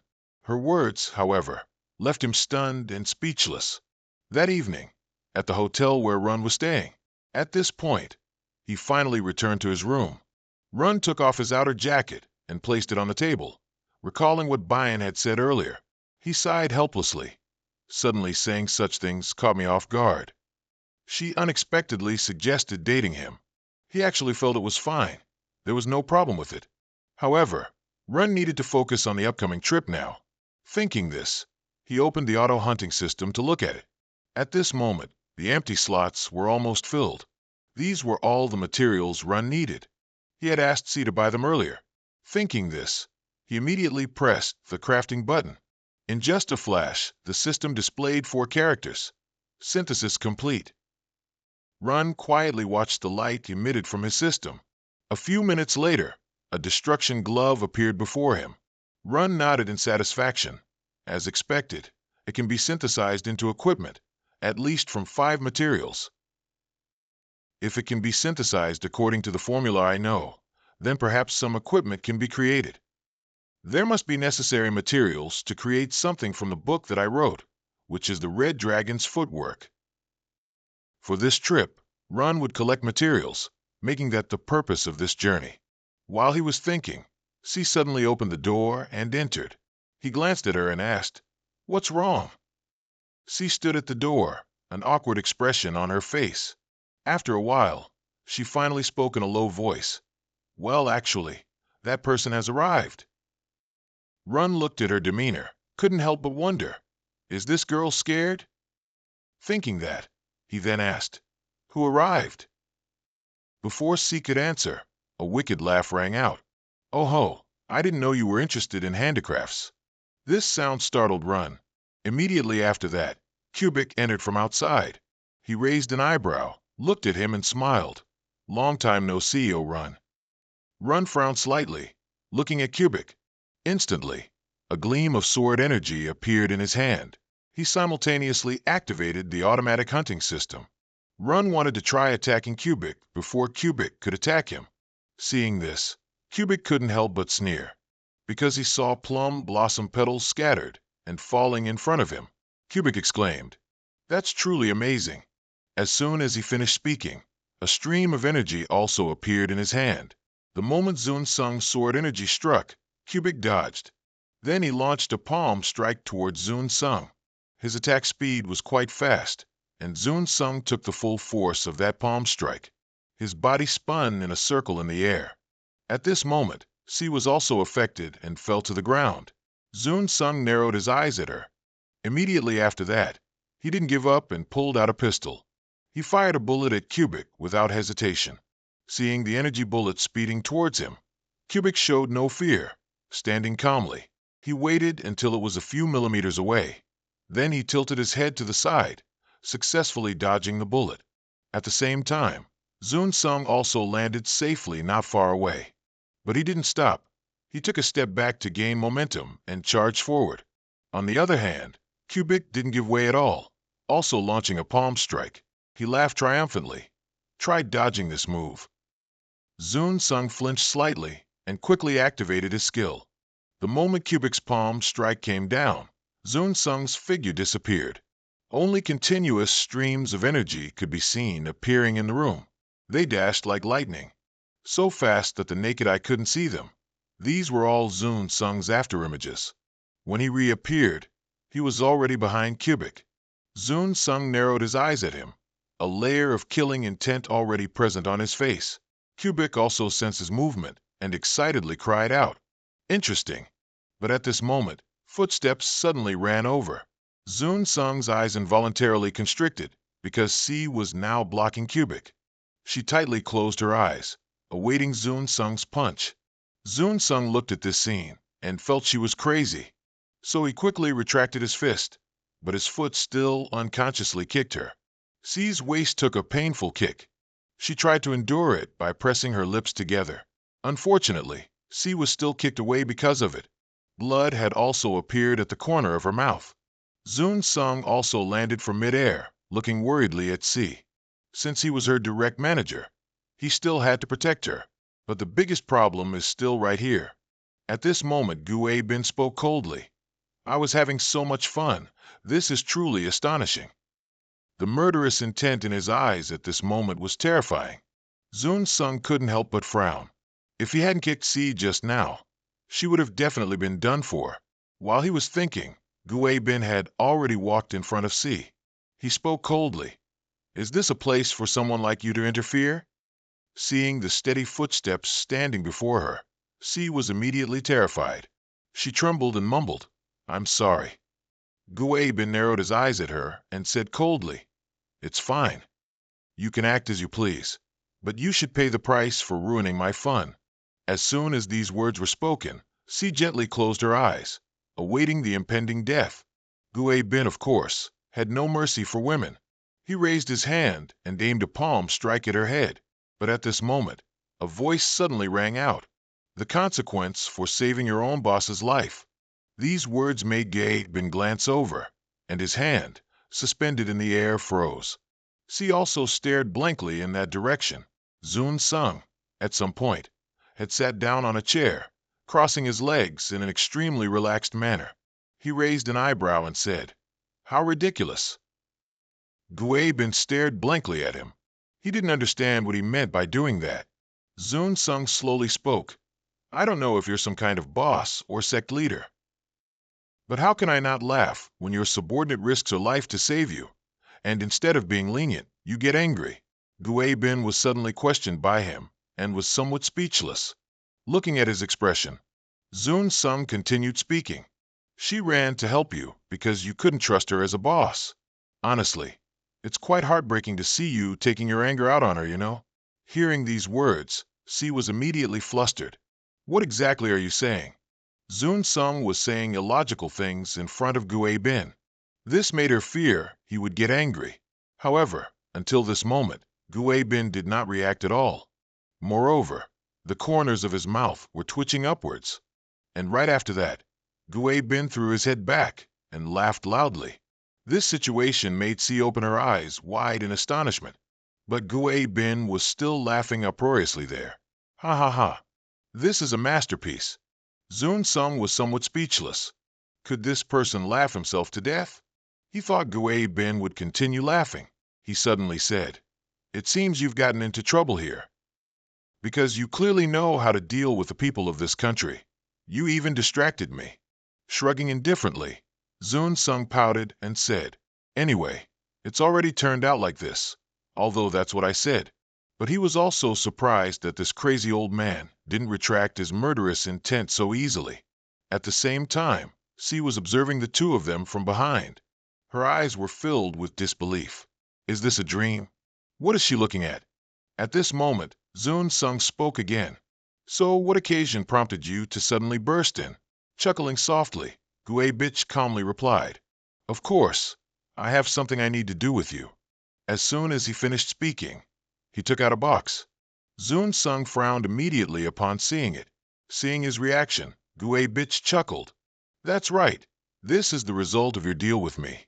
Meanwhile, in Korea, at Sang-guk's building, outside in the hallway, a pair of hurried footsteps approached, accompanied by shouts of scolding. "You crazy fool, what are you doing now?" This person was Chong Hun. He hastily opened Sen-guk's door and shouted, "Hey, Kim Sen-guk, wait." But as soon as he finished speaking, the scene before him astonished him into silence. He saw Sen-guk lying exhausted on the floor, drenched in sweat. Seeing Chong-hun, Sen-guk raised his hand in greeting. "You're here?" Chong-hun quickly regained his composure. He immediately scolded, "You crazy fool! You've lost your mind. If you want to die, just die. Is dying in the bathroom at home acceptable?" Hearing these words, Sen-guk chuckled softly in reply, "Don't take it so seriously." Chong-hun snorted coldly. Annoyed, he yelled, "Shut up, just suffer. Are you so desperate to die? Why put yourself through such agony?" Constantly hearing him grumble, Sen-guk gave a bitter laugh. "Don't be so rude. If I'm in pain all day like this, it'll probably be over soon." Chong-hun examined his wounds while grumbling with dissatisfaction. "Why do you keep doing such crazy things? You were determined. You were going to become a top academy instructor, so why?" Hearing these words, Sen-guk suddenly paused, hesitating for a long time before speaking. "I made a promise to that person." Chong-hun slightly frowned. He asked doubtfully, "To Zoon-sung?" Sen-guk nodded and replied, "That's right."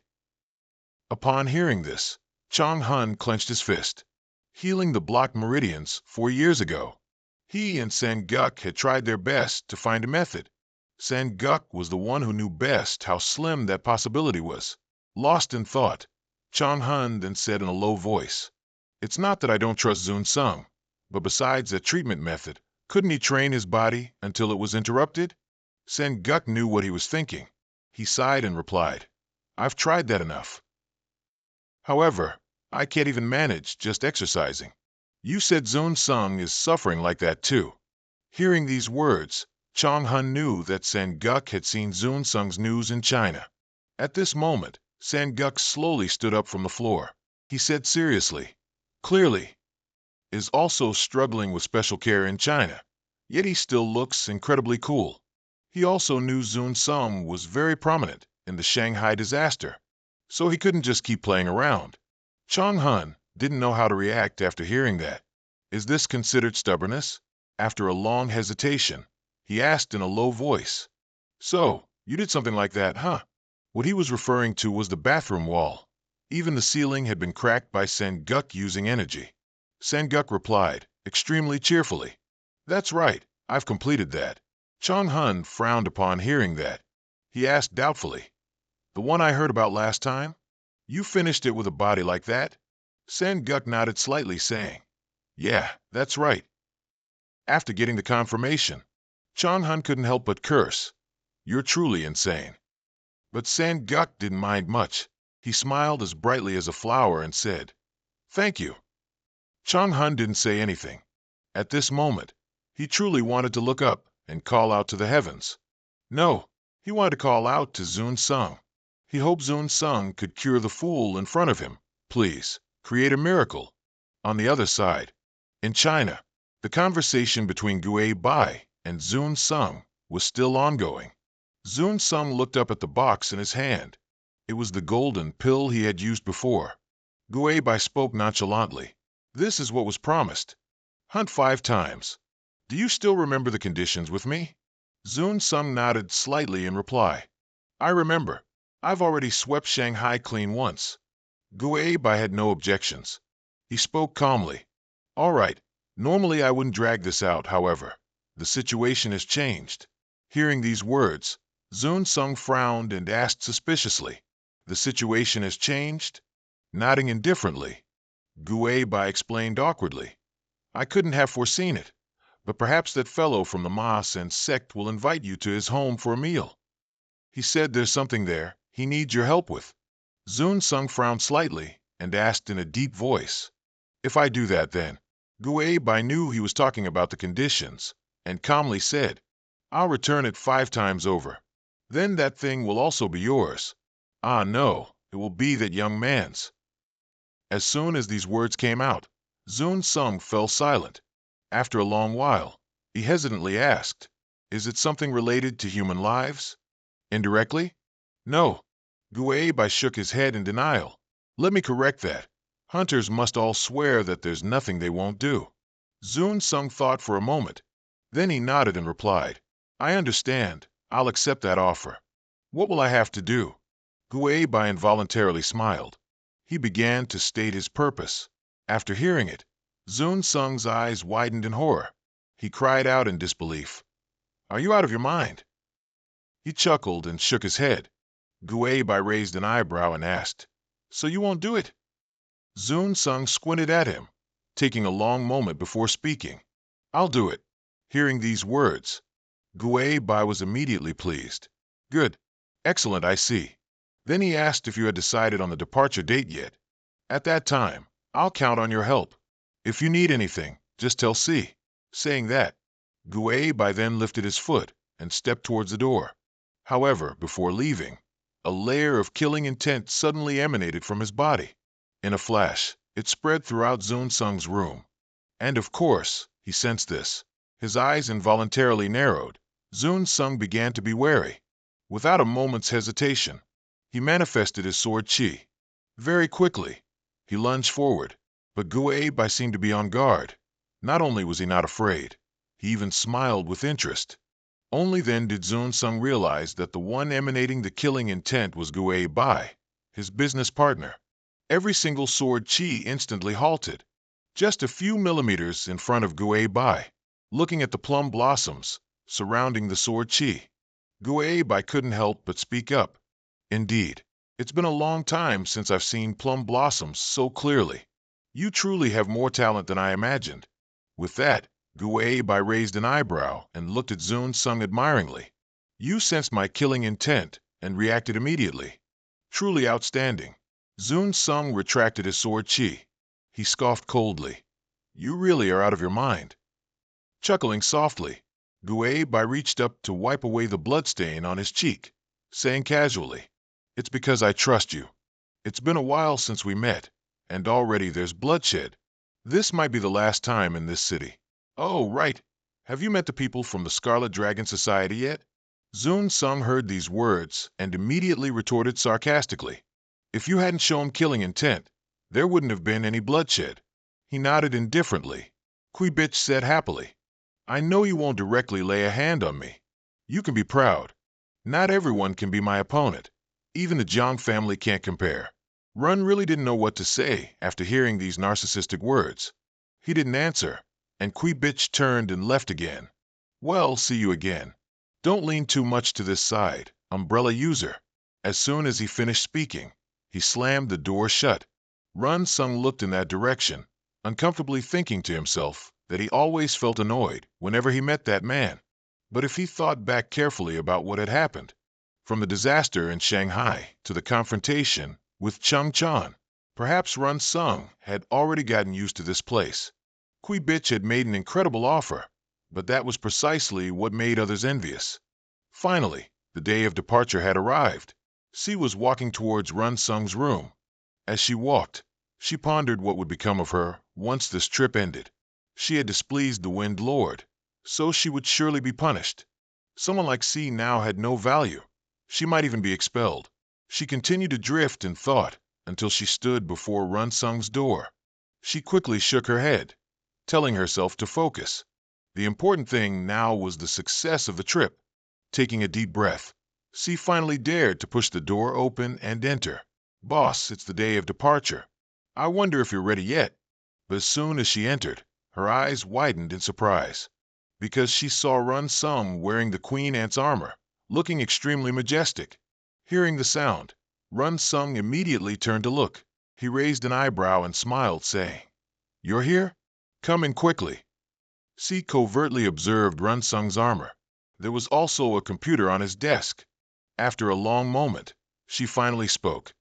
Is this your equipment? It suits you very well. He nodded indifferently. Run Sung said cheerfully, Is that so? I haven't worn it in a while, so it brings back some memories. How are you? It really would be better if you stayed in the hospital for a few days. C gently shook her head and replied, I'm fine. Hearing this, Run Sung wasn't surprised and chuckled. Of course. As soon as I told you to stay in the hospital, you made a fuss, saying important matters were at hand and you couldn't abandon your mission. While he was talking, C suddenly asked suspiciously, "Hey, why are you using polite language with me?" With a slight chuckle, Run Sung said nonchalantly, "I didn't expect it at all. If I fight with all my might for this trip, today might be the last day. You're about to tell me not to carry too many burdens, aren't you?" Because C was young, speaking informally to her didn't quite fit his personality. C was a bit stunned after hearing this and asked back, "Is that so?" He nodded indifferently. Run Sung continued, "Yes, even if the Wind Lord's words are true, I've been too caught up in having fun in this country." It was only then that C realized this was Run Sung's true personality. From their first meeting to his two attitudes when confronting Li Min, all of it was just a heroic image he portrayed while in China. Kui Bitch had noticed his behavior towards C, and she almost didn't realize it herself. While she was still thinking, Run Sung spoke again. "From now on, everything I need to do will be inside the rift." The trip was only a few hours away, and he said he wanted C to handle the final detailed procedures. C was slightly startled, then agreed and sat down in the chair. Run Sung had already prepared a spot for her. Even if it wasn't her, he could handle these things himself. By deliberately asking C to do them, Run Sung wanted to convey, "I acknowledge your role." Everything C had done so far was learned from her teacher, so she thought she was no different from a useless person. C had also been disrespectful to Kui Bitch, and had also heard criticisms about how useless she was. But Run Sung didn't just sympathize, he also acknowledged her. This moved her to tears. At this moment, Run Sung spoke again. "You've had a tough time recently." These words brought C to her senses. Her eyes reddened again, tears flowing continuously. C quickly turned her head to look back, but there was no one left in the room. She covered her face and cried loudly, "That idiot! I should have been the one to greet Run Sung. I should have thanked him, honored to be by his side." But he was already gone. She could only focus on finishing the last task. Thinking that, C quickly opened the tasks Run Sung wanted her to do and looked at them. However, she saw a file named Rhyme. She curiously clicked on it to see. Inside was a message from Run Sung for C. She quietly read the playful lines on the screen. Then she couldn't help but smile. This really caught her off guard. Elsewhere, at the departure point, Himi sat on a bench. He spoke in a deep voice. "The outcome won't change. After the departure, you will lose the benefits you've received." Sitting opposite him was Duk-in. Of course, these words were also for himself. Himi also sighed helplessly. "This is useless. There's no way." Those who use ambition as their driving force are all like this. They give up after one failure. Thinking that, Himi spoke again. "If you don't want to become a teammate for your own sake, then helping with the handover to the best of your ability is good." As soon as these words were uttered, Duk-in's face darkened even more. But Himi didn't care. He continued, "You don't want to spend the rest of your life kneeling at someone's feet, do you?" Immediately, Duk-in knelt on the ground and kowtowed, begging, "I'll do as you say, please." Himi glanced at him, snorting disdainfully, and Duk-in remained kneeling there, humbly bowing his head. Just then, Kicho couldn't help but remind him, "I know, so just shut up, my friend." Even though the compartment is soundproof, countless people outside are watching us. These words silenced Duk-in, who unconsciously swallowed. Outside, there were indeed many reporters, and they were filming, and a rift had appeared in the sky nearby. Inside the vehicle compartment, Kicho continued, "We're about to leave. We'll meet everyone." "Are you planning to go out with that expression? Wouldn't that be disrespectful to the public and the fans?" "No, it's not like that." Duk-in heard and immediately shook his head in fear, denying it. However, as soon as he finished speaking, something grazed his face. The sudden pain made Duk-in flinch. Kicho was the one who struck, coldly warning, "I told you to shut up." Duk-in covered the wound on his face, sighing inwardly. He didn't see anything. When did Kicho shoot? Is that the prestige and power of Top 6 Kicho? Seeing this, Himi spoke again, trying to mediate. "That's enough. Both you and Duk-in. That's enough." He reminded everyone not to forget who their prey was. Hearing these words, Kicho sneered. Since the director said so, I'll stop. As long as that Duke and guy holds off the prey, our was and sect won't do anything superfluous.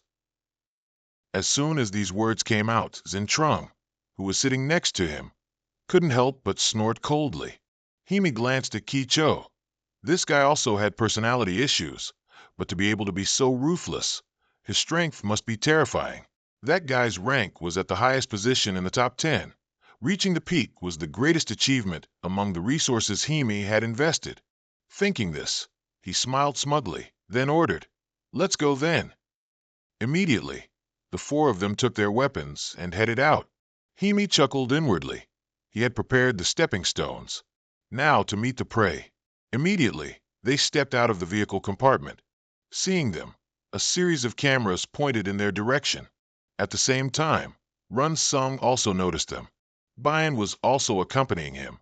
Himi then walked over to Run Sung, smiling politely, and said, "Are you waiting already? Sorry we took a while to prepare. So, please help us today, okay?"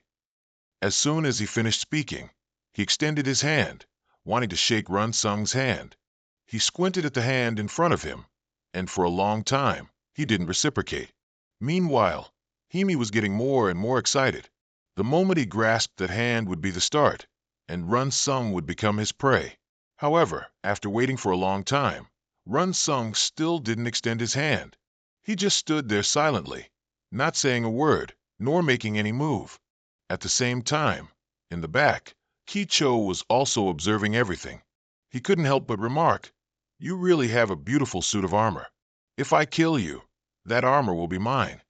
Himi had said that they would attack as soon as Run Sung shook his hand. Let's go back a few days, to the meeting room of Win Company.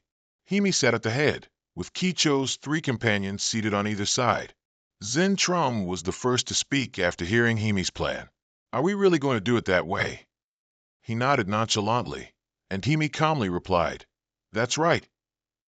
Hearing this, Kicho couldn't help but sneer.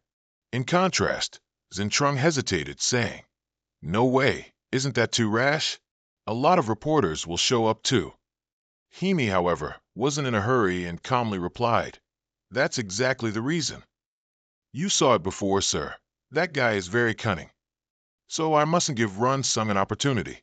You probably can't imagine he'll be attacked right then. His footwork is not simple. The moment he enters the fray, there's a chance he might slip away." Zentrung still felt this method wasn't good and hesitated to speak again. "But the reporters will see it too." Chuckling softly, Himi said seriously, "As for that, doing this is enough." As soon as he finished speaking, another Himi appeared behind Zentrung. He exclaimed in surprise, "Where did you come from? You're so skilled," and didn't forget to clap in praise. Zentrung's tone carried a hint of flattery. The director's technique is truly renowned, as expected. "So, you mean we'll trick the reporter's senses?" He nodded nonchalantly, and Himi calmly spoke, "That's right. So don't worry about what others think. The opportunity will come when he extends his hand to shake Run Sung's hand. Attack him then." Back in reality, Kicho couldn't help but sneer. Director Lai said that, but does it really have to be done that way? It seems everyone didn't see Run Sung's movements when he appeared on stage back then. But he can't escape my eyes, can he? Thinking this, Kicho broke into a confident smile. "If I were holding this bow at that time, I would finish Run Sung with just one arrow." At this moment, the atmosphere in the rift zone was a bit subdued. Reporters silently carried out their work, no one speaking a word. From afar, Himi observed everything. He wore a smug smile. "It's all ready. Now, through the camera lenses, it looks like they're preparing to infiltrate the rift." Himi eagerly awaited the moment Run Sung shook his hand. He would finish him instantly.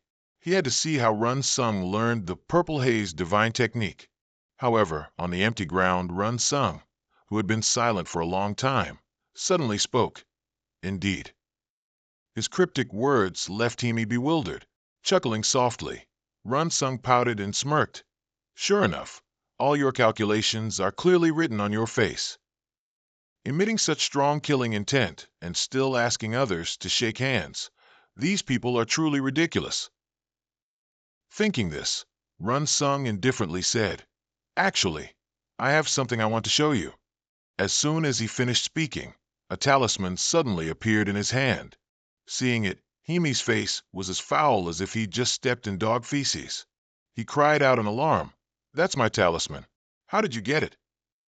Run Sung calmly replied, "Well, I got it from the person you abandoned it with before." As soon as these words were uttered, everyone unconsciously turned to look at Dukin. Dukin's expression at this moment was also very grim. Himi remembered that he had shoved the talisman onto the unconscious Dukin to escape back then. Yet, Run Sung found that talisman. He had shot himself in the foot. At this moment, Run Sung chuckled softly and said, "So, I also know how to use this."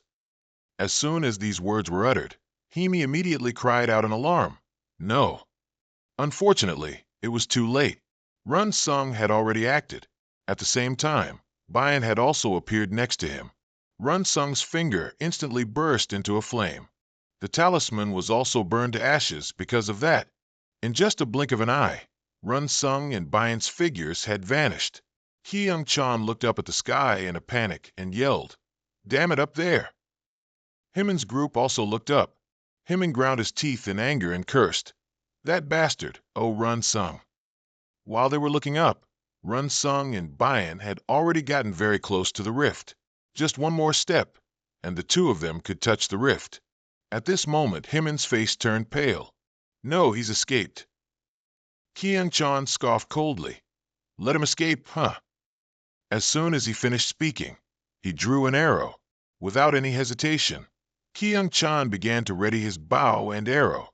A powerful energy quickly appeared around the arrow, and Kyung Chan's body was also filled with energy. Seeing this scene, Ruckin couldn't help but widen his eyes. What Kyung Chan was using was an arrow of Q Vong La, each made from 3 types of silver threads and 6 types of gigantic beast livers. It was the most powerful arrow on the continent, and he could effortlessly wield an arrow weighing tons. At this very moment, Kyung Chan aimed his bow and arrow towards the rift.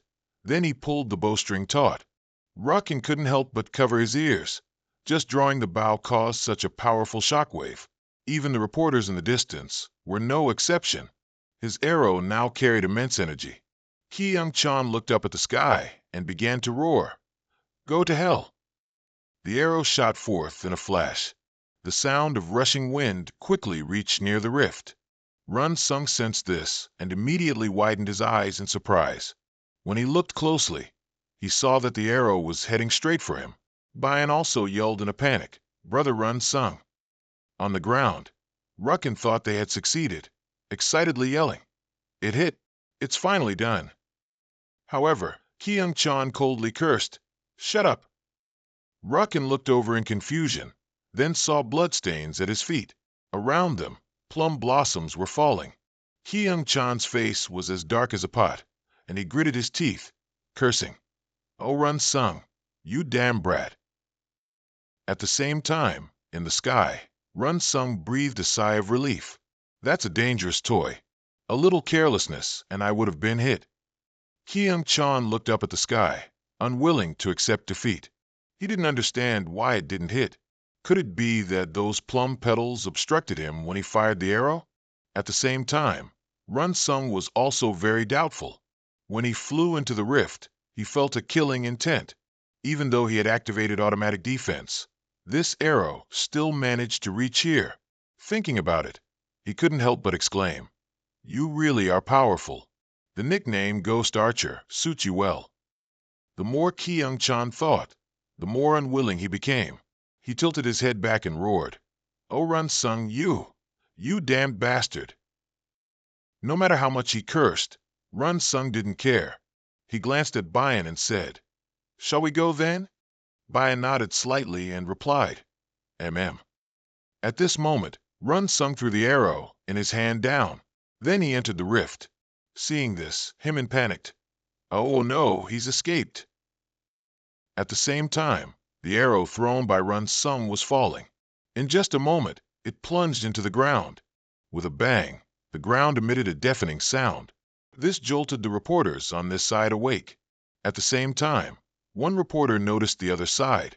Hyman's group didn't know the reporters could see them. Hyman then said, "That guy has entered the rift. We also need to hurry if we want to pursue him." However, a loud shout made him panic. Immediately after, dozens of reporters ran towards their side. Urgent voices began to question Hyman. "Director Lee, please wait. What was that arrow just now? Where's Run Sung? Who was with you earlier?" The crowd was chaotic. Hyman tried to calm them down. "Everyone, please calm down." The sound just now had ruined his plan. However, there was no other way. He had to deal with the reporters first. Run Sung has already infiltrated the rift. Haha. Standing nearby, Jean Chung watched this chaotic scene and grumbled.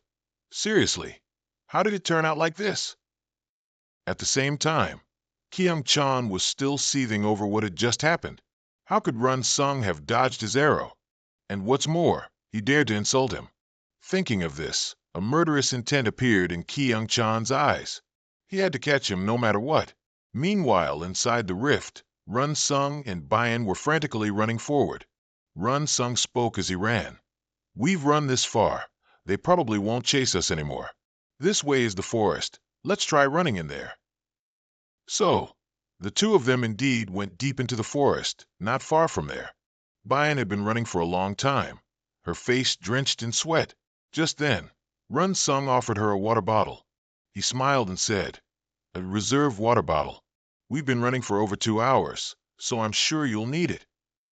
Bayan nodded slightly in thanks, then took the water bottle. She tilted her head back and took a long drink, then couldn't help but let out a refreshing sigh. After Bayan finished drinking, Run Sung spoke. "For now, it seems we've outrun them, but we shouldn't let our guard down." Bayan observed him from behind, secretly admiring him. "He's really good. He ran just like me but isn't exhausted at all. His breathing is completely steady. His stamina or physique is indeed excellent. I need to compose myself. I can't show it like this." While Bayan was deep in thought, Run Sung suddenly called her name. It startled her, making her cheeks flush. Run Sung didn't seem to notice her embarrassment. He seriously said, "Actually, there's something I need to ask you." Hearing this, Bayan immediately panicked. But what she noticed was that Run Sung had moved very close to her, and there was no one else around here, just him and Bayan. The more she thought about it, the more embarrassed she felt. Moreover, what exactly did Run Sung want to ask her? Run Sung looked at her intently, hesitating for a moment. After a long pause, he finally spoke. "Could I take a look at the camera on your shirt?" His words confused Bayan a little. Run Sung knew he was being abrupt, so he quickly explained. "The camera meant to record the journey, the one attached to our shirts, because that's what the Vim company installed. Assuming Lee Hyman deliberately installed it, it needs to be removed immediately." Hearing this, Bayan finally understood the issue. At this point, Run Sung noticed her odd expression and asked in confusion, "Are you feeling unwell?" Bayan quickly shook her head and replied, "I'm fine." Since she said so, he didn't press further, continuing, "Of course, if we remove this camera, Vim will keep a secret, then question why we removed the equipment meant to record the journey. It's fine for an outsider like me, but Bayan and the Red Dragon Guild might get into trouble." Bayan shook her head upon hearing this and replied, "It's okay. No, it's not." Run Sung said firmly, then took out a few small cameras and handed them to her. "These are what I prepared. If we record with these, it won't be a problem." Then, he suggested she turn around a little. "This needs to be attached from behind." Bayan was a bit surprised to hear this, but then she still turned around for Run Sung to attach the camera. The sensation of Run Sung touching her, even through her armor, still made Bayan embarrassed. Run Sung, however, wasn't too concerned with such matters. He was observing where to attach them, from the right shoulder to both elbows, then to the left knee, perhaps. In front, feeling Run Sung's gaze observing her, Bayan's cheeks grew redder and redder. At this moment, Run Sung touched her left shoulder. It made her jump, almost crying out. Run Sung was a bit bewildered. "What's wrong now?" Bayan knew she had reacted improperly and quickly explained, "It's nothing. Please continue." Run Sung didn't think much of it. and continued to attach the camera to her. Bayan took a deep breath, trying to calm herself, telling herself, "Pick yourself up. It's just attaching equipment somewhere. I can't get flustered like in hospital. I must focus." However, from behind, Run Sung clearly saw smoke coming from her head. Although puzzled, he still focused on attaching the camera, and time passed like that. A moment later, Run Sung finally finished, and Bayan dared to sigh in relief. Good thing he didn't notice. And when she put the equipment on Run Sung, it felt just like putting a tie on a boyfriend in the movies. If this went on any longer, she'd be naming their children. At the same time, Run Sung also let out a sigh of relief, glad he wasn't discovered. Bayan's burning passion transmitted from her fingertips to his body. He even thought she was unwell, but she looked happy. Putting that aside, Run Sung spoke seriously. "At that time, I asked you to be an ally, however. There's one thing I need to correct." Bayan slightly furrowed her brows and asked suspiciously, "Correct?" Nodding indifferently, Run Sung slowly explained, "Anyway, it will be difficult for us to operate continuously together on this journey." These words shocked Bayan even more. "What do you mean?" Run Sung stared at her intently, and after a long time, he finally spoke. "I intend to stay and not leave the rift, even if it exceeds the planned time." The more Bayan listened, the more alarmed she became, and she asked in confusion, "No, what are you talking about? Why exactly?" Run Sung sighed helplessly, saying, "Of course, I want to help you, Miss Bayan, all the way, and get you safely to the exit, but that's a big problem." Bayan shook her head slightly, pursing her lips. "No, I'm not worried about that right now." These words puzzled Run Sung. "What does that mean?" Bayan leaned closer to him and said firmly, "What I'm worried about is that you, Run Sung, are planning to do something dangerous. Why would you plan such a reckless thing?" Hearing this, Run Sung felt a bit awkward and didn't know what to say. In fact, he could simply tell Bayan how to get out, but he couldn't explain it. Back to before the journey.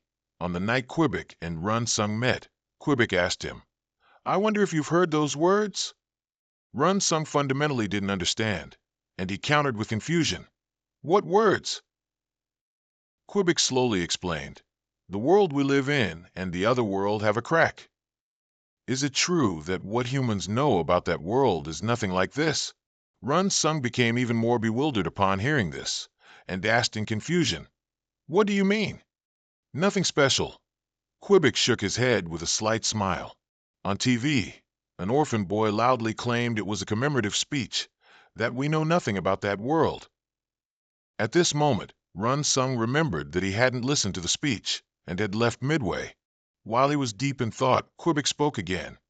"But isn't that a very funny story? In human history, has any unexplored land been discovered in just 20 years? Moreover, the total number of experienced people in the entire world does not exceed 3 digits, almost. Everyone who wants to know is curious like thieves, not like this era that is falling into a rush." Run Sung frowned after hearing this, and after a long time, he spoke. "About that, I don't even know if it's true or not." Quebec narrowed his eyes at him and slowly said, "That's right. Even if it's 400 more years, the desire to step into that world is much greater." Run Sung's expression was a little serious. At this moment, he chose to remain silent. Seeing his expression, Quebec couldn't help but chuckle. "Oh, what is this? Unexpectedly. You're not surprised at all." Hearing this, Run Sung replied somewhat awkwardly, "I don't know how to react right now, that's right. That rift has appeared in this world for decades, but on the surface, it's been centuries." The book he got from the Red Dragon Society clearly described this content. It wrote about the world beyond the rift. The first time Run Sung read that content, he was stunned stiff with surprise. Just then, Quebec spoke again. "Well then, I'll try to explain. It's very simple.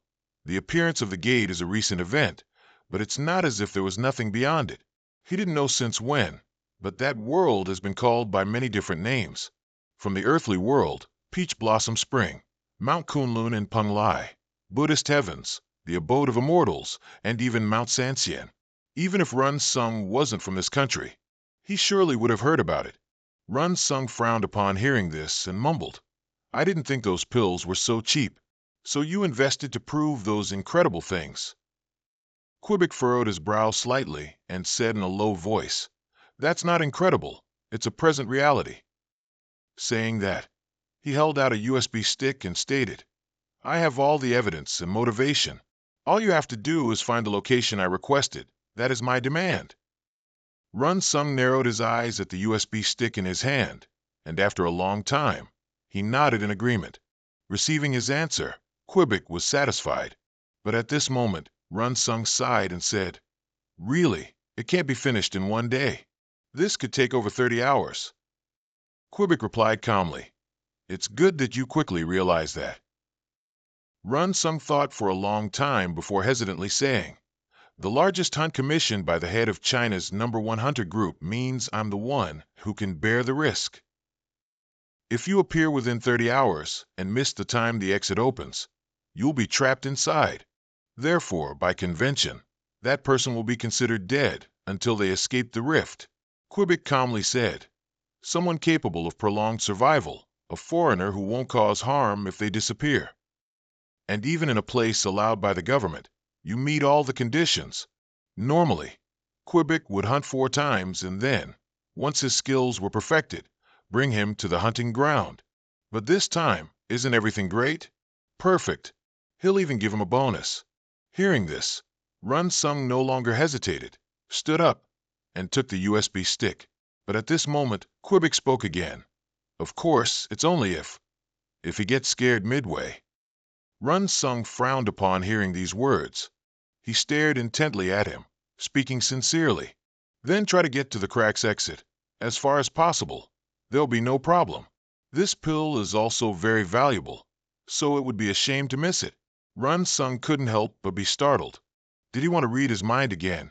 Thinking this, he then said in a low voice, With you like this, I don't think you're someone who'd let a business incur losses. Shrugging indifferently, Quebec replied calmly, So what? Run Sung raised an eyebrow and looked at him, explaining, What I hope to gain is infinitely more valuable than this pill. Aren't you thinking I'll take that thing, and maybe even surpass you? With a light chuckle, Quebec calmly replied, Yes, you could think that way. Isn't that a natural thought? Those who seem to have nothing but self-esteem are ultimately dark inside. Run Sung looked at Quebec with a bit of surprise, seeing an expression that seemed different from his usual one. While he was thinking, Quebec continued, But you're not that kind of person. Run Sung was stunned by these words. Quebec confidently spoke, I don't think you're someone who would have such an idea. And of course, I also don't think you're a perfectly upright young man. But didn't you say it yourself, that you're a hunter, right? At this point, he couldn't help but raise an eyebrow triumphantly, as if everything he said was true. Run Sung mumbled with even more doubt, So what if I'm a hunter? With a light chuckle, Quebec said happily, Yes, exactly. Run Sung couldn't help but be surprised. Is that why he believes I won't stab him in the back? How strange. Just then, Quebec tossed the USB stick toward him. Run Sung reached out and caught it. Quebec raised an eyebrow and smiled. Then I'll entrust it to you. I'm counting on you, Hunter. Run Sung narrowed his eyes, looking at the USB stick in his hand for a long time without speaking, breaking free from the memory of that day. Run Sung sighed helplessly. It's inexplicable. Then there's only one way. Thinking this, he sternly said, Why should I explain that to Ms. Zhang Bian? At these words, a hint of panic appeared on Bian's face. Run Sung maintained a serious expression, continuing coldly, Isn't that right, no matter where we go? Whether it's Ms. Bian or me, we're both business people. My work also has its secrets. Why should I disclose them to you? Bian was a little flustered. She stammered, That's true, but if I knew. Who knows, maybe I could help. Help? He snorted lightly. Run Sung spoke coldly again. Ms. Bian, as an expert, surely knows this. My business is my own, and I'll mitigate its risks. But why does Ms. Bian want to interfere in matters that don't concern her? He said he didn't know if it was due to working together for so long that personal feelings developed, But if personal feelings were brought into work, it would be unprofessional. What I mean is, constantly being questioned by him. Bayan was truly speechless. She clenched her hands into fists, seemingly trying to suppress her emotions. Run Sung knew that, but there was no other way. If he didn't draw a clear line here, Bayan would be in danger. Unlike you, she's a member of the Red Dragon Society. Even if it's cruel, it has to be this way. At this moment, Bayan suddenly spoke up. Then, does your promise to help me still stand? As soon as she finished speaking, her eyes were full of expectation, looking at Run Sung. But he didn't understand what she meant by this. Bayan looked at Run Sung firmly and said clearly, You said you would help me get to the exit safely. So, during the mission, we'll accompany each other and complete the mission with you, right? Is that not a problem? Run Sung was dumbfounded by her words, but he quickly reacted. That's true, but that's also dangerous. But Bayan was extremely firm. I don't care what you, Run Sung, do.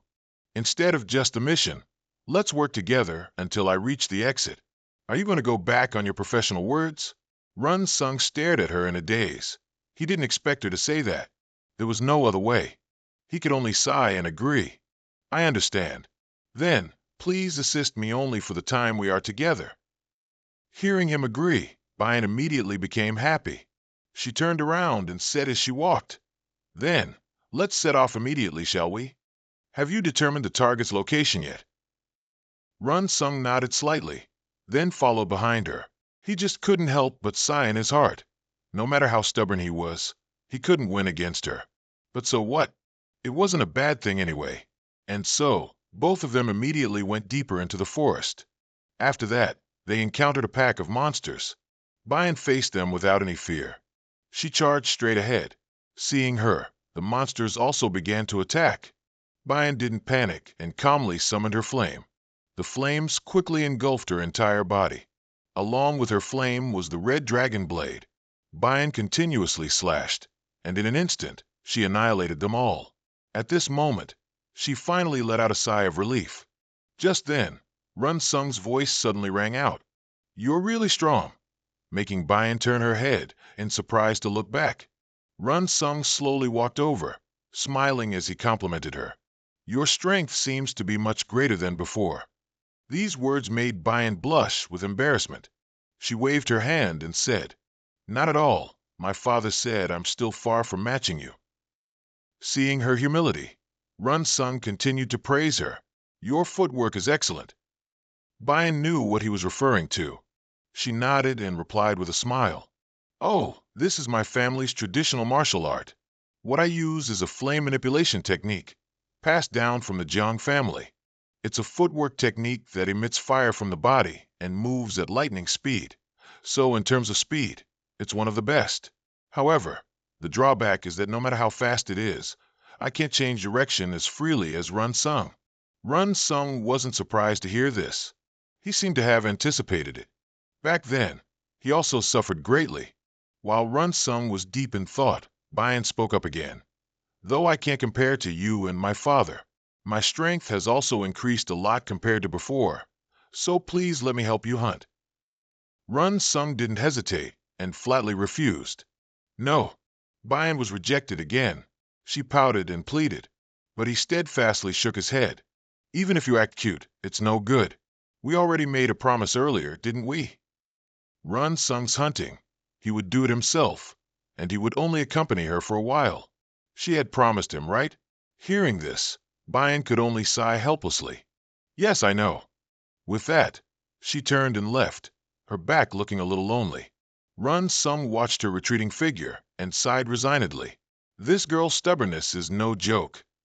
He needed to be indifferent and clearly set boundaries. Meanwhile, in another corner of the rift, Hyunmin's group was there. Hyung Chan was talking to Jin Chung. Guild leader Jin, have you made up your mind? Jin Chung nodded slightly and replied, Yes, I agree with your idea. I also have to make a decision. Hearing this, Hyung Chan immediately became happy, as expected of guild leader Jin, so decisive and courageous. Thank you for your cooperation. With that, he glanced into the distance, where Juk and was standing guard while Hyunmin rested. 2 hours had passed since they infiltrated the rift, but Hyman was still dawdling and wouldn't move. Kyung-chan wanted to quickly pursue Run-sung, but he didn't know what the old man was planning. From now on, there was no need to strictly follow Hyman's every decision anymore. Thinking this, he immediately walked towards Hyman, but before he could get close, Jukin blocked his way. Kyung-chan glared at him. He coldly snorted and cursed. "This bastard dares to block my way, get out." Jukin didn't back down. He still stood there, blocking the path. He stubbornly said, "I must protect Director Lai." Just then, Hyman suddenly commanded, "Ha Jukin, that's enough. Step aside." Only with the old man's words did Jukin relent and move aside. Kyung-chan slowly approached and suggested, "Let's talk for a bit, Director Lai." Hyman opened his eyes, looked at him, and coldly asked, "What exactly is the matter?" With a slight chuckle, Kyung-chan casually said, "You don't have to look at me like that. I didn't say anything wrong, did I?" He said that from now on, he would operate independently from Hyman. Hearing these words, Hyman slightly frowned. Suspiciously, he asked, "What are you going to do?" Shrugging indifferently, Kyung-chan casually replied, "What is there to do here? We should go hunting and scouting, shouldn't we? The initial contract didn't say we were just coming here to do this." He said he had already spoken with Jean Chung. 2 groups of 2 would scout alternately, then regroup at the exit. However, Hyman refused. "I have a different plan, and in that plan, I can't do without you and guild leader Jean. I won't allow you to go." Hearing these words, Kyung-chan couldn't help but let out a cold laugh. "Huh, this is insane. Are you kidding me, Director Lai? All right, I'll be direct. So, if we follow your plan, what will be the final outcome? It's truly shameful to be made a fool of by Run-sung like that." Hyman narrowed his eyes at him, remaining silent for a long time. Seeing this, Kyung-chan began to criticize again. "Lending you my time and reputation was my choice. But what did it amount to in the end? He said he would chase after Run-sung, who had caught the arrow and dared to insult him.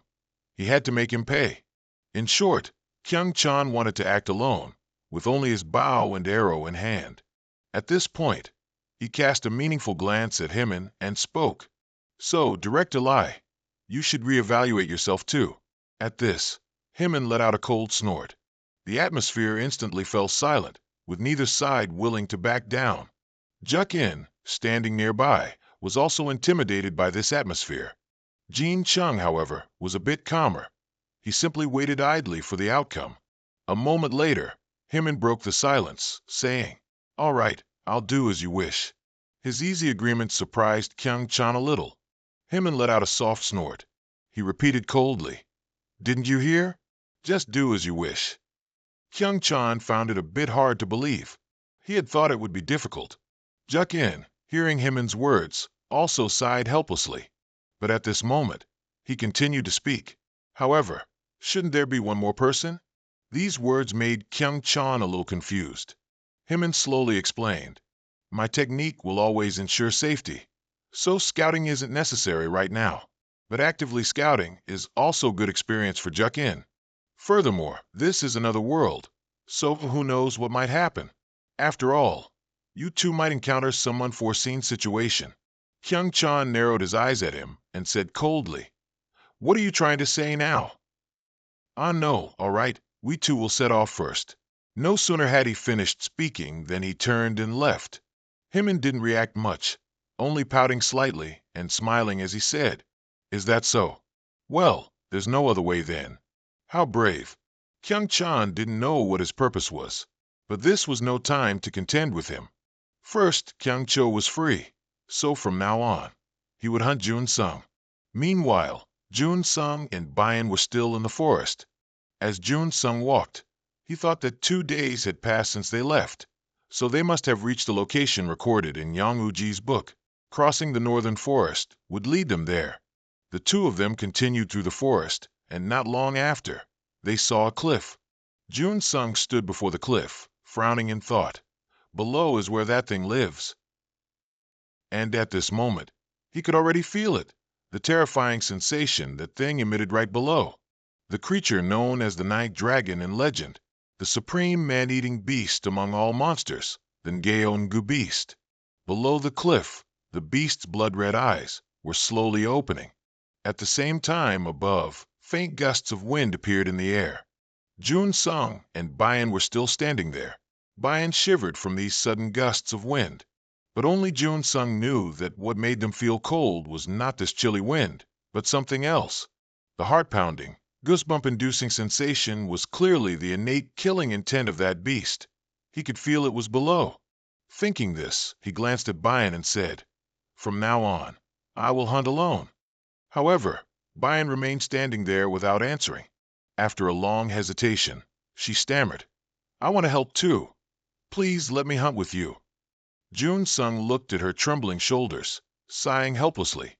She can also feel the killing intent emanating from below the cliff, yet she still says that? But he couldn't let her go with him, so he coldly said, "This is dangerous." Bayan gently shook her head, firmly saying, "I'm fine." No sooner had she finished speaking than Bayan felt something change in her body. Jun Sung had struck her pressure points, and as a result, her body couldn't move. Jun Sung paid no mind, reaching out to support her, then carried her back into the forest. Bayan glanced at him, not understanding why he did that. A moment later, Jun Sung placed her beside an ancient tree. Bayan squinted at him, trembling as she asked, "Why exactly?" Jun Sung coldly replied, "From now on, hunting is my business, not something you should interfere with." He reminded Bayan to listen carefully. Her pressure points would be released after a while, then she should leave this place. For the remaining time, she should scout and find out when the rift opens, then return. However, Bayan didn't want to. A stubborn glint appeared in her eyes. The more Jun Sung looked, the more helpless he became. He pressed his lips together, his expression still stubborn to the end. "All right, I'll say it briefly one more time." He said he hated her constantly tailing him. Did she understand? To be honest, whether Bayan was there or not, the result would be the same. To be frank, if she didn't go, she would only hinder Jun Sung more. Hearing these words, Bayan's facial expression stiffened. She mumbled, "That." But she couldn't form a complete sentence. She could only sigh sadly. But Jun Sung didn't care. He coldly turned and left. The cruel words continued to pour out. "Don't hinder me anymore, go back. We won't have any reason to meet again after this, all right?" Bayan had no choice but to watch Jun Sung's retreating figure. However, her eyes were filled with sorrow. Jun Sung paid no attention to this, running straight ahead. He was forced to do so. Even though it was a bit cruel, he had to cut ties now. If he didn't, Bayan would be in danger. The target Jun Sung had to hunt now was even stronger than the Cheongchi. However, when he reached the cliff, an anomaly appeared there that horrified him. A large shadow obscured the entire sky. The Ngeongu beast beneath the cliff had awakened at some unknown point. Its body was unbelievably huge, with blood-red eyes and sharp claws. Jun Sung squinted at it, his heart filled with confusion. When did it crawl out? Is this the Ngeongu? There were no signs at all. There was no sensation or sound whatsoever. It suddenly appeared like a ghost from that dark abyss. Jun Sung suspected it had already grasped their every move. At the same time, the automatic hunt system warned Jun Sung to run. Was the Ngeongu a monster beyond his control skills? If others saw Jun Sung intending to fight this thing, they'd think he was crazy. That's right, but what can he do? Jun Sung like that. Thinking that, he immediately equipped his weapon, scoffed, and said, "Fine, let's try being crazy." At the same time, the Ngeongu also looked his way. Jun Sung paid it no mind and lunged forward. He ran straight up along the Ngeongu's body. In a flash, Jun Sung had jumped onto its head. As soon as it saw him, the Ngeongu opened its massive mouth, revealing its sharp teeth. Jun Sung wasn't flustered. He suddenly dodged and ran in another direction. Seeing his action, the Ngeongu's eyes widened in surprise. Meanwhile, Jun Sung ran along the cliff face. He used spin and slit to maximize his speed, running back towards the abyss to disorient the beast. But the Ngeongu did nothing. It just stood there, watching Jun Sung run off. As he ran ahead, he glanced back at it. But at this moment, then Gyeong-gu's colossal form was nowhere to be seen. Jun Sung had run up the cliff. He frowned in surprise. Where did it go? While he was thinking, the ground in front of him suddenly cracked open. Jun Sung halted his steps, a hint of panic in his eyes. He suddenly thought of something, so he quickly leaped into the air. At the same time, the crack in the ground grew larger. In a flash, then Gyeong-gu burst out from the ground. Its massive mouth was also open, aiming directly at the direction Jun Sung was running. He widened his eyes in horror. Is it trying to swallow me whole?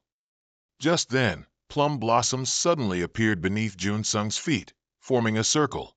So he quickly changed direction and ran, and then Gyeong-gu only bit at empty air. Jun Sung secretly let out a sigh of relief. Fortunately, he managed to avoid it, but his joy was short-lived, as he was once again taken by surprise, because then Gyeong-gu was now breathing fire at him. Jun Sung cried out in alarm. Fire from its mouth, could it be? But before he could finish his thought, the flames from the Gyeong-gu's mouth shot out. In a flash, the air was engulfed in fire. Jun Sung truly went from one surprise to another. He quickly dodged. Then Gyeong-gu's fire surged from its mouth straight up into the sky, and the fire grew larger and larger, as if it wanted to burn Jun Sung to death. The fire spat out by the Gyeong-gu was heating the air, and Jun Sung was currently hovering in the air. Fortunately, he had managed to escape its flames. He let out a sigh of relief. That was truly too dangerous.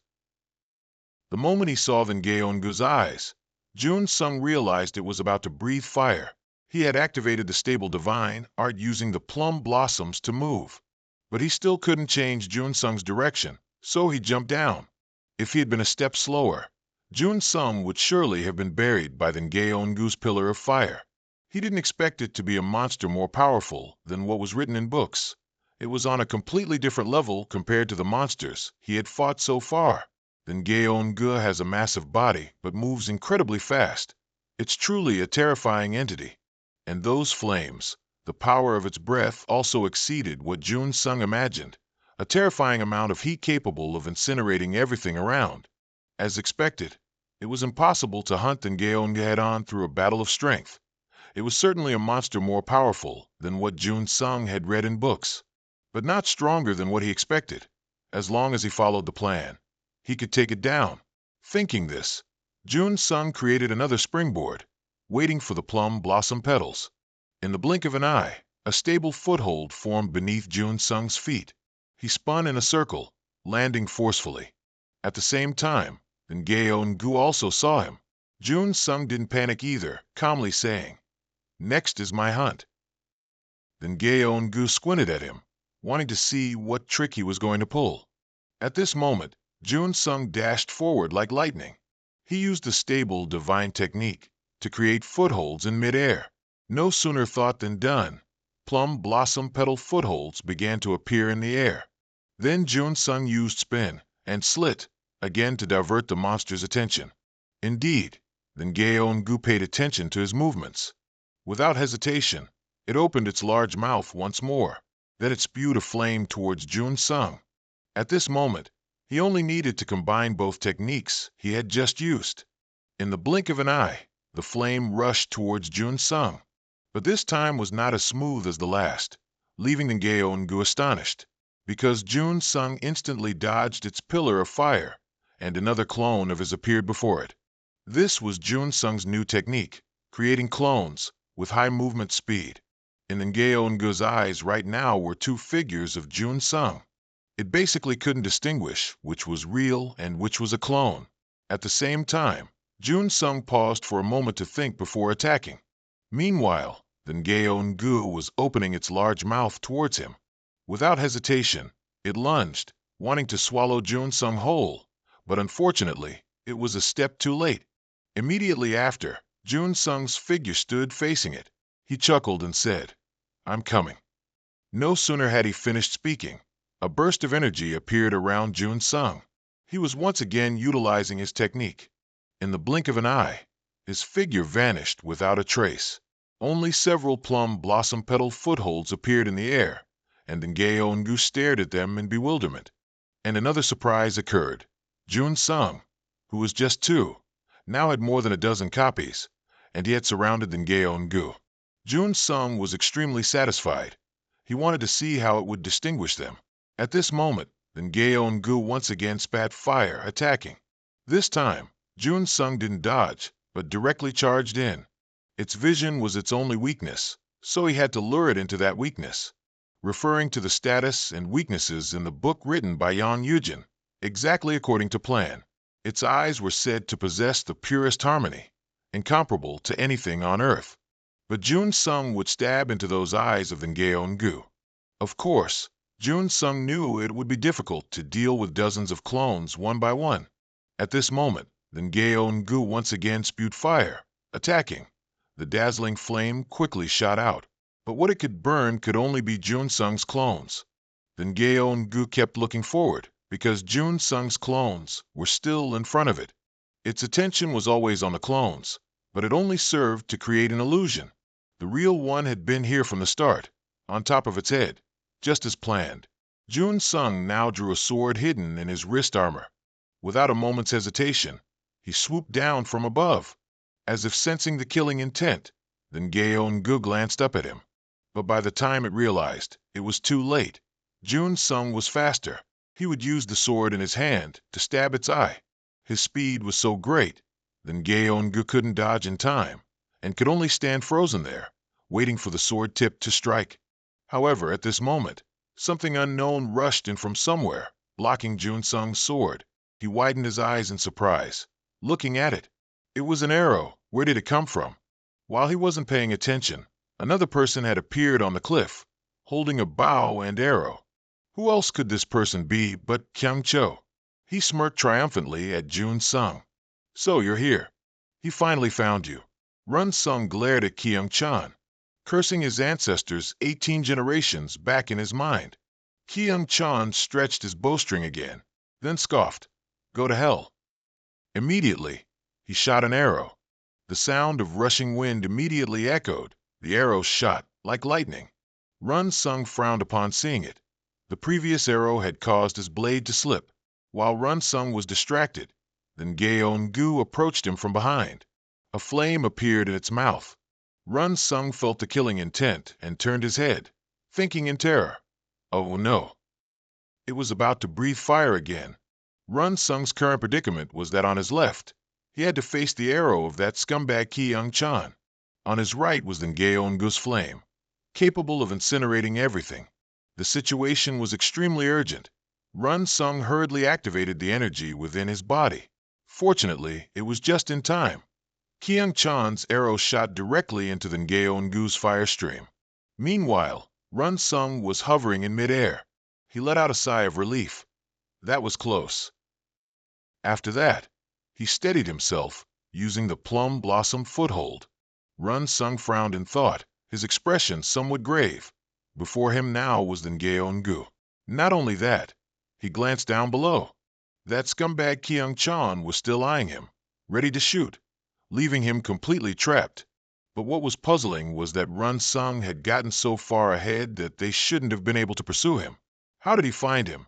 At the same time, Kyung Chan below was brimming with smugness, smirking as he thought, Run Sung is truly doomed. Thinking this, he immediately shouted, Oh Run Sung, you must be wondering how I found you, right? So, how did Kyung Chan find Run Sung? A few hours earlier, these two had split up to search for Run Sung. Jin Chung walked and said, In this world, it's not easy to determine direction. Finding someone who fled hours ago is like searching for a needle in a haystack. However, Kyung Chan raised an eyebrow and smugly said, It's possible. Leave finding that guy to it. As soon as he finished speaking, he opened the box next to his foot. Inside was a fox. Kyung Chan happily asked, I wonder if you've heard of a 1,000-mile fox? Jin Chung exclaimed in surprise. Is it a creature that only exists in legends? It can sniff out and chase prey from 100 miles away. Dan Mok nodded. Kyung Chan slowly explained. It is indeed the 1,000-mile fox. when company experimented with crossbreeding it with a blade fox to create this legendary 1,000-mile fox. However, it failed. Its lifespan was short and it was too aggressive, making taming impossible. It's just that Kyung-chan still chose to bring a few when hunting. Saying that, he took out a vial. Then he let the 1,000-mile fox sniff it. Jin Chung, seeing this, asked doubtfully, "The scent of a 1,000-mile fox? Why that?" Kyung-chan chuckled, explaining, "I'm a rather careful person, so I left a bit of its scent on the arrow." At that time, Run Sung had directly caught the arrow he shot. Hearing this, Jin Chung nodded in understanding. So that scent was left on Run Sung. Kyung-chan chuckled. Exactly. While the two were talking, the flawed 1,000-mile fox suddenly let out a roar. Kyung-chan nodded in satisfaction, "You see? Good. It's found the enemy's scent, so let's chase him." Back to reality, Kyung-chan was extremely proud of his intelligence, raising an eyebrow and sneering. "What now, Run Sung?" Run Sung, high above, didn't answer. He was silently thinking. The power of Kyung-chan's arrow is clearly very strong, but it seems he won't shoot continuously. If so, it might be that he can't shoot repeatedly, meaning he only shoots me at decisive moments. Thinking this, Run Sung seemed to have an idea. Immediately after, he charged towards Ngaeon-gu. In a flash, a clone once again appeared before it, leaving it standing there stunned. Run Sung thought that this way, Kyung-chan would only shoot at a clone, and he would just need to dodge. Having to pay attention to him, while also dealing with Ngaeon-gu wouldn't be a problem. But from below, Kyung-chan seemed to have realized Run Sung's intention, and he sneered contemptuously. "Footwork fast enough to create clones, huh? Seriously, he's truly a lucky guy." However, that's all he's got. As soon as he finished speaking, he once again drew his bowstring taut. Kyung-chan could discern Run Sung's movements. Therefore, this next arrow was aimed at his true body. Seeing the arrow flying towards him, Run Sung immediately panicked. There was no time to dodge anymore, so he decided to raise his hand to block. It wasn't until the arrow fell that Run Sung had time to think.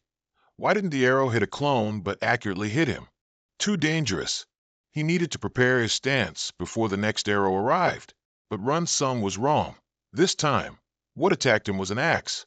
Run Sung was caught off guard and struck, and his eyes showed a hint of shock again. The one who struck was, of course, Kyung-chan's accomplice, Jin Chung, who sneered, throwing the axe directly where the arrow had flown. Kyung-chan was indeed thoughtful. He'd hit him, but that wasn't all.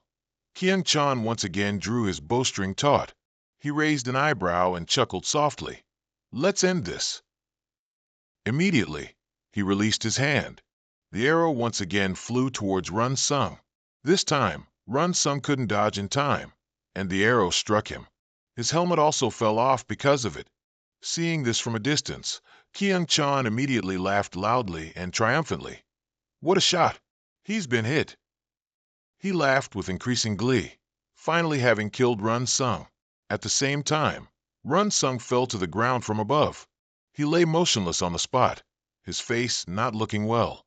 Kyung-chan and Jin Chung quickly rushed over. Kyung-chan happily chuckled. "Go quickly and check his body, Alliance Leader Jin." Jin Chung scoffed. "That's not a problem.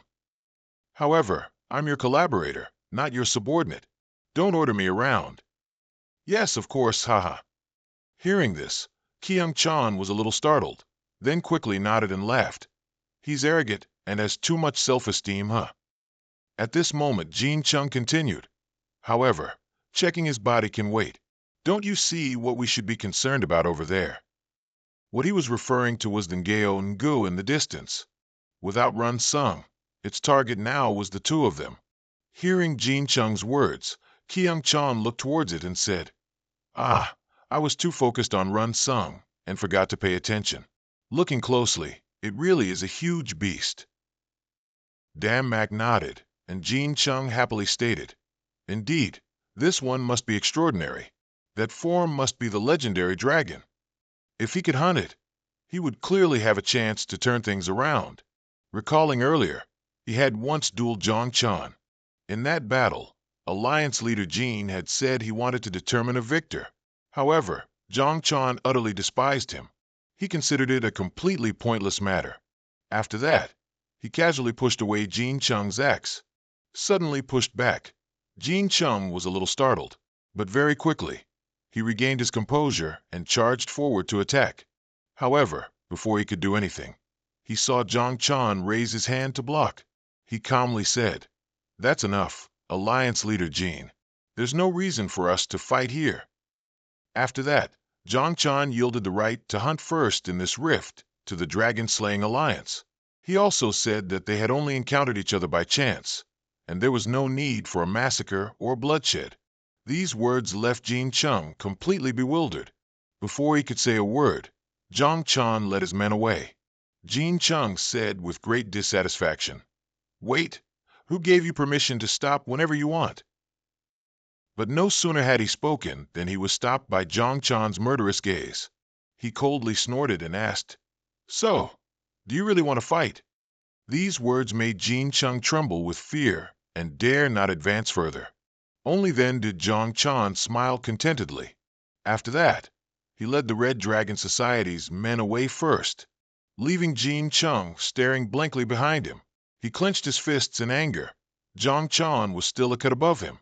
Although it was said that the hunter groups dominating Shanghai were the Red Dragon Society and the Dragon-Slaying Alliance, Zhang Chan was known throughout the continent as the second-ranked person of the decade. Jin Cheng knew how all of Shanghai commented on his inferiority. Although he was also ranked second in Shanghai, even if he controlled a powerful force, his actual strength was ultimately not equal to Zhang Chan's. Unable to endure such remarks, Jin Cheng went to the Red Dragon Society to challenge Zhang Chan to a decisive battle, but Zhang Chan refused, not seeing him as an enemy. At that time, Jin Cheng was very indignant. Why wouldn't Zhang Chan fight him? However, he now had an opportunity. If he could hunt this dragon clam in front of him, everything would be different. Jin Cheng would be honored as the first dragon hunter in history, and if so, his achievements would far surpass Zhang Chan's. Thinking this, his eyes were filled with determination. At the same time, Qiang Chan was no exception. He was drawing his bow, aiming directly at the dragon clam in front of him. Qiang Chan felt his luck was good today. Having just killed Run Cheng and now about to hunt a dragon, he thought he needed Jin Cheng's support. Although Jin Cheng was arrogant, his strength was considerable. Jin Cheng, along with Zhang Chan, was called Shanghai's strongest hunter. He only needed to swing his axe once to destroy everything around his opponent, and Qiang Chan only needed to provide cover with arrows from behind. Then there would be no beast they couldn't hunt. So he was extremely confident. At this moment, the dragon clam was already lunging towards them. It seemed to be at the same time. Jin Cheng lifted his leg and ran. He rushed along the dragon clam's massive body. Seeing this, Qiang Chan was extremely pleased. He had hunted many large beasts like this before, so he wasn't afraid anymore. Thinking this, he immediately shot an arrow towards the dragon clam. The arrow flew with wind-piercing speed. Qiang Chan, certain of victory, laughed loudly. "Your body is so big, you can't dodge, and you're slow. Your only weakness is your size. I've got you." However, the very moment the arrow reached the dragon clam's face, it simply tilted its head aside and dodged it. This situation made Qiang Chan's smile disappear. At the same time, Jin Cheng charged forward with his axe. He landed on the dragon clam's head. He was sure it couldn't dodge his axe, so he would just smash its head open. Thinking this, Jin Cheng immediately channeled energy into his axe. At this very moment, the dragon clam's eyes suddenly turned golden. Its body was also enveloped by a golden energy. It seemed to be at the same time. Jin Cheng's axe struck down. Unexpectedly, fragments of metal suddenly began to fall from the air. This sight left Jin Cheng stiff and frozen. His axe had begun to crack. He never dreamed something like this would happen. Jin Cheng cried out in disbelief. "No way! How did it break?" At the same time, the dragon clam's fierce eyes were looking at the two people in front of it. Qiang Chan could no longer hide his horror. He stammered, "Oh my God! Could this beast be using energy?" Just as he thought, the dragon clam really could use energy. Jin Chung's face immediately turned pale as he thought of this. Jin Chung's hand holding the axe trembled non-stop at this moment. He pursed his lips and muttered, "This beast." Immediately after, Jin Chung jumped off the dragon clam's head. He fled without hesitation. If it used mana, his attacks would never work. Jin Chung alone would never be able to kill it. So he had to run. He thought there must be other hunters, otherwise it couldn't be brought down. The more he thought about it, the more terrified he got. Jin Chung ran headlong forward without looking back. But how could the dragon clam let him escape? In just a blink of an eye, it caught up. Jin Chung panicked even more, trying to increase his speed to escape. He fundamentally didn't want to die. He continuously regretted confronting the dragon clam. Jin Chung only wanted to beat Zhang Chan, which is why he decided to hunt this beast. However, did he really want to fight him? The so-called desire to fight.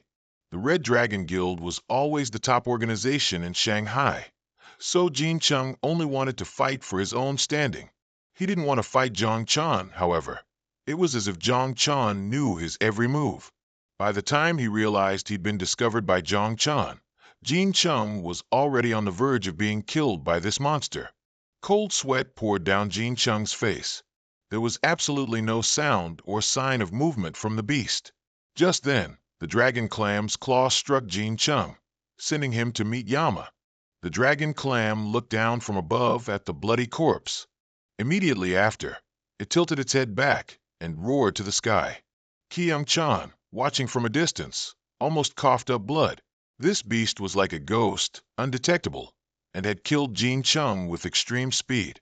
It wasn't that this beast was slow, but there were times it had to stop, so Kyung-chan could seize this opportunity. Thinking this, he immediately drew his bowstring taut. Since it came to this, he would imitate Jun Sung. Kyung-chan aimed at the dragon clam's eye, guessing that was its weak spot.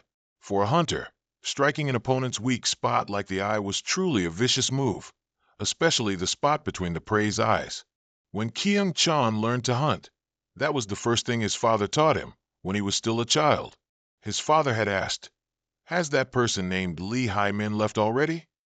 He had never understood why his father said that, but later, he said Hai-min was a dangerous person and told Kyung-chan not to go near him. Kyung-chan, on the contrary, was very stubborn. He questioned his father. "It's better than driving some beast here, isn't it?" Even if his father said Hai-min was dangerous and that he used him, he knew it all. But this world had changed. Kyung-chan asked his father, "Don't you still care? If you can hunt monsters, you can earn so much money. If he's using me, then I'll use Hai-min too."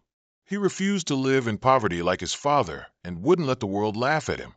Kyung-chan's father sighed helplessly upon hearing these words. "Kyung-chan, be careful." He just left that one sentence and said no more. But Kyung-chan didn't listen. However, after that, he succeeded. He climbed to 6th place in the rankings, reaching the same level as Lee Hai-min, the one who used him. All the power Kyung-chan had cultivated until now was in this arrow. He couldn't die here. Thinking this, Kyung-chan used all his might to pull the bowstring taut and release it. The arrow tore through the wind and flew straight towards the dragon clam's eye. It couldn't dodge in time and took the full force of the arrow. Seeing this, Kyung-chan immediately rejoiced. It hit. However, his joy was short-lived when he saw his arrow engulfed in flames. Kyung-chan froze solid, his eyes filled with disbelief. The arrow containing all his power was being melted. How could this be? Feeling that he couldn't fight back, Kyung-chan immediately turned and ran. He couldn't kill this thing. He had to run immediately. He thought he could escape if he ran and hid in that forest over there. Unlike Jin Chung, the distance between Kyung-chan and Gyeong-gu was now sufficient. He could run. At the same time, fire began to appear in Gyeong-gu's mouth. Immediately, it spewed out a massive stream of fire. The ground where Kyung-chan had just been standing was instantly destroyed by the stream of fire, swallowing a mouthful of saliva as he ran. Kyung-chan's eyes were now filled with fear. Only then did he remember his father's words. But perhaps by now it was too late. He had been sent flying by Gyeong-gu's stream of fire. Gyeong-gu's fierce eyes were still staring straight ahead. Immediately after, it tilted its head back and roared at the sky. Its sound jolted Jun Sung awake. He tried to move his body. He guessed he had been hit by Kyung Chan's arrow and passed out. Furthermore, he was paralyzed by that attack. At the same time, Gyeong-gu seemed to notice Jun Sung lying on the ground. Sensing that his breath was still there, it refused to let him go. A flame appeared in its mouth once again. Jun Sung tried to move but failed. The automatic hunting system appeared before him, but he couldn't press it. As he struggled, Gyeong-gu let out a roar. Jun Sung immediately panicked. No, if I stay like this, I'll take the full force of its fire. The flame instantly flared up in the air. At the same time, Bijin suddenly ran out from the forest. She reached out to him and shouted loudly, "Oh, Jun Sung!" Jun Sung flinched slightly. Seeing her, he froze. As Bijin tried to rush toward Jun Sung, the flame in Gyeong's mouth grew larger and larger. Very quickly, it was nearing their position. Seeing this scene, both of their expressions turned grim. Bijin quickly carried Jun Sung and ran, using the flames within her body. Her flames weren't as large as Gyeong's, but fortunately, they were still able to save both of them in the nick of time. Gyeong-gu looked down from above and saw that there was no one in its flames. Bijin had pulled Jun Sung to the side of the cliff. She let out a sigh of relief, glad they managed to dodge in time. However, her body was still injured. Her calf was badly burned by Gyeong's fire. Seeing the wound, Bijin sighed helplessly. Although she had used the dragon-chasing footwork to save Jun Sung in an instant, her leg was injured, and now even moving was difficult. But she didn't have time to care about it. She looked at Jun Sung, who was in her arms. She asked worriedly, "Are you okay?" He coughed twice and replied, "I'm fine for now." But looking at Jun Sung's body, Bijin knew he was seriously injured, yet he wanted to get up. So she reached out to help Jun Sung sit up. However, as she moved, a sharp pain shot through Bijin's leg, but she still suppressed the pain to help Jun Sung. A moment later, the two of them finally managed to sit up. Bijin still asked worriedly, "How is it, Jun Sung?" He squinted at her and replied casually, "Thanks to you, I survived." "Thank you, but why did you help me? I told you to go back." Bijin frowned slightly, pursed her lips, and said, "That's right. You said that." Jun Sung was a little surprised and asked, "What does that mean?" Seeing his expression, Bijin thought he was angry and quickly apologized. "I didn't intentionally ignore what you said." Jun Sung shook his head slightly. "I'm not blaming you. If you hadn't saved me, I would have been done for. I'm just curious." Hearing these words, Bijin happily said, "I don't know why I couldn't leave." This statement confused Jun Sung even more. Bijin then slowly explained, after undoing the acupuncture point seal and leaving the forest, "As soon as I saw you passed out next to that beast, I decided I had to save Jun Sung. She only had that one thought, so she acted without thinking." Hearing these words, Jun Sung couldn't help but be stunned. Why did this girl care so much about him? Moreover, he had said such harsh things to her before. Didn't it hurt her at all? While the two were talking, Gyeong-gu approached from a distance. Jun Sung was startled, then turned to panic, because his hand still couldn't move. He just needed to press the button on the auto-hunt system, but could his hand do it? However, at this moment, Bijin's hand touched Jun Sung's hand. Jun Sung flinched slightly, glancing at her. He saw a bright smile on her lips. She happily said, "I know. You always extend your hand forward like this when you fight, don't you?" Saying that, she grabbed Jun Sung's hand and pointed it forward. Although she couldn't see the system, she could still help Jun Sung press the activation button. Immediately, the auto-hunt system responded to him. Plum blossoms appeared from the air, falling gently. Seeing this scene, Gyeong-gu was surprised. It was confused and didn't understand anything. At the same time, Jun Sung could move again, and he stood up to face Gyeong-gu. Seeing this, Bijin immediately worried. "You're injured if you move like that." But before she could finish, Jun Sung reassured her. "Don't worry, Bijin, I'm fine now." Saying that, he even smiled at her. At this moment, Gyeonggu was enraged by the plum blossoms, falling on it, and roared incessantly. Hearing that piercing sound, Bijin couldn't help but flinch. At this moment, Jun Sung walked over and picked up Bijin's crimson dragon blade. He calmly smiled and said, "Then can I borrow this? The blade I prepared earlier broke." Bijin nodded without hesitation. "Of course you can, but if you're okay, we should run instead." Jun Sung shook his head, refusing. "You're injured now. Running will be difficult. Besides, I haven't fully recovered either." Moreover, he alone was enough to kill Gyeonggu, so he told her not to worry and just wait there. Bijin felt relieved and nodded at these words. Jun Sung also gave her a reassuring smile. Immediately after, he turned to look at Gyeonggu.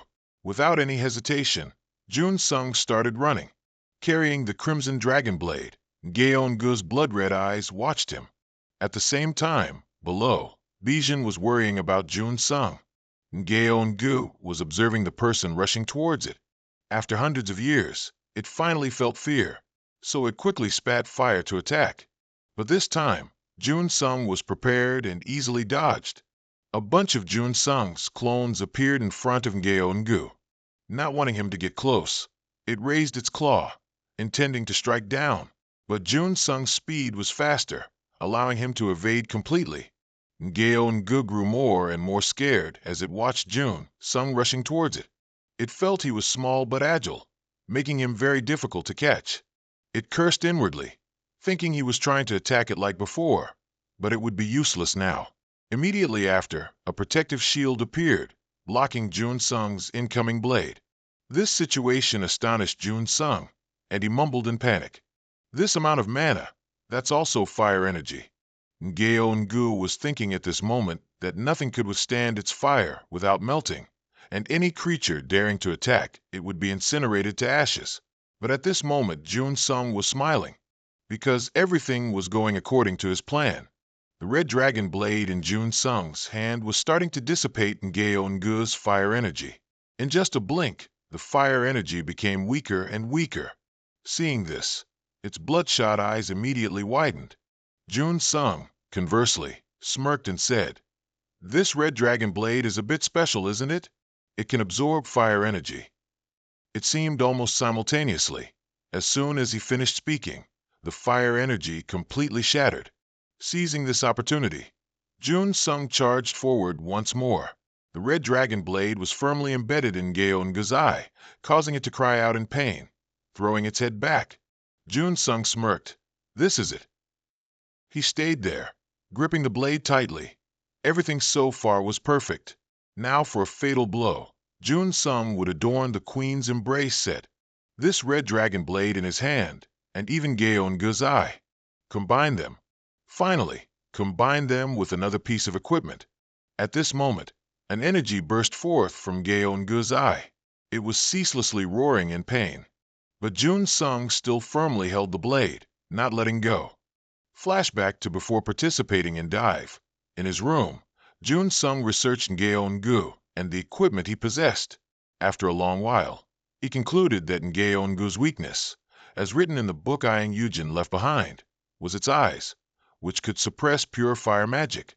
This meant Gyeonggu must have the ability to use fire energy. Although the energy could be pierced when attacked with a sword, what happened afterward was the real issue. Even if he could overcome the mana, Jun Sung still needed a stronger method to have a chance at destroying its eyes. So he would have to absorb the maximum amount of fire magic in the mana into his weapon and defeat it. The only way to do that was with a fusion skill, as Jun Sung had used before to make this armor in front of him. After that, could the applicability of the fusion skill be tested? According to the experiment, in the current situation, Jun Sung possessed a catalyst, even superior to the red dragon blade. So combining Gyeonggu's eye with its own mana was possible. Thinking of this, Jun Sung shouted loudly. A surge of mana shot into the air. At the same time, Gyeonggu's roars grew louder and louder. Below, Bijin watched the scene, stunned. Jun Sung remained focused on fusing the equipment, oblivious to the energy enveloping his body. After only a short while, the red dragon blade in his hand transformed. And finally, Zun Sung's armor also changed its form. From silver, it turned red, indicating a successful fusion. Seeing his new equipment, Bijin couldn't help but exclaim, "Amazing!" While she was engrossed in observing Zun Sung, she didn't notice the danger lurking behind her. On Zun Sung's battlefield, Geon-gu was completely dazed, along with the agony of losing its eyes. The truth was, even the immense heat stored in Geon-gu's eyes for so long had been completely stolen by Zun Sung. This was the first time in its life that Geon-gu had tasted what fear was like. Its instinct told it to flee immediately. At this moment, Zun Sung sighed and said, "I'm quite tired." But this opportunity couldn't be missed. With that, he tightened his grip on the red dragon blade. Without any hesitation, he stabbed into Geon-gu's eye once more. Fresh blood began to pour like rain. The pain surged again. Geon-gu's body thrashed continuously in the air. Meanwhile, Zun Sung seized this opportunity to slip inside. He quickly moved deep inside its body. Zun Sung quickly moved around observing. Soon, he saw a strange purple object. This must be Geon-gu's heart. Zun Sung squinted, observing for a moment. Meanwhile, Geon-gu sensed he was deep inside its body and became furious. It wouldn't forgive him. A murderous glint appeared in its remaining eye. A torrent of heat surged within Geon-gu's body at this moment. It was shooting directly at Zun Sung. However, he wasn't panicked at all, calmly watching it charge. The moment it got close, Zun Sung immediately shifted his gaze. Then, he created a layer of energy to envelop his body. Geon-gu's heat was stopped cold. Seeing this, Zun Sung raised an eyebrow triumphantly. Good. The amount of mana in his eyes, combined with the armor, could make it stop breathing. Indeed, outside, Geon-gu began to howl in pain again. Its heart was pounding continuously. Just as Zun Sung expected, it was struggling to its death. It would probably be difficult to pierce through this defense now. But he wasn't out of options. After thinking, Zun Sung immediately stepped forward. Geon-gu's heart was still constantly contracting at this moment. In an instant, Zun Sung unleashed his parasitic bee technique. Thousands of energy rays shot into its heart, causing Geon-gu so much pain it almost fainted. But that wasn't all. Those energy rays also pierced through its body and shot outwards. Geon-gu's body thrashed incessantly in the air. Its heart had also stopped gushing heat. At this moment, Zun Sung was half sitting, half kneeling, panting. But luckily it was finished. Before long, Geon-gu's heart shattered, and fresh blood began to pour out. Geon-gu desperately struggled at this moment, but death was certainly coming for it. Before long, Geon-gu powerlessly collapsed. It fell directly onto the cliff where it was born. The moment it fell, the cliff also gradually closed. After a short while, the barrier was reduced to just a small crevice. Just then, a sound suddenly came from beneath the cliff. Immediately after, a hand emerged from below. It was Zun Sung. He had escaped Geon-gu's body and climbed out. He quickly climbed onto the ground. Let out a sigh of relief. He succeeded. Zun Sung was quite lucky. His energy was also depleted. If he couldn't have performed the parasitic bee technique, he would have been finished. But Zun Sung succeeded, exactly as per the original hunting plan. He had defeated that terrifying monster, Geon-gu. Now, returning to Bijin, he would bring everything back to square one. However, at this moment, a voice suddenly echoed in the clearing. That was a great move, startling Zun Sung. When he looked again, he saw Hime, who had appeared there at some point. Beside him was the hound Zukin. Hime raised an eyebrow, smiled and said, "A masterful finishing blow. You actually did it, huh?" Zun Sung didn't care about him. What he cared about was Bijin, lying unconscious behind them. He slightly raised an eyebrow, silently. "It's this damn old man again." While Zun Sung was thinking, Hime smiled and said again, "I sincerely congratulate you on this achievement, oh Zun Sung." Zun Sung still stood there silently, without saying a word. He kept staring at Bijin lying on the ground. He guessed she had been knocked out by Hime. Just after one battle, yet another battle appeared on the cliff. Zun Sung squinted at Zook and standing next to Hime. If he could find a loophole between them, He could save Bijin. Just then, a sudden shout rang out. "Damn it! You dog, Lihimi!" Zun Sung was slightly startled.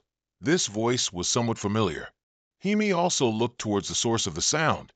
The one who had just cursed was Kyung Chan. He wasn't dead yet. He was belligerently questioning. "How dare you use me?" Shrugging indifferently, Himi casually smiled and said, "Pushing you away was what you wanted. All I did was follow your lead." Kyung Chan wasn't the only person in this world who understood meticulousness. He also had his own precautions when he secretly placed the charm into his equipment. Looking at Kyung Chan's furious expression, Himi again casually smiled and said, "It seems you're angry with me, aren't you? But if I hadn't activated that charm, how would you have had the chance to speak with Lord Jean in the underworld?" Hearing these words, Kyung Chan immediately cursed in dissatisfaction.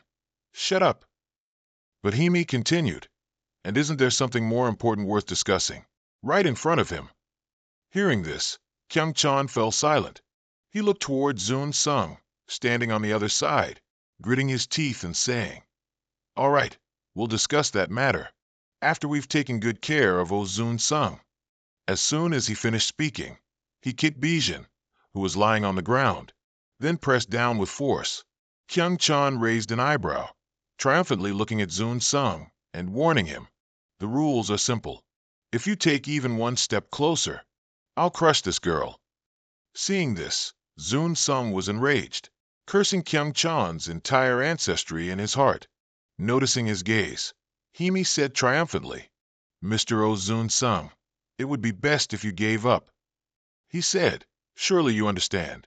It would be very difficult to close the distance immediately with just the speed of your feet. And as you've seen, the true power of the demon Bao Kyung Chan lies in his keen sight. Even if Zun Sung used clones or tried to distract him, he wouldn't be able to escape Kyung Chan's eyes, even if you tried your best to move in a ridiculous manner. Unfortunately, with just one gentle tap, this Bijin could be gone." Zun Sung squinted at him, gritting his teeth and cursing, "Lihimiyu." But before he could finish, he stated his conditions. "What we're asking for is very simple. The armor you're wearing, the one that just got even better, and the other eye of the red dragon. You're surely carrying, right? If Zun Sung hands over those two things, Himi guarantees that Bijin will return safely. But as for you, he can't say for sure." Hearing this, Zun Sung snorted contemptuously. "Nonsense." Himi wasn't in a hurry, calmly smiling and saying, "This could be considered a good deal. Look at the position you're in. So how about this?" He said to put everything that happened between them aside. If Zun Sung joined his side, both Bijin's life and his would be guaranteed. These words startled Zun Sung a little. "He wants to recruit me now. Is he crazy?" Even Kyung Chan couldn't believe it. He angrily questioned, "Lihimi, what the hell did you just say?" "Stop!" Himi scolded, displeased. "I'm speaking. So shut your mouth, Kyung Chan." These words startled Kyung Chan. He trembled and fell silent. Himi ignored him, looked at Zun Sung, and continued, "You seem surprised. You must have thought about this 100 times. So why not try it now? Of course, he also goes crazy every time he thinks about what you've done, but he's also considered it very carefully." Zun Sung slightly raised an eyebrow, asking back skeptically, "Considered it carefully?" Nodding indifferently, Himi slowly explained, "That's right. After letting you slip away in the other world, that thought suddenly occurred to me. It seems your ability to improve your power progresses quite quickly." The reason all of Himi's plans to eliminate Zun Sung failed was because his skills always improved to an extent the old man never expected. He wondered how the boy had such an astonishing rate of growth, and after exploring it, Himi discovered some special things about Zun Sung himself, things that couldn't be explained by anything like magic or thoughts. Zun Sung frowned and thought after hearing this. Was he talking about the automatic hunting system? Just then, Himi spoke again. "Your secret. I want to know about it. It seems to be related to something I'm dedicating my whole life to pursuing." Zun Sung, intrigued, asked when he heard this, "Dedicate your whole life to pursuing?" Nodding indifferently, Himi smirked and replied, That's right. About this world, the world inside the cliff. How could such a mysterious world exist? It might not seem like it, but he's a scholar. He's done all sorts of experiments just to find that secret. And that made Himi think. Maybe that path would lead to the answer. The one his most despised rival held. He asked Zun Sung if he wasn't curious. Zun Sung didn't answer. Himi continued, saying, the unique and mysterious nature of the world inside the cliff. Zun Sung didn't care about what he said. He knew nothing about him. While Zun Sung was thinking, Himi opened his mouth again. I'm still researching that mystery further. Doing everything I can. He learned military arts existing from ancient empires. By observing Lady Bitch, he also discovered unique geniuses like Zukin, Kyung Chan, and continued to research it. Himi elevated Kyung Chan from an unknown hunter to a notorious chosen one, as well as Zukin from an ordinary military strategist to one of them. Himi confidently stated that all of this happened thanks to him. He analyzed their abilities, researching, telling them the truth, and guiding them. Otherwise, no one could have achieved such feats. Zun Sung was surprised to hear this. Himi didn't know what he was thinking, but still offered, if you want to hone your abilities further, come join me. He wanted to create a new beginning with Zun Sung. He was also sure Zun Sung was very interested. However, Zun Sung flatly refused. No, not exactly. These words stiffened Himi. Zun Sung coldly spoke again. I'm not interested in secrets or anything similar. Himi asked in disbelief. What did you just say? Shrugging indifferently, he coldly replied. Truth and secrets. Those two things have nothing to do with me. What's more important is what I want to do, and will do as a true hunter. At this point, Zun Sung suddenly remembered what Suk Kyung often said. A moment later, he coldly snorted. On your side, huh? I don't want a companion who's a charlatan like you. Having said that, he flashed a provocative smile.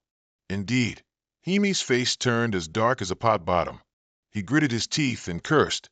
What the hell did you just say? But before he could finish, another scream interrupted. Fine then, go die, O Zun Sung. As soon as the words left, something brushed past Zun Sung's face. It was Kyung Chan's arrow.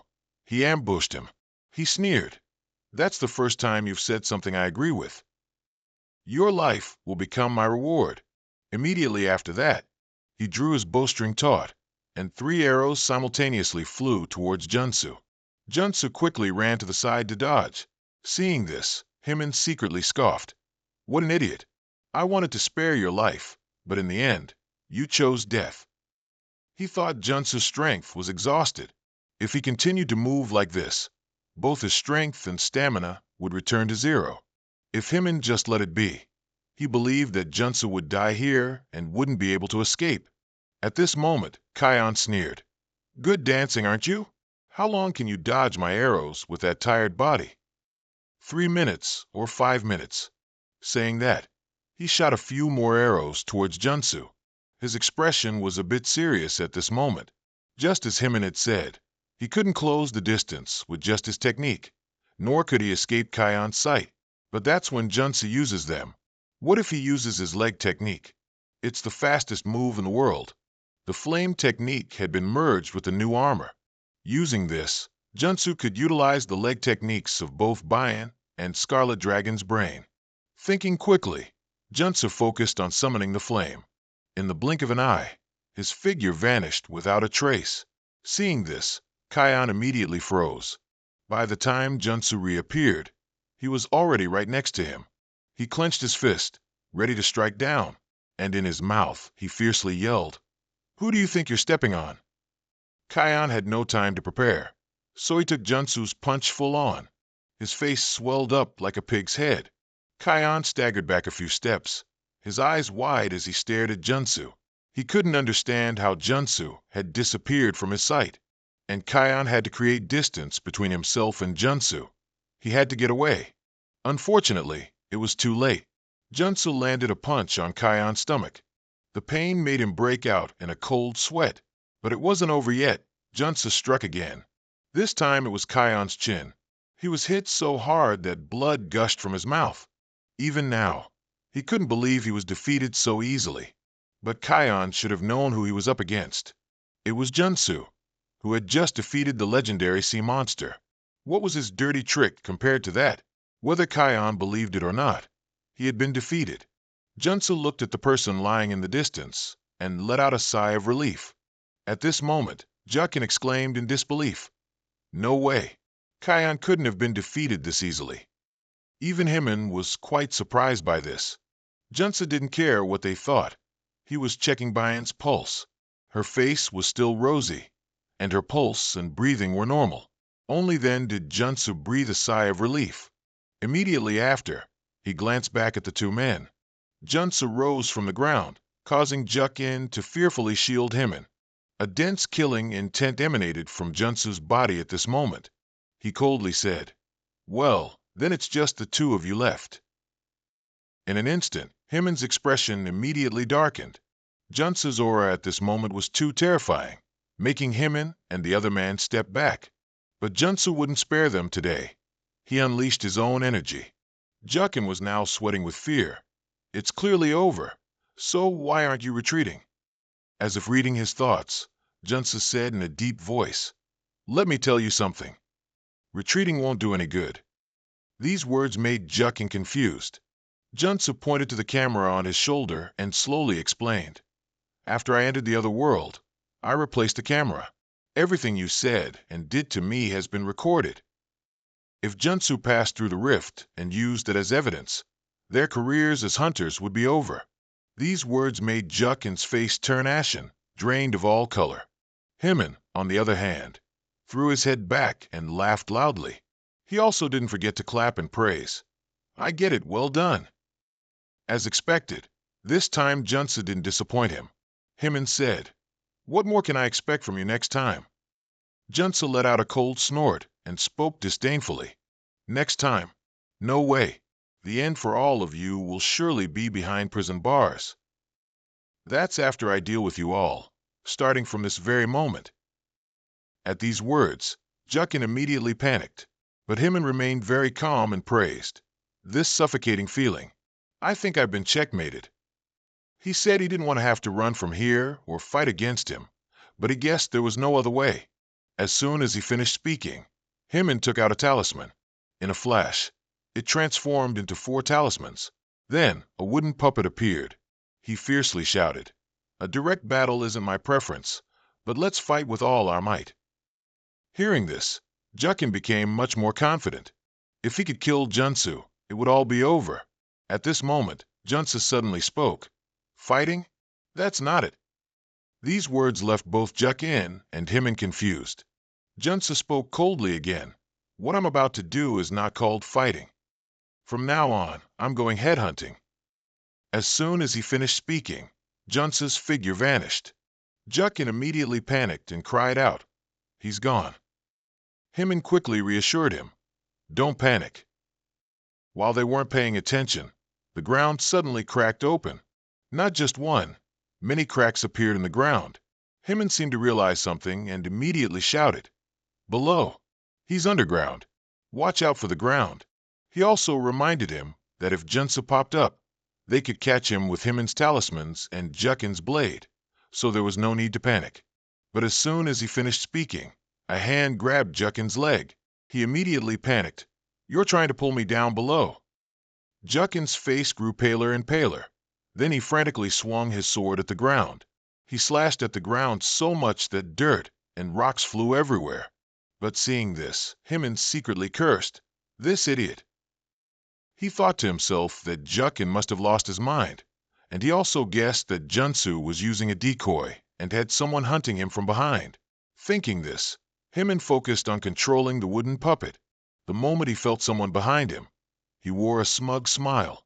And then, the wooden puppet reached out and clamped down on the thing rushing towards it.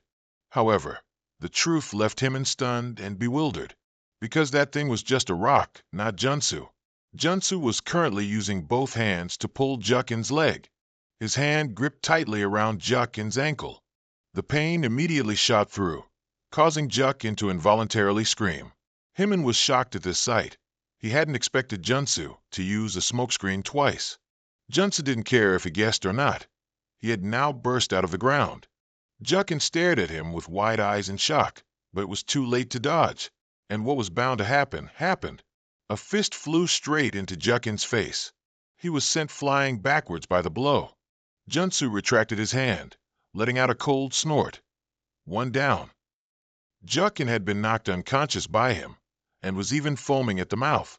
At this moment, he glanced at Himon again and said coldly, "Now you're the only one left." Junsu was not wrong. 4 of them had entered the rift. Jin Chung was killed by the monstrous fish, and Kion had been taken down by Junsu earlier. He narrowed his eyes at the old man. Finally, it's the ringleader. By this point, Himon's relaxed expression was gone. After a long silence, he finally spoke in a low voice. "You withstood Jukin's attack with that enhanced armor, and even broke his leg." Junsu had once again exceeded his expectations, and now he had truly become a monster Himon couldn't handle. If this continued, he would be defeated by Junsu. But the fact that he exceeded his expectations was also within his predictions. There was still another way. Thinking this, Himon immediately glanced at Bayan lying on the ground. The two were currently in a stalemate, neither willing to yield. After a long while, Junsu broke the silence. "Then I should end this." As soon as he finished speaking, he charged forward. The wooden figure saw Junsu and also clenched its fists. The moment he reached its front, it punched down. However, Junsu's figure disappeared. Its punch only hit the air. And at the same time, cracks appeared on the ground again. Himon clicked his tongue in surprise. The same trick again? As soon as he finished speaking, he reached out and took out a few talismans. Then he threw them into the air, and in his hand, he began to form an incantation. Himon would unleash all the knowledge and spells he had gathered until now. In an instant, the wooden figure was enveloped by a surge of energy. Its body gradually became colossal. At this moment, Himon shouted loudly, "Destroy everything beneath the ground where I stand. Take him down." The wooden figure received his command, then furiously punched the ground. In an instant, the ground was destroyed by it. Smoke, dust, and rocks flew everywhere. Seeing this, Himon's expression suddenly turned grave. "This won't be enough," he thought. Junsu's armor was much more durable than he had imagined.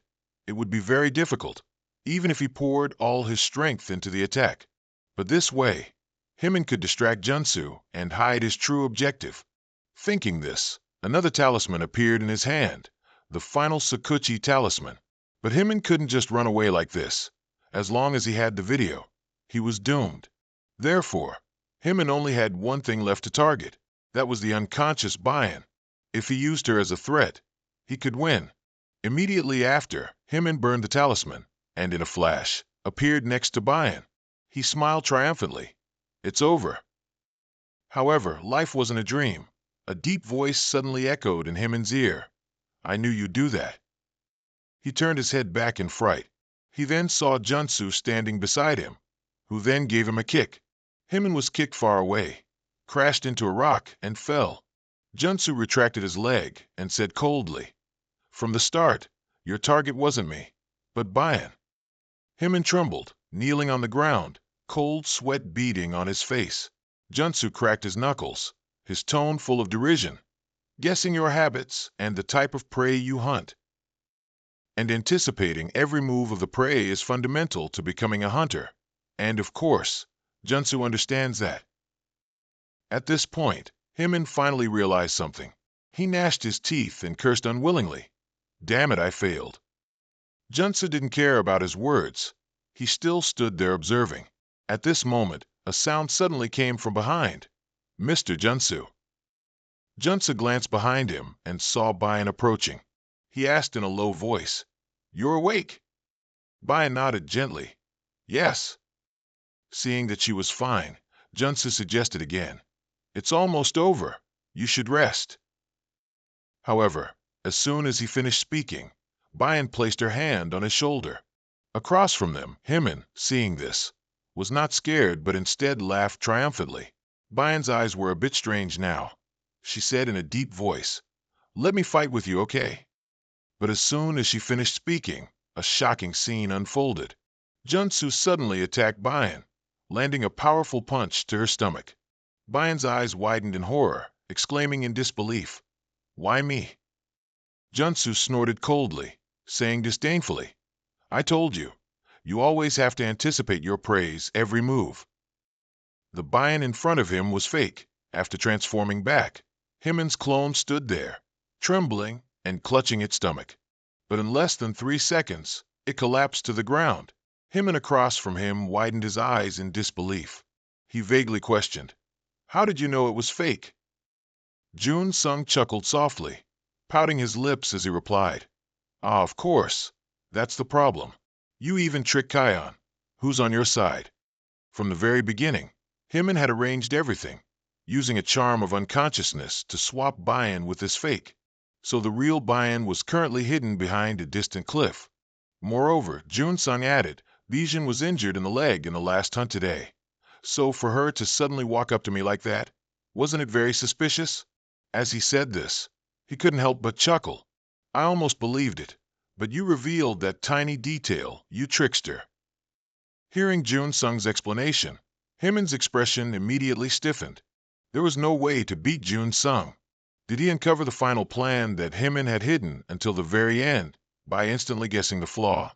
While Himen was lost in thought, Jun Sung spoke up again. "So now, prepare yourself."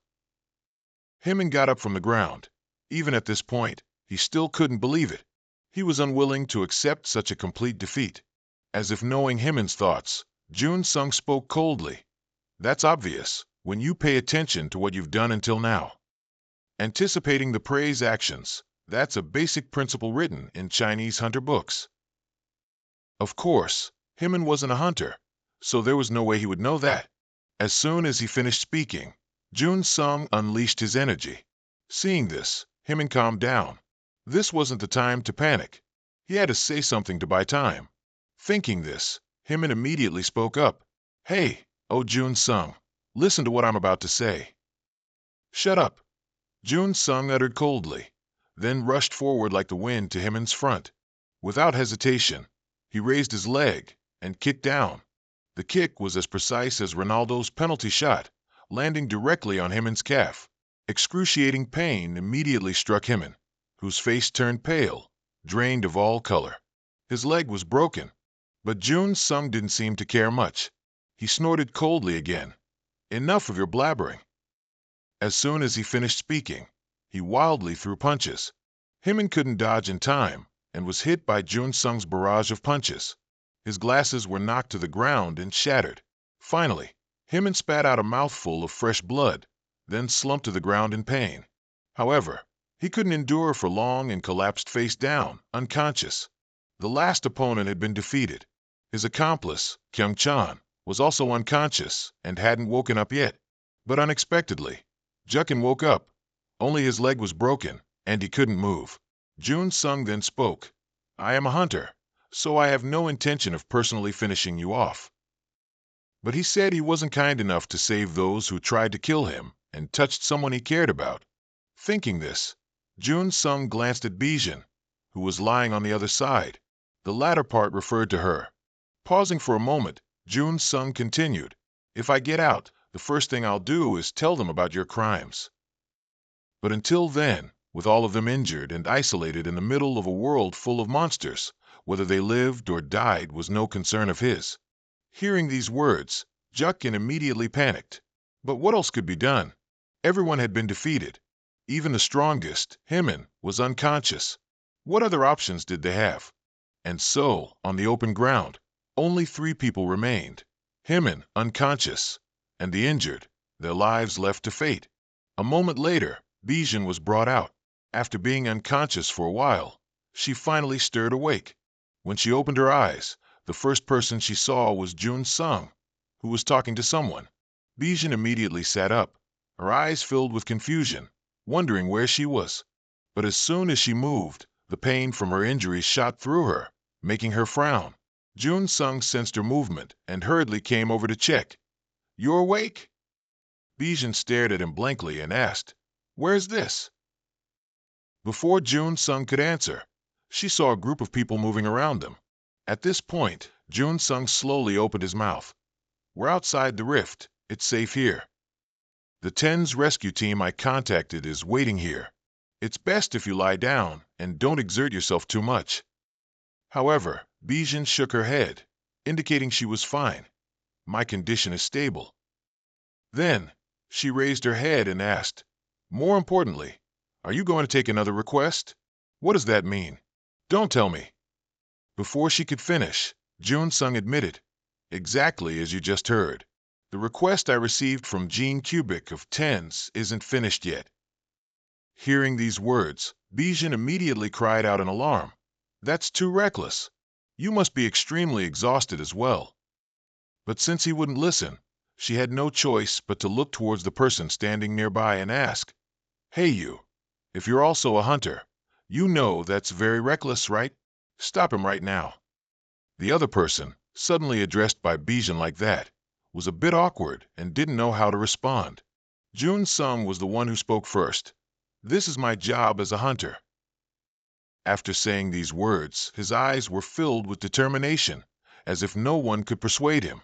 Bijin gazed at him intently, her eyes filled with melancholy. Finally, she could only helplessly sigh. This person would never give up. Seeing her expression, Jun Sung didn't want to say anything more, only instructing, "Ms. Bijin's safety will be ensured by the TEN's hunters here. Please return safely." One day, he would definitely repay everything he owed her. As soon as he finished speaking, he took a step and left.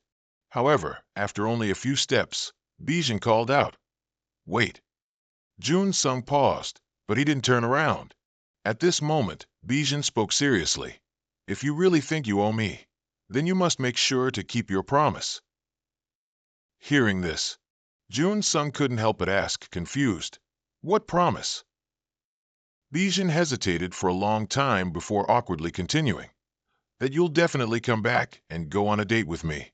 You'll keep our previous promise, right?" These words made Jun Sung a bit stunned, but he quickly reacted, curving his lips into a smile and saying, "Is that so?" But that was all. Jun Sung took a step and left. Bijin was a bit sad. She still hadn't received a clear answer from him. However, at this moment, Jun Sung suddenly raised his hand. His hand was tightly clenched into a fist. Seeing this action, Bijin's eyes brightened immediately. She happily exclaimed, "That's a promise."